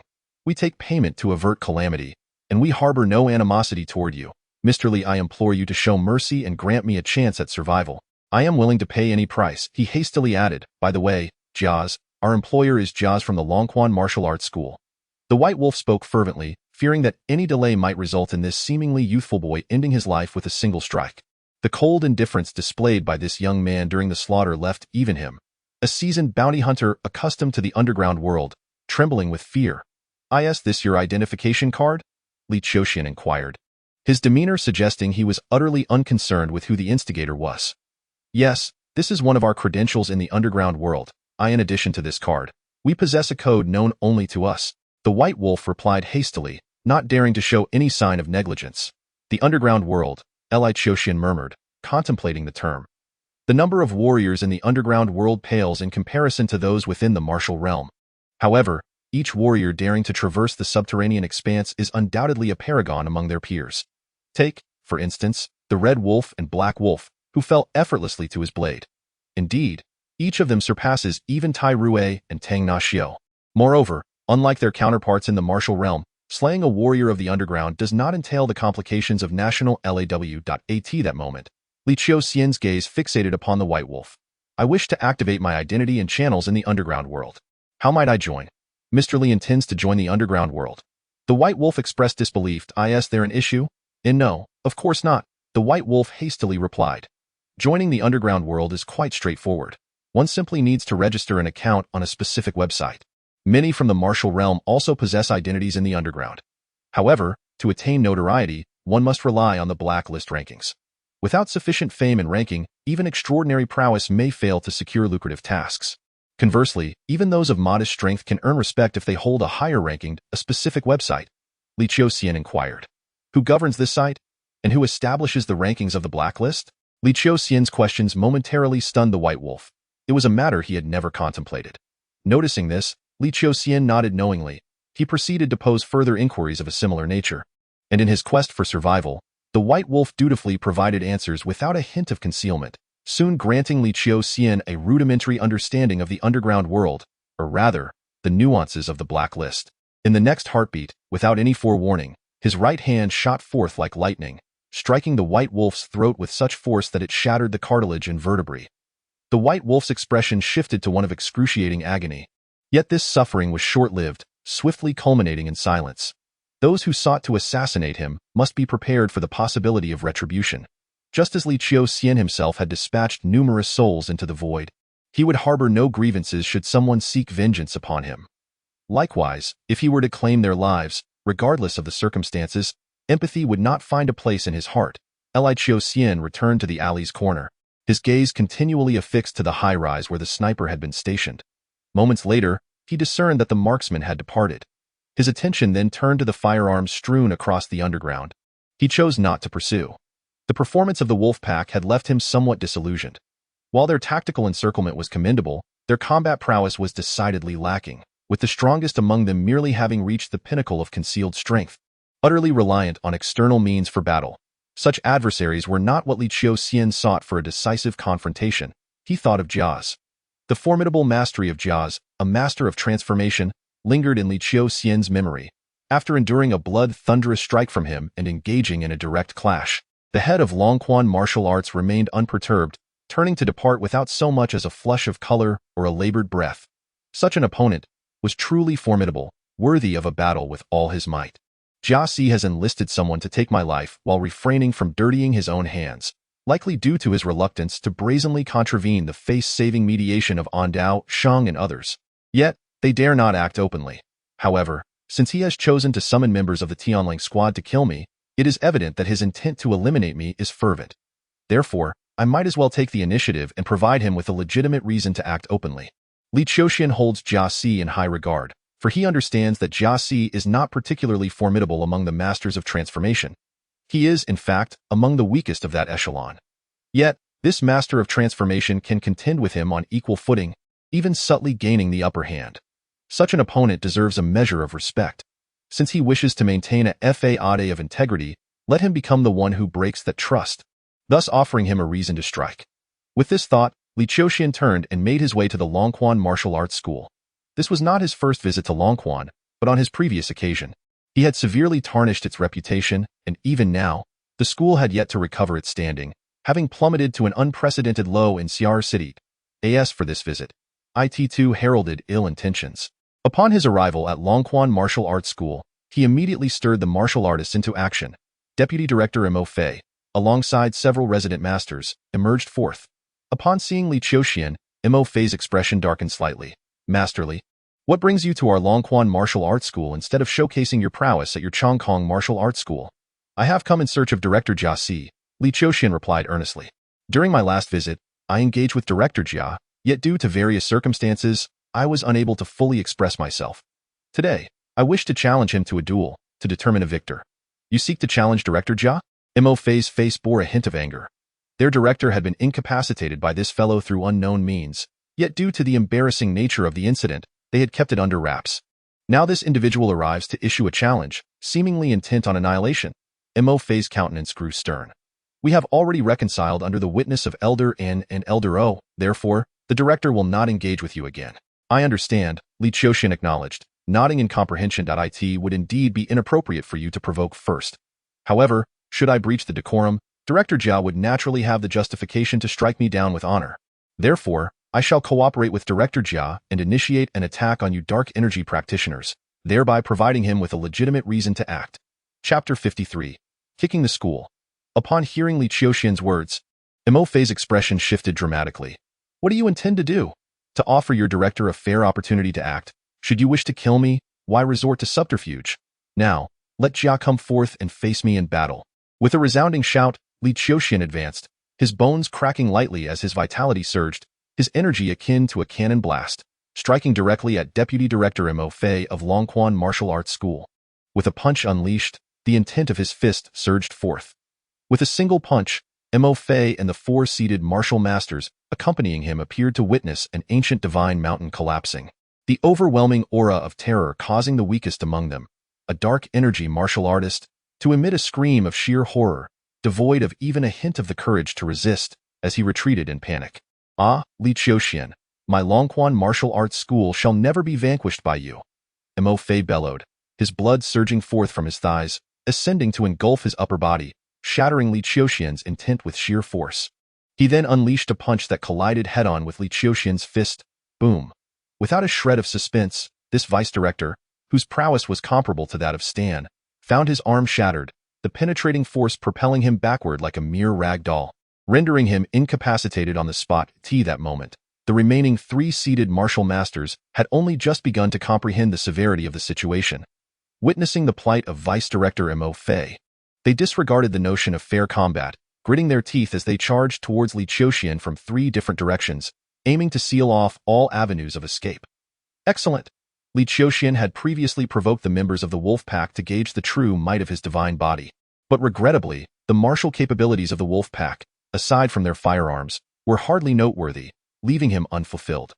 Now, with the three esteemed martial masters from Longquan Martial Arts School launching their combined assault, it was precisely what he desired. Li Qiuxian remained unyielding, extending both hands. One fist struck towards one of the seated martial masters, while his other hand deftly reached for the wrist of another, and he angled his body to meet the final seated martial master's punch with his shoulder. Amidst the lightning-fast exchanges, Li Qiuxian adeptly countered the three martial masters' onslaught. Fist, claw, shoulder, all collided with resounding force. Ah! Cries of anguish echoed. The martial master struck by Li Qiuxian met the same fate as Mo Fei. His bones shattered under the force. The one whose wrist he had seized was similarly shaken, akin to a human grasping a serpent by its tail, the violent motion fracturing the master's spine, leaving him to crash to the ground in a cacophony of wails, resembling a paralyzed figure. As for the last dark energy martial master, his fist collided with Li Qiuxian's shoulder only to meet an unyielding wall of iron and bronze. Particularly as Li Qiuxian's shoulder quaked, a surge of force erupted forth. Though not as debilitating as the retaliatory strike against Jia's, it still reverberated through the martial master's TO onlookers. It was evident that this seated martial master not only failed to inflict any harm upon Li Qiuxian but had instead shattered his own arm in the process. Such a horrifying spectacle caused the previously retreating martial master to crumble under pressure. A mere strike from the opponent could render one's bones shattered, while any attack would only recoil upon oneself, inflicting injury. How could one possibly continue to fight? The disparity was so vast that it instilled a sense of despair. In an instant, the shaken martial master dared not linger, turning swiftly to flee. And Jia's? Where was Jia's? Come forth, were you not intent on killing me? I have now arrived at your Longquan Martial Arts School, and you are free to unleash your full prowess. Let us engage in a decisive battle of life and death. Like the autumn wind sweeping away fallen leaves, Li Qiuxian effortlessly vanquished the five foremost masters of the dark energy at Longquan Martial Arts School. He then bellowed loudly, striding purposefully towards the inner sanctum of the school. Along the way, numerous martial artists from Longquan rushed to the scene, but upon witnessing the fate of Director Mo Fei and the seated masters, they were all rendered pale with fear, too intimidated to intervene, allowing Li Qiuxian to roam the premises as if it were unguarded territory. Minutes later, another vice director, accompanied by several masters of bright energy, hastened to confront him, exclaiming sternly, "Li Qiuxian, what are your intentions? The grievances between you and our Longquan martial arts school have already been settled, yet you persist in your relentless pursuit, taking advantage of our absence to provoke us. Are you seeking to make enemies of the entire realm of martial artists in Xiar, and of our Longquan martial arts school as a whole? Who are you? Where is Jiaz?" Li Qiuxian inquired, his voice indifferent. "Let him face me in a match. Regardless of the outcome, I shall depart afterward. The director Jiaz is currently not present in the school. Otherwise, how could you dare to act so brazenly here?" the vice director retorted. "Not present? Then you may summon Jiaz to come forth," Li Qiuxian replied. The vice director was acutely aware of Jiaz's circumstances and, thus, could not call for him, knowing full well the precarious situation. Faced with Li Qiuxian's inquiry, he could only respond with a tinge of frustration. Director Jiaz is preoccupied with pressing matters and will not return for several days. Several days? Li Qiuxian nodded. It seemed that even after he had breached the defenses of Longquan, Jiaz had yet to appear, leading him to feel a twinge of disappointment.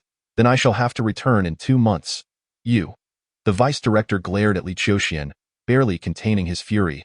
"Director Jiaz has reconciled with you, yet you remain aggressive, provoking our Longquan martial arts school without cause, injuring our director and seated masters. This matter will not be easily overlooked by our esteemed masters. Without cause? Whether it is without cause or not, you may inquire with your director Jiaz to ascertain the truth. If you are reluctant to investigate, that is of no consequence. Jiaz must engage me in a match. I have heard that aside from Jiaz, there are 3 other formidable experts within Longquan. You may summon them as well.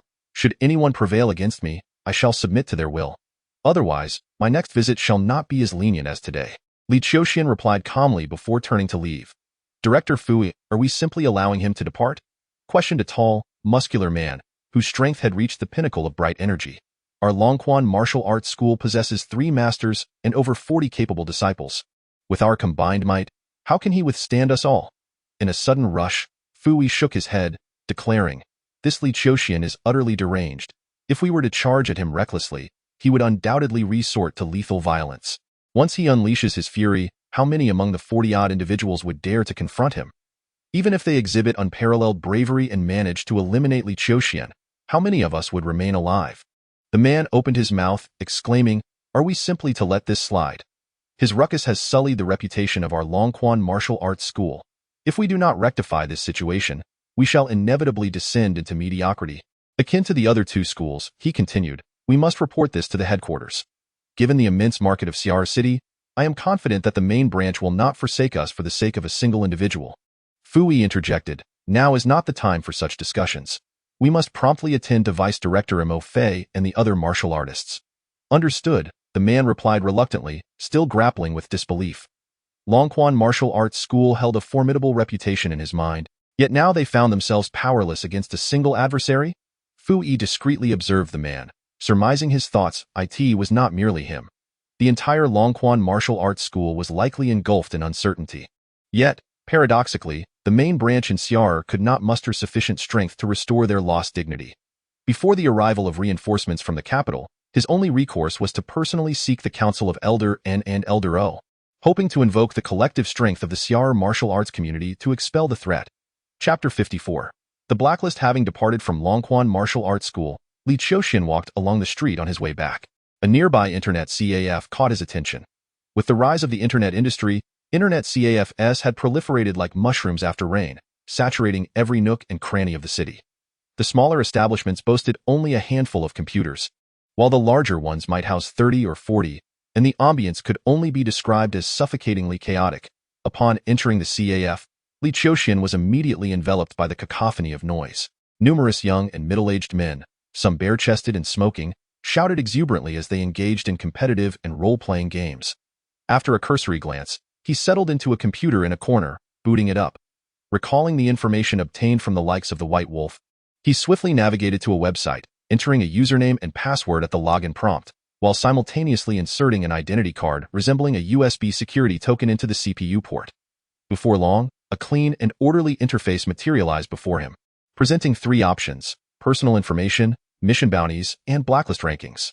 Upon clicking on personal information, a series of rather basic details appeared: codename, Black Wolf, affiliated force, Tianlang Squad, comprehensive strength evaluation, 303. Reputation, 4 stars, black crystal coins, 360. Task records. Li Qiuxian scanned through, discovering a total of 13 task entries. The earliest one dated back 6 years, while the most recent was merely 4 days ago. A bounty of 30 million for his life, currently marked as in progress. The information was straightforward, revealing no anomalies. Li Qiuxian clicked to return to the main page, his gaze lingering momentarily on the bounty tasks and the blacklist, ultimately selecting the latter. At the top of the blacklist was Odin, with a comprehensive strength evaluation of 6,940. Following him was Gao Shang, with an evaluation of 6,320. And then Sai Shi, assessed at 6,244. The details were succinct, comprising an obviously pseudonymous codename and a composite combat power rating. This rating encompassed not only personal martial prowess but also military skills and the auxiliary forces one could command. Take, for instance, Chaperon, ranked 9th on the blacklist. He was merely a dark energy martial artist but served as a general in the small border nation of Jianyuzhai, commanding over 10,000 soldiers along with military assets like tanks and armed helicopters. Such forces, obedient to his command, elevated Chaperon, a dark energy practitioner, to the 9th position, surpassing the majority of transformation masters. The blacklist encompassed the entirety of the ASEAN region, even including organizations outside ASEAN that exerted influence within its boundaries. Li Qiuxian cast a glance, his attention fixating on Odin, the foremost figure on the blacklist. This individual was undoubtedly a master who had cultivated Dan energy. Indeed, he might even be stronger, until another top-tier powerhouse emerged to challenge his status. He reigned as the sovereign of the underground world, a deity upon the blacklist. The underground world, Li Qiuxian murmured, before the page transitioned to the bounty tasks. The tasks were plentiful and varied, ranging from the collection of certain rare spiritual materials to the procurement of beastly flesh, with many involving assassination. Among these, 3 tasks boasted the highest bounties. One was for the acquisition of a longevity herb reputed to extend life by 60 years.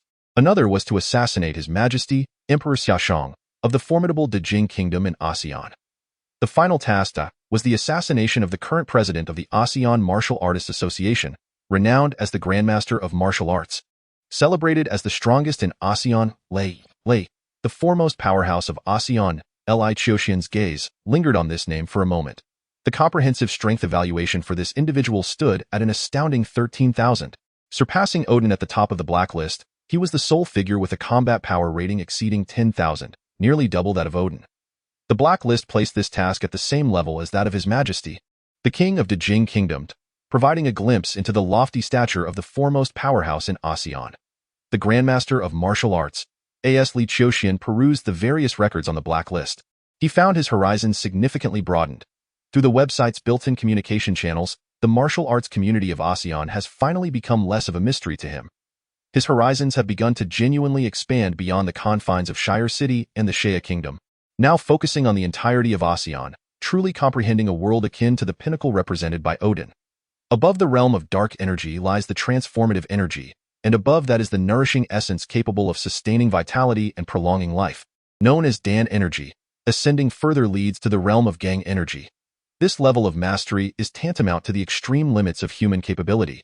In ancient times, it would be akin to the deities of myth and legend, celestial beings, or Buddhas.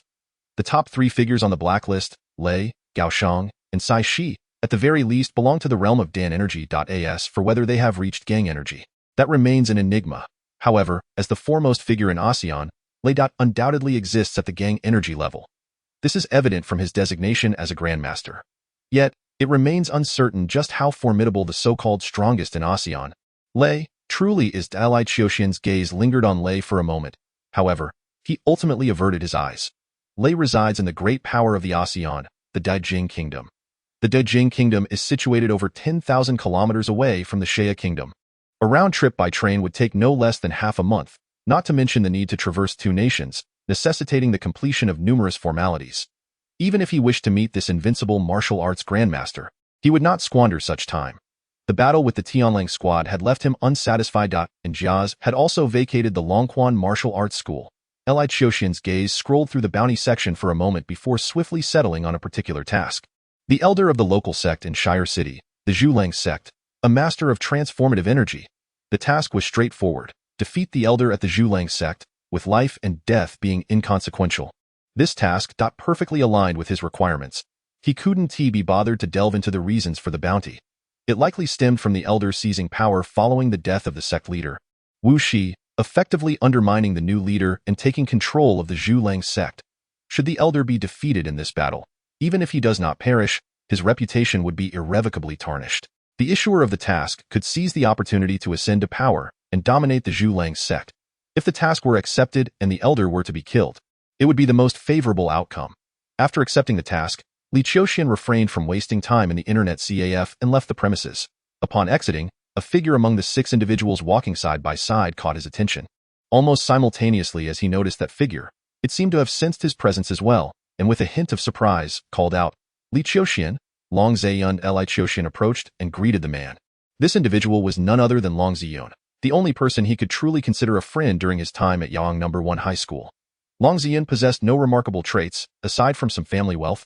Appearing rather ordinary, yet he had always treated Li Qiuxian well. "I never expected to encounter you here. We haven't seen each other since the exams concluded. Congratulations on your admission to Shire University." Long Ziyun greeted joyfully. Li Qiuxian nodded, casting a glance at the group accompanying him, 1 man and 4 women. Over half a year had passed. Long Ziyun seemed somewhat different compared to their high school days. "Come, Li Qiuxian, allow me to introduce you.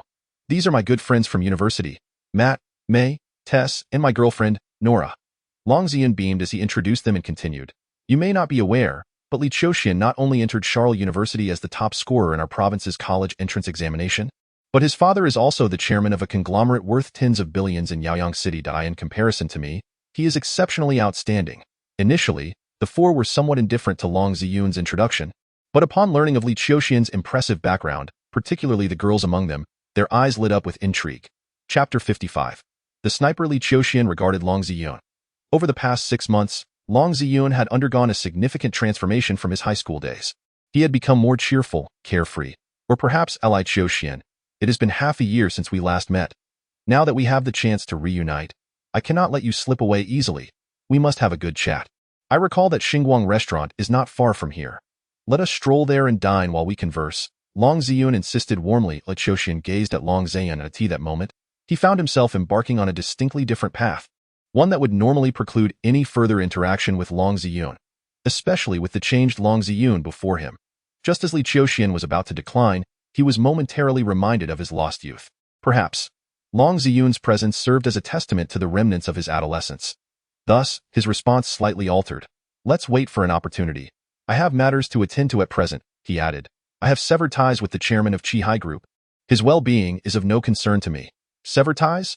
Long Ziyun looked at Li Qiuxian, appearing somewhat incredulous.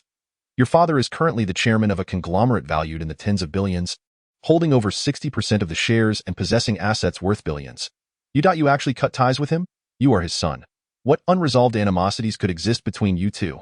"Li Qiuxian, I have heard that reconciling with your father is essential. He has only you as his son, and you are the sole heir to Qihai Group. Once you acquire billions, you will discover a brand new world awaits you." Li Qiuxian shook his head. Long Ziyun, growing increasingly anxious, exclaimed, "Li Qiuxian, listen to me. This is not merely a matter of millions or tens of millions, but billions, tens of billions. If you do not reconcile with your father and inherit Qihai Group, you will toil endlessly without ever amassing such wealth." "I understand," Li Qiuxian replied, his demeanor calm yet resolute.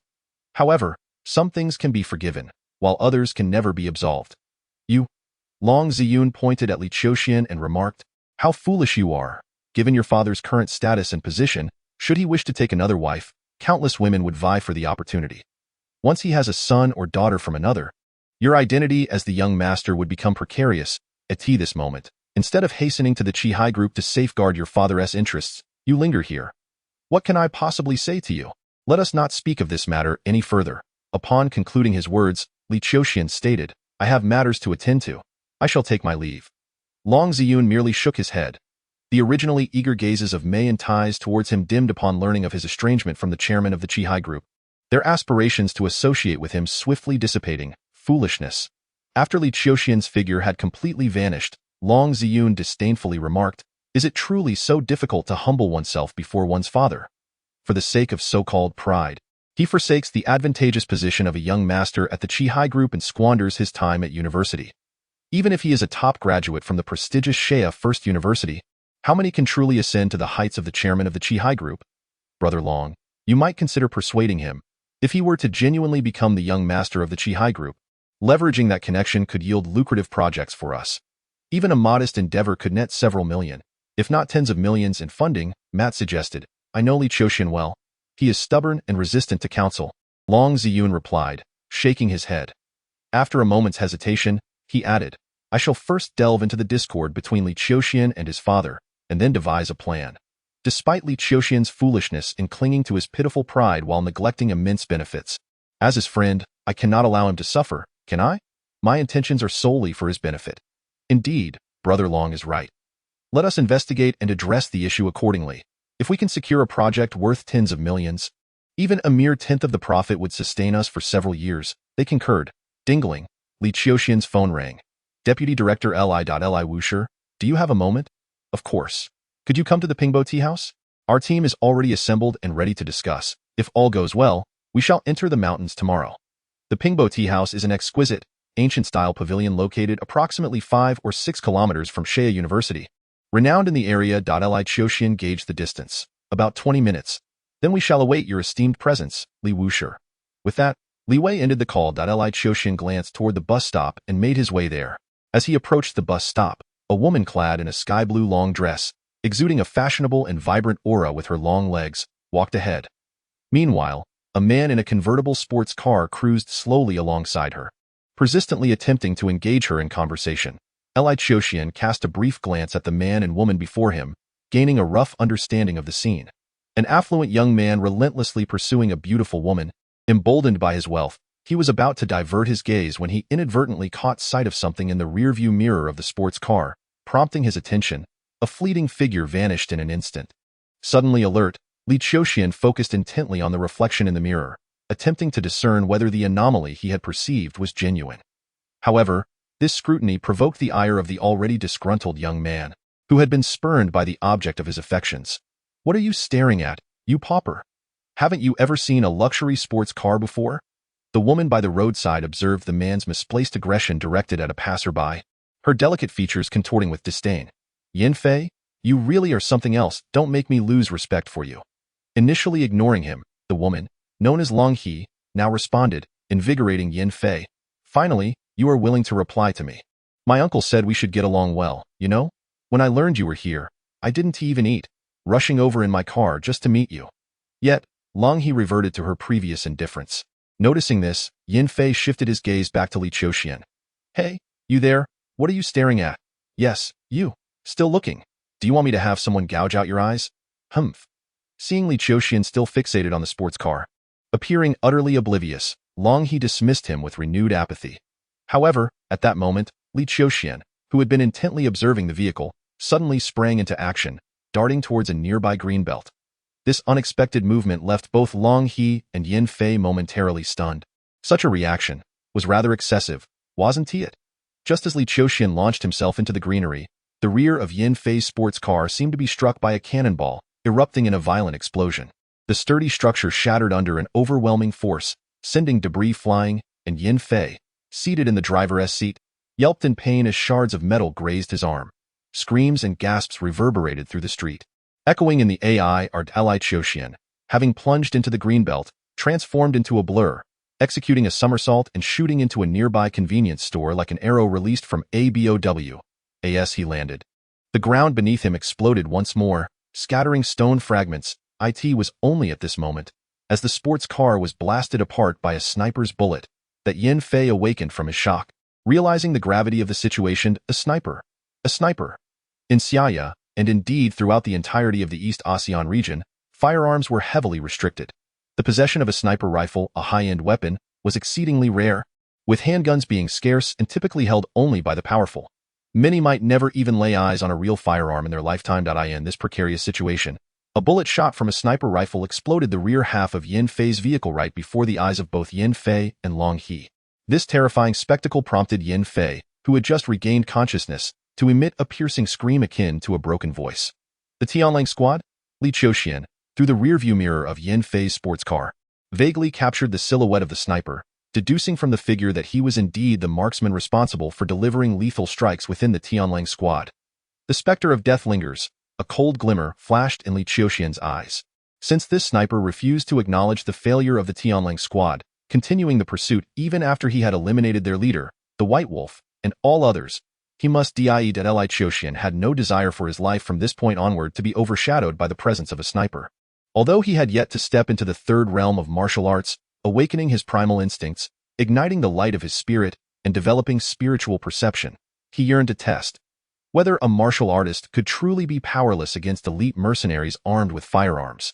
In the next instant, Li Qiuxian pivoted and burst out of the convenience store. Chapter 56, Life and Death Duel Bang.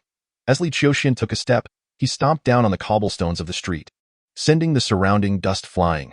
Harnessing this momentum, he propelled himself forward, his internal energy surging like a roaring furnace, infusing an unending force throughout his limbs, particularly through the acupoints in his feet, as if power were erupting, propelling him into a speed that defied belief. Previously, he had locked onto the position of the Tianlang squad sniper using the rearview mirror, a distance of 130 meters away, situated on an abandoned pedestrian bridge set to be demolished in half a month. Now charging towards the sniper, this 130 meters would become a chasm that delineated life and death. If he could withstand the sniper's assault, he would live. If not, death awaited. As he charged, Li Qiuxian's entire being was ablaze with vigor, his spirit focused to the utmost, fixated on the figure atop the abandoned bridge 130 meters away. The sniper, having missed 2 shots, abandoned his aim upon seeing Li Qiuxian retreat into the convenience store, but now, witnessing him burst forth again, hesitated momentarily. Standing on the bridge, his gaze traversed the void of 130 meters, locking with Li Qiuxian's gaze, sharp as a blade. In that instant, the sniper discerned the indomitable fighting spirit reflected in Li Qiuxian's eyes. With flesh and blood, he stood resolute against the onslaught of bullets. "If you wish to die, I shall grant your wish." Originally intending to leave, the sniper coldly uttered, swiftly setting up his rifle to lock onto the lightning-fast approach of Li Qiuxian. Leaving, perhaps it was already too late. Thus, to eliminate Li Qiuxian, seeking survival amidst death became his sole option. The sniper's mind remained calm. He refrained from firing. His approach was akin to an assassin in ancient courts, biding his time, poised for the perfect strike. Should he miss, he would vanish without a trace. He did not, like other snipers, fire indiscriminately. Instead, he meticulously locked onto the rapidly approaching Li Qiuxian, whose explosive speed reached an astonishing 12 to 13 meters per second. Closer, closer, closer. Li Qiuxian continued to advance relentlessly. The sniper's hands, steady to an extreme, held the rifle with unwavering focus, his eyes fixated intently on the rushing figure. 60 meters, 50 meters, 40 meters, 30 meters. One thought brings life. One thought brings death. Finally, at the moment Li Qiuxian burst into the sniper's 30-meter range, the sniper moved. Bang! The gun fired. Flames erupted. Time. That instant seemed to stretch to its utmost limits. Li Qiuxian stared at the sniper rifle aimed directly at his heart. The world around him freezing in that moment. It froze to such an extent that he could clearly discern the flames spewing forth from the rifle's barrel at the moment of the shot. 30 meters, how fleeting! The initial velocity of the sniper rifle, nearly 900 meters per second, afforded no time for reaction. Yet, while the bullet would not grant any time for response, when one is about to unleash a decisive blow, the heartbeat, blood flow, and mental focus undergo noticeable changes. Perhaps not quite mystical enough to be labeled as a palpable killing intent, but in the instant Li Qiuxian concentrated all his spirit to lock onto the sniper. He sensed that elusive aura, aided by the power of a martial realm yet to be attained. Consequently, whoosh, the bullet, trailing a fierce heat wave, whizzed past Li Qiuxian's side. The heat generated by the bullet's friction with the air left a charred mark upon his clothing. Boom! A trunk of a tree, as thick as an adult's thigh, was obliterated behind Li Qiuxian, with splintering in all directions. Seizing the moment afforded by narrowly evading the sniper's concentrated shot, Li Qiuxian surged forward, closing the 10-meter gap between them once more. This distance brought Li Qiuxian perilously close to the abandoned pedestrian bridge. Once he entered the bridge's vicinity, he could easily take advantage of the steel-reinforced structure for cover, allowing him to ascend the bridge and effortlessly eliminate the cornered sniper who had nowhere left to hide. The critical distance of life and death. The sniper, having lost his customary composure, hastened the frequency of his shots. Bang, bang, bang. One shot followed another. Yet, Li Qiuxian's gaze remained steadfastly fixed on the sniper before him, his keen eyes scrutinizing every subtle change, not even missing the slightest tremor of muscle. Almost at the instant the sniper fired, he would inevitably shift to the side. His speed, though not greater than that of the bullet, surpassed the speed of the sniper's shots. Successfully evading 3 consecutive shots, Li Qiuxian finally appeared beneath the bridge, and then, with a surge of force, he leaped nearly 2 meters into the air, using one of the steel supports to propel himself higher, his right hand grasping a thick steel pipe 6 meters above. Then, with a powerful swing, at the moment the gunfire erupted and flames shot forth, Li Qiuxian soared into the void.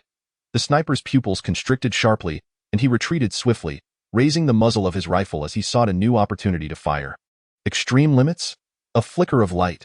Before the sniper could even aim at Li Qiuxian, the latter, suspended in the void, gathered an immense force from an almost impossible angle. It coalesced into a lethal strike, akin to a sword shattering the void, cleaving down upon the sniper's rifle, sending it hurtling away. As the sniper's weapon flew from his grasp, he retreated further, his right hand hastily reaching for the pistol at his waist. Alas, Li Qiuxian did not afford him that chance. With a swift motion of his right hand, he sent the sniper's rifle flying, while his left hand trembled, unleashing a fresh surge of power that coursed through his entire being. And then, before the sniper's very eyes, he struck down with a resounding force. A suffocating wave of pressure surged forth, eliciting a desperate scream from the sniper. Bang! The blow found its mark, shattering the sniper's skull instantly. The robust figure crumpled under Li Qiuxian's strike, collapsing to his knees, half of his head sinking into his neck. In this life-and-death confrontation, the victor was clear. Exhaling slowly, Li Qiuxian withdrew his left hand, releasing a long breath, his body enveloped in steam, his clothes drenched in sweat, a testament to the intensity of the blood and energy he had just summoned. Yet, ultimately, he emerged victorious. With a single punch, he had obliterated the skull of the sniper armed with modern weaponry, resulting in an immediate death. The clash between firearms and martial prowess concluded with the latter's triumph. Casting a glance at the half-kneeling sniper who lingered momentarily before toppling backward, Li Qiuxian averted his gaze. Following this, amidst the panicked shouts of distant onlookers, he leaped from the dilapidated pedestrian bridge, darting around the corner into the nearby street, vanishing without a trace. The life-and-death duel between Li Qiuxian and the sniper seemed to have spanned a considerable duration. However, from the moment Li Qiuxian was targeted, took refuge in a convenience store, and then burst forth to cover a distance of 130 meters, ultimately countering the sniper from the Wolf Squad. The entire sequence transpired in a mere half-minute. In that brief span, many remained oblivious to the abrupt upheaval. It was only after Li Qiuxian had dispatched the sniper and vanished that a few quick-witted individuals could no longer contain their astonishment. My goodness, what did I just witness? Can a person truly dodge bullets? Was that a sniper rifle? How could its bullets fail to hit him? Is this not a scene from a movie? Call the police. Call the police, quickly. A murder has occurred. Oh heavens, what is happening in Zaire City lately? I heard there was an escaped convict hiding in the Hongxing community outside Zaire University, shot dead by the ASEAN guards not long ago. And now, how could such an incident occur again? Is there any safety left in Zaire City?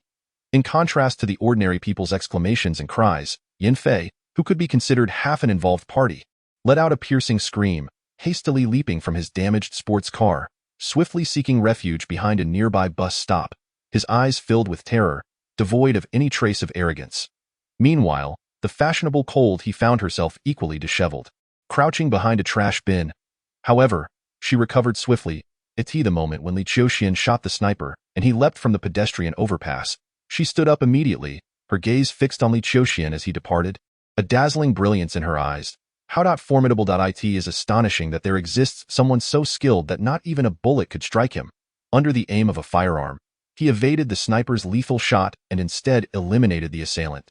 Reflecting on Li Qiuxian's execution of the sniper, akin to a swordsman who could kill a man in 10 paces and leave no trace over 1,000 miles, long he felt her heart race with admiration.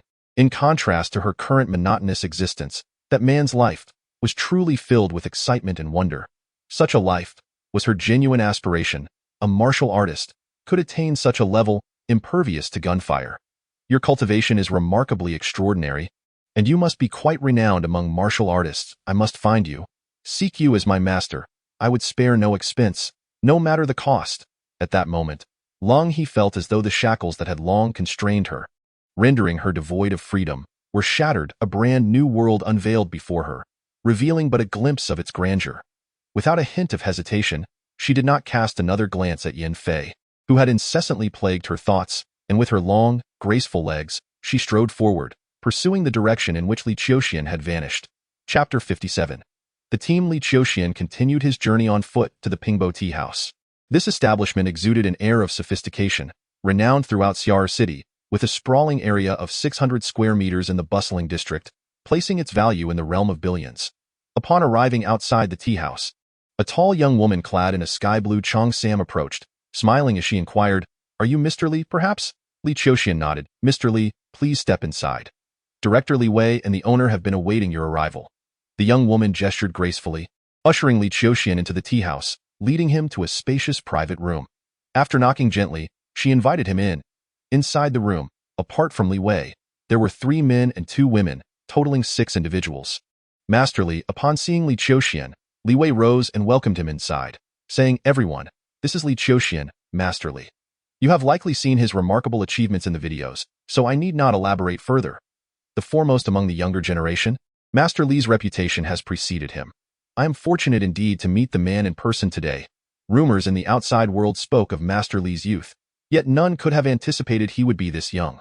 Given the foundation Master Li has amassed, it is likely that within a few years, he will reach a level of mastery in martial arts." The martial artists present treated Li Qiuxian with great courtesy. At this moment, Li Wei proceeded to introduce Li Qiuxian to everyone. "This is Master Qiu Jiqiu, Master Lancelot, and Master Fei Yi. The remaining 2, although not part of our martial artist circle, possess their own formidable renown. This is our team's observer, Jayavasai, and our physician, Kuna. Currently, apart from the Jungle Wanderer, the Red Panther, all members of our team are present." Li Qiuxian nodded, his gaze sweeping across the individuals before him. Among the 6 individuals, including the physician Kuna, there is not a single weakling. The least among them is estimated to possess the prowess of a concealed energy master. It is only reasonable to consider that even the most ordinary ferocious beasts can hunt down concealed energy martial artists, and only those who have attained the mastery of transformation can contend with them. Those who dare to venture into the wilderness to hunt ferocious beasts must possess at least concealed energy mastery. Otherwise, they would be unable to withstand even a single strike from such beasts, rendering their expedition a mere death wish. Consequently, no team would burden themselves with such a liability. Let us first familiarize ourselves with our destination, the Qiu Mountain Range. The Qiu Mountain Range boasts an average elevation of 3,300 meters, stretching 1,800 kilometers in length and nearly 1,000 kilometers in width, covering an area of 184,000 square kilometers. It is the most primordial and ancient mountain range within Archaea and even the entire Eastern Alliance. In ancient times, it was referred to as the Sacred Mountain or the Pillar of Heaven, and throughout history, tales of ferocious beasts have pervaded its depths.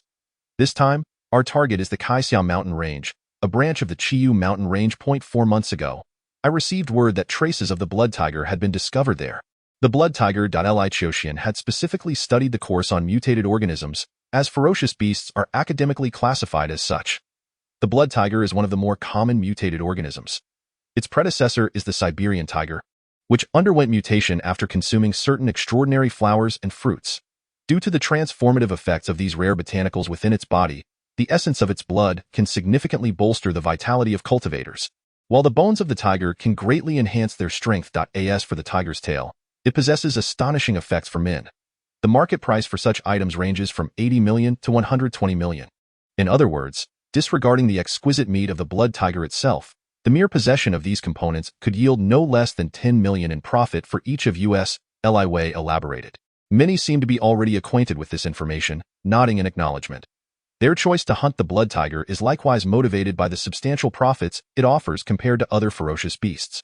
The interior of the Qiu Mountain Range is fraught with peril, teeming with venomous snakes, toxic miasmas, and rampant diseases, making it nearly impossible for anyone below the mastery of transformation to venture deeply.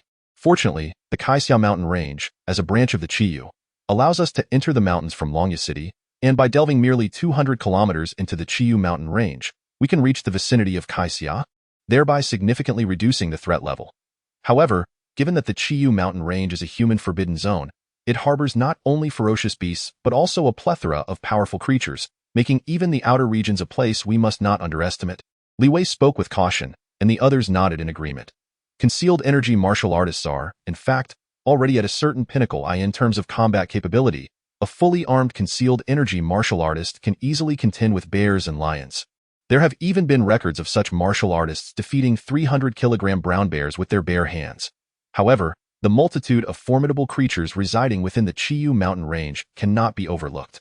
Packs of wolves, ferocious tigers, and brown bears, which have nearly become protected species in parallel dimensions of Earth, are frequently encountered within the Qiu. Occasionally, military forces conduct sweeps around the periphery of the Qiu mountain range, hunting bears and tigers to maintain peace in the mountainous area. Yet even with the military's maximum incursion of 100 kilometers into the mountains, incidents of ferocious beasts attacking humans still occur from time to time. The Rocky Mountains, which Li Qiuxian previously visited, pale in comparison to the dangers posed by the Qiu mountain range. Thud.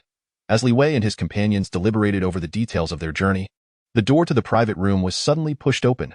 The red leopard had arrived. Upon seeing a rather slender man walk in, Li Wei greeted him with a smile, exclaiming, "Haha, who might be Li Qiuxian?" As the red leopard entered the room, he immediately inquired with a grin. "Hello." Li Qiuxian responded with a slight nod. "Impressive."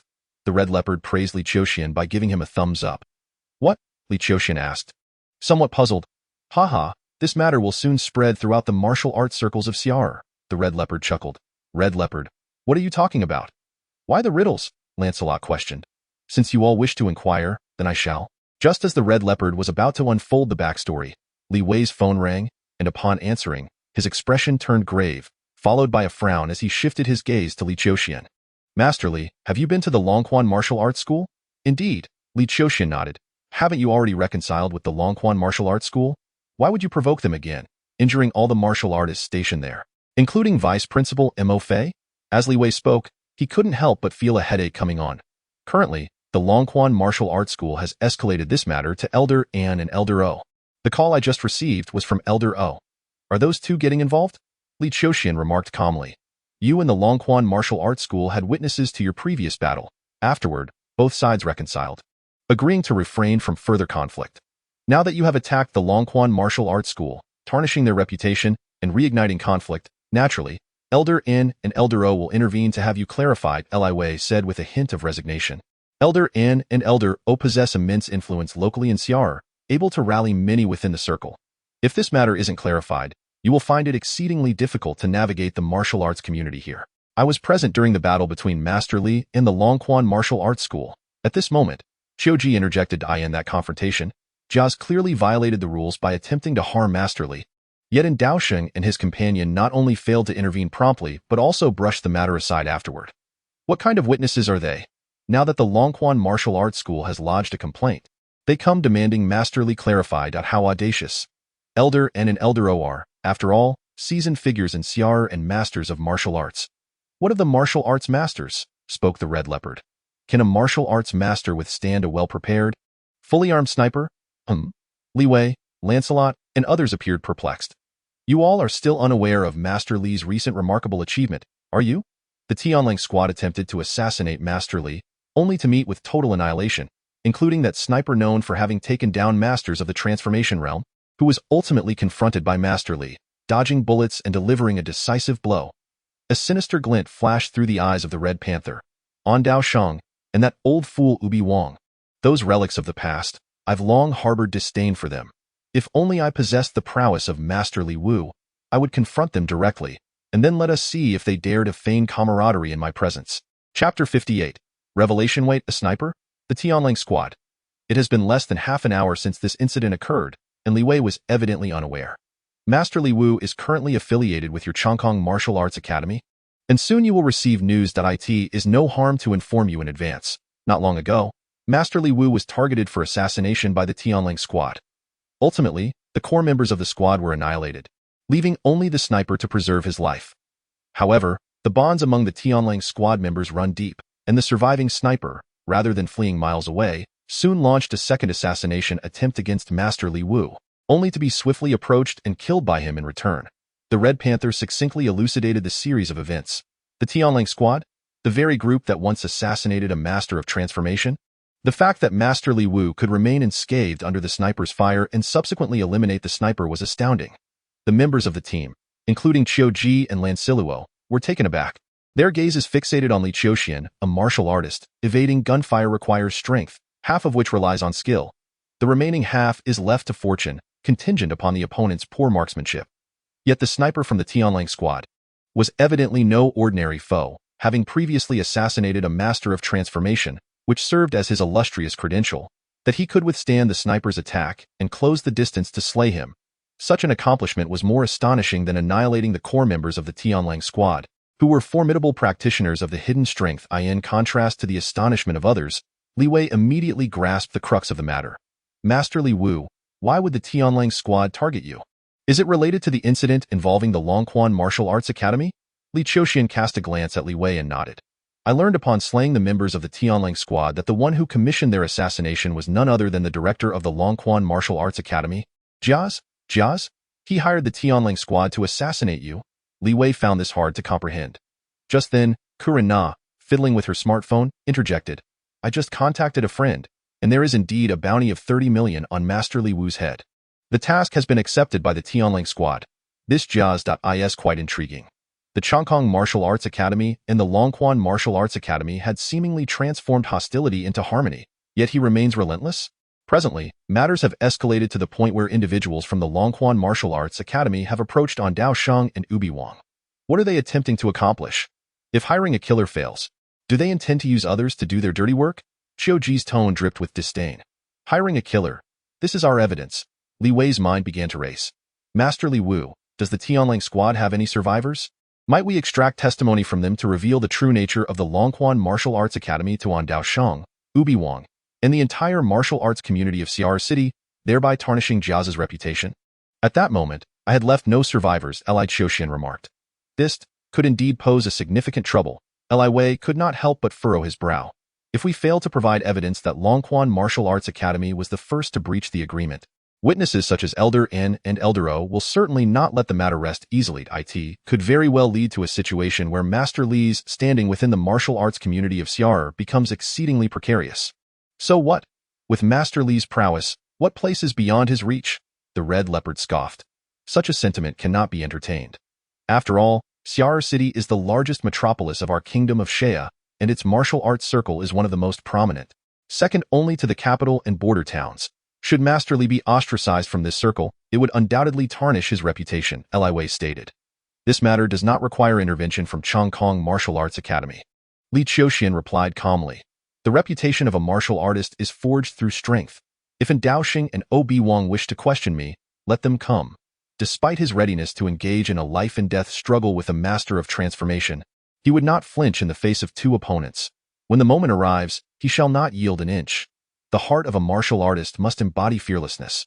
Well said, the reputation of a martial artist relies on one's own might. Regardless of whether the incident was instigated by Longquan Martial Arts Academy, if Master Li possesses sufficient strength, what can Dao Sheng and Obi Wang do to him? The Red Leopard wholeheartedly agreed with Li Qiuxian's assertion. We must contend not only with Dao Sheng and Obi Wang, but also with Longquan Martial Arts Academy. Aside from Jiaz, they still have 3 formidable masters of transformation, a force that no practitioner of hidden strength could easily confront. Director Li, I believe you have consistently overlooked a critical point. The Red Leopard looked at Li Wei and chuckled. Even at this moment, do you still regard Master Li as merely a practitioner of hidden strength? The Red Leopard's words momentarily stunned Li Wei, but soon clarity dawned upon him.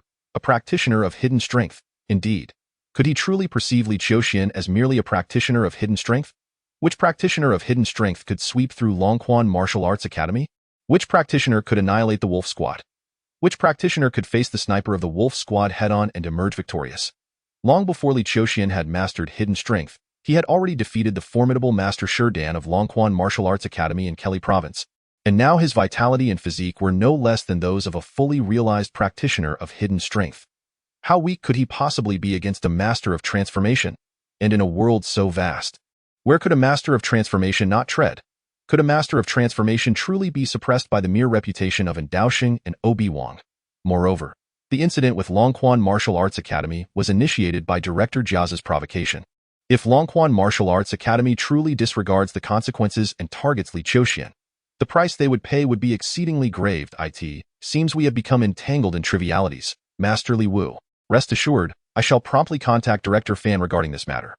This issue will be entrusted to our Chongqing Martial Arts School, and we shall undoubtedly stand by your side, ensuring that Longquan Martial Arts School provides you with a satisfactory resolution. Upon realizing his error, Li Wei quickly made amends. Furthermore, Upon acknowledging that Li Qiuxian could no longer regard him with the same perspective reserved for dark energy masters, he firmly aligned himself with the Chongkong martial arts school. In truth, the situation is not as complicated as you might think. In Daoshang, the issues with Bai Wang are easily resolvable. Kuren Na raised her phone with a smile, remarking, though Jiaz is a master of transformation energy, he differs from us.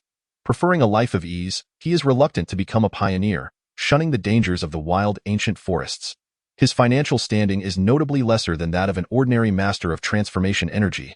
With limited liquid assets, we merely need to investigate his financial liquidity to indirectly substantiate our claims and expose this matter. By collaborating with Master Li, who has been offered a bounty of 30 million, we can readily deduce the true identity of the bounty's issuer. As for the lack of concrete evidence, it is of little consequence. I do not believe in Daoshang and Bai Wang would genuinely wish to completely alienate Master Li and the Chongkong martial arts school for the sake of their so-called reputation. Both parties remain steadfast in their positions, unwilling to concede. They will most likely choose to remain indifferent, Lancelot added with a smile. Such is the case, however. I fail to comprehend why Director Jiaz would opt to spend 30 million on a bounty for Master Li. Even if Master Li has embarrassed Long Quan martial arts school, it hardly warrants such an extreme reaction. There exists no profound enmity between them, Li Wei expressed in confusion. I believe I have discerned the reason. Kuan Na replied. According to information I gathered from a friend within the medical system, not long ago, during the period when Master Li challenged Long Quan martial arts school, Jiaz was hospitalized.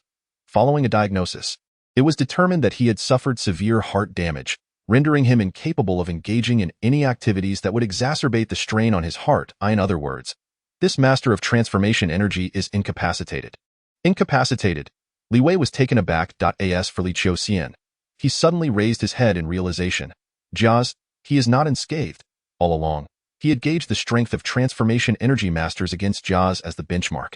Based on the exchanges with Li Wei and other dark energy masters, he had surmised that Jiaz did not qualify as a formidable contender among transformation energy masters.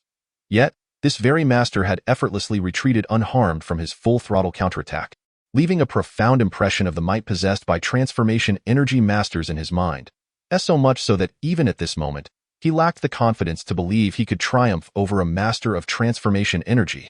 However, it now appears his criteria for judgment was evidently flawed.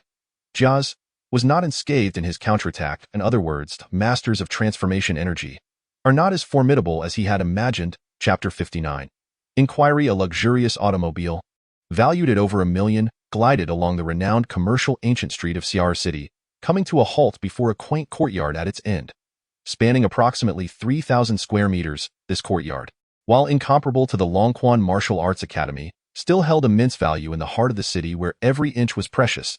To acquire such a property would require a fortune exceeding 100 million. With this courtyard as his backing, and Daoshang's wealth surpassed that of most masters in the realm of martial arts, even outstripping many pioneers who ventured into the depths of ancient forests. Li Qiuxian, Li Wei, and their companions disembarked, accompanied by Secretary General Jin Li and Di Jia.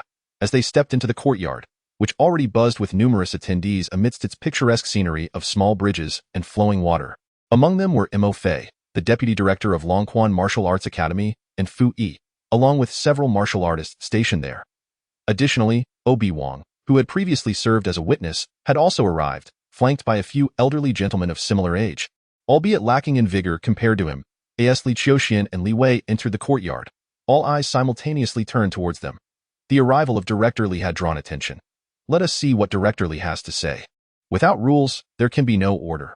Since Elder N and Elder O have stepped in to mediate and reached a reconciliation in the presence of witnesses from Xiar City, no further transgressions shall be tolerated. Otherwise, how can we ensure the tranquility of our martial community if every practitioner acts upon their whims? Upon their arrival, a murmur of discontent rippled through the crowd.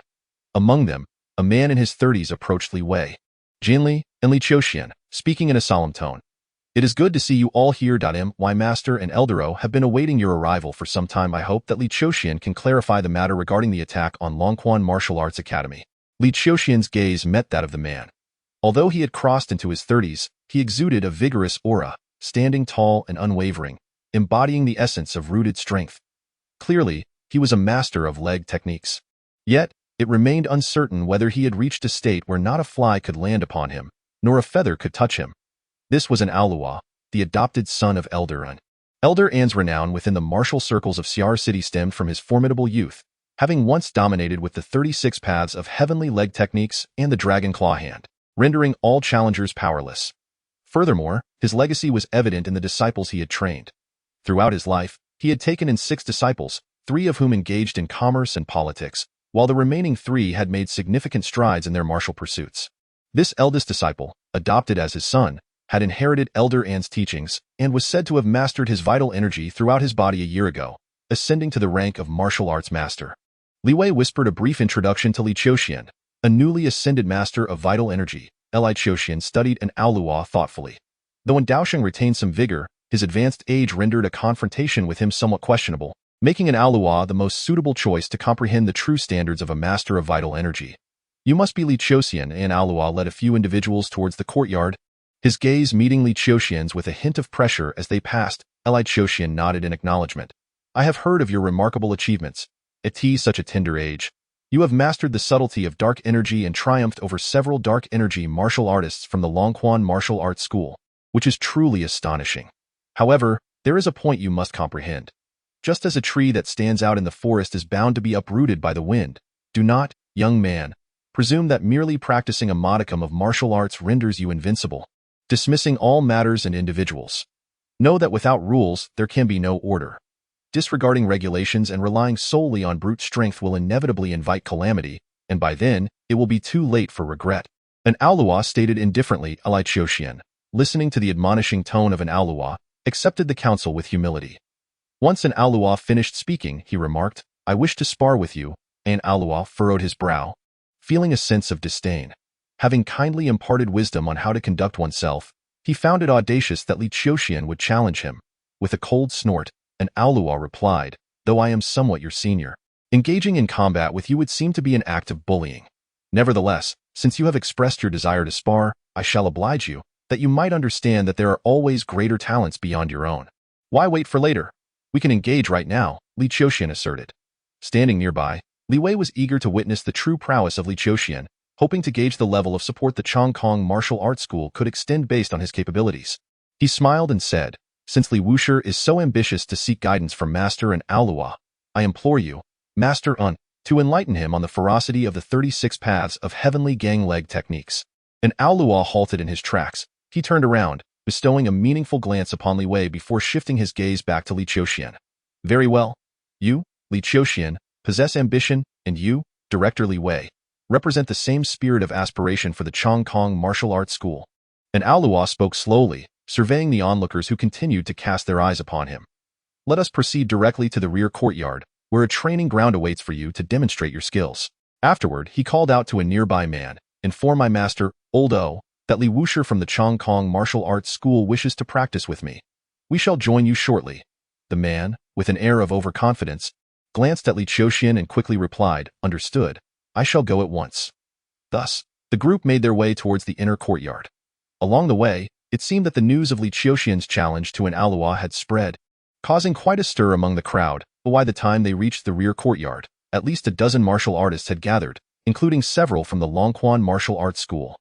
Interestingly, Daosheng and Obi Wang, whether out of a sense of superiority or absolute confidence in an Aoluo, chose not to make an appearance, adopting a stance of allowing the younger generation to engage in their antics. The rear courtyard of Daosheng was modest in size, approximately 100 square meters, barely sufficient for 2 martial artists to unleash their techniques. Li Wushi, although master in Aoluo, is renowned for his leg techniques. His claw techniques are equally formidable. Exercise utmost caution. Li cautioned as Li Qiuxian was about to step into the arena. Li Qiuxian nodded slightly and stepped into the arena. Being a decade his senior, he gestured for his opponent to make the first move. Anao Luo stood in the center, his right foot slightly advanced, adopting a prepared stance. While he spoke disparagingly of Li Qiuxian, he could not afford to underestimate a young prodigy capable of sweeping through the hidden masters of Longquan Martial Arts School and forcing Director Jia to concede. Even when hunting rabbits, a lion employs its full strength. He was determined not to let today's battle tarnish his master's reputation. Be cautious, Li Qiuxian warned.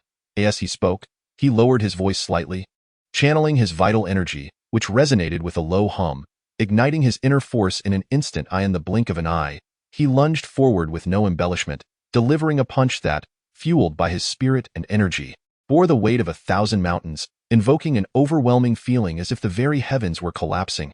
Excellent. I have long heard of your prowess in martial arts. It seems there is indeed some merit to your training. Alas, that it is futile. Anao Luo's eyes gleamed with determination. Unfazed by the approaching punch from Li Qiuxian, he snapped his right hand, fingers curling, and swiftly struck at Li Qiuxian's wrist in a lightning-fast motion. This strike was astonishingly swift. As his fingers secured Li Qiuxian's wrist, his right foot surged forward aggressively. This kick was merely a prelude. Having successfully seized Li Qiuxian's wrist and severely injuring his right hand, he intended to leverage his foot's momentum to thrust himself forward, aiming to deliver a crushing knee strike that would surely incapacitate Li Qiuxian. Even if he could not deliver a devastating blow, the sheer force of his knee would inevitably force Li Qiuxian to stagger back if he attempted to block it, providing Anao Luo the perfect opportunity for a flurry of flying kicks, easily overwhelming him with the 36 styles of the heavenly gang leg technique. Victory and defeat seemed to be determined in that very moment. However, as Anao Luo swiftly seized Li Qiuxian's wrist with the intent of pulling him closer for a knee strike, he was abruptly taken aback to find Li Qiuxian stood resolute, as unyielding as iron, unmoved by his forceful tug. Moreover, as Anao Luo attempted to injure Li Qiuxian's wrist with the strength of his grip, he encountered an overwhelming resistance, as if he were grasping not flesh and blood, but a piece of resilient leather. His meticulously crafted plan had been entirely disrupted in the blink of an eye. Chapter 60. The standard Anao Luo reacted swiftly. Failing in his initial strike, he immediately adjusted his strategy, channeling force through his left leg, propelling himself into the AIR. As he ascended, his right knee viciously rose, aimed squarely at Li Qiuxian's chest. The power of his legs inherently surpassed that of his arms, and as a master of energy manipulation, he could unleash force from any part of his body. Should this strike connect, it would undoubtedly create a cataclysmic impact. Not even flesh and bone could withstand it, let alone solid wood. Smack! At that very moment, Li Qiuxian's wrist, firmly restrained by an aolua, trembled violently, as if a wild beast were fiercely struggling to break free from the confines of an aolua's grasp. Transitioning from a fist to an open palm, he launched a frontal assault, arriving before an aolua could collide with his body. Just as an aolua's knee was about to make contact, Li Qiuxian's right palm preemptively met his chest, delivering a powerful thrust. Instantly, an aolua was propelled backward, while Li Qiuxian's gaze swept across, astutely perceiving the subtle shifts in the force emanating from an aolua's right foot. Following this, his left palm pressed downward with precision. Before an aolua's retaliatory kick could bear fruit, it was firmly countered by Li Qiuxian's downward strike at his ankle, and then, just as an aolua had previously grasped Li Qiuxian's wrist, his 5 fingers curled tightly around it. With a clutch and a pull, an aolua, having been thrust away by Li Qiuxian, found himself unsteady, being yanked forward uncontrollably. Simultaneously, Li Qiuxian slightly shifted his body, shaking his shoulder, and as he twisted, a surge of power emanated from his thigh, coalescing into force at his waist, which then erupted from his shoulder, crashing into an aolua, who had been drawn perilously close. A thundering impact resounded. The force generated by the collision caused an aolua's complexion to pale. Despite his immediate attempt to channel energy from his chest to counteract Li Qiuxian's assault, he still felt a penetrating force breach his exterior, slamming into his core, causing his ribs to emit a distressing sound under the strain. Particularly, the force contained within this strike rendered him unable to regain balance, sending him hurtling backward, leaving him wide open. If this continued, defeat was imminent. An aolua took a deep breath. As Li Qiuxian's shoulder sent him flying, he was denied any chance of pursuit. Drawing in a powerful breath, he twisted mid-air, launching his right foot upward to strike at Li Qiuxian's nape. While his upper body sank down, Li Qiuxian tilted his head to evade the kick. An aolua swiftly planted his right hand on the ground. Harnessing the twisting momentum, he executed a somersault. Regaining the balance he had lost, if he could stabilize this regained equilibrium, the disadvantage he had just encountered would be completely rectified. Alas, Li Qiuxian would not grant him that opportunity. With a decisive advance of his right foot, a tremendous force surged from his spine, flooding into his right hand. Before this power could reach its zenith, his right hand had already formed a fist, as if imbued with the weight of 1,000 June, aimed squarely at an aolua with ferocious intent, unleashing a tempest of air that threatened to obliterate all in its path. Ultimate collapse. An aolua, steadying himself, recognized the terror of Li Qiuxian's punch as it generated a shockwave. Without concern for his own safety, He inhaled deeply, employing a secret breathing technique to forcibly awaken the entirety of his internal energy. With the surging vitality coursing through him, his right hand appeared to swell in girth, and then, with fingers curling and nails glinting ominously, he unleashed a fierce grasp, dragon form. Lightning strike. This grasp was executed at an oddly cunning angle, its speed akin to a flash of lightning. Yet, Li Qiuxian remained unflinching and undeterred. With a low growl, he intricately controlled his inner strength, fully activating his vital energy, causing a faint crimson glow to emanate from his skin, particularly around his wrists. It appeared as though blood was coursing through his veins. The divine power of the dominant body. Whoosh! Honora swiftly seized Li Qiuxian's wrist. As a master of energy transformation, he could unleash his strength from any part of his body. These points of release were not limited to knees, hands, or feet, but extended to all 5 fingers. At this moment, his fingers clutched Li Qiuxian's wrist, the force surging forth with such intensity that it could surely bore 5 bloody holes into his wrist. However, before Honora's grip could shatter Li Qiuxian's wrist, the crimson glow around it swirled, and a counteracting force shattered the grip of his fingers. Crack! The sound of breaking bones reverberated in the next instant. Li Qiuxian's liberated arm surged forth like a dragon emerging from the sea, striking Honora's chest with an overwhelming force. Li Whoosher! Bang! Ribs fractured. The already injured Honora seemed to be pierced through by this punch. The terrifying strength traversed his body, penetrating his internal organs, and erupted from his back, tearing his garments to shreds. The power contained within that force propelled his body violently away, leaving him suspended in midair, a mouthful of blood spewing forth, his face turning a ghastly pale. Show mercy! Li Wei hurriedly intervened, glancing at Honora in alarm. Li Qiuxian's expression remained composed as he calmly retracted his fist. He had not aimed to kill. Had he truly desired Honora's demise, the punch unleashed would not have merely been a catastrophic rupture, but rather, an infinite obliteration transcending his own limits. At that moment, Li Wei examined Honora and, upon confirming that although he had lost consciousness, he still retained a pulse, he sighed in relief. Senior brother, Master An Wu, quickly, Dr. Du has also arrived. Please summon him at once. Meanwhile, the martial artists aligned with Daoxing and Obiwang began to awaken, swiftly surrounding Honora. Many of them glared at Li Qiuxian with fury. Alas! Their wrathful glares bore no effect on Li Qiuxian whatsoever. His gaze remained fixed upon Honora, and in his recent battle against Honora, he had exerted his utmost effort. However, many of his true killing techniques had yet to be unleashed. For instance, the limitless rupture, the ultimate mysterious light, and the blood-fiend thunder. Honora's dragon-shaped lightning was indeed swift, yet the mysterious light was equally a technique that could appear and vanish with the speed of lightning. Had he invoked the mysterious light technique, it might have countered the dragon-shaped lightning. Yet he chose not to, opting instead for a direct confrontation to gauge the true measure of a newly emerged master of energy transformation. Through this face-off, he had come to realize that due to Jia's bluster, he had misjudged the strength of the energy transformation master. The master of energy transformation was not as formidable as he had once imagined. Especially after mastering the divine body of the God Gang, he has become significantly more formidable compared to his initial encounter with Jia. Suddenly, a series of footsteps rapidly approached from outside the courtyard. Following this, several elders, surrounded by a group of young individuals, swiftly entered the rear courtyard. Upon seeing his adopted son, an Aoluo, lying on the ground, bloodied and in a state of uncertain life or death, Daoxing's expression changed dramatically, and he bellowed, "Outrageous!" In an instant, several of Daoxing's disciples, along with acquaintances from the martial arts community, rushed forward to encircle Li Qiuxian, Li Wei, Jinli, and others, glaring at them with hostility. Li Qiuxian, you possess an audacity unmatched. Is wreaking havoc at the Longquan Martial Arts School not sufficient? Now you dare to act recklessly upon my Zhulang sect. Do you truly believe that I, Daoxing, cannot deal with you? Daoxing's gaze was filled with barely contained fury as he regarded Li Qiuxian. Mistake. Misunderstanding. This is merely a misunderstanding, Li Wei interjected hastily. Although Master Aoluo has been injured, his life is not in jeopardy. Moreover, his earlier exchange with Master Li was nothing more than a normal sparring session, which everyone present can attest to. Having witnessed Li Qiuxian's astonishing prowess in defeating the Transformation Master, Li Wei was quick to defend him. As for Li Qiuxian, upon hearing Daoxing's self-introduction, a thought struck him, and his gaze fell upon him. You are the Grand Elder of Zhulang Sect? Chapter 61. A change in attitude upon hearing Li Qiuxian's inquiry.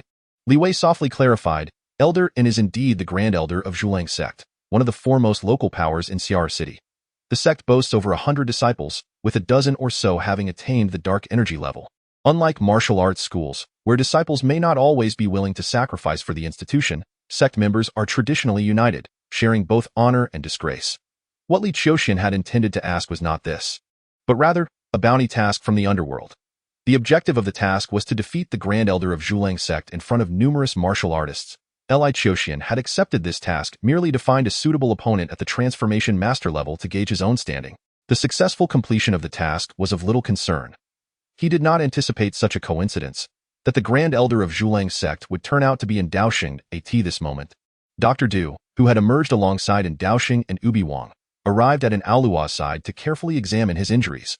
After a while, he cast a shocked glance at Li Qiuxian. Li Qiuxian also recognized this Dr. Du. He was indeed the same doctor who had treated his arm injury during his first visit to Xiar City. Consequently, he nodded at Dr. Du, who, not daring to be remiss, specifically greeted him, saying, Master Li. Initially, he was entrusted by the K-Soldiers Committee to meet Li Qiuxian. Believing that a young martial artist of his caliber surely had a vast future ahead, destined to carve out a place for himself in the martial circles of Xiar City, he sought to forge a benevolent connection. But due to Li Qiuxian's grievous injuries, which rendered him on the brink of disability, he regrettably decided against investing further effort into his recovery. However, months have now passed, and not only has Li Qiuxian healed his wounds, but he has also made a significant name for himself in Xiar City, garnering the attention of others in the Shea martial community. At this very moment, he has even bested Master in Aolua, a master of the transformation stage, in a direct duel. Such a young prodigy, is no mere wishful thinking to envision him attaining mastery in the future. Had he known Li Qiuxian would achieve such heights, he would have readily sacrificed his pride to procure a precious lawning ointment from the Thorny Mountain Manor, even at the cost of millions. The gratitude owed to a future master for saving his life would undoubtedly elevate the Du family within the martial circles of Xiar City and even the entire Shea kingdom, granting them a life of ease and prosperity. Contemplating this, he could not help but feel considerable regret. Dr. Du, how is Luo'er faring? And Daoxing inquired. The injuries are somewhat severe and require substantial recuperation, but they are not life-threatening, came the response. Du's faction was keen on mending ties with Li Qiuxian, thus he chose his words carefully. In reality, given an Aolua's condition, he would be unable to rise from his bed for at least a month, and full recovery would take 3 to 4 months at minimum. Upon hearing that there was no immediate threat to life, and Daoxing breathed a sigh of relief, though his expression remained grim. However, since Li Qiuxian and an Aolua had indeed engaged in formal sparring, of which he had been duly informed and had consented to, now that an Aolua had been defeated, there was no one to blame but his own inadequacies. Unless Daoxing chose to stubbornly pursue a grudge and completely alienate Li Qiuxian, he had no grounds for complaint. Yet that a young martial artist, barely 20, possessing such mastery, he was likely to achieve greatness in the future. Was it worth creating such a formidable enemy over the matters concerning the Longquan Martial Arts School? Having long surpassed the age of impetuous rivalry, he forcibly suppressed his dissatisfaction. Just then, Li Qiuxian spoke up. Mr.An Daoxing, if you wish to restore your adopted son's honor, I am ready to oblige. In the parlance of martial artists, there is no need for lengthy explanations. The strong command respect. At these words, the expressions of Daoxing, Ubi Wang, Du Min, Li Wei, Jin Li, and Fu Yi shifted simultaneously. Li martial artist. Li Wei was about to interject when Li Qiuxian cast a cold glance at the group. Indifferent as he continued, to avoid any claims of me bullying the weak and elderly, you and your disciples may join forces. Li martial artist, do not be rude. A tremor coursed through Li Wei's heart. Daoxing and Zhulang men are indeed the local tyrants within the martial arts circles of Xiar City. Although Chongkong Martial Arts School boasts a grand establishment, it espouses the philosophy that harmony breeds wealth, and thus it is averse to severing ties with such local strongmen. Consequently, one hastily clarified. Elder esteemed colleagues, Master Li has been wrong during this period, harboring grievances as a result. What you may not be aware of is that, based on my understanding, the root of today's predicament lies with Longquan Martial Arts School. We have already transformed hostility into goodwill under the witness of Elder N and Elder O. However, Longquan Martial Arts School remains relentless. Incessantly provoking USIT is precisely for this reason that Master Li confronted Longquan Martial Arts School, injuring Director Mo Fei and several other martial artists present. Master Li, in his fervor, spoke inappropriately, and I implore you to show him understanding. Indeed, as far as I know, even after our reconciliation, Director Jia continues to pursue Master Li relentlessly, even placing a bounty on him on the blacklist, enlisting the infamous Tianlang team, who once assassinated Master Huijin, to eliminate Master Li. Master Li narrowly escaped death during this assassination attempt, and upon discovering that Director Jia was the true instigator, he was seized by righteous fury, seeking vengeance against Longquan Martial Arts School. Unexpectedly, his quest for retribution was thwarted, as Director Fu Yi of Longquan Martial Arts School turned the tables, falsely accusing Master Li of being the instigator, thereby drawing the ire of Elder and an Elder O. At this juncture, Jin Li also stepped forward, his tone imbued with righteous indignation. Master Li is merely a young martial artist, not yet 20 years of age. Naturally, he is impassioned. One must ask, having endured such grave injustices and being wrongfully accused, how can he maintain his composure? Upon finishing, he lowered himself respectfully, bowing to elders and O. Elder Un, Elder O, both of you are esteemed elders in the martial arts community of Xiar City. I beseech you to advocate for Chongkong Martial Arts School and Master Li, to clear his name of these unfounded accusations. With both Li Wei and Jin Li having spoken, and considering Jin Li's emphasis on Li Qiuxian's youth, this young martial artist under 20, Elder N and Elder O felt a twinge of apprehension. Initially disinclined to pursue the matter further, Elder N now seized the opportunity to soften his tone. Is this truly the case? If what you say holds merit, then Master Li's actions are indeed justifiable. Master Li, for the time being, set your heart at ease. As I have acted as the notary for your conflict with Longquan Martial Arts School, I shall ensure that neither party is allowed to breach their word. Master Li, I urge you to remain calm. We must have confidence in Elder and in Elder Yo, Li Wei remarked with a smile, though his gaze toward Li Qiuxian bore a hint of urgency. Li Qiuxian cast a glance at Elder On, a man inferior even to an Ao Luo. Bullying such frail figures held no significance for his martial cultivation. The assignment on the blacklist was merely an opportunity to hone his skills against a master of Hua Jin's caliber. With Li Wei interceding and Elder and showing weakness, he refrained from further pressure, nodding. Then I shall await your response. Meanwhile, Fu Yi, having witnessed Li Qiuxian's prowess in defeating an Ao Luo, realized the gravity of the situation.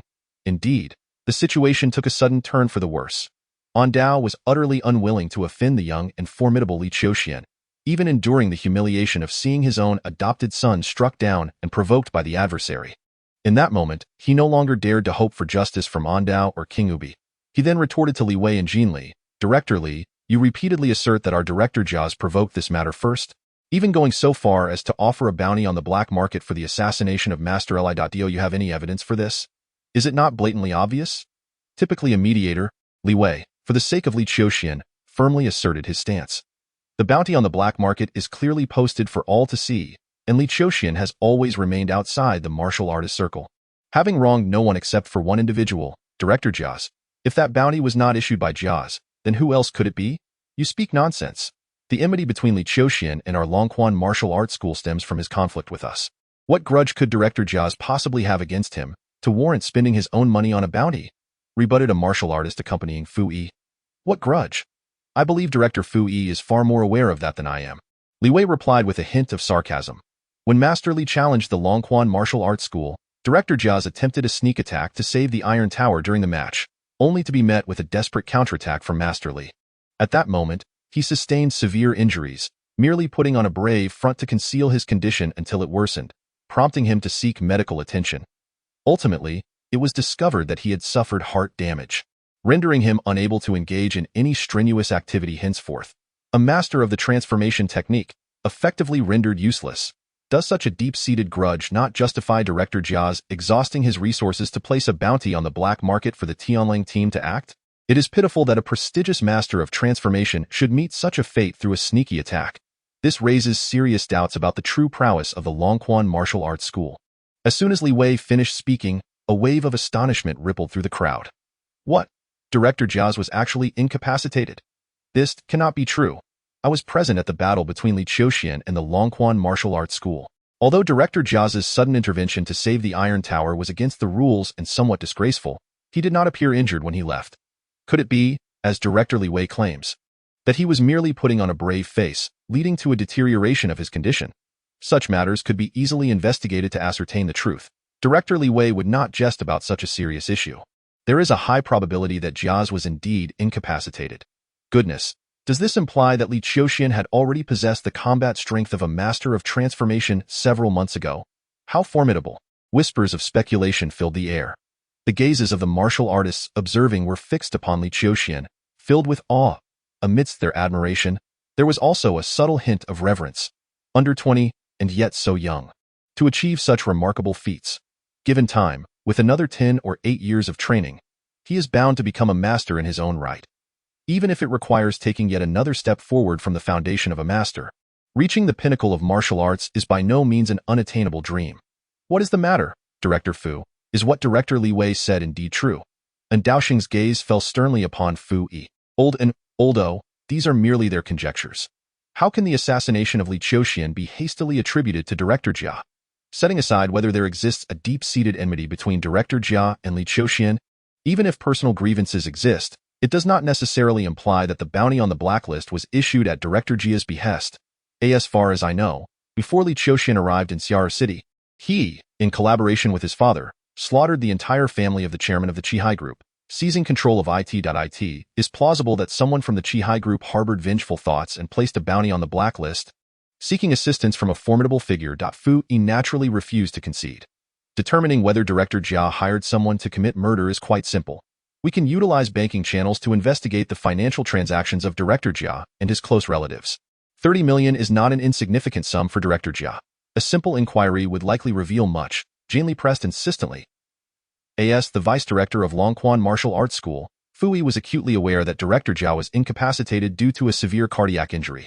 Sudden blows of this nature could indeed provoke feelings of resentment, leading Director Jia to incur substantial debts in a bid to place a bounty on Li Qiuxian's life and hire someone to assassinate him. However, from the standpoint of Longquan Martial Arts School, he could not acknowledge such a possibility. Director Jia's financial dealings are his private matters. What right do you have to investigate? Moreover, how can bank statements be regarded as evidence for accusations? Such unfounded allegations will not be taken lightly by Longquan Martial Arts School, Fu Yi retorted, his demeanor fierce yet internally trembling. Where is Jia? He should come forth and provide an explanation himself. And Daoxing commanded. Director Jia has not been in Xiar City during this period. Fu Yi began, internally cursing Jia, but then added, however, I will send word to Director Jia, urging him to come and clarify matters personally. I ask that Old O kindly wait a moment. Clearly, he wished to distance himself from Jia's affairs. Very well, I shall await Jia's response, and I hope he, along with your Longquan Martial Arts School, will not disappoint me. And Daoxing snorted coldly, then turned to Li Qiuxian and Li Wei, his tone considerably more courteous. Director Li Wei, Master Li, I acknowledge my recklessness today, but rest assured, since the conflict between Master Li and Longquan Martial Arts School is under my auspices, I will ensure a thorough investigation, providing Master Li and your Chongkong Martial Arts School with an adequate explanation. We trust the character of Old N and Old O implicitly. We appreciate your efforts in this matter. Li Wei responded promptly. As he glanced at Li Qiuxian, who had refrained from further contention, he secretly breathed a sigh of relief. He was deeply concerned that Li Qiuxian might take offense, and disregarding the position of the Chongkong Martial Arts School. He completely alienated in Daoxing and his associates. In such a scenario, as a master of transformation, Li Qiuxian would undoubtedly be beyond the reach of anyone, even able to walk away with a mere clap of his hands, leaving for the world at large.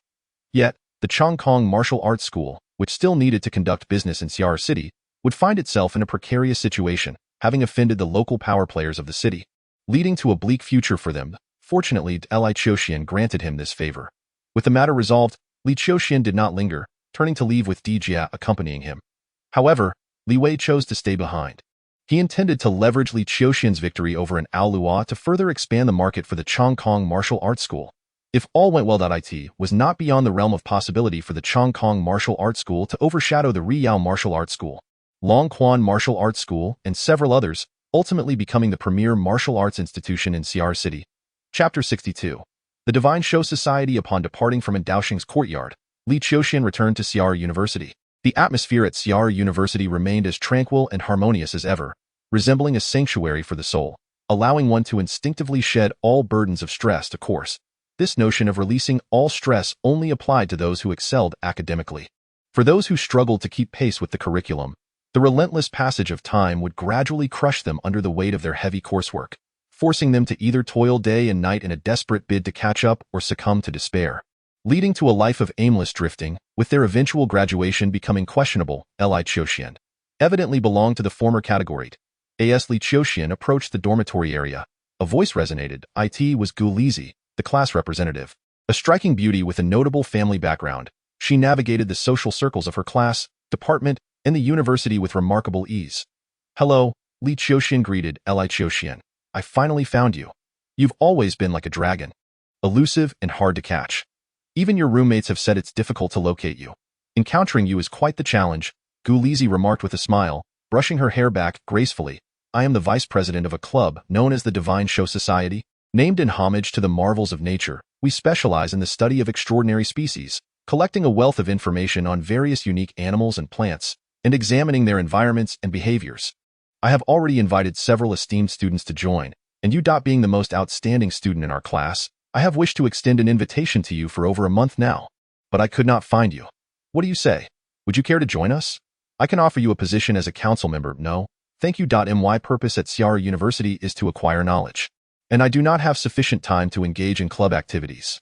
Do not mistake our Shinshio Society for an ordinary interest group. If it were a mere club, I would not extend an invitation to you." Li Qiuxian. "Our Shinshio Society boasts formidable strength.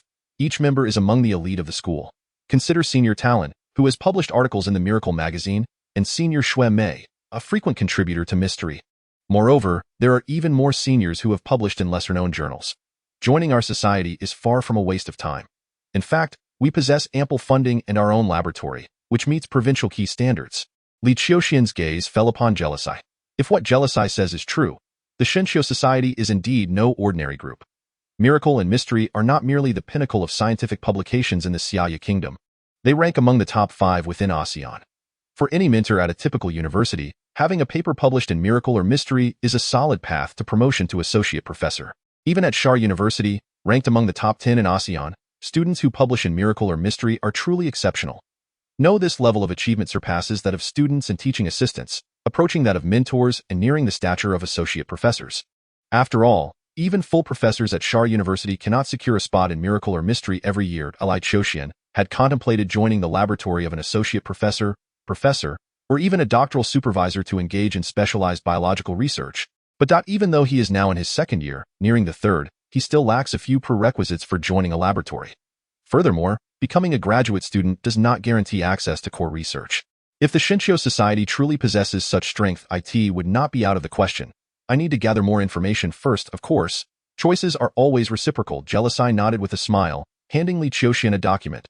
This outlines our Shinshio Society's activities for the upcoming half-semester, as well as available research projects. By the way, unlike ordinary societies, joining us does not require membership fees.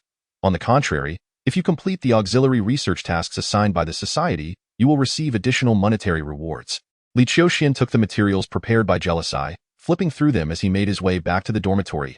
As he briefly perused the information about the Shinshio Society, he quickly realized the distinctiveness of what Jealousy had described. An ordinary society could not possibly have its own laboratory, especially one of provincial key caliber. An ordinary society would not conduct activities involving travel over 1,000 kilometers, residing in 5-star hotels. Furthermore, considering Talon and Shui Mei, who can publish in Miracle and Mystery, this appears to be a colossal consortium embedded within Xiara University, specifically designed to attract elites. Who among those admitted to Xiara University is not among the elite? They select a new batch of promising elites from within this pool for further cultivation. Seizing the opportunity first, Li Qiuxian mused aloud. "Oh, Li the scholar, what a surprise to see you here." At that moment, someone once again approached Li Qiuxian. It was Matthew Li, the academic prodigy. "You've arrived late. Just a while ago, an extraordinary junior came looking for you. It's truly a pity that you weren't here," he lamented with a look of regret. Li Qiuxian cast a sidelong glance at Matthew and replied with a faint smile, "Perhaps not. If she were truly extraordinary, your demeanor would reflect otherwise." Upon hearing this, Matthew sprang up, exclaiming, "How could I possibly be that kind of person? That junior came specifically to find you. I understand the principle of not wronging a friend's wife." Li Qiuxian shook his head, choosing not to engage further with Matthew. Noticing Li Qiuxian's reaction, Matthew awkwardly scratched the back of his head, saying, "It's just that her appearance, her figure, her aura, they are all simply exceptional. While my family has a bit of wealth, I know that compared to those truly affluent individuals, I am merely a nouveau riche," he continued. I suspect that girl's family background is anything but ordinary. In fact, she might very well be of noble descent. Li Qiuxian had no intention of delving deeper into the matter, but upon hearing Matthew mention nobility, he paused and inquired, "Did she leave her name?" "None," Matthew replied. Li Qiuxian nodded in understanding. If the other party had urgent business, they would likely seek him out again after a failed attempt. If not, it probably wasn't significant enough for him to concern himself with. He then shifted his attention back to the materials in his hand. "Matthew, are you familiar with the clubs at our school?" "Clubs? Of course, I am." "Haha, Li, have you finally come to your senses and wish to join a club? Tell me, are you interested in the art club, the drama club, the makeup club, or perhaps the swimming club?" "Those clubs are the Shinsho Club." Matthew's enthusiastic recommendation abruptly ceased. After a moment, he stared at Li Qiuxian in astonishment. "The Shinsho Club? That gathering of academic elites and eccentrics? You've heard of it? Goodness, Li, you truly are an academic prodigy." "The Shinsho Club. It is one of the 9 most mysterious clubs in our institution, a sacred place in the minds of all biological science students. It is said that the Shinsho Club is backed by powerful forces and seems to specialize in researching biochemical agents that can push the limits of the human body, such as the fountain of youth. In terms of human and material resources, it ranks among the best, not just in our school but throughout the entire region. To join the Shinsho Club would mean an effortless rise to prominence." As Matthew spoke, he discreetly glanced at the materials in Li Qiuxian's hand. "I've heard that the Shinsho Club sometimes assigns tasks, and those who complete them can receive money, beauty, luxury villas, sports cars, the works. Is this mentioned here? Though I certainly have no hope of joining the Shinsho Club, it would be beneficial for broadening my horizons." Li Qiuxian handed the materials over to Matthew I, while inwardly he began to grasp the true nature of the Shinsho Club. Biochemical agents, the fountain of youth. Perhaps this Shinsho Club is precisely the place he seeks, one dedicated to the study of mutated organisms and plants. Moreover, in contrast to the academically inclined research at Charles University, the investigations conducted by the Shinsho Society are evidently more pragmatic. Li Qiuxian devoted 3 days to comprehending the essence of the Shinsho Society. Although it is a private organization, it is evidently more suited to Li Qiuxian than the constraints imposed by the school's focus on state-sponsored research. Through a brief inquiry regarding the freshman, Jelisai, who was able to join the Shinsho Society and ascend to the position of vice president, Li Qiuxian subtly discerned the society's influential backing. Jelisai, hailing from a well-to-do family, appeared unremarkable otherwise. However, according to information he gleaned from Qiaoan, one of the 8 earldoms in the kingdom of Shea bears the jealous surname Dian Shea, as well as within the ASEAN realm.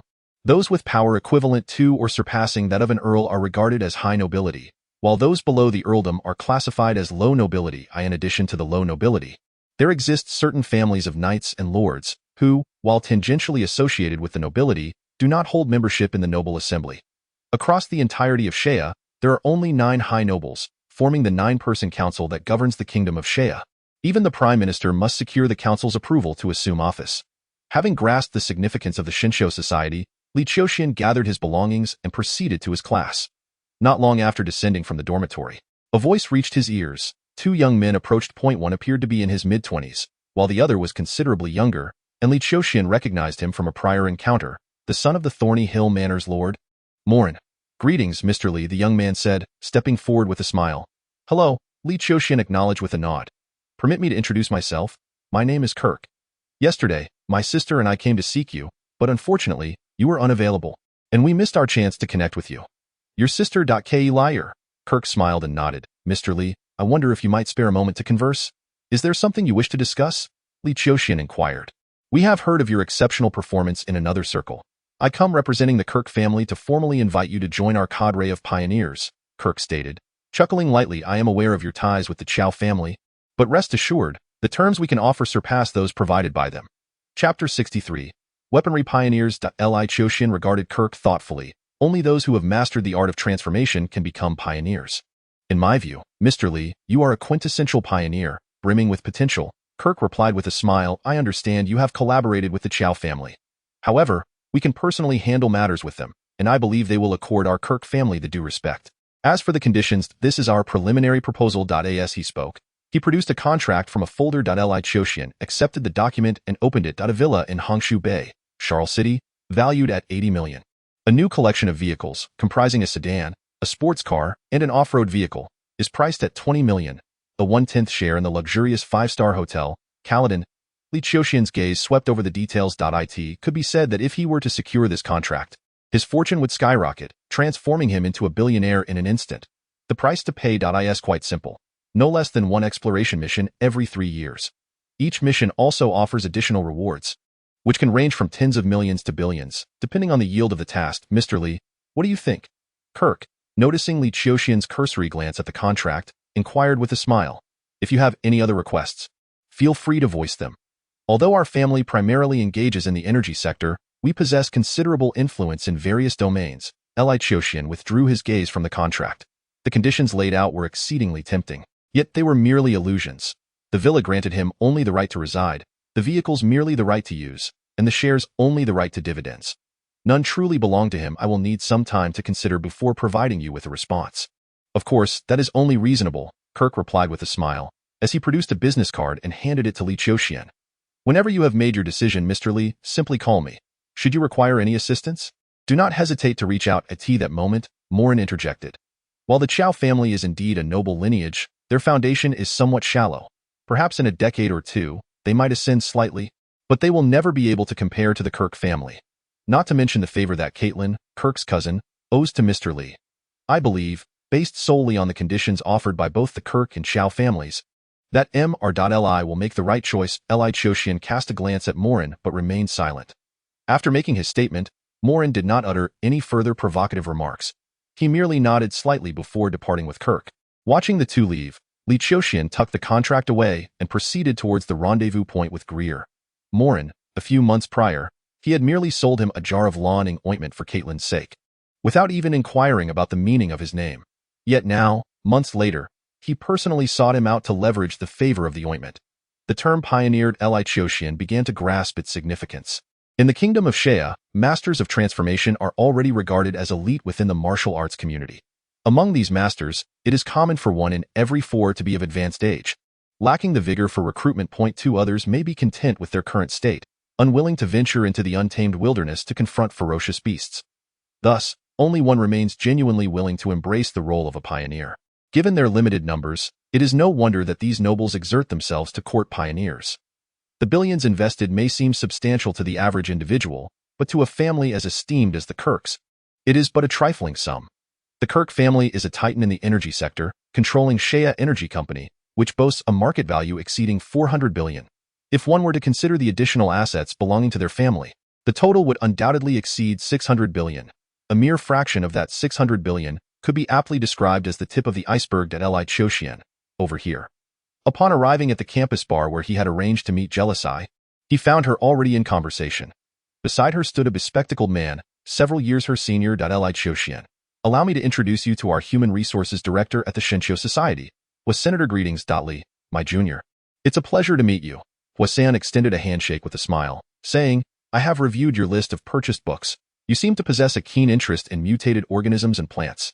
In terms of foundational knowledge, you are already on par with second, or even third-year students, and your understanding of mutated organisms and plants likely surpasses that of many fourth-year seniors. Such an astonishing pace of learning is truly remarkable. You are indeed a prodigy in the field of Kelly Province. Li Qiuxian was indifferent to Huasan's familiarity with his reading list. Had it not been for his rapid progress, the Shinshio Society would not have sought him out. Li, my junior. This is the welfare and obligation afforded to members of the Shinshio Society. Please take a look and see if there is anything you wish to amend or add, Huasan said, producing a contract. After a brief glance, Li Qiuxian's attention settled on one particular clause. I do not wish to be assigned mandatory tasks. Huasan paused momentarily. The minimum requirement for completing society tasks is merely once a year. I understand. Should there be a task that piques my interest, I will take it on. After a moment's contemplation, Huasan replied, that is acceptable, though the benefits you will be able to enjoy as a member may be somewhat diminished. That is of no consequence, Li Qiuxian replied. Very well then. Huasan quickly amended the clause and instructed someone to reprint the document. Before long, a new contract was brought to the bar and presented to Li Qiuxian. Huasan gestured for him to proceed. After a careful review, Li Qiuxian confirmed its accuracy and signed it. Upon completion, Huasan remarked with a smile, Li, my junior, welcome to our ranks. I assure you, the Shinshio Society will not disappoint you. Li Qiuxian nodded. I am interested in researching some mutated organisms. Are there any related tasks you could recommend? Mutated organisms? Certainly, we have such tasks, but joining a research group requires a qualification assessment. I will submit a request to the higher-ups. It shouldn't take long for the assessment to be arranged. Please schedule a time that works for you. 2 months from now, Li Qiuxian replied. He was about to embark on a journey to the ancient forest with Li Wei and others, which was expected to last a month. If any unforeseen circumstances arose, delays would be normal, making 2 months a more reliable time frame. Very well, 2 months it is, Huasen concluded, handing Li Qiuxian a card. Our society's events are typically held at the Red Maple Leisure Club just outside of Xiara University. When you have time, feel free to visit. There is often a fruitful exchange of high-value research tasks there. Understood. Li Qiuxian accepted the card, and with that, both parties took their leave. As Li Qiuxian prepared to leave the Qing bar for his class, a familiar figure appeared outside the classroom door. It was Qiaoan, his disciple and apprentice. Approaching Li Qiuxian with a respectful demeanor, Qiaoan greeted him, catching the attention of nearby students. There's something you need? He inquired. This evening, my grandfather wishes to invite you to our home for dinner. Qiaoan's tone was notably courteous.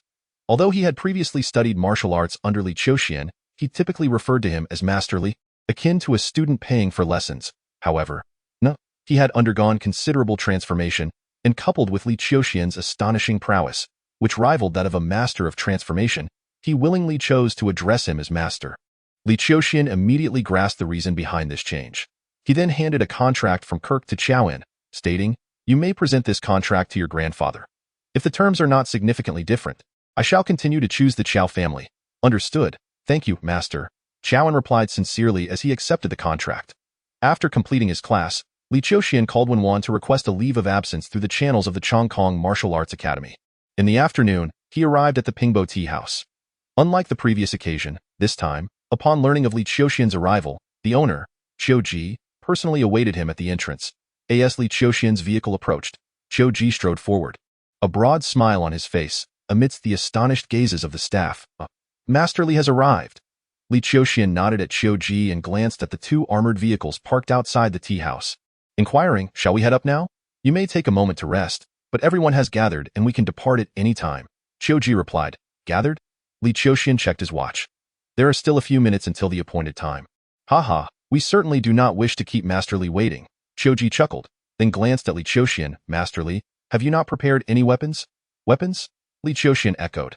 Indeed, in the untamed ancient forest, firearms are rendered less effective due to terrain and supply issues. However, humanity's greatest advantage against ferocious beasts lies in the utilization of weaponry. Otherwise, faced with beasts on par with masters of transformation, our dark energy martial artists would find it exceedingly difficult to conquer them. Thus, we must leverage the power of weapons. At this point, Qiu Ji appeared somewhat taken aback. Director Li Wei mentioned that you and Elder Qiao seem to have signed a cultivation contract. Did Master Guai not discuss similar matters with you? Li Qiuxian shook his head. He had seldom communicated with Guai, who likely believed that Li Qiuxian still had a considerable distance to cover before reaching transformation and thus had not rushed him. Once we exit the city, we will resupply it. If Master Li requires anything, I shall have it prepared immediately, Qiu Ji offered, lowering his voice slightly. If Master Li has expertise in specific firearms, you may also inform me. Weapons. A multitude of images flashed through Li Qiuxian's mind. Another version of himself, also wielding weapons. In truth, any cultivator who has mastered the forces of the void to a certain degree will possess a weapon. They harness a unique material to channel the power of the void, projecting this 4-dimensional energy into 3-dimensional space, shaping it into form, and forging it into weapons capable of effortlessly slicing through the most resilient substances of the world. And his weapon. A sword. I require a sword. Chapter 64. Into the mountains. A modest town, situated 120 kilometers outside of Summer City. Vehicles came to a halt in the courtyard. Qiuji, Li Wei, Lancelot, Fei Yi, Kuna, Red Panther, Javiki, and Li Qiuxian alighted one by one. Immediately, 3 individuals ushered the group into the rear courtyard. Upon reaching the back, 2 of the 3 left the courtyard, while 1 remained, establishing perimeter security. The reason. Lay in the array of cold and hot weaponry displayed within the courtyard. Li Wei, Qiuji, Lancelot, and the others were well acquainted, each selecting their suitable weapons, swords, daggers, and sidearms. Among them, Qiuji led Li Qiuxian to an antiquated room, where he opened several wooden chests, revealing 10 gleaming swords. These 10 blades varied in size and length, each distinct in design. Master Li, please examine which one is suitable. Li Qiuxian's gaze traversed the 10 swords, ultimately resting upon a blade measuring 1 meter in length and 3 fingers in width. A single-handed great sword, crafted by the Taie Sword Forge, boasting a hardness of 83 HRC, with an overall length of 1,266 millimeters. A blade length of 1,084 millimeters, width of 48 millimeters, thickness of 11 millimeters, and a weight of 2,182 grams. Qiuji recited the specifications of this sword as if recounting treasured knowledge. Only we, the martial artists, are capable of wielding such a sword. Li Qiuxian grasped the blade. Its type resonated with another version of himself, enabling him to master a formidable sword technique at unparalleled speed, a technique known as Star Shatter. After a brief respite, the vehicles resumed their journey. The Qiu mountain range lay at a considerable distance from Summer City. However, unlike the intricate paths within the mountains, the territory prior to entering the Qiu mountain range belonged to human civilization, characterized by well-connected roads and convenient transportation. Even though Summer City was far from the Qiu mountain range, the journey took merely a day and night, with the vehicles halting outside the colorful Xia mountain range. Here, a small village with a population not exceeding 50 existed. Entering the mountains from this point required merely 200 kilometers to reach the vibrant mountain range. 200 kilometers seemed trivial, an expedition that would take no more than 2 hours by vehicle on the highway, yet the mountain paths were treacherous. Even with Qiuji, Li Wei, Lancelot, and the others being skilled martial artists, robust and vigorous, traversing the mountainous terrain would allow them to cover at most 50 kilometers in a day. In other words, aside from the time spent searching for the traces of the Crimson Blood Tiger, a round trip would demand at least 8 days of their time. This was still due to the proximity of the colorful Xia mountain range to human territory. Were they to venture into desolate, ancient forests devoid of human life, an exploratory mission could take months, half a year, or even up to a year, which would be no surprise at all. Masterly, among us, you are undoubtedly the most formidable. However, the deep mountains and ancient forests differ significantly from the outside world. In addition to ferocious beasts, we must contend with a myriad of snakes, insects, rodents, and ants, as well as noxious mists and toxic vapors. The threats posed by these entities can be even more terrifying than those of wild animals. At this juncture, experience in the wilderness becomes exceedingly crucial. Therefore, we have decided to propose Qiuji as the team leader, with you and Hongbao as vice captains. What do you think? As the team navigated through the forest, Li Wei took a moment to address Li Qiuxian with a tone of inquiry. That is acceptable, Li Qiuxian replied with anod. In truth, a small team typically consists of one leader and one vice captain, and the addition of a second vice captain is solely due to the master-level prowess of the individual. Thank you, Master Li, for your understanding. The deep mountains and ancient forests are unlike the outside world. We must unite in purpose and act in concert to ensure our safety to the greatest extent possible, allowing us to hunt ferocious beasts and retreat with composure. Thus, I ask all of you to cooperate closely. For the sake of our team and our own lives, Qiuji said politely, bowing slightly to the group. Among them, a few had previously collaborated with Qiuji, and his words primarily served to reassure Li Qiuxian. With Li Qiuxian unharmed, they were merely going through the motions. Master Li, may I inquire if you have achieved the ability of counter-vibration? Counter-vibration. The concepts of overt strength, covert strength, and transformative strength all have stages of entry: minor success, major success, and peak mastery. To be able to unleash strength from any part of one's body signifies the entry into transformative strength, also known as the transformation of energy. Upon reaching the minor success stage, one can emit counter-vibrational force without prior accumulation of energy. With a mere thought, one can generate this force from any part of the body, causing flies and insects to fall, sensing the chill in the air, and unleashing power that can obliterate them. This significantly enhances safety, and this stage is known as counter-vibration, which is precisely why only masters of transformative strength can venture into the depths of the ancient forests. Qiuji explained with a smile, at least the threat posed by venomous creatures is reduced by more than half. Though Master Li possesses combat prowess akin to that of a master of transformative strength, I wonder if he has achieved this capability, Lancelot interjected. Li Qiuxian chose not to respond directly and instead asked, what marvels exist at the stages of major success and peak mastery in transformative strength? At the minor success stage, one must still sense anomalies through slight changes to achieve counter-vibration. Upon reaching major success, this sensation becomes instinctual. Even in deep slumber, one can shake off mosquitoes and flies. As for peak mastery, the strength can not only be projected outward, but can also be internalized. However, this level is merely the preparation for the alchemical transformation of energy into essence, an intricate and ineffable process. Marking the true beginning of a metamorphosis, Qiuji explained candidly. Oh? And what of Danjing, Danjin? Qiuji let out a bitter laugh. Masters of Danjin are like celestial beings, rarely seen. Their extraordinary abilities remain a mystery to me. However, I have heard that the masters of Danjin can transform qi into elixirs, capable not only of mending their own hidden injuries through the fortification of vital energy, restoring themselves to their peak condition, but even dispelling toxins within their bodies by channeling their qi. Those who have mastered the profound art of Danjin can even refine their organs and rejuvenate their very essence, traversing toxic realms with the ability to seal their pores for extended periods, moving with ease. At this moment, Kuan Na, being a physician, interjected, "The methods of the Danjin masters are indeed arcane and ineffable. They cannot be comprehended through ordinary perception, yet the specifics are known only to the masters themselves." Li Wei sighed. Hearing the words of Qiu Ji, Kuan Na, and others, combined with his own cultivation, channeling Qi as he entered the second realm of martial arts. He had already attained this ability. Not only could he expel toxins from his body, but he could also stimulate the powers of his internal organs to enhance his metabolism. From this perspective, he too could endeavor to transform qi into elixirs like the Danjin masters, utilizing the second realm of martial arts to channel qi, refining his internal organs from within to fortify his physique. Compared to the various realms of martial arts he had previously recalled, the warriors of Blue Star seemed to delve into these powers with greater detail and depth. This likely relates to their environment. In the parallel universe, he existed within an environment imbued with the power of the void, where everyone pursued mastery over such power, relying on rare materials, miraculous elixirs, and the flesh of fierce beasts to strengthen their bodies, or undertaking genetic modifications, with no concept of the realms of Mingjin and Jin, Huajin, Danjin, or Gangjin. For the ordinary individual, the journey encompasses 3 stages: the ordinary person, the limits of the human body, and the power of the void, which encapsulates all steps of a warrior's progression. Strictly speaking, the transition from an ordinary person to the limits of the human body inherently includes the cultivation of the 5 realms from Mingjin to Gangjin.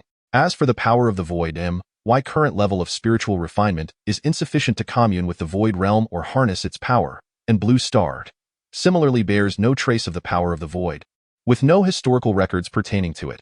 Thus, my path to transcendence must inevitably rely on martial arts cultivation. To engage in martial arts cultivation, one must first comprehend its essence. However, mere theoretical knowledge proves to be of limited utility.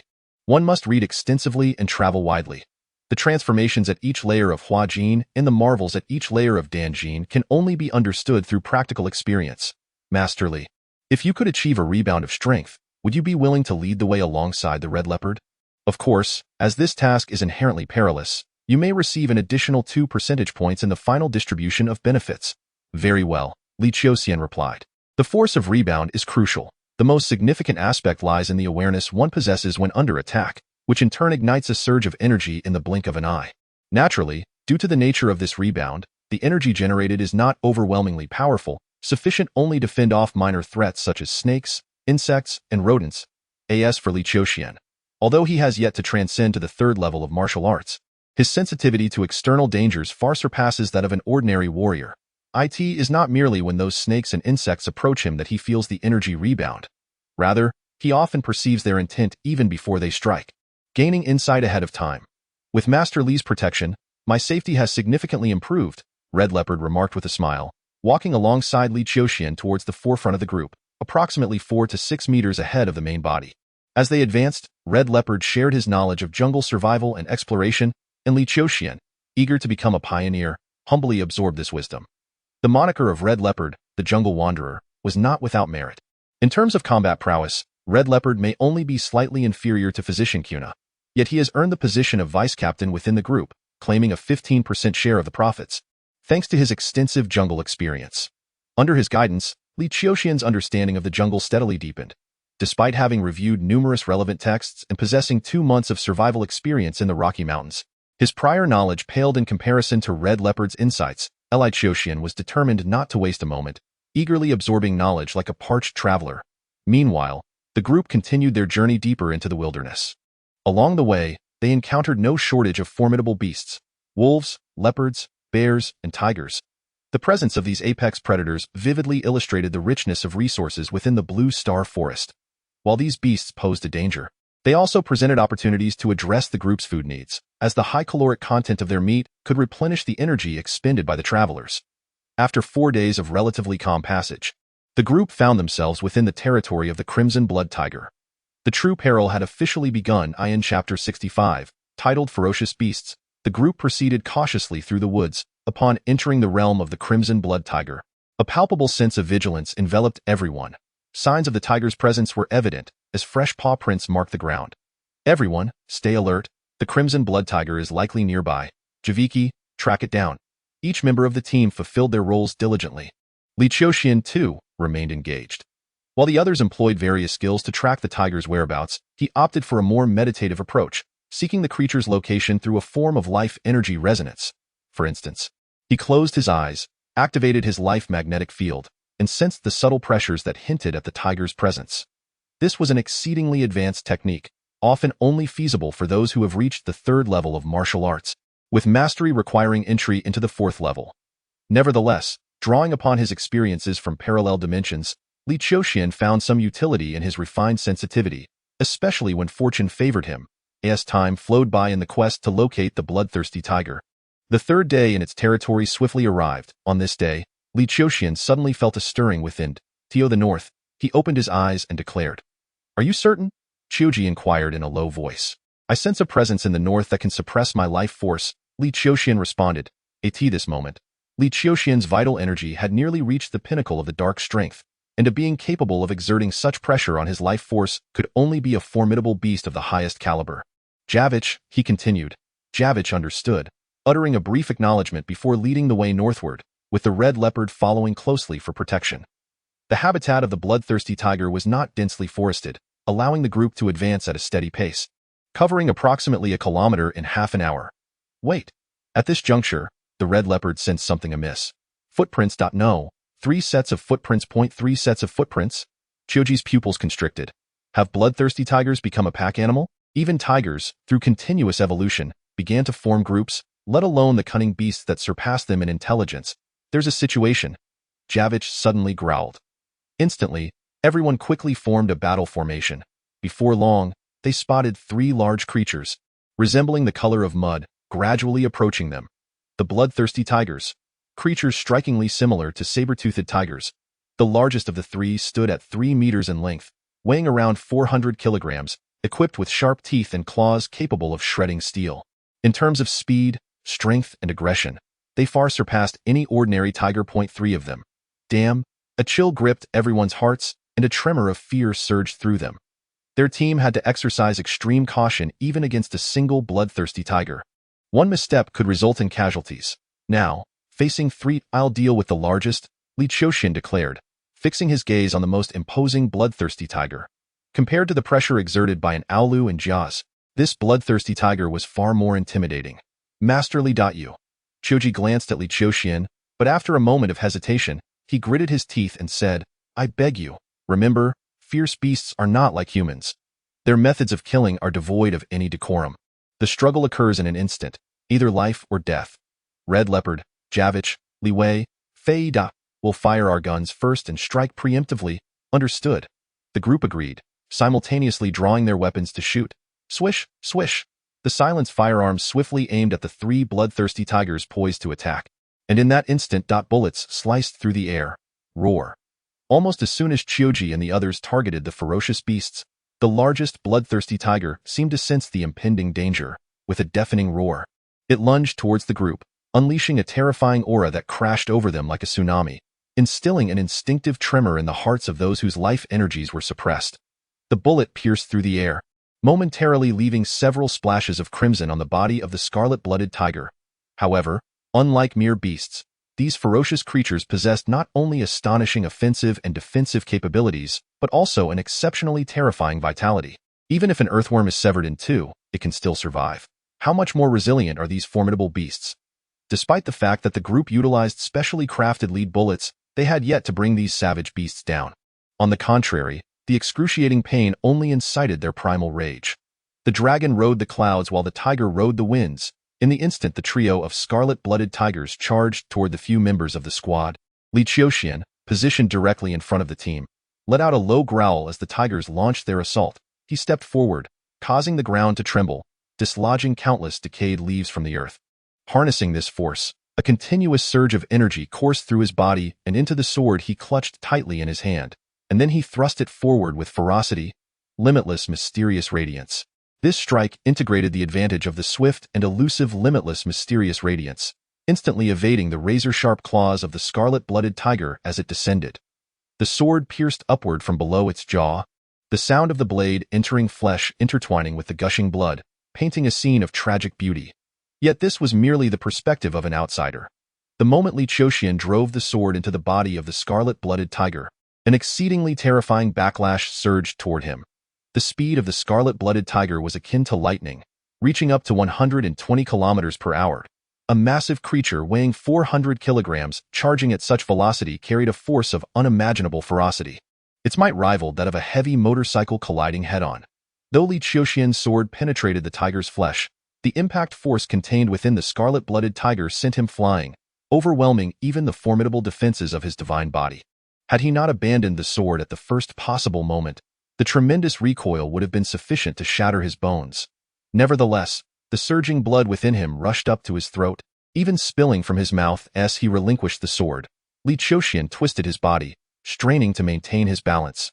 With the increasingly frenzied pursuit of the scarlet-blooded tiger, he inhaled deeply, and the next moment, a low roar mixed with crimson blood formed a blood-red pillar of energy, striking fiercely against the body of the tiger. Roar, bloodthirsty thunderclap. The scarlet-blooded tiger, already wounded in its lungs by Li Qiuxian's blade, emitted a mournful low growl, its lethal aura momentarily diminished. Seizing this opportunity, Li Qiuxian steadied himself, his feet slightly bending upon contact with the ground. A brand new force was extracted from within him, and as his bent legs straightened abruptly, it erupted forth like a mighty dragon surging through his body. Ultimately, it coalesced into a colossal force, akin to Mount Tai pressing down, directed squarely at the tiger's head, and he struck down with ferocity. Infinite annihilation, boom! The fur at the point of impact rippled outward in visible waves of force. Crack! The sound of shattering bones echoed in the void. With a single punch, Li Qiuxian shattered the skull of the scarlet-blooded tiger, renowned for its formidable bone structure. Equally fractured were the bones of his own fist, forged through the cultivation of the divine body. With a fierce determination, Li Qiuxian struck with a punch, utterly disregarding the pain in his right hand. Not pausing for a moment, he propelled himself forward with a powerful push of his right foot, closing the distance to the crimson blood tiger in a flash. With both hands, he seized the hilt of the sword embedded in the creature's lower jaw, and in that instant, his entire being erupted with a torrent of vitality, transforming into a formidable force that surged through his arms, rendering them as robust as tree trunks. Die! He roared, and with a sudden flick of his wrist, he thrust upwards. The sound of tearing flesh echoed as blood gushed forth. The massive form of the crimson blood tiger, weighing over 400 kilograms, was lifted skyward by Li Qiuxian's sword, and in that brutal motion, its head was shattered into pieces, and no matter how resilient the beast's life force, with its skull nearly severed in two, the outcome was inevitable. Death awaited. As Li Qiuxian felled the crimson blood tiger, he felt an overwhelming sensation of having his strength drained entirely. Unlike humans, beasts do not engage in combat with flamboyance. Their attacks are characterized by explosive power and a singular, lethal strike. Should they miss their target, they abandon it without hesitation. Like lions and tigers, they spend most of their time resting or in slumber, appearing lethargic even when awake. Yet, in truth, they conserve energy, gathering strength for that moment of explosive attack when they can deliver a fatal blow. Thus, when confronting such ferocious creatures, humanity must employ similar tactics. Any notions of warming up, probing, or sparring would lead to immediate demise upon contact. Just as Li Qiuxian had executed each of his moves with utmost exertion, it was this very commitment that allowed him to slay a tiger king, more formidable than the ordinary crimson blood tiger, in such a brief span of time. As Li Qiuxian took a moment to catch his breath and regulate his energy, a horrifying scream jolted him back to reality. Turning to the side, he beheld Fei Yi being overpowered by a crimson blood tiger, its brutal momentum having already shattered her shoulder and collarbone. Even as the red leopard swiftly plunged her sword into the beast's body, it could not quell the tiger's savage ferocity. With a single bite, half of Fei Yi's neck was reduced to a bloody pulp, spraying crimson in all directions. At that moment, the vulnerability of humans before such ferocious beasts was starkly laid bare.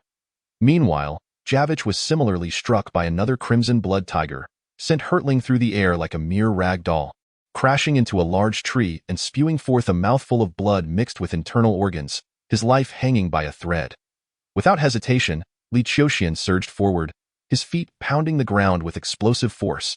Shaking the earth beneath him die in that moment of propulsion, he became one with his sword, darting towards the crimson blood tiger that had just sent Javich flying.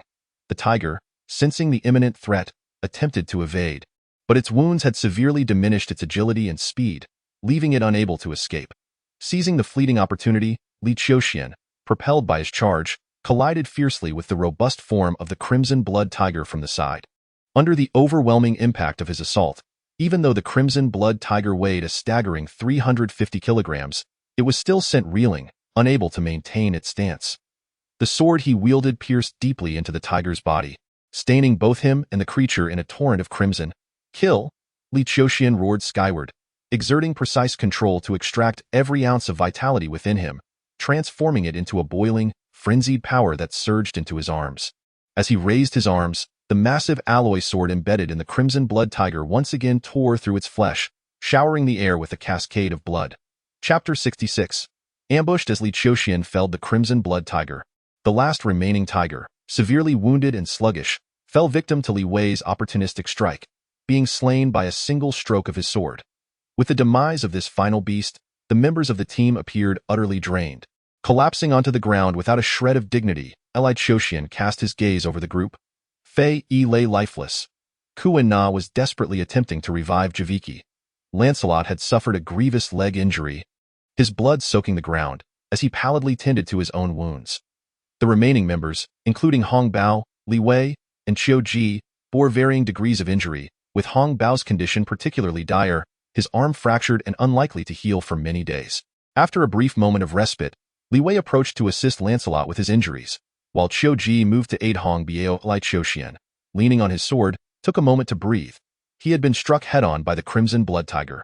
Had he not cultivated the divine body of the godly barrier, that single collision would have shattered most of his bones. Even so, the impact had already left his lungs injured. Despite the damage, he had invoked the blood fiend thunder sound, compounding his injuries. In terms of severity, his condition was likely only second to that of Javiki and Lancelot. Fortunately, his mastery over his internal energy allowed him to stabilize his wounds through controlled breathing, making him appear significantly better. However, full recovery would still require a span of 10 days to half a month. At that moment, Ku and Na, who was attending to Javiki, slowed her efforts and eventually fell silent. The group cast a glance at Javiki, and upon seeing the stillness of his chest, their expressions turned somber as they bowed their heads in sorrow. A flicker of anguish crossed Ku and Na's eyes as she stood and approached Li Qiuxian, intending to examine him. Yet, Li Qiuxian shook his head, saying, "I have internal injuries. Conventional medical methods are of no use. You should check on Lancelot instead." Ku and Na, unable to discern the severity of Li Qiuxian's condition, nodded in understanding and turned to attend to Lancelot. However, as she stepped away, she paused and turned back, saying, "Master Li, thank you." Li Qiuxian understood the implication of her words. Had he not bravely confronted the formidable leader of the Crimson Blood Tigers and subsequently dispatched another, the survival of their 8-member team would have been in grave jeopardy, perhaps leaving even half of them alive in question. No need. Li Qiuxian uttered a few words before retrieving the prepared medicinal substances from his person to ingest. His internal organs were far too feeble. It appeared that, aside from enhancing one's sinews and physique, the tempering of one's viscera was equally significant. Li Qiuxian reflected on the advantages and disadvantages of this battle. The atmosphere in the arena was notably oppressive. Silence reigned as everyone seemed still reeling from the shock inflicted by the 3-headed Crimson Blood Tiger. After a considerable pause, once Kuna had completed the preliminary treatment of the injured members of the team, Qiujia expressed his regret. "This is my oversight. I did not anticipate that the number of Crimson Blood Tigers within the Caixia mountain range was not merely 1, but 3 when hunting ferocious beasts. Unforeseen circumstances are the most prevalent challenges. In the depths of ancient forests, no one can guarantee an infallible strategy. Even the most seasoned pioneer teams may suffer grievous losses due to unexpected dangers," Li Wei remarked. Though the others bore heavy hearts, they nodded in agreement. Whether it be hunting ferocious beasts or exploring ancient woods, both endeavors are fraught with peril. Otherwise, it would not be the case that among the 4 masters of transformation, only one would choose to become a pioneer given the substantial rewards and benefits. A piece of data circulating in the underground world of the Eastern Alliance indicates that the casualty rate for pioneer teams during each expedition approaches 30%. In other words, out of every 10 individuals, 3 are likely to be lost. Just contemplating this is astonishing. This also explains why the number of dark energy warriors in the Xiaya Kingdom is vast. Yet the number of masters of transformation is significantly lower. It is not due to the difficulty of the breakthrough, but rather at excessive losses. If the casualty rate were not considered, the number of pioneers in Xiaoyu would likely constitute 60% of the total number of masters of transformation, rather than the current 30%. Although the losses were severe, our gains cannot be deemed insignificant. The three-headed crimson blood tigers, the primary materials alone from them, could yield no less than 400 million in profit. Observing the somber atmosphere, Hong Bao sought to lighten the mood by introducing a topic of interest. Indeed, at least 400 million. Each of us could receive over 40 million if we split it evenly. I will ensure that Zhao Weiqi and Fei Yi's shares are conveyed to their families. I recall that Fei Yi has a younger sister, Li Wei added. Kuna, who often engaged in conversation with Fei Yi, chimed in. Fei Yi's mother is gravely ill, and her sister is about to face the college entrance examination. This perilous venture was precisely why she chose to join us for this hunt. I will deliver her funds to her family to aid in her mother's treatment. Then I shall leave Fei Yi's share to you, Kuna, while I will take care of Zhao Weiqi's. Very well. Qiuxian, burdened with guilt, continued, in this hunt against the crimson blood tigers, not only did I lead everyone into danger, but I also failed to achieve any merit. Therefore, I am willing to offer 1/10 of my share to Master Li, for without him, it is likely that none of us would have survived this ordeal. Li Wei, Hong Bao, Lancelot, and the others nodded in agreement, acknowledging his sentiment. Simultaneously, the group furtively cast a glance at the crimson blood tiger that Li Qiuxian had slain. The colossal crimson blood tiger, the largest among its three counterparts, exudes an imposing presence.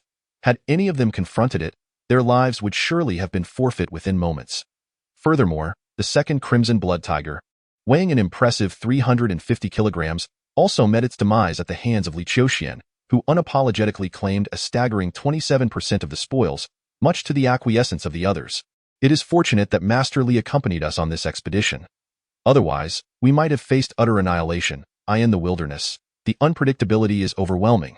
No amount of preparation can fully safeguard against unforeseen events, Kuna remarked, her heart still trembling with anxiety. This is the essence of the jungle. Ironically, despite holding the title of Jungle Wanderer, each time I venture deep into the thicket and return alive, I feel compelled to offer prayers of gratitude to the heavens for my survival. The red leopard quipped self-deprecatingly. Well then, esteemed colleagues, let us first bury Javiki and Fei Yi. Moreover, with over half of our group injured and the three crimson blood tigers weighing over 1,000 kilograms collectively, it is impossible for us to transport them all back. We cannot afford to let this bounty go to waste. For the next 3 or 4 days, we shall recuperate while feasting on the flesh of the crimson blood tigers.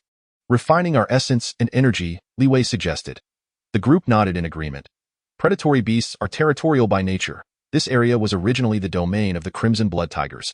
With the recent slaying of these three formidable creatures, this locale has, paradoxically, become the safest for the time being.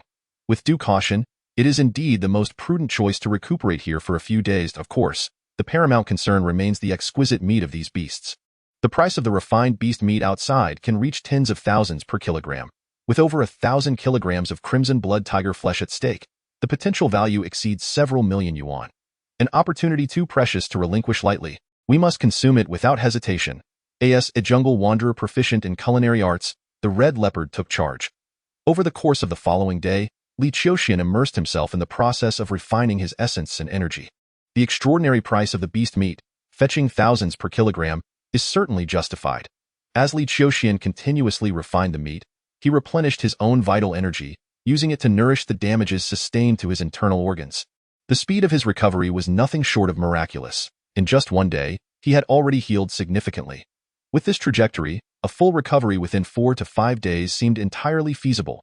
Li Qiuxian's astonishing appetite also astounded Red Leopard, Kuna, Li Wei, Lancelot, and Qiuji.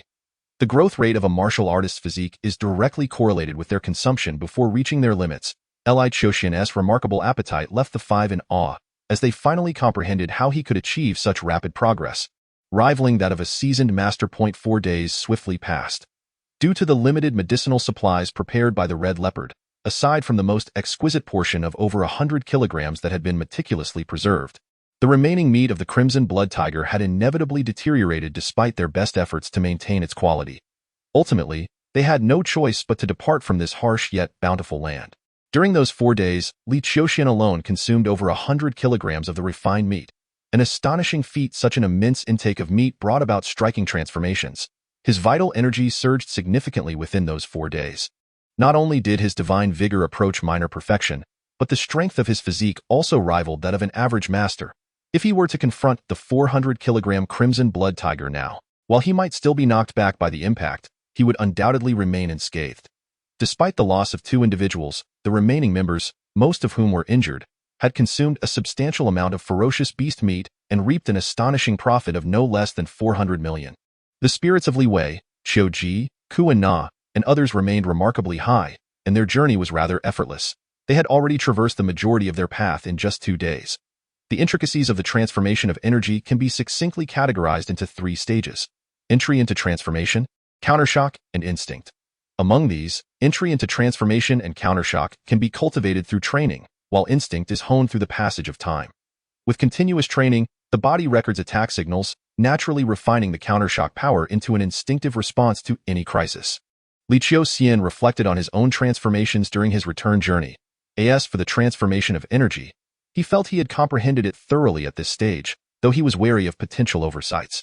Engaging in a duel with a peak practitioner of energy transformation would be most prudent. Upon his return, he needed to learn about the pinnacle masters of energy transformation in Xiar City, or the Xia Kingdom.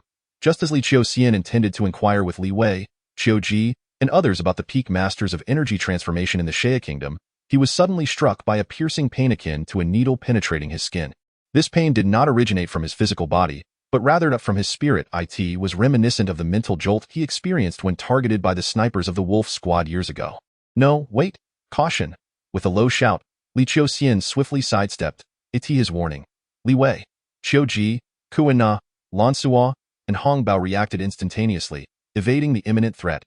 However, whoosh, whoosh, whoosh, boom, boom. The sounds of bullets slicing through the air and piercing flesh echoed simultaneously. In an instant, Hong Bao's head was brutally penetrated, blood splattering, and Qiuxian, who had been slower to evade, felt a bullet graze his face, shattering his right ear. Chapter 67. Tiger Roars and Dragon Chants. Attack, evade. Evade. Quickly, evade. Li Wei bellowed, rolling to take cover behind a large tree. The others followed suit, seeking refuge among the trees. Damn it, Hong Bao. Qiuxian cast a glance at the decimated head of Hong Bao, disregarding the pain on his face, his eyes seemingly igniting with fury. Hong Bao did not perish in the battle against the Crimson Blood Tiger, but instead fell to a human gunman as he was about to emerge from the mountain. Boom, boom. Before Qiuxian, Li Qiuxian, and Li Qiuxian could pinpoint the assailants, the tree trunk behind which Li and Li Qiuxian had sought shelter was already splintering under gunfire. They had been walking for 2 days, and the surrounding environment no longer consisted of towering ancient trees. Although trees with diameters of 30 to 40 centimeters still prevailed, such trees would be easily penetrated and shattered by a few shots. 2 snipers. At the southeast, 3 o'clock, a distance of 80 to 100 meters. Li Qiuxian did not need to specifically seek out the location of the snipers. Based on the direction of the shots and the visibility, the enemy's sniping point would not exceed 100 meters. They were situated within a jungle, where gaining visibility beyond 100 meters was certainly no easy feat. This situation could not continue. Li Wei gritted his teeth, gazing at the lifeless form of the Red Panther, his eyes brimming with anguish. Damn it! Li Qiuxian exclaimed. In the next moment, his figure lunged forward, rolling on the decayed leaves of the ground, swiftly taking cover behind another large tree. With limited visibility in the forest, his current objective was to maneuver into the blind spot of the snipers. After a series of movements, feeling the mental stimulation slightly wane, Li Qiuxian took a deep breath, the vital energy within him surging and beginning to boil. With a firm step, he slightly crouched and then burst forth like a bolt from the blue, piercing through the air and stirring up a flurry of fallen leaves. The enhancement of his physique and the more precise control over his strength allowed his explosive speed to reach at least 14 meters per second. For him, 100 meters was merely a matter of 2 or 3 breaths. Bang bang. The gunshots rang out. Li Qiuxian's form swayed. As he sprinted, he was far from easy to target. Both shots landed in empty space. By the time the 2 snipers fired again, he had already locked onto their positions in the trees. The 2 were concealed within the dense canopy, utilizing their height advantage to eliminate targets. Had it not been for Li Qiuxian's warning, more than just the Red Panther would have perished, including Qiuxian. The 2 snipers, one a master and the other an amateur, Li Qiuxian swiftly assessed the strength disparity between the 2 based on their gunfire and the threats they posed. At this moment, his charge was directed towards the master sniper, who was not inferior to the marksman of the Tianshou team. Just as Li Qiuxian was within 30 meters of the snipers, able to close the distance in just a couple of strides, his gaze suddenly fell upon several figures concealed behind the trees. 6 figures. 3 were hidden behind 2 trees, while the other 3 were 40 meters away. This group, along with the 2 snipers, totaled 8 individuals. Clearly, it was the scale of a small team. Black on black. The Red Panther had warned him that the deep mountain forests were lawless territories, where hunting ferocious beasts and returning laden with spoils did not guarantee wealth and prosperity. Internal strife from unequal distribution of loot, black-on-black violence, and unexpected encounters were all too common. Only those who genuinely returned to the city with their bounty could claim a mission as a perfect success. In certain popular exploration spots, there were powerful figures traversing the underworld who specialized in hunting down returning pioneers laden with treasures. Before him was a scene of hunting. Unfortunately, they now belonged to the prey being hunted. As the 3 sensed Li Qiuxian's intentions, they revealed themselves immediately and charged forth to confront him. Li Qiuxian's frenzied form did not falter in the presence of the 3 individuals. However, his gaze instantly fixated on the foremost man, who appeared to be in his mid-20s, a master of transformation. The emerging master bore a countenance as grave as water, adopting a combative stance with his sword drawn. Buzzing, the great sword trembled. Li Qiuxian gripped the sword tightly, his eyes locking onto the advancing master with unwavering intensity, his aura surging wildly, heart pounding fiercely, as the qi and blood within him surged like a torrent into his throat, ultimately erupting into a low growl. Kill.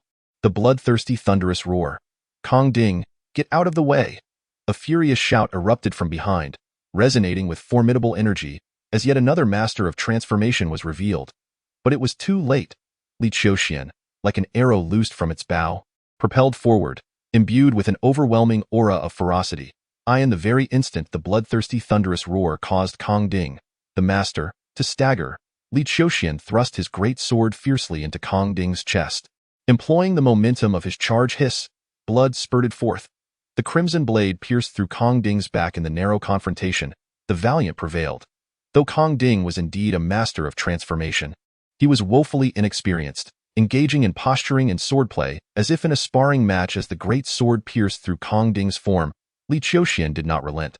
The terrifying force he carried collided with Kong Ding's body, the overwhelming power of his divine might erupting fully. Thus, the already lifeless Kong Ding's bones shattered under the impact and the interplay of forces. The rushing Li Qiuxian stabilized his stance, while Kong Ding's corpse was propelled away from the sword that had pierced him, soaring like a cannonball, crashing into the 2 shadowy martial artists who were hastily approaching. The 2 dark energy martial artists, intending to launch a combined attack, had barely arrived when one was struck by Kong Ding's lifeless body, the sound of shattering bones echoing clearly, while the other was forced to sidestep, losing his center of gravity. Death. The agile dark energy martial artist had yet to regain his balance when an overwhelming pressure exploded before him. Li Qiuxian, stepping forward, harnessed the residual force of his charge, rushing towards him. His sword slashing horizontally terror reached unprecedented heights. No before the chilling scream could escape the dark energy martial artist's lips. The blade had already swept past his head. Akin to cleaving through a piece of oak, the blade hesitated, but a moment before severing the dark energy martial artist's head from his shoulders. Li Qiuxian, having dispatched the dark energy martial artist, showed no sign of respite. His heart raced as he infused his strength into the sword, raising it high. Death. An enraged roar accompanied a devastating strike that crashed down, suffusing the surrounding area with a stifling aura of bloodlust.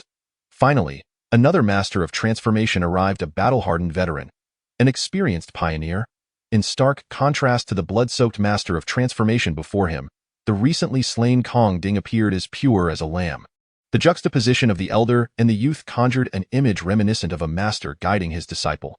The thunderous blade of stone shattering heaven descended with might, colliding fiercely with the upwardly thrust great sword wielded by Li Qiuxian. The clash erupted with a resounding bang, sparks flying in all directions. One struck with the fury of a mountain crashing down, while the other unleashed the last remnants of a powerful bowstring. Li Qiuxian felt an almost feral force surge from the opponent's weapon, an overwhelming pressure that shattered his grip, blood oozing from his palms. The great sword, too, was forced downward by the titanic strength of his adversary, the momentum unabated as it sought to cleave him in two. In that critical moment, Li Qiuxian deftly adjusted the angle of his right hand, redirecting the blade from its edge to its spine. The overwhelming strike was thus guided to slide off, cleaving toward the ground. Before the opponent could transition from a vertical slash to a horizontal cut, Li Qiuxian swiftly shifted his stance, his right foot crashing into the earth. The force surged from his thigh, coursing through his spine and into his shoulder, propelling him forward as he lunged sideways, colliding fiercely with the chest of the Master of Transformation. At the instant of impact, both forces erupted with a resounding crack, bones shattered. Both the ribs of the Transformation Master and the acromion of Li Qiuxian's shoulder. The adversary bore down with the weight of a mountain, their ferocity unmatched. Despite possessing a formidable physique, Li Qiuxian, having lost the initiative, was compelled to engage in this direct confrontation, trading wounds in a desperate bid to reclaim the upper hand. The collision sent the Master of Transformation flying, utterly losing his balance. In that fleeting moment, the tides of battle shifted dramatically. A roar echoed through the void, reminiscent of a tiger's roar and a dragon's chant. The sound was the resonance of Li Qiuxian's entire being, a symphony of power surging through his sinews and bones. Seizing the advantage, he surged forward, every ounce of strength coalescing in his right hand, poised to strike at the Transformation Master, who struggled to regain his composure in midair. However, before he could unleash his follow-up attack, a sudden warning pierced through his consciousness. Without a moment's hesitation, Li Qiuxian abruptly halted his advance, his very essence momentarily suspended in a state of tension. In that instant, a bullet descended from the heavens, grazing his cheek before embedding itself into the ground mere inches ahead of him, sending dirt flying. The sniper perched in the tree had fired the moment Li Qiuxian had struck the Transformation Master. Yet it was futile. While an ordinary warrior would have found their energy stifled and suffered a backlash from the unleashed force, Li Qiuxian's mastery over his own power was unparalleled. This tsunami-like surge, though momentarily uncomfortable, was far from injurious. He felt as though he were gathering strength anew. The force within him momentarily stagnated, compelling him to summon even greater strength. In the fleeting moment when his first strike found only emptiness and the subsequent strike was yet unprepared, Li Qiuxian directed his aim at the Master of Transformation, unleashing a thunderous roar. The energy coursing through him surged violently, erupting forth, blood fiend thunder sound. I am uncertain what title to assign to this chapter. Chapter 68. Silver Society, Blood Fiend Thunder Sound. This is a technique that invigorates one's own vital energy, aligning the frequency of one's blood circulation with the rhythm of one's heartbeat, and then utilizing sound waves to disrupt the enemy's heart and lungs. Mastery of this technique allows the practitioner, relying on their formidable physique, to interfere with another's heartbeat through their own, and to disrupt the flow of their blood, thereby inflicting lethal damage upon their foe. In a parallel dimension, he had once employed a derivative of this technique to cause the heart rates of over 1,000 inhabitants of an opposing stronghold to spiral into chaos, leading to their demise. At present, Li Qiuxian's comprehension of blood fiend thunder sound is still rudimentary. His attacks depend solely on sound waves. Nevertheless, this technique proves nearly invincible against warriors who have not undergone the refining of their organs and blood. The Master of Transformation, in his 40s, exemplifies the pinnacle of physical prowess, willpower, and experience. Yet, under the onslaught of Li Qiuxian's blood fiend thunder sound, he still experiences acute cardiac pain, as if an invisible force has drained the strength from his entire being, causing his breath to dwindle rapidly. Seizing the opportunity, Li Qiuxian pauses not for a moment. The energy he had unleashed with the blood fiend thunder sound, now fully spent, is once more squeezed from every cell within him, the withered and dissipated vital energy surging anew. With a sword gripped in one hand, he strides forward, his form leaning in, his great sword thrusting forth with unrelenting speed. In this life-and-death moment, the Master of Transformation's complexion abruptly flushes crimson. Employing some secret method, he bellows, forcing his blood to circulate once more, struggling to extricate himself from the damage inflicted by the blood fiend thunder sound. He retreats with haste, narrowly evading the deadly point of Li Qiuxian's sword. It was too late. Li Qiuxian's lightning-quick strike pierced the air, and before the force of the thrust could fully dissipate, he relinquished his grip on the sword. The momentum from the thrust propelled the sword forward, and in that instant, Li Qiuxian's right hand executed another strike, slamming down upon the sword's tip. Whoosh! The great sword, having nearly exhausted its momentum, was propelled once more into the void with a flash. The Master of Transformation, having barely emerged from the clutches of the blood fiend thunder sound and evaded the initial thrust, found himself unable to dodge Li Qiuxian's subsequent strike. In the instant his eyes widened, the sword's tip had already pierced through the front of his skull, emerging from the back of his head. Splat! Blood splattered. The middle-aged man, propelled by inertia, staggered back a few steps before collapsing onto his back. In the blink of an eye, among the 6 close combat warriors, 3 lay dead. 1 suffered a grievous injury with broken bones, leaving only 2 remaining. Of course, there were still 2 snipers in the trees. However, these 2 snipers had already been exposed, and their position atop the mountain rendered them akin to caged birds, utterly inconsequential. Even, bang, a gunshot rang out. The sniper, who lacked proficiency in marksmanship, plummeted from the tree.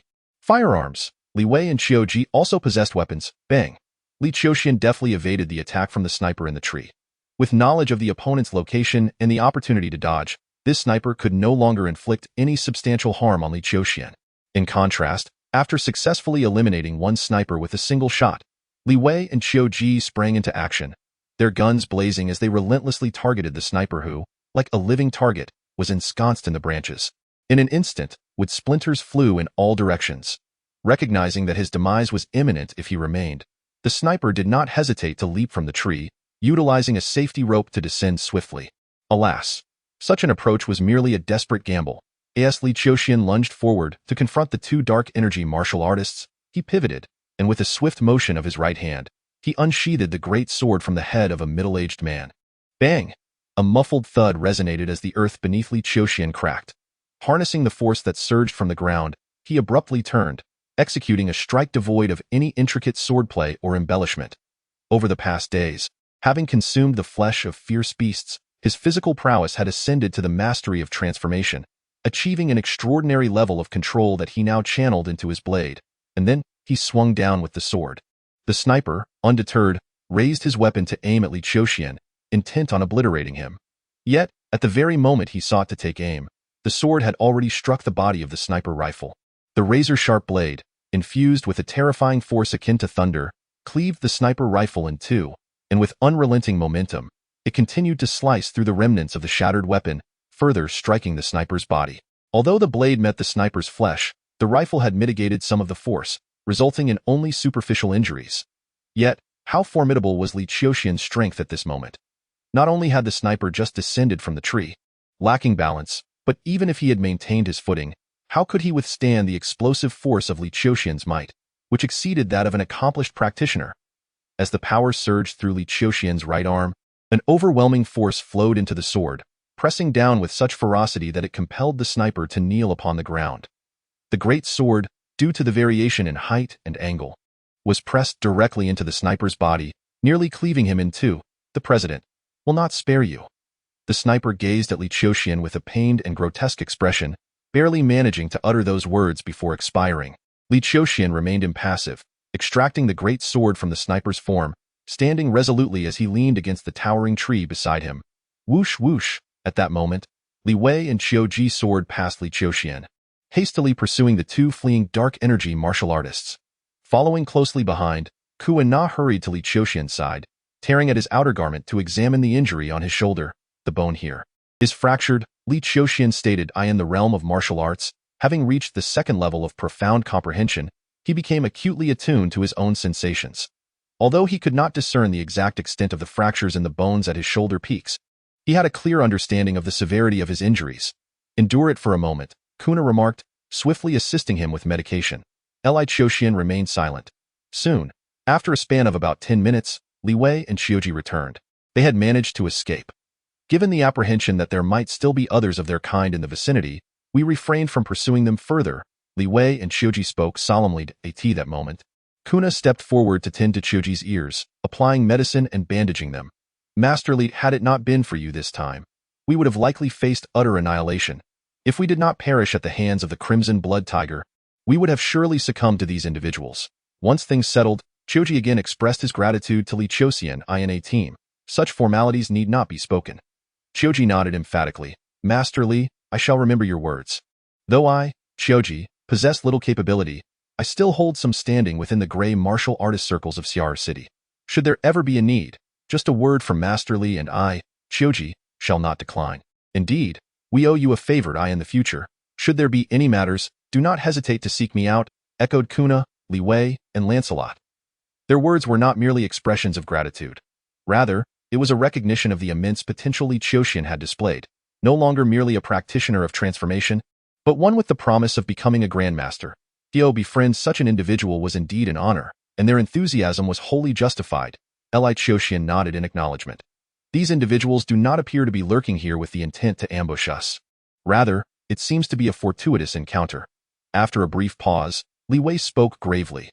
The team had suffered 2 casualties while slaying the ferocious beast, and just as they were about to return to the city with their hard-earned spoils, another loss weighed heavily on his heart.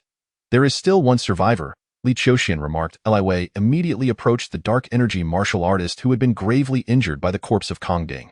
This dark energy martial artist, struck by the body of Kong Ding, not only had several ribs broken, but also sustained severe injuries to his right hand, which had instinctively risen in defense, the bones of which were similarly fractured, alongside numerous other injuries both great and small. Do you require me to apply torture upon you?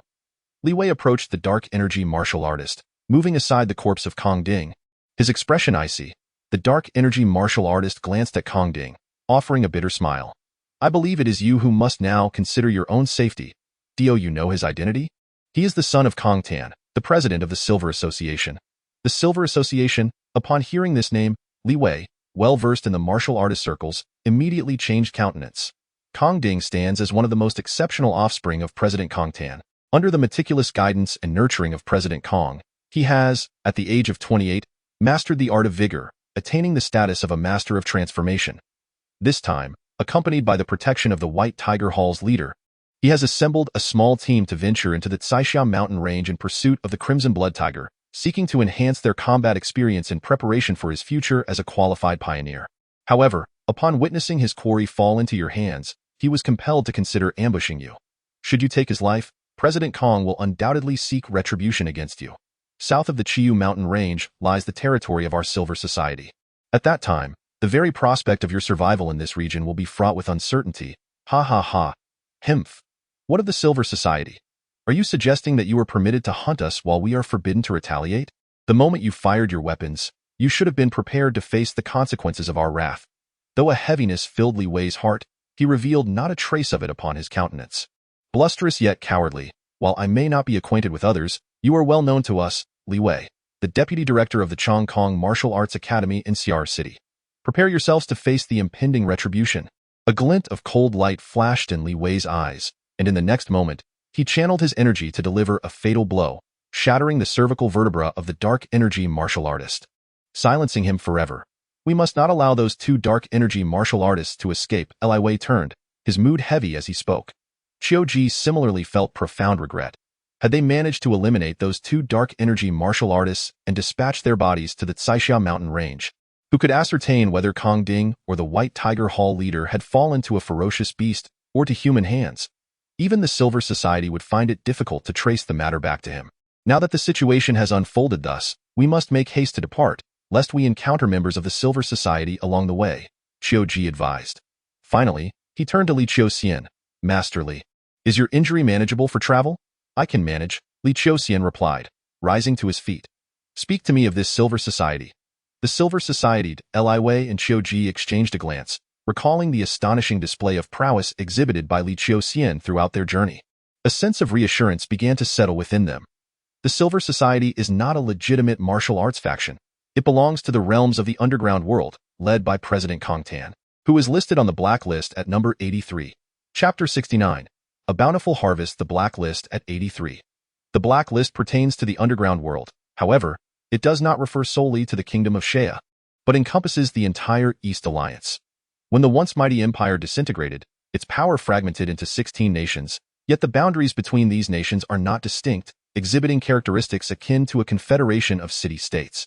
At the very least, travel to neighboring countries from Shea does not necessitate visas or a series of formalities. It is akin to journeying from one city to another within a single nation. Due to this close-knit relationship, the Black List ranks the 16 nations of the East Alliance as a cohesive entity. A position of 83 on the Black List, if singularly attributed to the underground world of the Kingdom of Shea, would undoubtedly signify a fearsome presence within the top 10, perhaps even the top 5. Can the forces of the underground world operate with such audacity? Li Qiuxian inquired. The ordinary forces of the underground world naturally lack such capabilities, yet the Silver Society is a different matter. Setting aside aspects of politics, wealth, power, and military might, the sheer strength of martial artists under the Silver Society is already approaching that of the 9 noble families. The Silver Society possesses the ability to assemble pioneer teams to explore the ancient mountains and forests, relying on this martial prowess and its inherently secretive modus operandi. Furthermore, the president of the Silver Society, Qiuxian, is particularly adept at socializing and has formed alliances with several prominent nobles. As long as their interests are not infringed upon, these nobles are often willing to extend a helping hand and open doors for him. As for assembling a pioneer team, Li Qiuxian paused momentarily. Becoming a pioneer is not synonymous with forming a pioneer team. A master of transformation possesses the qualification to become a pioneer, yet the formation of a pioneer team typically requires a master of alchemy. Is the president of the Silver Society a master of alchemy? Indeed, Qiuxian is a figure of mastery, and within the society, there are 3 vice presidents, 2 of whom are representatives of the major noble families, while the other is a master of transformation. In addition to this power, the Silver Society boasts 4 major factions: the Azure Dragon, White Tiger, Vermilion Bird, and Black Tortoise, each led by renowned masters of transformation, all of whom are illustrious figures in the underground world. As Zhou spoke, he cast a glance at Li Qiuxian. The individual you killed was the leader of the White Tiger faction, responsible for the Silver Society's martial affairs, a seasoned pioneer who had accompanied Qiuxian on no less than 3 exploratory missions into the ancient forests, and a core confidant of Qiuxian, a master of alchemy. Li Qiuxian's expression remained calm. The strength of a martial artist is only truly understood through combat. The distinctions among Ming Jin and Hua Jin reflect different levels of understanding and application of strength. Yet they are not absolute. After battling in Aoluo, Li Qiuxian had come to realize that ordinary masters of transformation were no longer his adversaries. This was evident from the ease with which he had dispatched both Konting and the leader of the White Tiger faction. Since the enhancement provided by transformation martial artists was no longer beneficial to him, the master of alchemy naturally became his next target for challenge. However, the timing arrived sooner than he had anticipated. Yet, unexpected events never shift according to personal will. Once they occur, one must proceed accordingly. The Silver Society operates with extreme secrecy. Otherwise, given its standing in the underground world, even with alliances among several noble families, it could not afford to be so audacious. I am aware that their influence permeates the regions south of the Qiu mountain range, including the Tar province, the Honghe province, and the Kelly province, where their power is fragmented and elusive. No one has ever been able to ascertain the specifics, making it nearly impossible to strike a decisive blow. Moreover, should one fail to eradicate them entirely, they would retaliate with ferocity. Several high-ranking officials from the enforcement agencies in the 3 provinces have been silenced by the Silver Society. We must hasten our departure from the confines of these 3 provinces. Qiu Ji declared solemnly, but merely leaving. Why not resolve the issue fundamentally and once and for all? Li Qiuxian inquired with curiosity. He harbored a desire to avoid facing endless reprisals in the future. Li Wei seemed to comprehend Li Qiuxian's thoughts and let out a bitter smile. Churchill once remarked that the Silver Society operates in secrecy. Unless they choose to reveal themselves, no one can ascertain the true whereabouts of the society's various leaders or masters. The underworld remains the underworld precisely due to its clandestine nature. After a brief pause, he added, however, rest assured, Zaire City is the economic hub of the Shea Kingdom and the center of ASEAN trade. The forces of the underworld find it exceedingly challenging to thrive in Zaire. The personnel of the Silver Society likely lack the audacity to make a grand reappearance here. Otherwise, it would stir an uproar in public opinion, both domestically and internationally, and those noblemen standing behind him would be unable to protect him. After all, once these aristocrats become serious, no matter how deeply he hides, he will still be unearthed by the power of the state. Li Qiuxian nodded, realizing that there was no way to fundamentally and permanently resolve the issue at hand. Therefore, they would simply wait for their adversaries to come to them. Subsequently, the actions of Churchill, Li Wei, and Kuren Na became noticeably urgent. The group hastened their pace, swiftly making their way out of the mountains. Instead of descending from the small village where they had initially entered, they chose a different route. With Churchill's coordination, as they emerged from the mountains onto a muddy country road, a business vehicle was already waiting for them. The group boarded the car, which soon sped off towards Zaire. During the journey, Li Qiuxian observed that they did not take the expressway but instead opted for national and provincial roads, demonstrating a cautious approach. This prudence reaped benefits, as the subsequent leg of their journey unfolded smoothly. After several hours of travel, they arrived safely at a small town on the outskirts of Zaire City. With a sigh of relief, Churchill expressed his contentment upon disembarking. Although the others said nothing, their expressions revealed a significant alleviation of tension. Clearly, the Silver Society had placed considerable pressure on them. I have some connections in Zaire City. I will handle the sale of the materials from the Blood Tiger. I cannot guarantee the exact amount, but I can assert that the final profit will not be less than 400 million. Now on familiar ground, Churchill felt at ease, a subtle smile gracing his face. I will leave the sales matter to you. Li Wei nodded in agreement. Churchill had initially secured a 20% share of the profits due to his organization of the entire operation, logistical support, and the sale of the spoils. However, now, the additional 10% seemed to have fallen into Li Qiuxian's hands. 400 million. Li Qiuxian could claim 27%, easily surpassing the fortune of the Master of Transformation. Jiasai.it was no wonder. With a mortality rate of 2 to 3%, many Masters of Transformation were still willing to become pioneers and take risks. The rewards were simply too alluring. Due to a series of unforeseen circumstances, our team has suffered the loss of 3 members, Javiki, Fei, and the Red Panther. The Red Panther was a seasoned jungle explorer. Although he had never truly ventured into the wild ancient forests, he frequently traversed the perilous depths where ferocious beasts roamed. Little did we anticipate that this time. Not to mention us ordinary warriors, even the pioneers and the esteemed masters of Danjing would not dare to guarantee their safe return from the wild ancient forests. Qiuji remarked, pausing momentarily. We will ensure that Javiki and Fei's families are taken care of. As for the Red Panther, he hails from the provincial capital of Kelly. I shall take it upon myself to attend to matters concerning the Red Panther. Li Qiuxian stated. You? Qiuji was momentarily taken aback. The Red Panther had imparted to me a wealth of survival skills in the jungle, making him akin to a mentor to me. Moreover, I am also a native of Kelly Province. Very well, but do exercise caution. Kelly Province is a stronghold for the Silver Society, and you must avoid encountering their members, Qiuji advised. His hesitation when mentioning the Red Panther stemmed from the apprehension regarding the Silver Society's operatives lurking within Kelly Province. If Li Qiuxian were to proceed, he would indeed be the most suitable candidate. The warriors of the Silver Society wield formidable strength, yet they are lacking in other areas. As for martial artists, unless the Silver Society's leader, Kantan, were to personally intervene, or several of the Hall Masters were to join forces, the others would be utterly incapable of contending with Li Qiuxian. The Red Panther had divorced a decade ago. His ex-wife remarried and took their daughter with her. His relationship with his ex-wife was rather strained, but he held a deep affection for his daughter, who was named Qiuli and is currently in her 3rd year at Chongqing High School in the provincial capital of Kelly. Li Qiuxian nodded in acknowledgement. The materials from the Crimson Blood Tiger are highly sought after. If all goes well, I should be able to sell these spoils within 3 to 5 days, at which point I will notify you, Qiuji remarked. Subsequently, the group engaged in a brief discussion regarding the finer details before once again embarking on their journey towards Shi'er City. Considering that he had only utilized a mere 10 days of his vacation, Li Qiuxian did not hasten to return to Shi'er University, but instead made his way to the small courtyard where Qiaowen resided. The scenery here was delightful, making it well suited for secluded cultivation. Furthermore, he needed to properly guide Qiaowen, facilitating his early entry into the realm of dark energy, thereby repaying the substantial expenses incurred by Qiao Sansi over the past few days. In this manner, should the Qiao family prove reluctant to offer conditions akin to those of the Ku family, he would be free to depart without any psychological burden. Time passed swiftly, and 10 days had flown by. During this period, Li Qiuxian had diligently instructed Qiaowen in martial arts, while he himself practiced the star-shattering sword technique, harmonizing his insights with personal experience. Overall, tranquility prevailed. It was the same peaceful Waves Tea House, an establishment owned by Qiuji. Upon Li Qiuxian's arrival, the manager of the hall warmly approached him, escorting him to a private room on the 2nd floor, his demeanor brimming with respect. Master Li has arrived.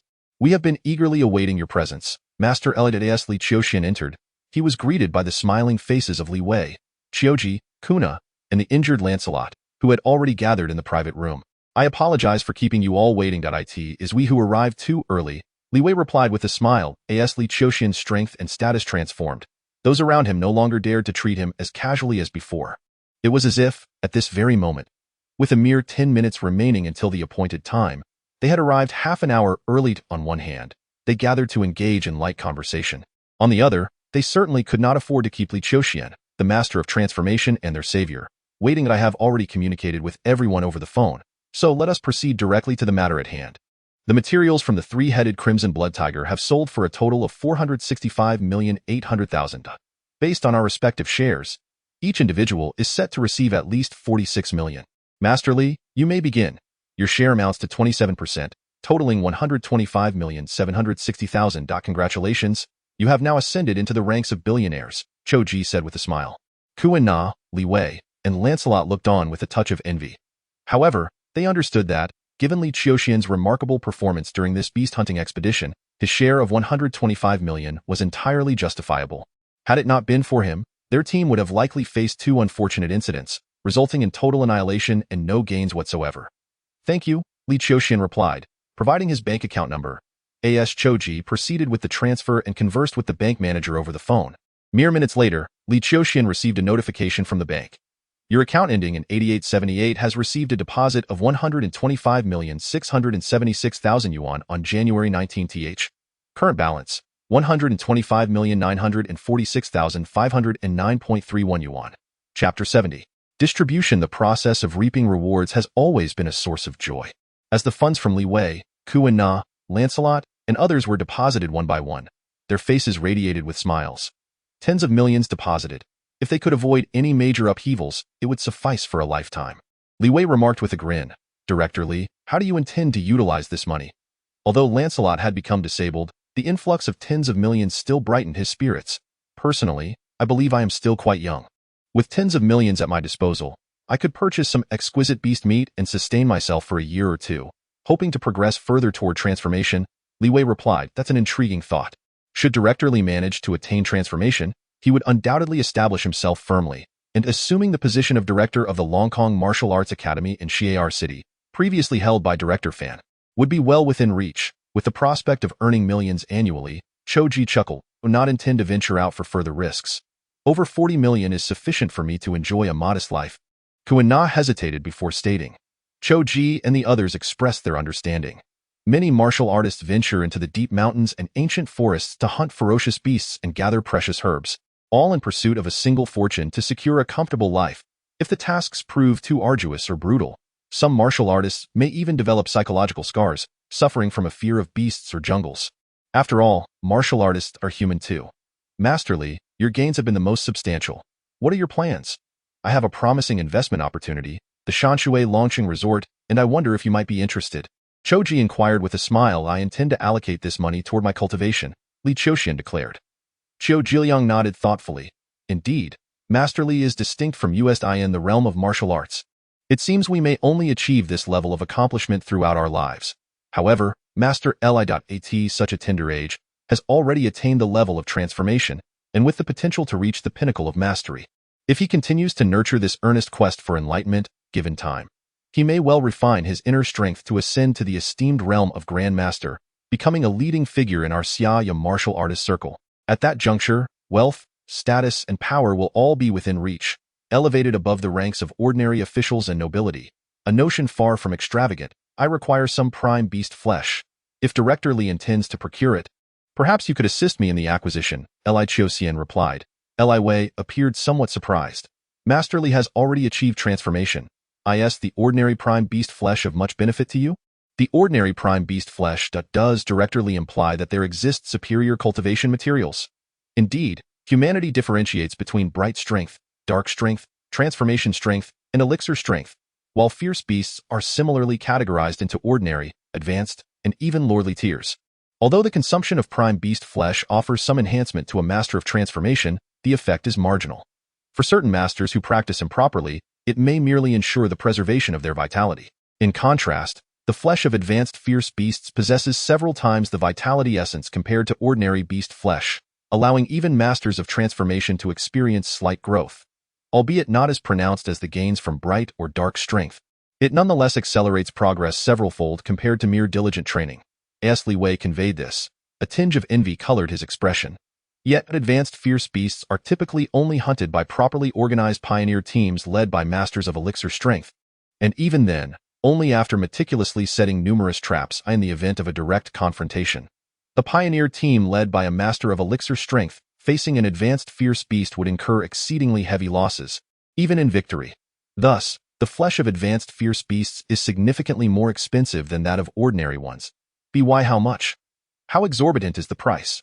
For external purchasers, it is generally 0.10 times. Upon hearing this, Li Qiuxian was rendered speechless. The price of ordinary prime beast flesh varies between 20 to 60,000. So if advanced beast flesh is tenfold more expensive, 0.1 pound of prime flesh would cost 200 to 600,000? Even at a middle ground price, it would amount to 400,000 per pound. 100 million would only procure 250 pounds. Given Li Qiuxian's appetite, he could consume it all within 10 days at most. Master Li, your phone must be a smartphone, right? I wonder if you have downloaded Xianin?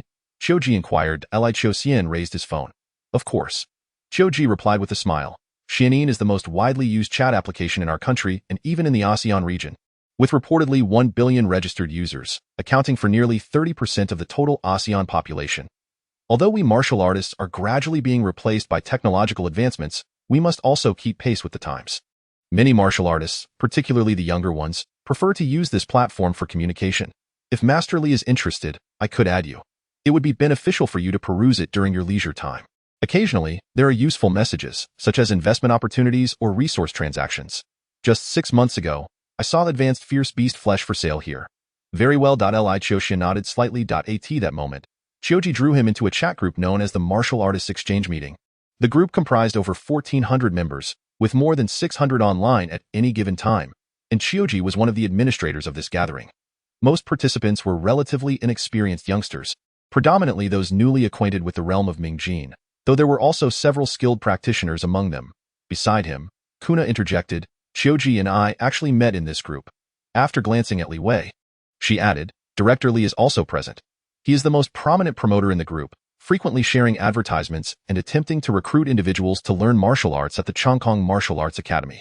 Li Wei's face flushed crimson at Kuna's remarks. As the director, it is indeed my responsibility to broaden our recruitment efforts and seek out talented candidates for the academy, he replied. The Martial Artists Exchange Meeting was not an official organization, so occasional advertisements were not entirely inappropriate. Qiuji, in his capacity as an administrator, laughed generously and then addressed Li Qiuxian. Master Li, please amend your display name. We generally use our real names in this group. Real name? Li Qiuxian inquired, glancing around before modifying his name. Meanwhile, Qiuji, without revealing the method, added a bold black bracket before Li Qiuxian's name, inscribing the title master within. As this modification was completed, the previously lively chat momentarily fell silent, followed by a flurry of messages. Master?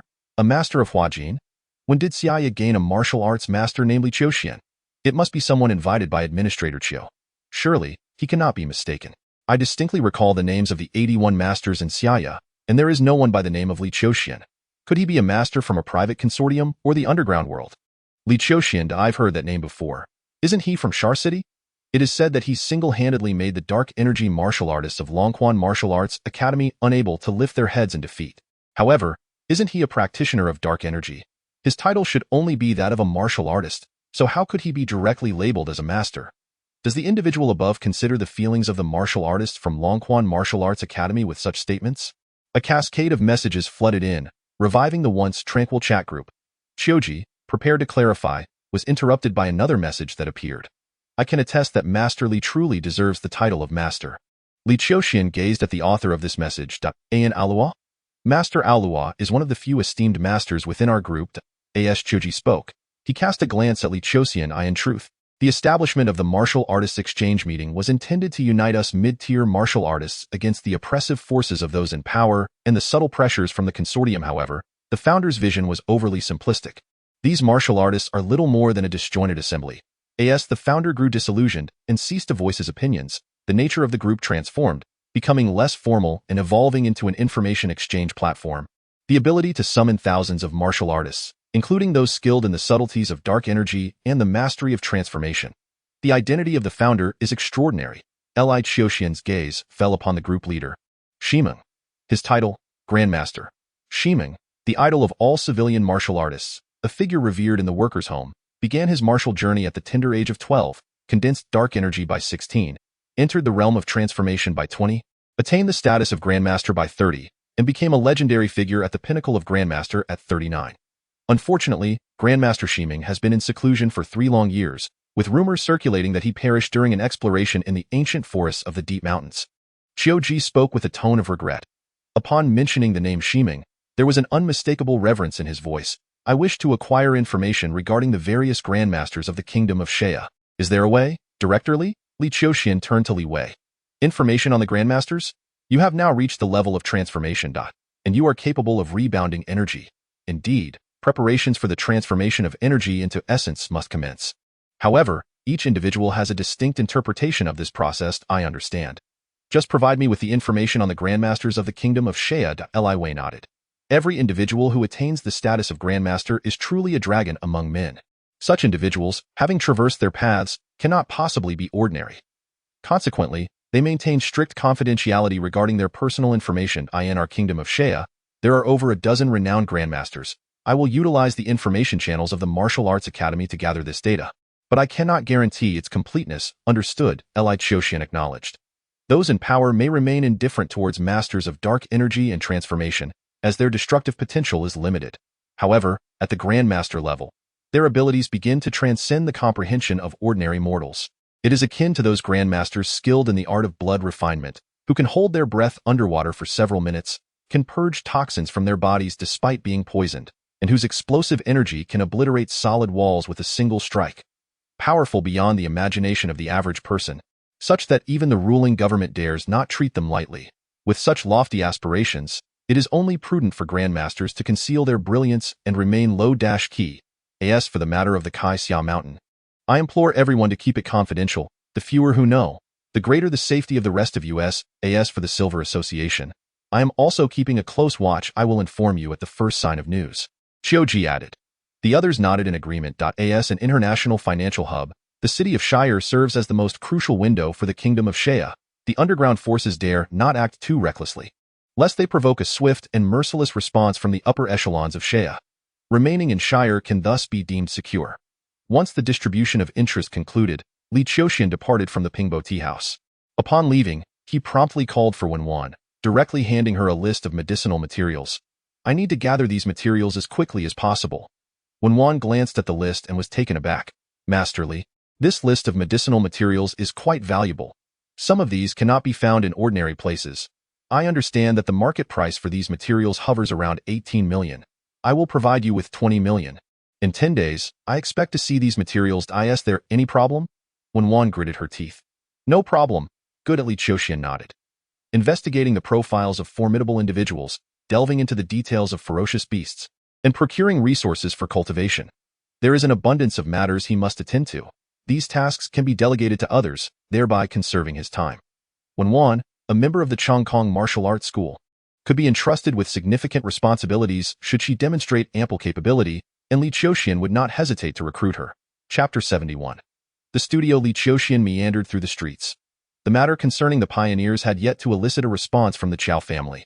They needed to thoroughly contemplate the conditions and influence of the Ku family.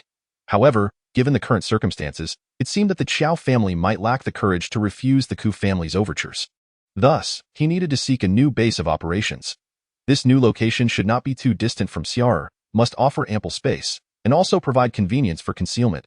As Li Qiuxian mentally traversed the layout of Xiar City, a thought struck him. Matthew Wan, who had risen through the ranks of demolition, appeared to have recently ventured into real estate development. Their connection to the martial arts community was tenuous, making him an ideal candidate to assist in locating a suitable site. At that moment, he retrieved his phone and dialed a number. Li Shuaba? It is indeed an honor to receive your call. There is a matter I require your assistance with. Haha, now that you've asked. It's certainly no trouble. I'm at a BitCAF near the school gate. Li Qiuxian confirmed his location. 30 minutes away. With that, he gestured for a taxi. Before the cab he summoned could arrive, a luxurious red sedan swiftly came to a halt before him. Out stepped a woman clad in a striking red gown, exuding an aura of glamour and modernity. Mastered, where to? I shall drive you. Li Qiuxian's gaze fell upon the woman, whose face was familiar. She had been present at the scene when the Tianshou Team S sniper executed their mission. Her name was Long He. However, he merely glanced at her and continued searching for a taxi, preferring not to engage with strangers while out and about. Master, I wish to take you as my teacher. Please grant me this favor. Long He approached, bowing solemnly before him. Her beauty was striking, her figure tall and elegant, and her vibrant red dress drew the attention of many. Yet, she remained oblivious to the onlookers, fixating her gaze on Li Qiuxian, awaiting his response. Li Qiuxian, however, returned her gaze with indifference. The vehicle she drove was worth no less than 1 million. It was evident she hailed from a well-off family. Had this been a few months prior, during his financial struggles, he might have entertained the notion of demanding a hefty sum for her apprenticeship. But now, he subtly stepped aside, avoiding her, and continued his search for another taxi. Master. Long He, undeterred, followed closely behind. Just then, another high-end sedan came to a stop.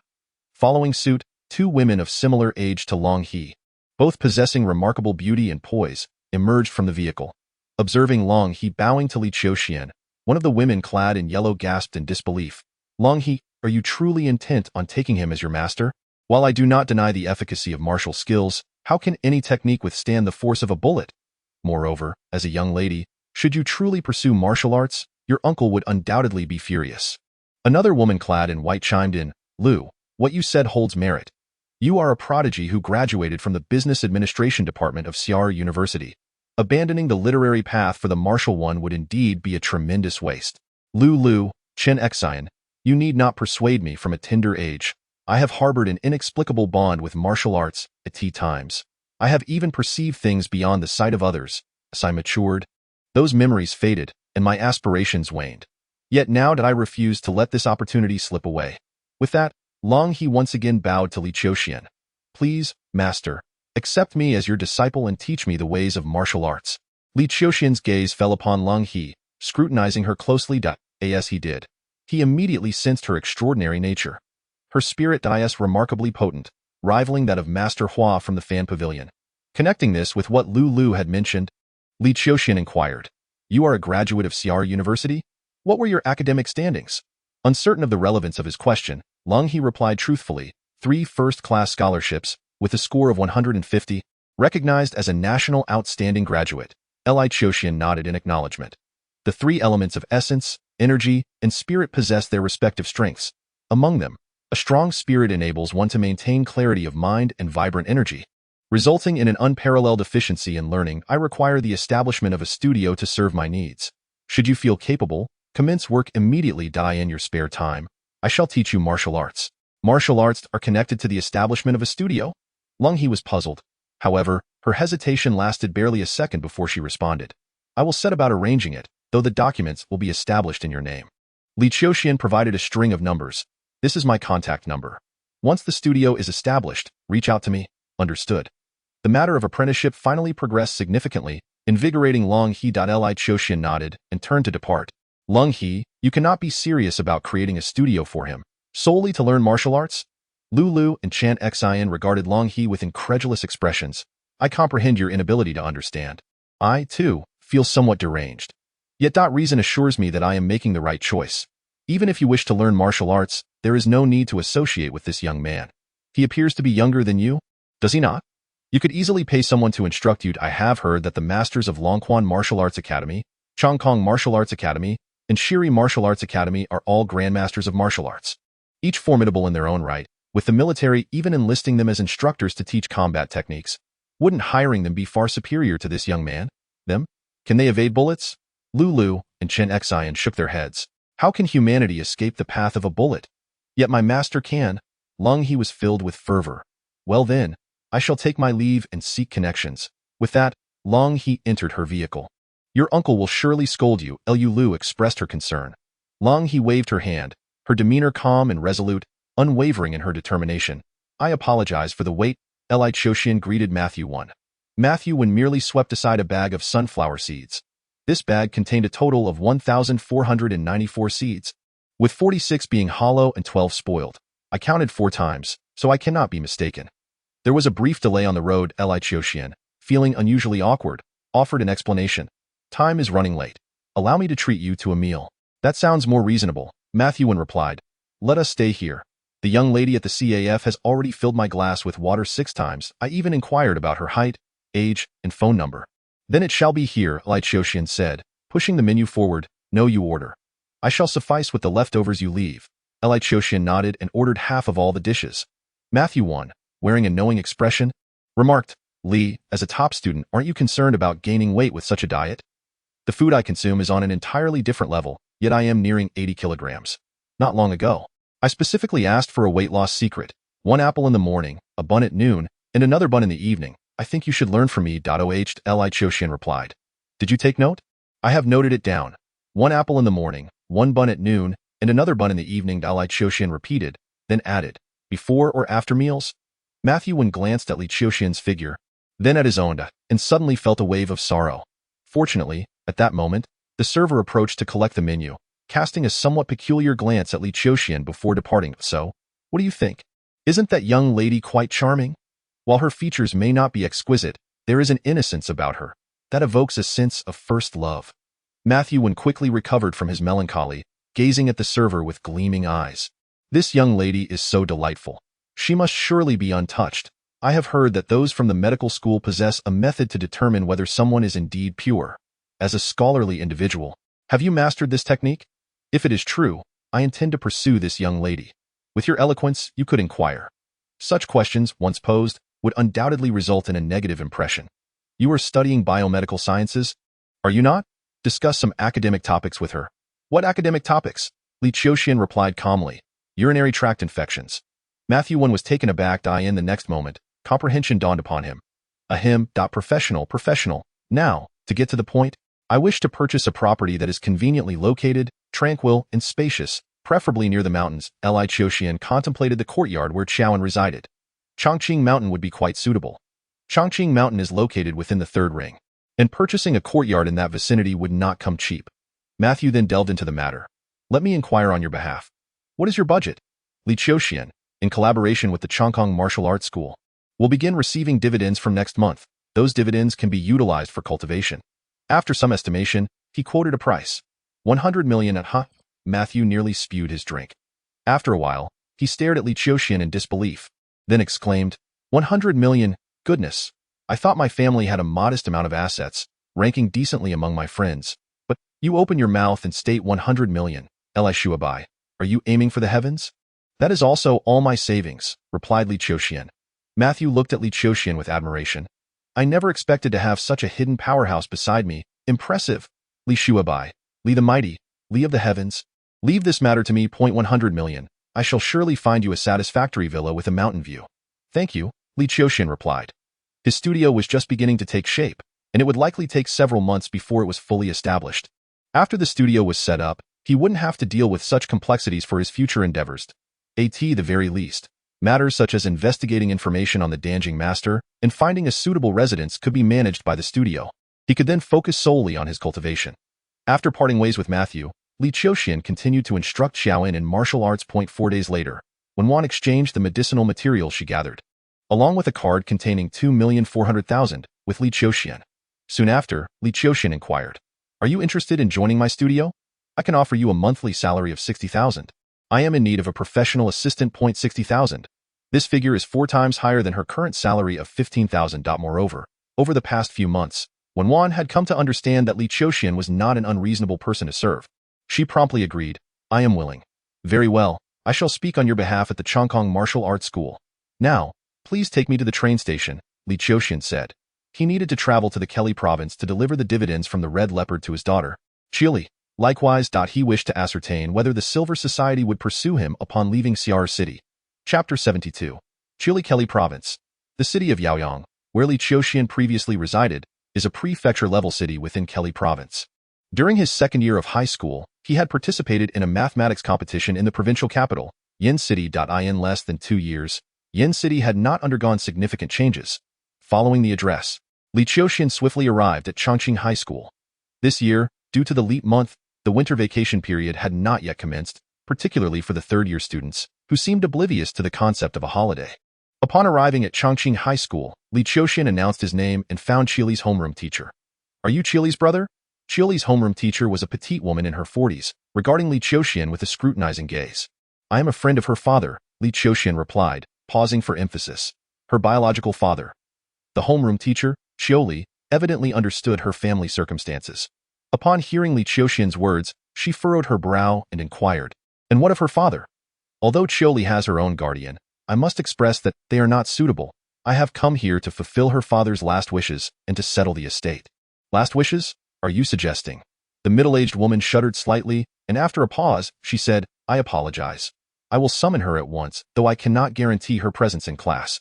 She then led Li Qiuxian towards the classroom. Chongqing High School's academic standards were mediocre, and the class the middle-aged woman taught was equally unremarkable. Even in the third year, there was a surprising absenteeism rate of 1-5th. It seemed the teacher had expended considerable energy and had grown indifferent to the self-destructive students, turning a blind eye to their truancies. She is currently not in class, the middle-aged woman remarked, glancing at one of the vacant seats. Taking into account the news brought by Li Qiuxian, She approached the instructor who was conducting the lesson and exchanged a few words, then turned to a group of girls seated below. Does anyone know where Qiuli has gone? The girls exchanged glances, yet none responded. The middle-aged woman, growing impatient, reiterated with more emphasis, her family has an important matter that requires her attention. Where is she? After a prolonged silence, one girl finally stood up and said, Qiuli should be at the cow billiards hall right now. The middle-aged woman frowned and exited the classroom, addressing Li Qiuxian outside. Mr. Li, would you prefer to wait here while I call Qiuli's parents, or shall I search for her at the billiards hall? I will go find her there, Li Qiuxian replied. Very well, the middle-aged woman nodded, refraining from further inquiries. Her demeanor suggested a lack of dedication as a teacher. Otherwise, she would not allow these troubled students to flounder without intervention. Li Qiuxian departed from Chongqing High School and made his way to the cow billiards hall, which was a mere 10-minute walk from the school. This establishment, located on the second floor of an aging building, was reasonably spacious. As it was not peak hours, the venue felt somewhat desolate, the lighting dim due to only a portion of the fixtures being illuminated. Upon arriving, Li Qiuxian was greeted by no one. He chose not to speak, instead making his way to where the sounds of chatter emanated, soon finding 7 individuals clustered around a billiards table, 3 men and 4 women. The 3 men appeared to be in their 20s, while among the 4 women, one looked to be in her early 20s, the others merely teenagers. Qiuli, the girl he sought, was among them.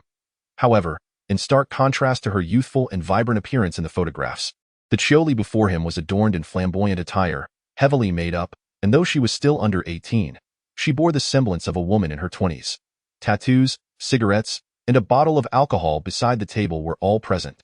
Problematic girl Li Qiuxian observed Qiuli from the sidelines, the term surfacing in his mind. Yet, upon reflection, he could understand the situation. The relationship between Hongbao and his ex-wife is fraught with animosity. Following her remarriage, it seems she has borne children. Hence, as the offspring of her former husband, Qiuli finds herself neglected by her grandfather and unloved by her grandmother, inevitably spiraling into rebellion due to a lack of guidance. Hongbao, preoccupied with his own affairs and struggling on the precipice of survival, naturally pays little attention to his daughter's upbringing. However, one can only surmise that should he possess any awareness from beyond, he would undoubtedly wish to avert his daughter from such a dire fate. Acting as her half-mentor, if there remains hope for his daughter, Li Qiuxian intends to lend her a hand. Hey, little one. Yes, I'm speaking to you. What are you staring at? Looking for a quarrel? As Li Qiuxian scrutinized Qiuli, a brazen voice interrupted. One of the 3 men, leaning on a cue stick, approached, gesturing towards Li Qiuxian. Li Qiuxian disregarded the man's provocation and turned to Qiuli, saying, I am a friend of your father's. May we converse? My father. Qiuli glanced at Li Qiuxian, appraising him before dismissively retorting, Aren't your father's friends typically adults in their 30s or 40s? I recognize the few he is close with, and you are not among them. This is not the place for conversation. Follow me, Li Qiuxian replied, turning to leave. Yet after taking 4 steps, he halted and turned back, his gaze landing on the defiant Qiuli, who appeared indifferent, even mocking. The rebellious girl's disobedience compelled Li Qiuxian to approach her. You, stay right there and stand still. Did you hear me? The leader of the trio, witnessing Li Qiuxian's approach, began to scold him. When his reprimands proved ineffective, he felt his authority challenged and grew furious. You little brat, are you seeking death? In the next moment, the cue stick in his hand swung violently towards Li Qiuxian. With a resounding thud, Li Qiuxian seized the cue stick, halting its momentum abruptly. You bastard! The remaining 2 men shouted in unison. Wait! Qiuli suddenly exclaimed, as if struck by a realization. Are you truly my father's friend? Indeed, Li Qiuxian affirmed. Meanwhile, one of the other 2 men grabbed a chair, while the other ventured inward, seemingly in search of a more effective weapon. Observing this, Qiuli urgently called out, Stop! Yet the 2 men paid her no heed. The one who had lost the cue stick unleashed a kick towards Li Qiuxian, while the other swung the chair menacingly at his head, threatening a grievous outcome should it connect. Li Qiuxian remained impassive. The cue stick in his grasp transformed into a sword, darting forth like lightning, striking the man's approaching foot with tremendous force. The impact reverberated through the stick, eliciting a pained scream as he was sent sprawling backward. As for the other man, wielding the chair, smack, he twisted his body, and in a flash, lightning seized the leg of the chair that the man swung towards him, simultaneously delivering a powerful kick. Crack! The sound of the man's right foot shattering echoed sharply, reminiscent of breaking porcelain, as his right foot was brutally broken by Li Qiuxian's kick. He could not help but lurch forward. In that very moment of his downfall, Li Qiuxian snatched the chair, raising it high above his head under the astonished gazes of onlookers, and then, with ferocity, he brought it crashing down towards the back of the man's skull. No. The terrified screams pierced through the atmosphere of the billiards hall. Li Qiuxian's chair, poised to strike, momentarily halted. The man, attempting to retaliate by using the chair to smash his head, found himself met with the same forceful response. It was only fitting. However, should that chair come crashing down, the man's skull would undoubtedly shatter into a gruesome spectacle, which seemed rather bloody. Qiuli, being the daughter of the Red Panther, would surely not fare well witnessing such a gory scene. Thus, Li Qiuxian's chair came to a standstill. Then, under the chilling and terrified gazes of the remaining few, he stepped forward, planting his foot upon the man's right hand. Crack! The sound of bones fracturing once again left everyone pale with fright. The man who had fetched a steel pipe from behind trembled, causing the pipe to clatter to the ground. The sound echoed, intertwining with the cries of the man whose hand had been crushed. Creating a cacophony of despair, Li Qiuxian cast a brief glance at the man, his gaze tranquil. Yet to the man, it felt like a nightmare.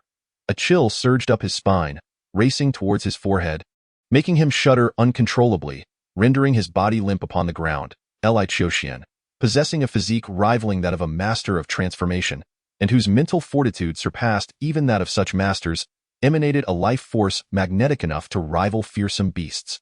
Furthermore, he had traversed a path stained with blood. Albeit not to the point of mass slaughter in ordinary circumstances, he maintained a semblance of restraint, his spirit nurtured by the star god body refining fist, containing his divine light. Yet now, with his blood surging and his gaze sweeping over the ordinary souls, the pressure he exuded was suffocating. These young individuals, accustomed to wielding power over their peers, could hardly withstand such mental intimidation. That they did not succumb to madness could only be attributed to Li Qiuxian's merciful restraint. Li Qiuxian withdrew his gaze and turned to Qiuli. Then, let us depart. Qiuli, filled with trepidation, gazed at Li Qiuxian, daring not to defy his words, and timidly approached his side. Without further regard for the others, Li Qiuxian led Qiuli towards the exit of the billiards hall. Throughout the ordeal, the remaining 6 were rendered mute, lacking even the courage to breathe loudly, fearing that a careless misstep could provoke this fearsome deity and bring upon them utter ruin. I recall there's a milk tea shop not far from here. Let us sit there for a moment, as I have matters to discuss with you, Li Qiuxian stated. Yes, Qiuli replied, her head bowed, not daring to contradict him. After walking for a while, Li Qiuxian seemed to remember something and glanced at Qiuli. Your attire is unsuitable. After he finished speaking, he took a moment to recollect his thoughts, extending his hand to hail a passing taxi. Once inside the vehicle, he addressed the driver. To Longxing Shopping Mall, please. Certainly, replied the driver. Well aware that as the most renowned commercial plaza in Yinqing, the destination required no further explanation. In less than an hour, they had traversed from the outskirts to the city center, reaching Longxing Shopping Mall. Upon entering, Li Qiuxian followed the signage to the prominent brand Aya's boutique, intending to enhance her appearance. Chapter 73. Li Qiuxian did not have to wait long. Soon, Qiuli reappeared before him, adorned in a long, white dress reminiscent of gardenias. It seemed she had deliberately sought assistance to refresh her makeup, rendering her look considerably more innocent. Quite lovely, Li Qiuxian remarked, nodding in approval. He then turned to the attendant beside Qiuli and instructed, please prepare 4 sets in this style. The attendant's face lit up with a smile, as if she were about to burst with joy. Of course, sir. We will prepare them immediately. Additionally, another staff member approached, offering tea and water while sincerely complimenting, Sir, your girlfriend is simply a perfect model. She can effortlessly carry any attire. Li Qiuxian remained silent. Noticing his aloof demeanor, the attendant chuckled softly and stepped back. At that moment, Qiuli timidly approached him, her voice barely a whisper. These clothes, they're very expensive. Not to worry. I'm using your father's money, Li Qiuxian replied nonchalantly. Under Qiuli's astonished gaze, he approached the attendant who had prepared the garments. Following her lead, they arrived at the checkout counter. Good day, sir. After discounts and rounding, the total for the 4 sets is 68,800 yuan. Li Qiuxian handed over his card, completing the transaction. Instantly, the attendant's smile grew even warmer, and she presented him with a golden membership card. He accepted the card and then escorted Qiuli to a design center on the lower level. A quick glance at her hairstyle and temporary tattoos caused him to furrow his brow. This expression startled Qiuli, prompting her to hastily explain, I'm afraid of pain. These tattoos aren't real. Just drawn on, and they last only a week or two. Very well, let's remove them, Li Qiuxian replied. Summoning a stylist, in truth, numerous onlookers had already cast their eyes upon him upon entering the store. More precisely, their attention was drawn to the garments Li was carrying. Ati's boutique. A single outfit often costs tens of thousands, categorizing them as high-value clients. As Li Qiuxian made his request, several individuals quickly gathered around. Soon, two attendants escorted Li away while another led Li Qiuxian to a lounge area, where refreshments and electronic devices were provided to pass the time. Li Qiuxian paid little attention to the gadgets, instead immersing himself in contemplation of the profound intricacies of the third realm of martial arts. The third level of martial arts, in the personal view of Li Qiuxian, can be described as an intuitive understanding. However, to fully express it requires considerable effort. It is akin to distinguishing between initial consonants and final syllables effortlessly in childhood. Yet as one matures, articulating and writing these sounds necessitates revisiting them. Although the process of review is less laborious than the initial learning, it does not imply an immediate mastery of the knowledge. Time flows, and 3 hours swiftly pass. With a subtle sound, Li Qiuxian returns to his senses, his gaze falling upon Li, who is approaching with a few companions. At this moment, the heavy makeup that once adorned Li has been wiped away, and she dons a newly purchased dress, pure white, revealing a hint of collarbone, with a purple flower adorning the button at her chest.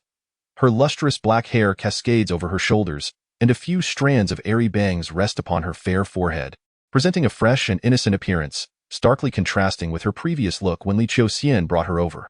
Sir, what do you think? The designer inquires with a smile beside Li Qiuxian. Quite satisfactory, Li Qiuxian replies, turning to Li, you now bear a more student-like demeanor. Upon finishing, he follows the attendant after settling the bill and ascends the stairs. The Longxing Commercial Center offers an abundance of amenities. Li Qiuxian leads Li to a uniquely elegant restaurant, requesting a private booth, where he sits down and begins to order. Observing as Li Qiuxian nearly selects every dish on the menu, Li hastily interjects, no, there's no need to order so much, I can order for myself. After Li Qiuxian completes his selections and hands the menu to Li, she waves her hand, and it is passed to the attendant. There is something I need to clarify first. Having ordered, Li Qiuxian delves into the main topic. I have heard it said that Red Leopard is your father's nickname. I know. Li nods. Indeed, Li Qiuxian acknowledges.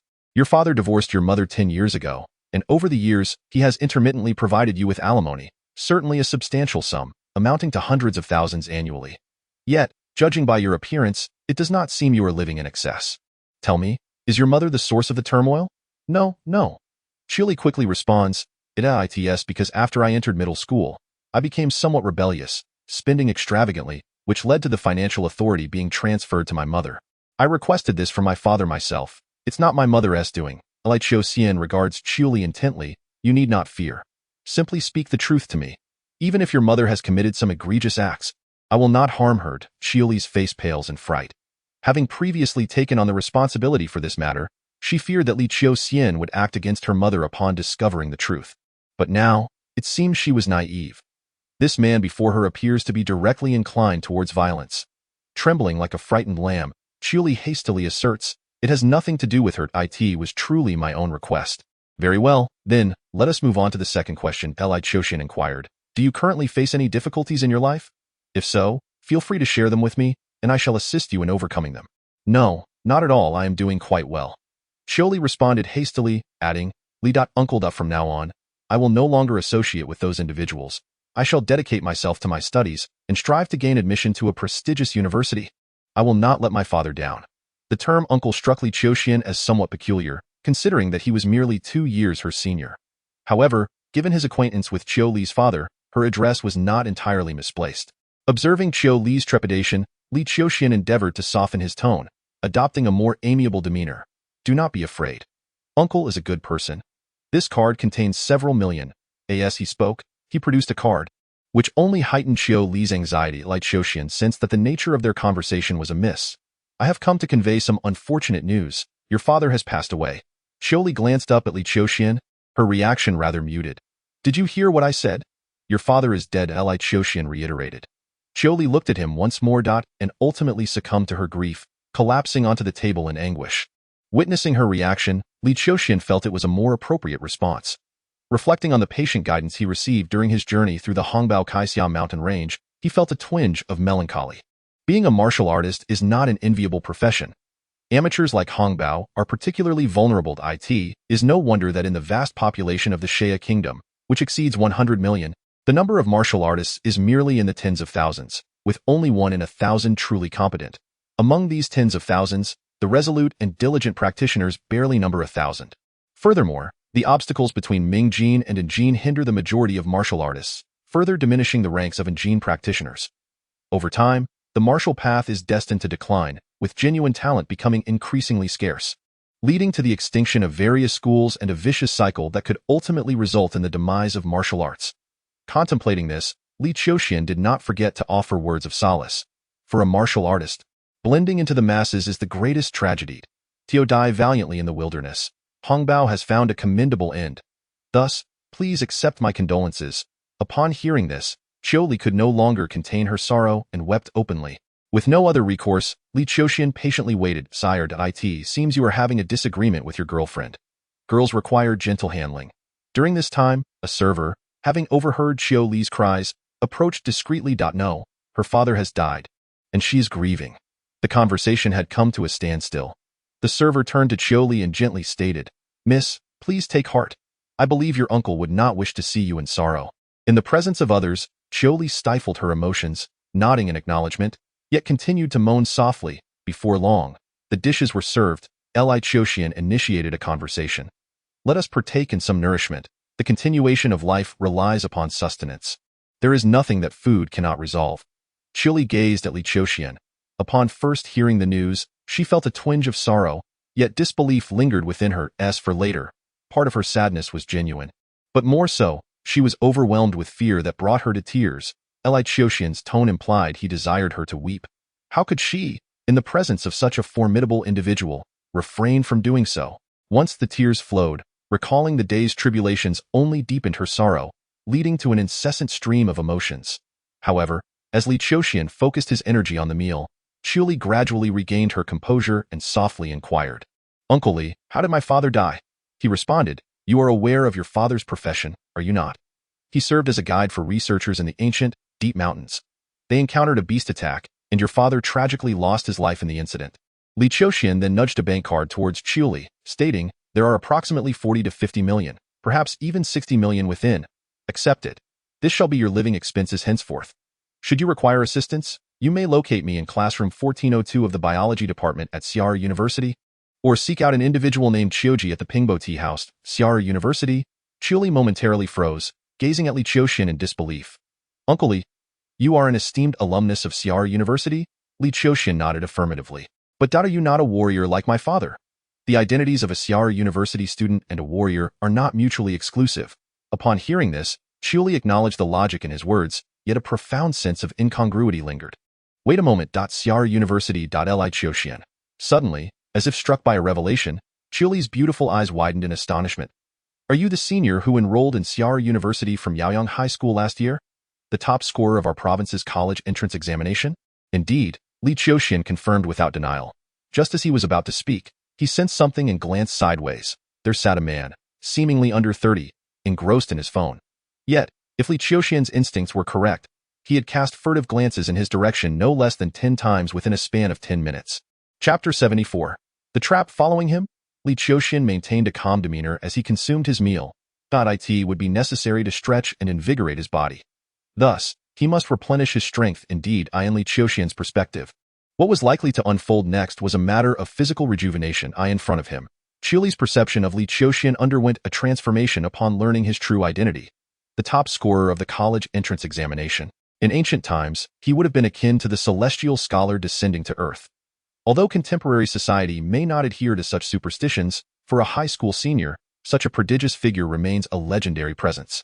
After much anticipation, the opportunity to engage directly with such a distinguished academic prodigy, who also happened to be a friend of her father, slightly alleviated the trepidation in Li's heart, giving rise to a flicker of curiosity. They finished their meal and prepared to depart. Li Qiuxian inquired, Are you currently residing at school or living with your parents? I live at school, but that's fine. Li Qiuxian continued. After finishing, head back to school.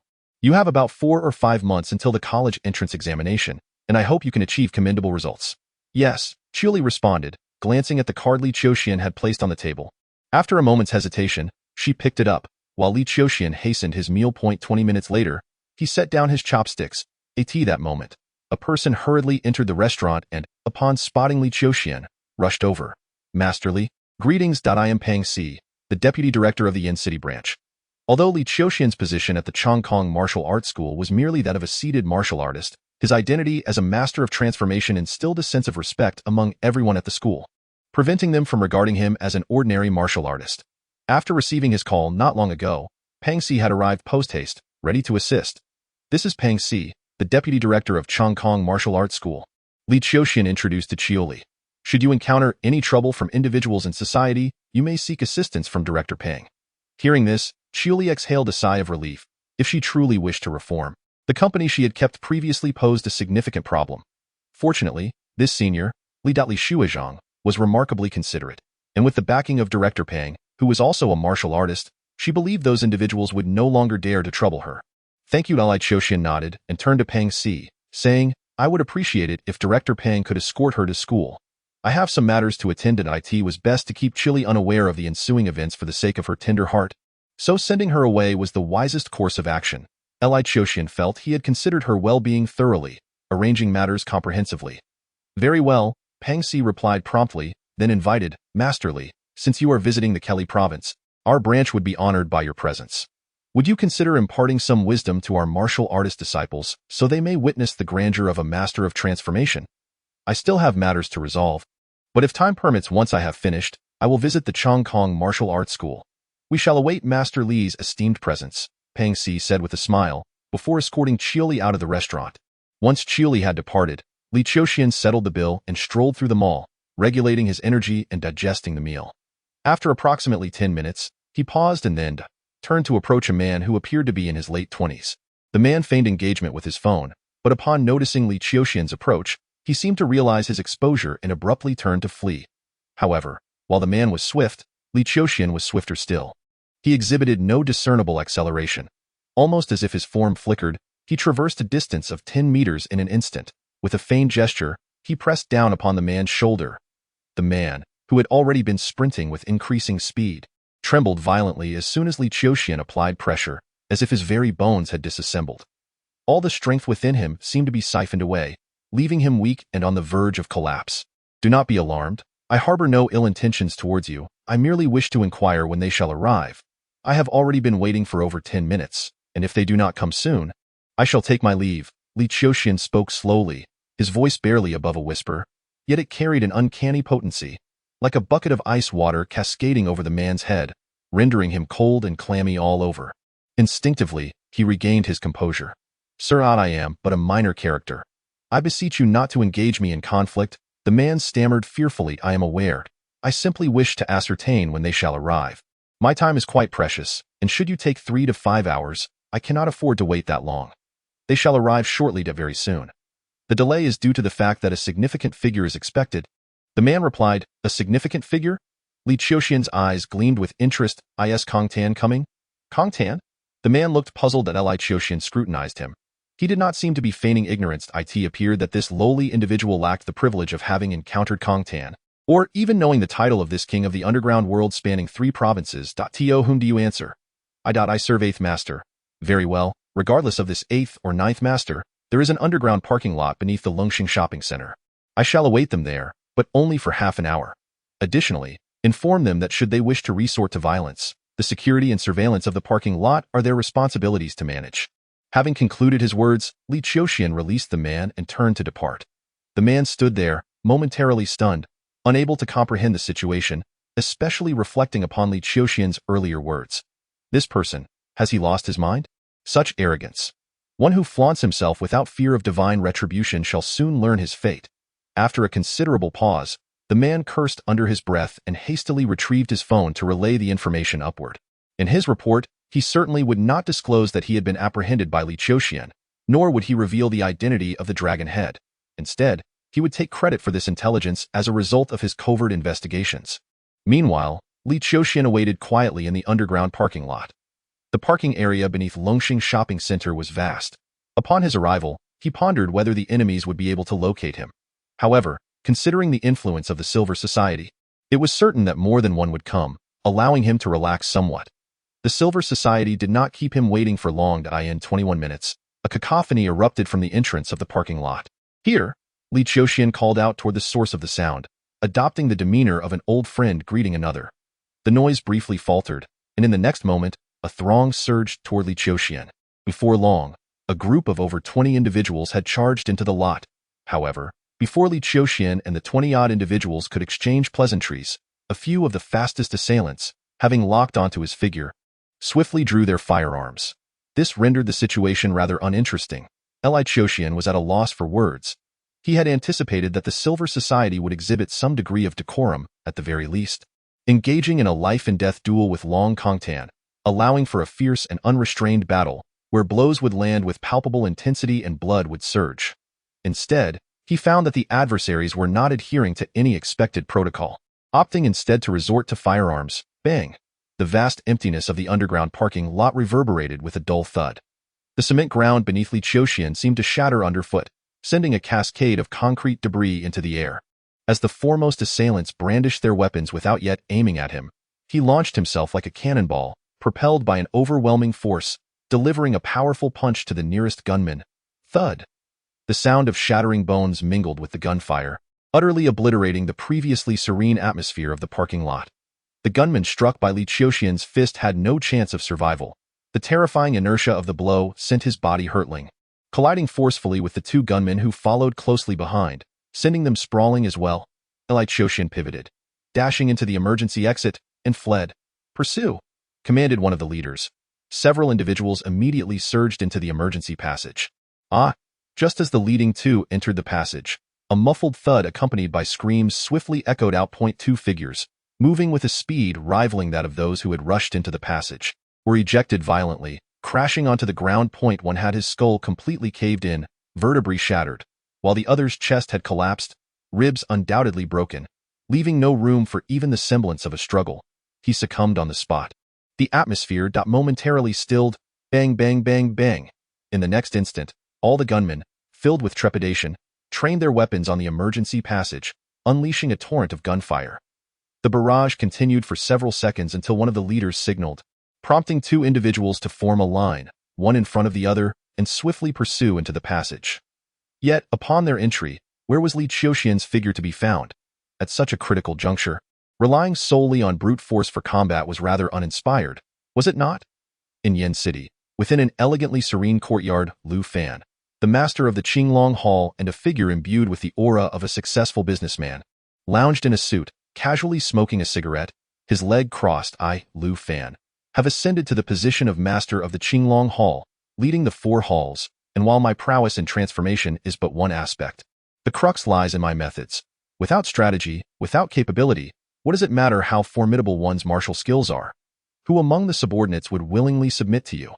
Opposite Lu Fan sat the renowned figure in Yin City's underworld, Zhu Ba, the eighth master, who wore a broad smile as he replied, "What Master Lu says is quite reasonable. Times have changed. Although we martial artists may possess a slight advantage in charging into battle, even the most exceptional transformation master, surrounded by dozens of firearms, faces only a dead end. What of the illustrious Romo from a few months past? Revered as one of the most promising martial arts masters poised to ascend to the rank of a grandmaster, he nonetheless fell victim to the lethal onslaught of two squads of the Eastern Alliance guards. Indeed, times have changed."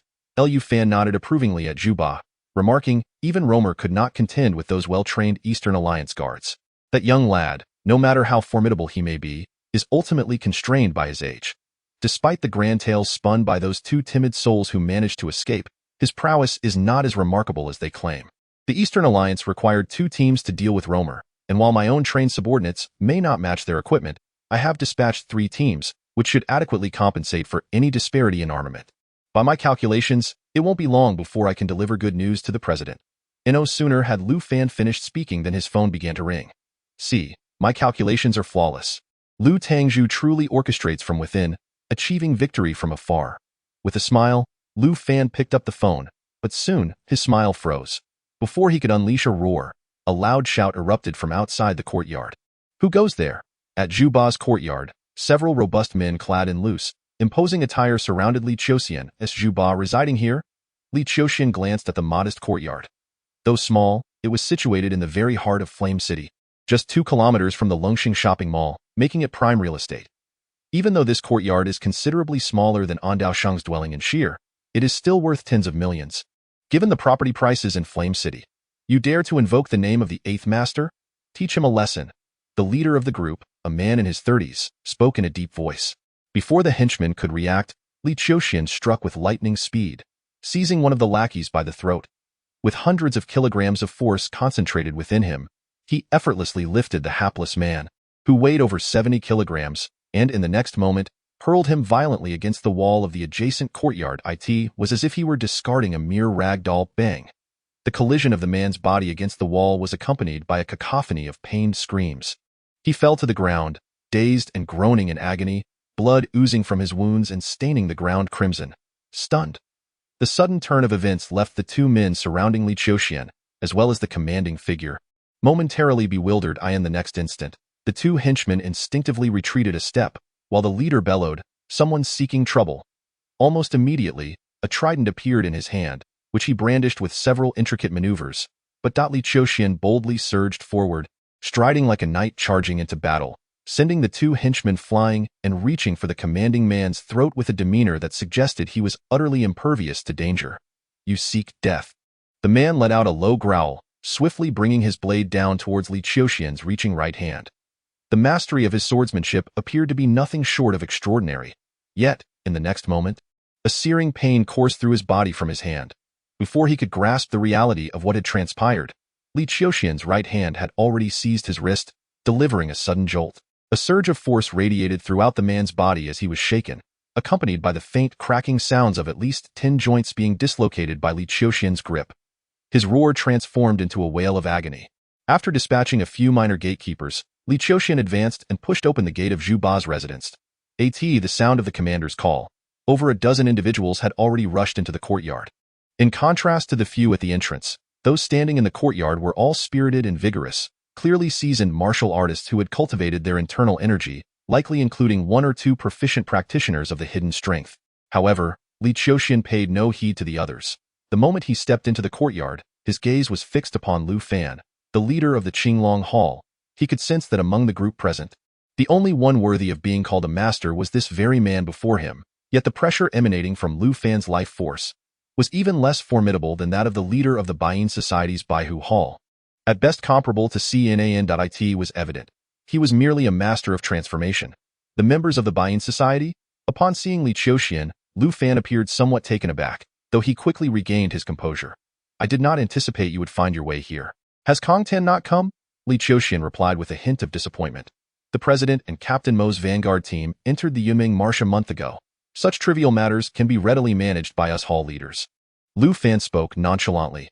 With a gesture, 3 rifles were promptly extended from the 2nd floor of the courtyard. This time, they were not ordinary handguns, but automatic rifles. Zhu Ba's expression shifted slightly at the sight of Lu Fan preparing to draw arms within his own abode. "Leader, the recent crackdowns have been quite severe. I will handle it for you," Lu Fan began.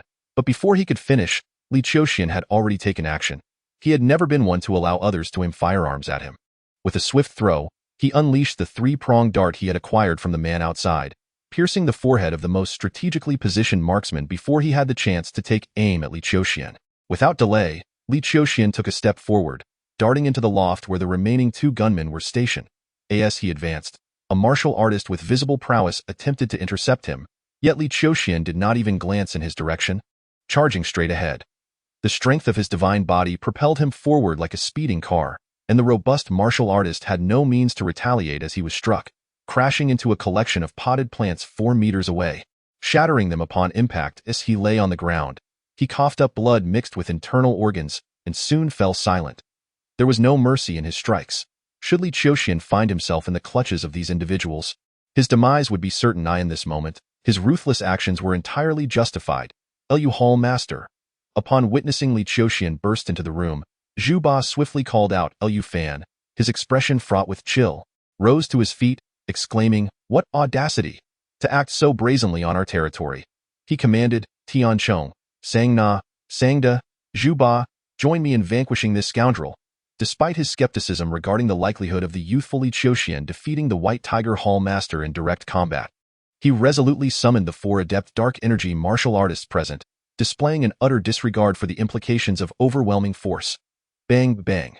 The gunshots rang out. Li Qiuxian, undeterred by the gunfire, leaped upward, ascending to the second floor.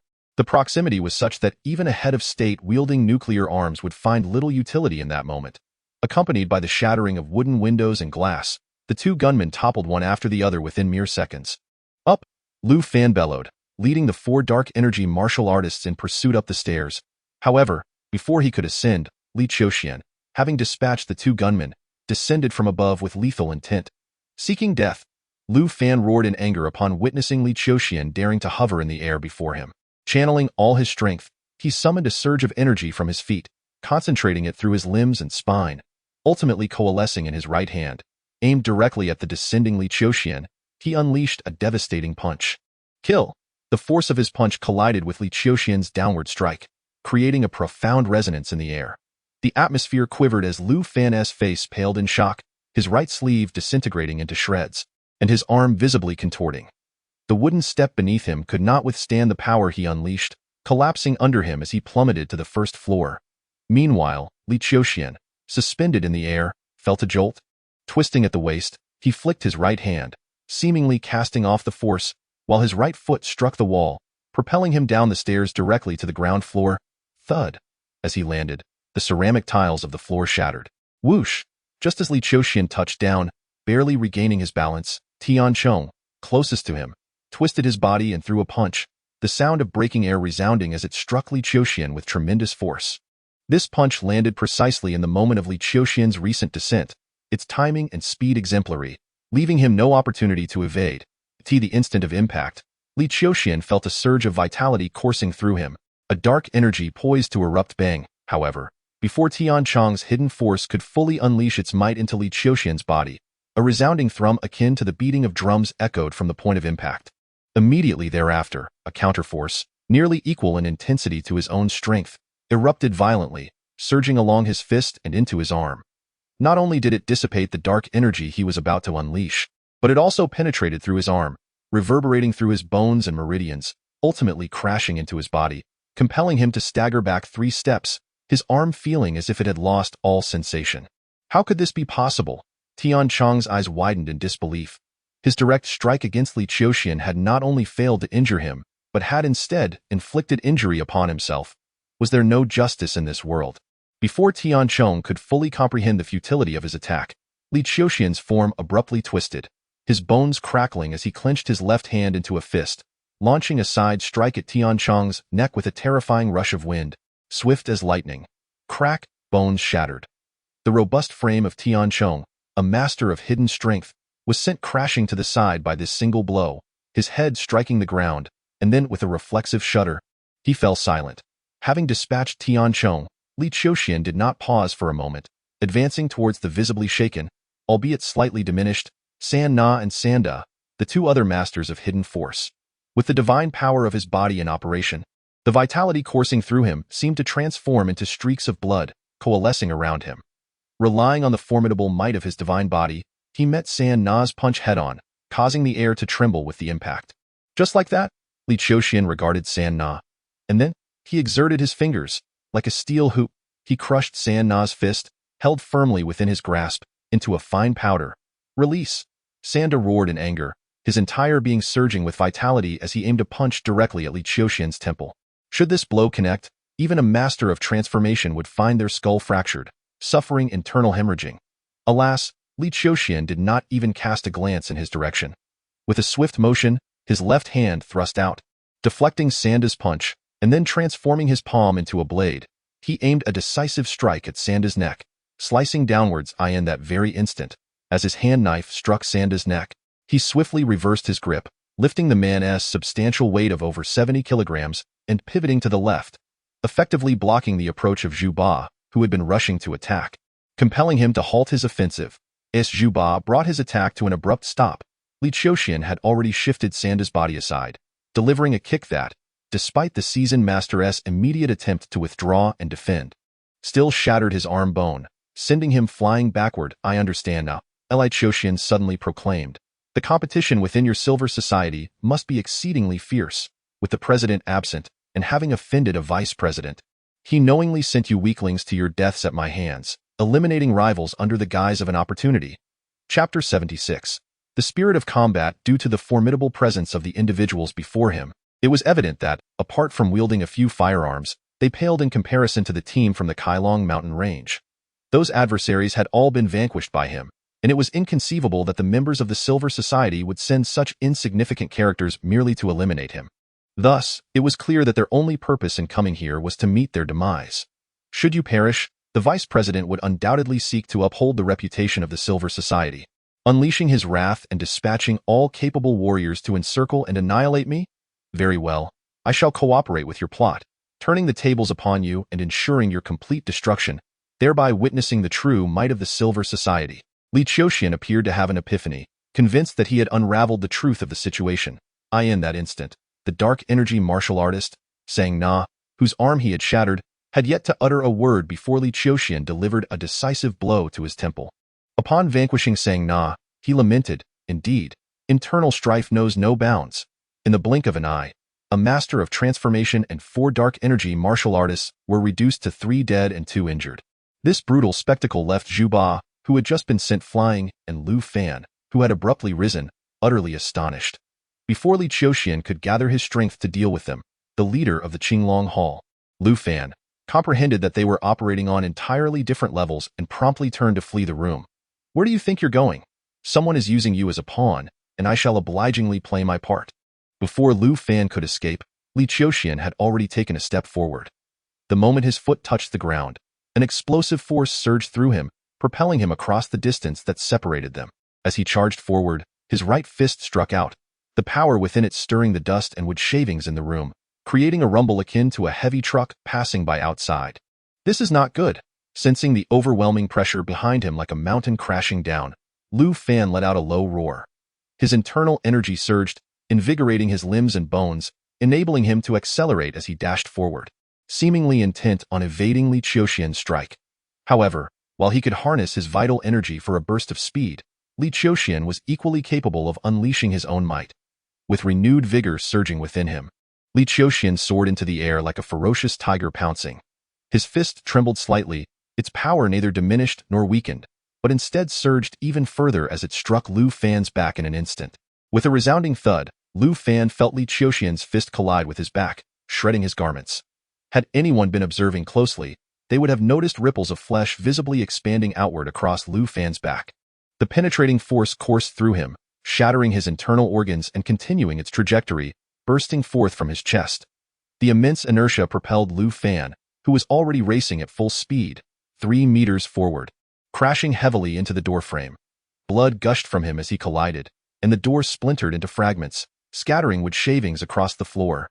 Yet, at that moment, the leader of the Qinglong Hall could feel nothing.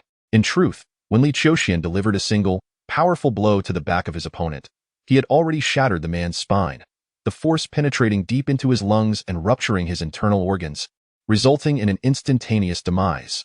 The subsequent impacts, and the injuries they might inflict, are of little consequence. In a duel between formidable adversaries, where life and death hang in the balance, the moment one's resolve falters, defeat is already assured before the battle even begins. Li Qiuxian gazed upon the lifeless body of the Qinglong Hall master and shook his head. The strength of a martial artist, beyond their vitality, physique, combat techniques, and experience in fierce confrontations, is significantly augmented by the indomitable will to prevail in dire circumstances. If you have lost the courage to fight for your life against me, you are naturally no match for my prowess. If only you could steady your mind, cast aside all distractions, and engage with me in a life-or-death struggle. Li Qiuxian paused, his tone shifting. At the very least, you would not perish so swiftly. However, upon reflection, it seems that in a true confrontation, where life and death are at stake, the distinction could be made in an instant, leading to an even swifter demise. Li Qiuxian opened his mouth, feeling disinclined to offer further commentary. A martial artist, with limited formal education, struggles to articulate thoughts adequately, such as life. He withdrew his gaze from the fallen Qinglong Hall master and turned away. At that moment, the already cowardly Zhu Ba had fled outside the courtyard, rallying the few Mingjing martial artists, disregarding their own yard in a desperate bid for escape. Boom! Before Zhu Ba could even make it out of the courtyard, the entire structure seemed to tremble violently. Suddenly, a figure erupted from within, charging forth with an aura of terrifying ferocity, akin to an unparalleled beast of prey, roaring through the forest. Even before his arrival, the sheer force of his presence rendered all present nearly breathless. "Stop him! Block his path!" Zhu Ba bellowed, retreating hastily. Two valiant Mingjing warriors, despite their fear, gritted their teeth and, with a rallying cry, launched themselves at Li Qiuxian, striking with all their might. Li Qiuxian hardly spared them a glance, allowing their blows to land upon his shoulder and chest, and then he withstood their assault with his formidable physique, crashing into them with unyielding force. The moment of collision. The two Mingjing warriors were as if they had struck a speeding vehicle. Shrieking as they were sent flying, Li Qiuxian's right hand, undeterred by their attempts to impede him, descended upon Zhu Ba's face. With the overwhelming force he summoned, if that strike were to connect fully, Zhu Ba's skull would surely be pulverized. However, in a critical moment, Li Qiuxian seemed to recall something, slightly altering the trajectory of his descending hand, which ultimately landed upon Zhu Ba's shoulder. Though it struck his shoulder, the impact was akin to being struck by a hammer used to pound concrete, shattering not only the bones in his shoulder, but also forcing Zhu Ba's body down towards the ground, half of him crashing down and kicking up a cloud of dust. "Ha!" Li Qiuxian exhaled deeply, withdrawing his hand and standing still. His gaze swept across the remaining few formidable martial artists, each of whom trembled involuntarily, retreating in fear of being mistaken for targets by this fearsome individual before them. However, Li Qiuxian paid them no heed. Instead, he addressed Zhu Ba, who lay on the ground, dazed and moaning in agony. "This minor injury shall pose no serious threat. You will recover in 3 to 5 days. I have a question for you." Zhu Ba, his shoulder bones shattered and his face ashen with pain, was drenched in cold sweat. With such grievous injuries, even the finest hospital would not restore him to his former self without 4 to 5 months of recuperation. Yet, in the face of Li Qiuxian's inquiry, he dared not exhibit any defiance. "If I were to know, I would certainly inform Master Li. When will the Silver Society's members arrive?" "What?" Zhu Ba was taken aback. Observing Zhu Ba's expression, Li Qiuxian sensed no deception and thus felt perplexed. "Could it be that I have misjudged? Are you not here to meet a tragic end due to internal strife within the Silver Society?" Zhu Ba, unable to suppress his despair, felt tears welling up. The Silver Society must be immensely powerful to dispatch a master of the transformation stage to meet his demise. If a faction were embroiled in such internal conflict, they might as well disband. Realizing Zhu Ba's expression revealed the truth, Li Qiuxian comprehended his mistake. For a moment, he found himself at a loss for words. What on earth was the leader of the Qinglong Hall thinking? Shaking his head, he stated, "I have slain the leader of the Silver Society's Baihu Hall and the leader of the Qinglong Hall. The Silver Society will undoubtedly seek retribution. Therefore, let us settle this matter. Reveal to me the location of their headquarters. I do not know. I truly do not know. We lowly subordinates have no means to contact the higher-ups of the Silver Society. They are the ones who initiate contact with us," Zhu Ba hastily swore. "Unable to find it, then we must await the Silver Society to come to us. Had I known this would be the outcome, I should not have killed Lu Fan, the leader of the Qinglong Hall. With his status, he might have understood the whereabouts of the Silver Society's headquarters. Had we attacked their base, we could have resolved this issue once and for all. Upon reaching the 4th level of martial arts, one could delve deeper into the mysteries of spiritual perception, using blood as a guide to pursue the soul across great distances. Yet, I have not even attained the 3rd level. And against such a lurking force, I can only meet force with force," Li Qiuxian lamented internally. Casting a glance at Zhu Ba, he instructed, "Take down this phone number." Yes, Zhu Ba responded eagerly. Li Qiuxian then provided his phone number. "When Kong Tan returns, have him call me and inform him that I wish to challenge him to a duel, regardless of the outcome." "Kong Tan?" Zhu Ba gasped, momentarily breathless. "The president of the Silver Society? This person dares to challenge the president of the Silver Society." After conveying his message, Li Qiuxian turned and departed the courtyard. Left with this astonishing statement, Zhu Ba stood in stunned silence, scarcely believing that he had managed to preserve his life so effortlessly. After a lengthy moment, he exhaled deeply, finally allowing himself to relax. With a sigh of relief, he could no longer restrain himself and erupted in anger. "What are you all still doing here? Call for a doctor immediately." Yes. Several responded hastily. One man, who was slightly closer to Zhu Ba, glanced nervously at Lu Fan and inquired, "8th Master, what shall we do about this?" Zhu Ba cast a glance at Lu Fan, who lay crumpled at the doorway, and his expression deepened with agony. the leader of the Qinglong Hall.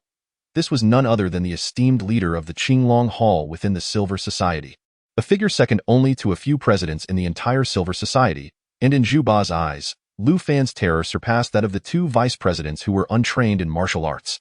To have such a formidable individual fall within his courtyard, it was a matter of life and death. The Silver Society operates with utmost secrecy. We cannot possibly reach out to them, however. With the death of a hall leader, the Silver Society will undoubtedly seek retribution. This young man seeks to challenge that esteemed individual, does he? If he desires death, then we shall oblige him. That esteemed individual. Can he handle this? The man cast a glance in the direction where Li Qiuxian had departed, his eyes still filled with trepidation. Certainly, Zhu Ba gritted his teeth, ultimately declaring with conviction, he certainly can. The president of the Silver Society. He is a true underground emperor, with a status that commands respect, closely associated with the mayor and high-ranking officials. His martial prowess is unfathomable, and all underground forces across the 3 neighboring provinces must heed his commands. Just wait, do not be deceived by this young man's current arrogance. When the president returns from his travels, it will be his day of reckoning. Chapter 77. Homecoming. Having exited Zhu Ba's courtyard, Li Qiuxian had barely walked 50 meters when he observed 3 business vehicles swiftly enter the street where the courtyard was located. Followed by a throng of men in black alighting from the cars and heading toward Zhu Ba's premises, he paid them no mind. After walking for a short while, he hailed a taxi and made his way to the train station. However, his destination was not Zaire City, but rather Yaoyang City, situated less than 200 kilometers from the provincial capital, Yin City. After waiting for less than half an hour, Li Qiuxian boarded a train amidst the bustling crowd. Although this year was a leap year, it was already mid-January, and in just half a month, the Grand Joint Festival of the 16 ASEAN countries, the New Year's Festival, would commence, resulting in a throng of travelers at the train station. The train was not particularly swift, taking over 3 hours to journey from Yin City to Yaoyang City. It was said that the technologically advanced and economically prosperous Great Jing Kingdom among the 16 ASEAN nations had established a high-speed railway, reaching speeds of 300 kilometers per hour, allowing the trip between Yaoyang and Yin City to take less than an hour. The seating on the train was typically arranged in threes, and upon his arrival, 5 out of 6 seats were already occupied.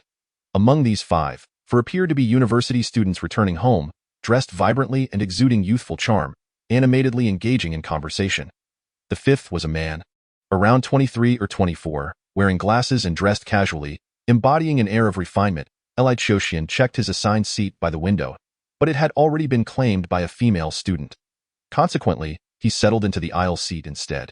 The blue star, a celestial body of considerable magnitude, exhibits a temperature that is somewhat elevated compared to that of a parallel world. Coupled with the proximity of the Shea Kingdom to the equator, as well as the factors contributing to global warming, it is remarkable that, despite the winter season, the temperature hovers around 25 degrees Celsius. Consequently, the attire of the populace is relatively light, particularly among the younger women, who predominantly don dresses that exuberantly showcase their youthful and vibrant allure. Thus, Li Qiuxian finds himself amidst a group of women whose beauty ranges from 6 to 7, even 8 points, largely enhanced by their clothing, adornments, and makeup, inevitably attracting the envy of many. As the train commenced its journey, a palpable restlessness surged among the passengers. Opposite him, a man in his late 20s, clad in a casual shirt, nonchalantly retrieved his phone and answered a call. Moments later, his voice escalated. It's a trivial matter, merely a question of 4 million. Why, liquid assets are somewhat limited, but I can manage a few million.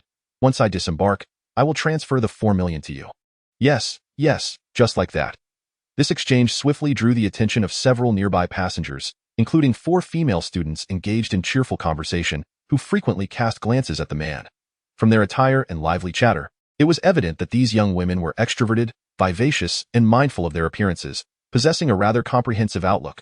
Among them, one named Lon Lon, after observing the man for a moment, smiled playfully and activated a feature on her phone, revealing nearby individuals to the man's line of sight.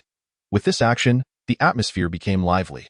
Shortly after the man in the shirt concluded his call, another gentleman clad in yellow feigned a phone conversation, exclaiming, "Hello? Yes, a trivial matter. I'm on the train. Why wasn't my karma Shaylee brought along? Experiencing local customs, I suppose." Not long after the yellow-clad gentleman hung up, others began to mimic him. However, one such individual, clearly lacking finesse, boasted about his private yacht only to be nudged by a companion. "Brother, you are holding your phone upside down." That moment, the man in the shirt, who had initially made the call and had already garnered the attention of Lan and Fei Yu, was identified. A middle-aged man with a sallow complexion, seemingly en route to the restroom, spotted him and exclaimed with surprise, "Oh, I see this Liu Qiuxian. What a coincidence.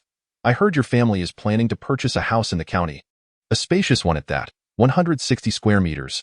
But then again, with 4 siblings, a smaller abode wouldn't suffice. Have you managed to gather the down payment? If you're short, I could lend a hand. I can spare 2 or 3,000. No. Thank you, Uncle Wang." Liu Qiuxian, caught in his deceit, lowered his voice in embarrassment, evading the gazes of the young women. Lan and Fei Yu, having deduced his ruse, shot him disapproving looks, and without hesitation, Lan added him to her blacklist, indignantly declaring, "A toad wishing to eat swan meat." In the wake of the failed endeavors of the 2 predecessors, the commotion within the carriage gradually subsided, quelled by the presence of the 4 enchanting young women. The train glided forward at a leisurely pace. However, this tranquility lasted for no more than 3 minutes. Li Qiuxian's phone rang, breaking the serene silence. Upon answering, the voice of Matthew resonated from the other end. "Li, the academic prodigy, I have found a splendid villa for you. The location will undoubtedly meet your expectations, though the price is somewhat higher than anticipated." "How much?" 126 million. This figure exceeded the price Li Qiuxian had proposed by 26 million. "Trust me, this estate is worth every penny. In a few years, once the area develops, you could easily sell it for 300 million or even 400 million. 300 million or 400 million is a distant prospect. For now, I need you to negotiate the price down. I can offer no more than 110 million for this villa." Li Qiuxian replied, "He would need to supplement this amount with a share of the profits from his prescription earnings. I shall do my utmost." "Indeed, thank you. If it proves too difficult, we can consider a different location. As long as the price remains under 100 million, Li Qiuxian stated. "I will see what I can do," Matthew said before ending the call. Li Qiuxian likewise stowed his phone away. Yet, as he did so, an air of peculiarity enveloped the carriage, particularly among those seated opposite him, such as Lan and Fei Yu, who wore expressions of disdain. "A villa for 100 million. Why not claim it's 10 billion? 10 billion? I reckon it should be 100 billion. Might as well buy the entire city of Xiar," they scoffed. "Perhaps he genuinely possesses such wealth to consider a villa at that price." The group clustered together, their laughter echoing in the compartment. Though they lowered their voices slightly, Li Qiuxian, seated nearby, could hear them clearly. "Buddy, this approach of yours is quite outdated," remarked a bespectacled gentleman across from him with a smirk. Li Qiuxian remained silent. He felt no compulsion to prove himself to others, nor to explain himself in a world rife with truths and falsehoods. He only needed to focus on being the best version of himself. Noticing Li Qiuxian's silence, the gentleman refrained from further provocation, instead pulling out a book. As he did so, a document accidentally slipped from its pages. An identification card from Xiar University. Xiar University, a prestigious institution where the elite gather. The unequivocal top university of the Xia Kingdom, ranked among the top 10, if not the top 3, across the entire ASEAN region. Those who graduate successfully from Xiar University are deemed societal elites, and with just a few years of experience, they can emerge in their companies, gradually ascending to mid-level positions with annual salaries in the millions, basking in opulence. In an instant, the atmosphere among the individuals seated near Li Qiuxian grew lively once more. The gentleman, being a student of Xiar University, was eloquent and quickly engaged in conversation with several female students, his presence enveloped in a charming aura, inciting jealousy among those who had previously mocked him. Time passed swiftly. 3.5 hours elapsed before the train gradually decelerated, arriving at the Yaoyang City Station. At this moment, the gentleman named Jingyu had already formed close acquaintances with several individuals and, upon the train coming to a halt, he disembarked amidst laughter and chatter. Following the throngs of people, Li Qiuxian exited the train station. As he stepped out, numerous individuals approached, inquiring whether he required transportation. The gentleman Jingyu similarly emerged alongside 4 female students, and upon noticing a group gathered around Li Qiuxian, he remarked with a chuckle, "This student has purchased a villa worth over 100 million. Surely, he has no need for your vehicle. Someone will soon arrive to escort him. Ha ha." After uttering this, he seemingly noticed something, casting a glance towards an individual within the crowd. "My brother has come to pick me up. He is an executive at the Qihai Dongyang Group in Yaoyang City. I have already instructed him to bring a Bentley R-Class business vehicle. Ladies and gentlemen, allow me to offer you a ride." With that, he led his companions away swiftly. As for Li Qiuxian, he negotiated a fare with one of the individuals and boarded an older sedan, heading towards Mijia Village, which lies less than 10 kilometers from Yaoyang City. Due to the villagers' acceptance of a 400,000 yuan settlement from the Qihai group, he preferred not to engage with anyone in Mijia village and proceeded directly to the mountain, perhaps owing to Li Qiuxian's leadership of the Qihai group. Now renamed Dongyang Group, the cemetery had evidently been well maintained. Exuding a sense of grandeur, Li Qiuxian gazed at the grave site, and after a moment, he seated himself. He had not procured any offerings of money, paper, or incense. He simply sat in silence. Time passed, perhaps 2 hours, perhaps 3. Mother, I have been accepted into Shar University and am currently studying there. I will be well. Please do not worry, Li Qiuxian spoke calmly. After standing for a moment longer, he ultimately turned and began his descent down the mountain. Just as he was nearing the base, a middle-aged man accompanied by 3 young men and 2 young women ascended the mountain, pausing slightly upon spotting Li Qiuxian, seemingly unsure. Qiuxian, my nephew? Li Qiuxian regarded the middle-aged man with a slight nod. Qiuxian has returned to see your mother. It has been quite some time since we last met. I heard you have been accepted into Shar University and have gone to Shar City. That is remarkable. You must stay at your second uncle's house tonight. Let him treat you well. The middle-aged man spoke with a broad smile. The 2 young men accompanying him chimed in with similar enthusiasm. Indeed, cousin, it has been over half a year since we last saw each other. We must catch up this evening. Li Qiuxian glanced at the middle-aged man and replied, No need. Perhaps next time. I have matters to attend to and must take my leave. Why not come home for a while? The middle-aged man urged once more. Li Qiuxian shook his head resolutely. Seeing his firm stance, the middle-aged man conceded, Very well then. You are heading into the city, yes? I shall have your cousin Mushua escort you. The gentleman named Mushua also offered, I have a car. I can drive you into the city. Li Qiuxian hesitated momentarily. Ultimately, being a close relative of his mother, he did not decline. Thank you, there's no need for such formalities among family. Let us go. The man named Mushua beckoned a woman he had brought along, and together they descended the mountain with Li Qiuxian. Who was that? You seem to hold him in such high regard, inquired a young girl standing beside Muyu, the man who had previously conversed with Li Qiuxian. Him? Just a fool, Muyu scoffed dismissively. You insolent brat, how can you speak of your cousin in such a manner? A middle-aged man rebuked. Am I mistaken? That lad is indeed a fool. He is the sole son of our uncle. And at this juncture, if he were to leverage his position as the young master of Dongyang Group to gain a foothold within the company, he would undoubtedly inherit his uncle's legacy, becoming the steward of Dongyang Group, which amounts to billions in assets. Yet, he foolishly disregards such wealth, creating discord with his uncle and displaying a sour demeanor. It is said that during his uncle's last visit to seek him out in Xiar, he returned in frustration. Such behavior can only be described as foolishness, Muyu remarked. You two are currently employed at Xiaoyang's company, and under Xiaoyang's patronage, you have both secured prominent positions, purchasing cars and homes within just 6 months. You ought to be grateful. After all, Qiuxian is the only child of Xiaoyang. You should refrain from speaking thoughtlessly in a way that could be overheard. Rest assured, father, I would never voice such remarks in his presence. When I am with him, I shall be more amiable than with anyone else, for judging by our uncle's actions, it is clear he holds Li Qiuxian in high regard. That is good to hear. This father and son duo. Chapter 78. Activities. Li Qiuxian did not return to the temporary residence he had occupied earlier, nor did he visit Yaoyang High School or Dongyang Group. Instead, he made his way directly to the train station. Purchasing a ticket to Xiar, he spent the night aboard the train, and upon his arrival in Xiar City, it was already 6 o'clock the following morning. After disembarking, Li Qiuxian proceeded to Qiaowen's courtyard. Within the courtyard, Qiaowen was practicing a sequence of martial movements, each breath he took exuding calmness and grace, infusing his martial art with an enigmatic charm. Master, Qiaowen acknowledged Li Qiuxian's presence, promptly halting his movements and bowing respectfully. Li Qiuxian nodded. Continue practicing. Yes, Qiaowen replied, his excitement palpable as he added, Master, while practicing yesterday, I felt a surge of inspiration. As my energy flowed, I unleashed a punch that seemed to harbor a hint of hidden power. Oh? Li Qiuxian expressed his surprise.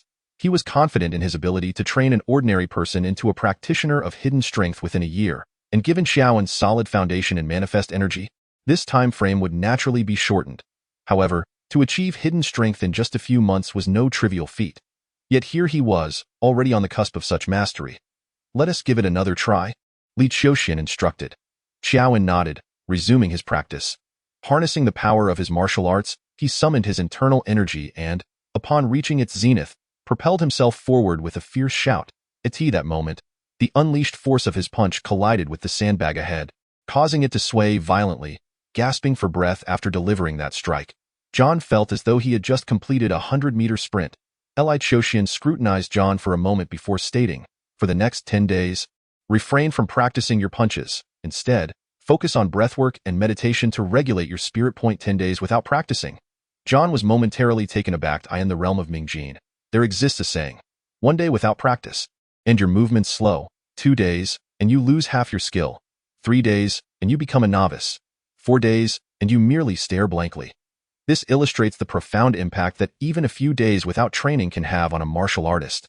If he were to abstain from practice for 10 days, he feared that he might plummet from the threshold he had painstakingly reached in the realm of Anjin back to the level of a fully developed Mingjin. "Follow my instructions if you wish to attain Anjin," Li Qiuxian advised. "Understood," John replied, though he remained perplexed. Over the past few months, while Li Qiuxian had not offered abundant guidance, his insights were often incisive and invaluable, leading to significant improvements. Without such mentorship, John would likely require an additional 2 to 3 years of rigorous training to even graze the threshold of Anjin. The confidence he had accumulated over these months quelled any doubts he had about Li Qiuxian's seemingly irrational teachings. As John continued his training, Li Qiuxian himself was not idle. Kong Tan was a master of Danjin, having delved into its depths for 6 years. Despite the presence of several Danjin masters in the kingdom of Shea, it was unlikely that even half could surpass him. After all, even among Danjin masters, it was estimated that a third had never ventured into the wilderness or faced ferocious beasts in life-or-death battles. Lacking such experiences, even those masters with robust strength and potent vitality would find themselves overawed by Kong Tan's martial will when clashing with him. In the presence of such a Danjin master, Li Qiuxian naturally needed to remain vigilant and approach with caution. The extreme 9 styles, 3rd style 1,000 miles, and 4th style dominating the sky, where his focus point 1,000 miles was a technique of relentless assault, embodying the spirit of charging forth, accumulating momentum through a furious sprint, and unleashing a devastating blow that could shatter the heavens and send shockwaves across vast distances. Conversely, dominating the sky was a lethal technique that descended from above, wielding the force of the heavens to dominate the world.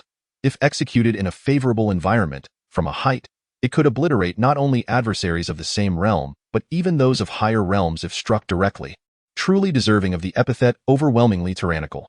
Time slipped away as Li Qiuxian immersed himself in his martial practice. On the 4th day, following Li Qiuxian's return to Shire City, Matthew's call came through once more. "Li, I've exhausted my efforts, but we finally reached an agreement, 101 million. Though the other party requires full payment upfront." Li Qiuxian had checked his bank balance just yesterday and found himself 3 million short. "When is the transaction?" "With the festival approaching, the other party hopes to expedite the process." "All right. Then let's proceed for tomorrow." So I should schedule for tomorrow?"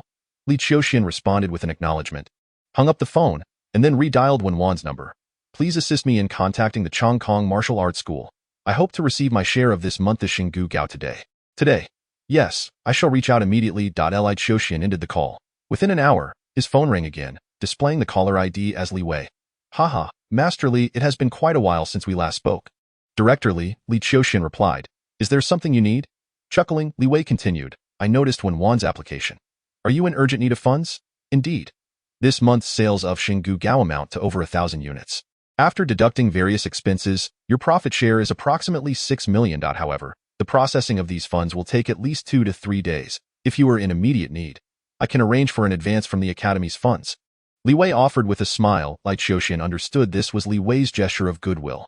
Nevertheless, having already arranged a transaction with the villa owner for the following day, he felt it inappropriate to go back on his word and promptly replied, "I appreciate your assistance."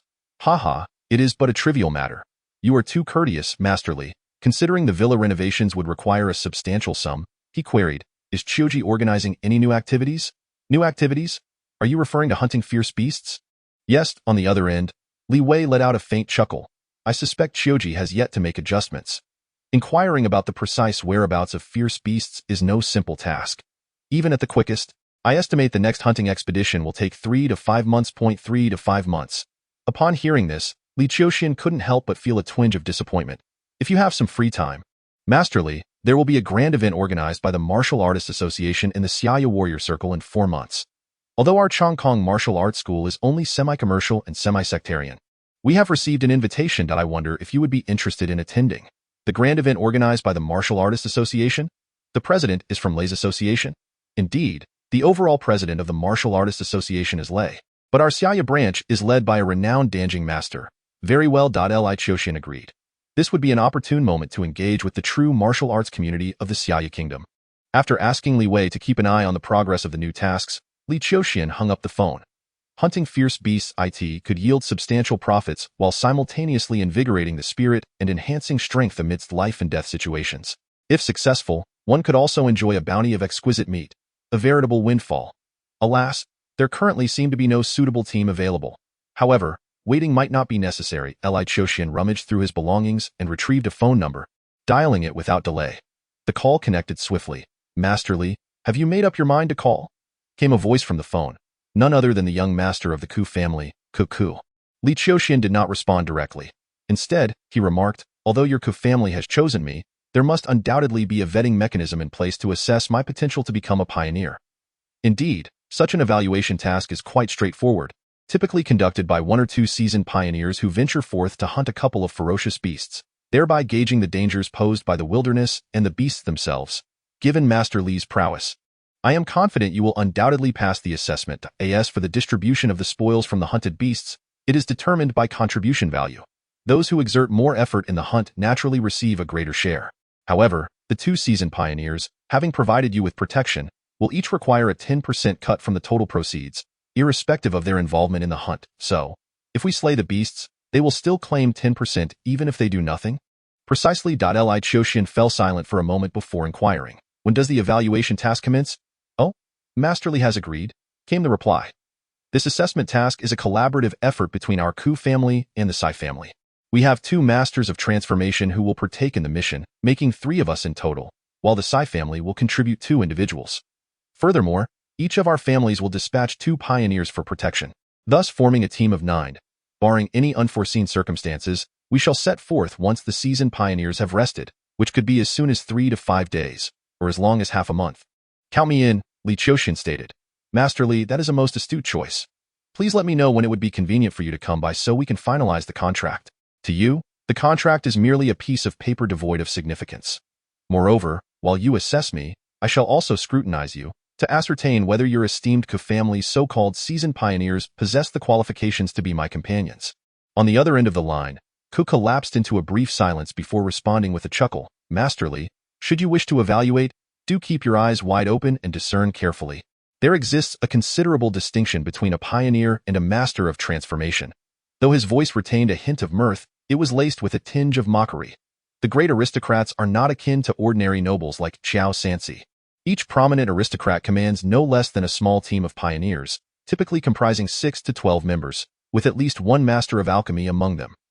Furthermore, due to an exploration loss rate of 30%, even with expeditions occurring every 2 years, there will statistically be at least 1 master of transformation who perishes each year. 1 a year. 10 over the course of a decade.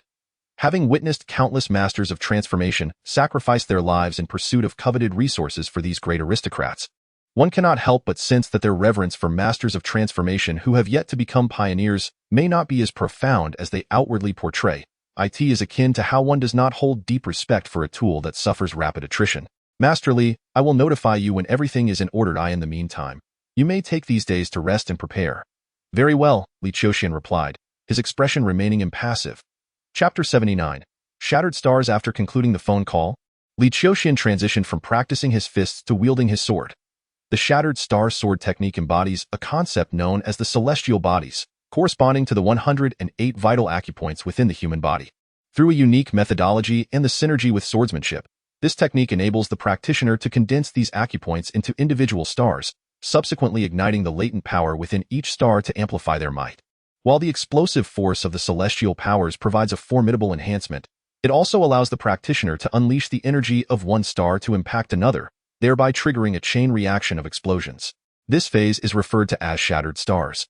The detonation of any star, born from the energies of these acupoints, will enhance the speed and strength of the sword strikes by 10%, if one considers the base value of strength and speed to be 100. The initial star's explosion would yield an increment of 10, the second 11, the third 12, the fourth 13. And so forth, in a continuous progression.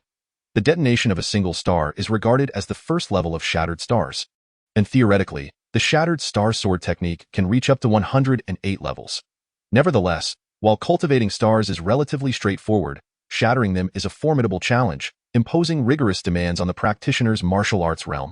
In a parallel universe, although Li Qiuxian has successfully condensed 108 stars within him, with their energies circulating eternally, he can only simultaneously detonate 36 of them, thereby unleashing the technique to its 36th level, resulting in a 30-fold increase in the power and speed of his strikes at that time. His inherent strength was already astonishingly formidable. Thus, the 30-fold surge in sword power, the reputation of shattered stars is far from unfounded. In comparison to his own might, my greatest advantage lies in my realm. Gripping the sword firmly, Li Qiuxian adhered to a distinct rhythm, thrusting and slicing with precision. With each sword practice, he felt his vital energy circulating under the guidance of the technique, spiraling through various acupoints, and with conscious direction, coalescing within a particular acupoint. Once the acupoint was filled and refined, it would transform into a star. This star could either nurture his vital energy, rendering the acupoint imperceptible, or be unleashed through the shattered star sword technique, dramatically augmenting the sword's formidable power, capable of annihilating foes. The most fundamental requirement for mastering this technique is to attain a nuanced understanding of martial arts. Yet, even a Danjing master may not fully grasp this intricacy. Li Qiuxian diligently practiced, dedicating an entire day to his swordsmanship. By the end of that day, one acupoint he had intentionally refined had already coalesced significantly, and by the dawn of the following day, he succeeded in manifesting his first star. The swordsmanship realm that the shattered star sword technique can unleash is contingent upon the practitioner's martial arts level, while the number of stars that can be condensed relates to the practitioner's physical vitality. The stronger the vital energy, the faster the stars can be refined. For instance, in the parallel universe, Li Qiuxian's 108 stars perpetually thrive. Should one extinguish, it could be reformed within a breath's time. Glancing at the time, Li Qiuxian exited the courtyard. Outside, when Wan, who had already arrived by car, swiftly started the engine, transporting him to their agreed-upon destination. Approximately half an hour later, the vehicle came to a halt at Changqing Mountain. This mountain is situated 6 kilometers from Shar University, distinct from the 4-star scenic area located behind the university. Spanning an area of 130 square kilometers, this mountain range extends directly beyond the city of Shar, adorned with dense foliage and an elegant environment. Due to cost considerations, Evergreen Mountain has yet to be developed. However, there are whispers within the city that such development appears imminent. Once this mountainous region is transformed, property values in the area are expected to soar dramatically. This is also the reason why Matthew anticipates that this villa could fetch a staggering 300 to even 400 million in a few years. When Juan drove to a large villa at the foot of Evergreen Mountain, at the entrance, a woman dressed in a blouse, a middle-aged man in his 40s, a lawyer-attired gentleman, and Matthew were all waiting. Upon the arrival of Li Qiuxian, they stepped forward to